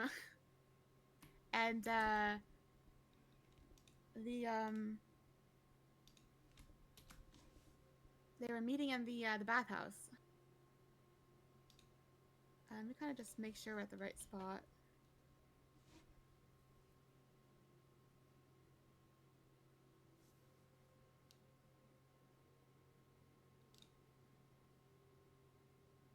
Okay. You'll get over to the temple and you'll find Melody there.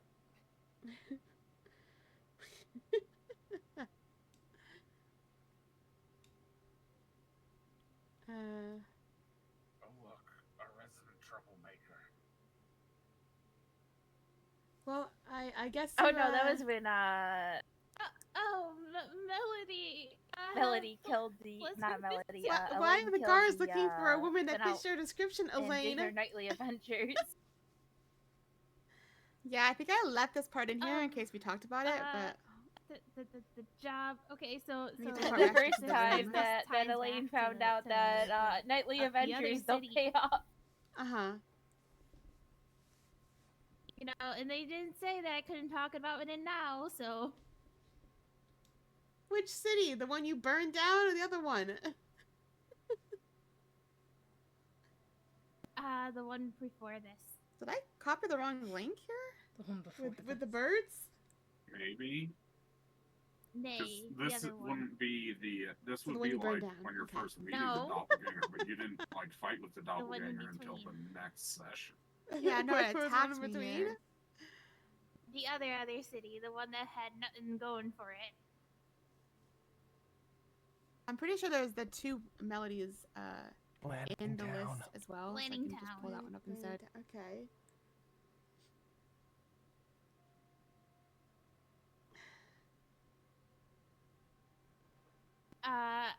The Every free one of night. these clips I've I seen, may have gotten Melody's always into, starving to death. Yes. Okay. Okay. Need of cry. Okay.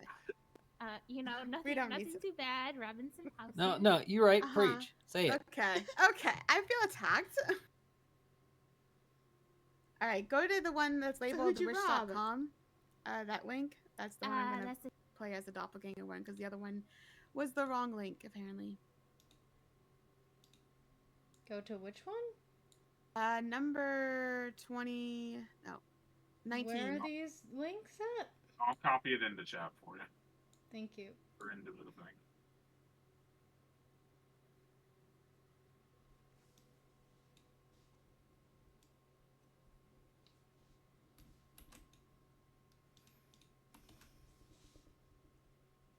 Okay.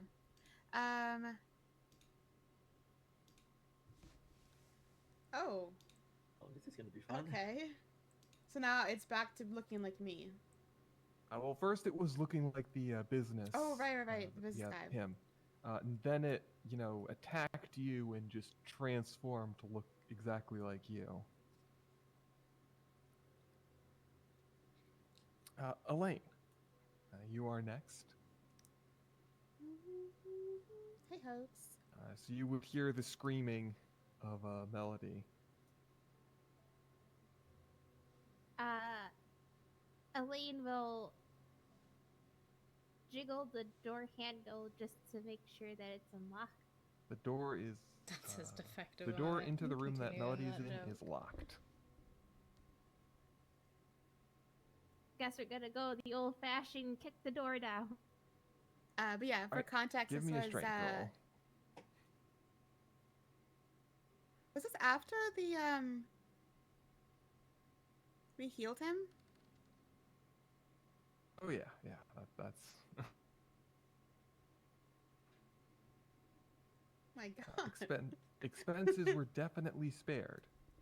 As you break the door down and you see two melodies screaming at each other. Why did my camera turn off? Melody? There we go. Elaine's an imposter. No, she's the imposter. Me, I'm the imposter. No, you're the imposter. This thing just attacked me. No, you're the imposter. You attacked me. It's clearly lying. Elaine, it's me. It's Melody. Oh, don't you remember everything we've been through? Listen here, you wish.com version. Oh, don't you start talking, you Walmart version of me. Oh my God. Confused as ever, Elaine will end her turn. Alright, Why did I go up there? So Elaine kind of busts through the door that you were kind of leaning up against and guarding. I will say that you just kind of tagged along. And inside are two melodies, each accusing the other of being the imposter. Leonard just watches and be like, how do we tell which is which? But yeah, it's just back and forth between Elaine and Leonard. Melody, just tell us something that only you would know. Not you know about Melody, that you Can we know. roll the die again? Yeah, roll the die. You whistle in your sleep.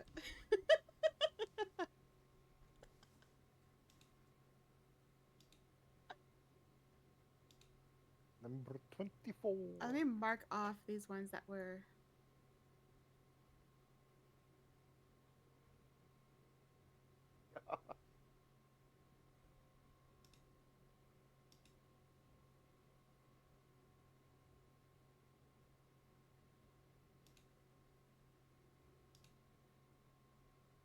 Let me pause the music actually if we're gonna be watching these clips. Oh, okay, so this is Elaine killing Ryan, son of Ryan?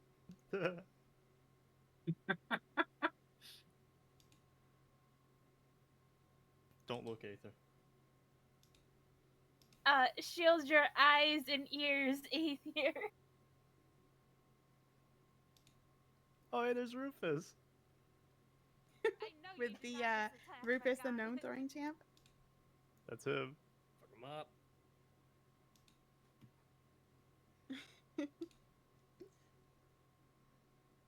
Kill the heretic, purge the unclean. Elaine will also inflict wounds on this guy. Alright, roll the hit. Yeah, did she try talking to him like 3 times before the fight even started? Oh, whoops.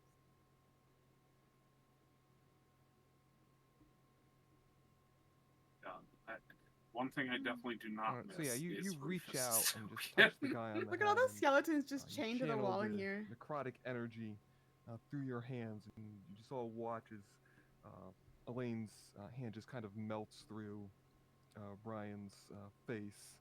There's, for a brief moment or two, screams of pain before it's replaced by silence and the melting of flesh. No. Alright. Also, what's wrong with Rufus's token? You got 2 9s on that roll. Holy shit. I made that myself. How dare he insult me, goddess? Well, that's what he gets for Yeah, Gork's taking a little bit of talking back bad by about her goddess. Oh, piece of Ellen. All right, who wants to roll this time? Uh-oh. I gotta call it a night, guys. I'm tired. Okay, have a good I one. gotta make sure I have energy for the real session tomorrow. But thank you, I'm and getting it's pretty been fun. tired as well. I've been Yeah, streaming I'm for at 9 that point hours. too. Okay, have a good night. Hello. Good night. Alright. Good night, guys. Y'all have a good night. Alrighty then. Alrighty then.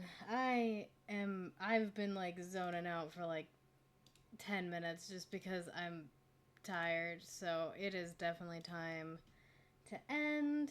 Let's see who we're gonna raid.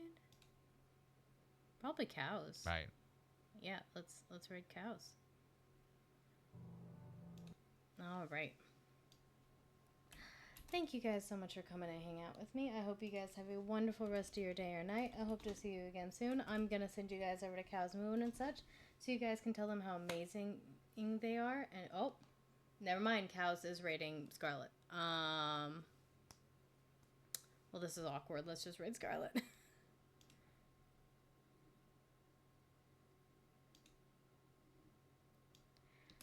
Alright, I'm gonna send you guys over to Scarlet Rose so you guys can tell her how amazing she is and show her how amazing you guys are.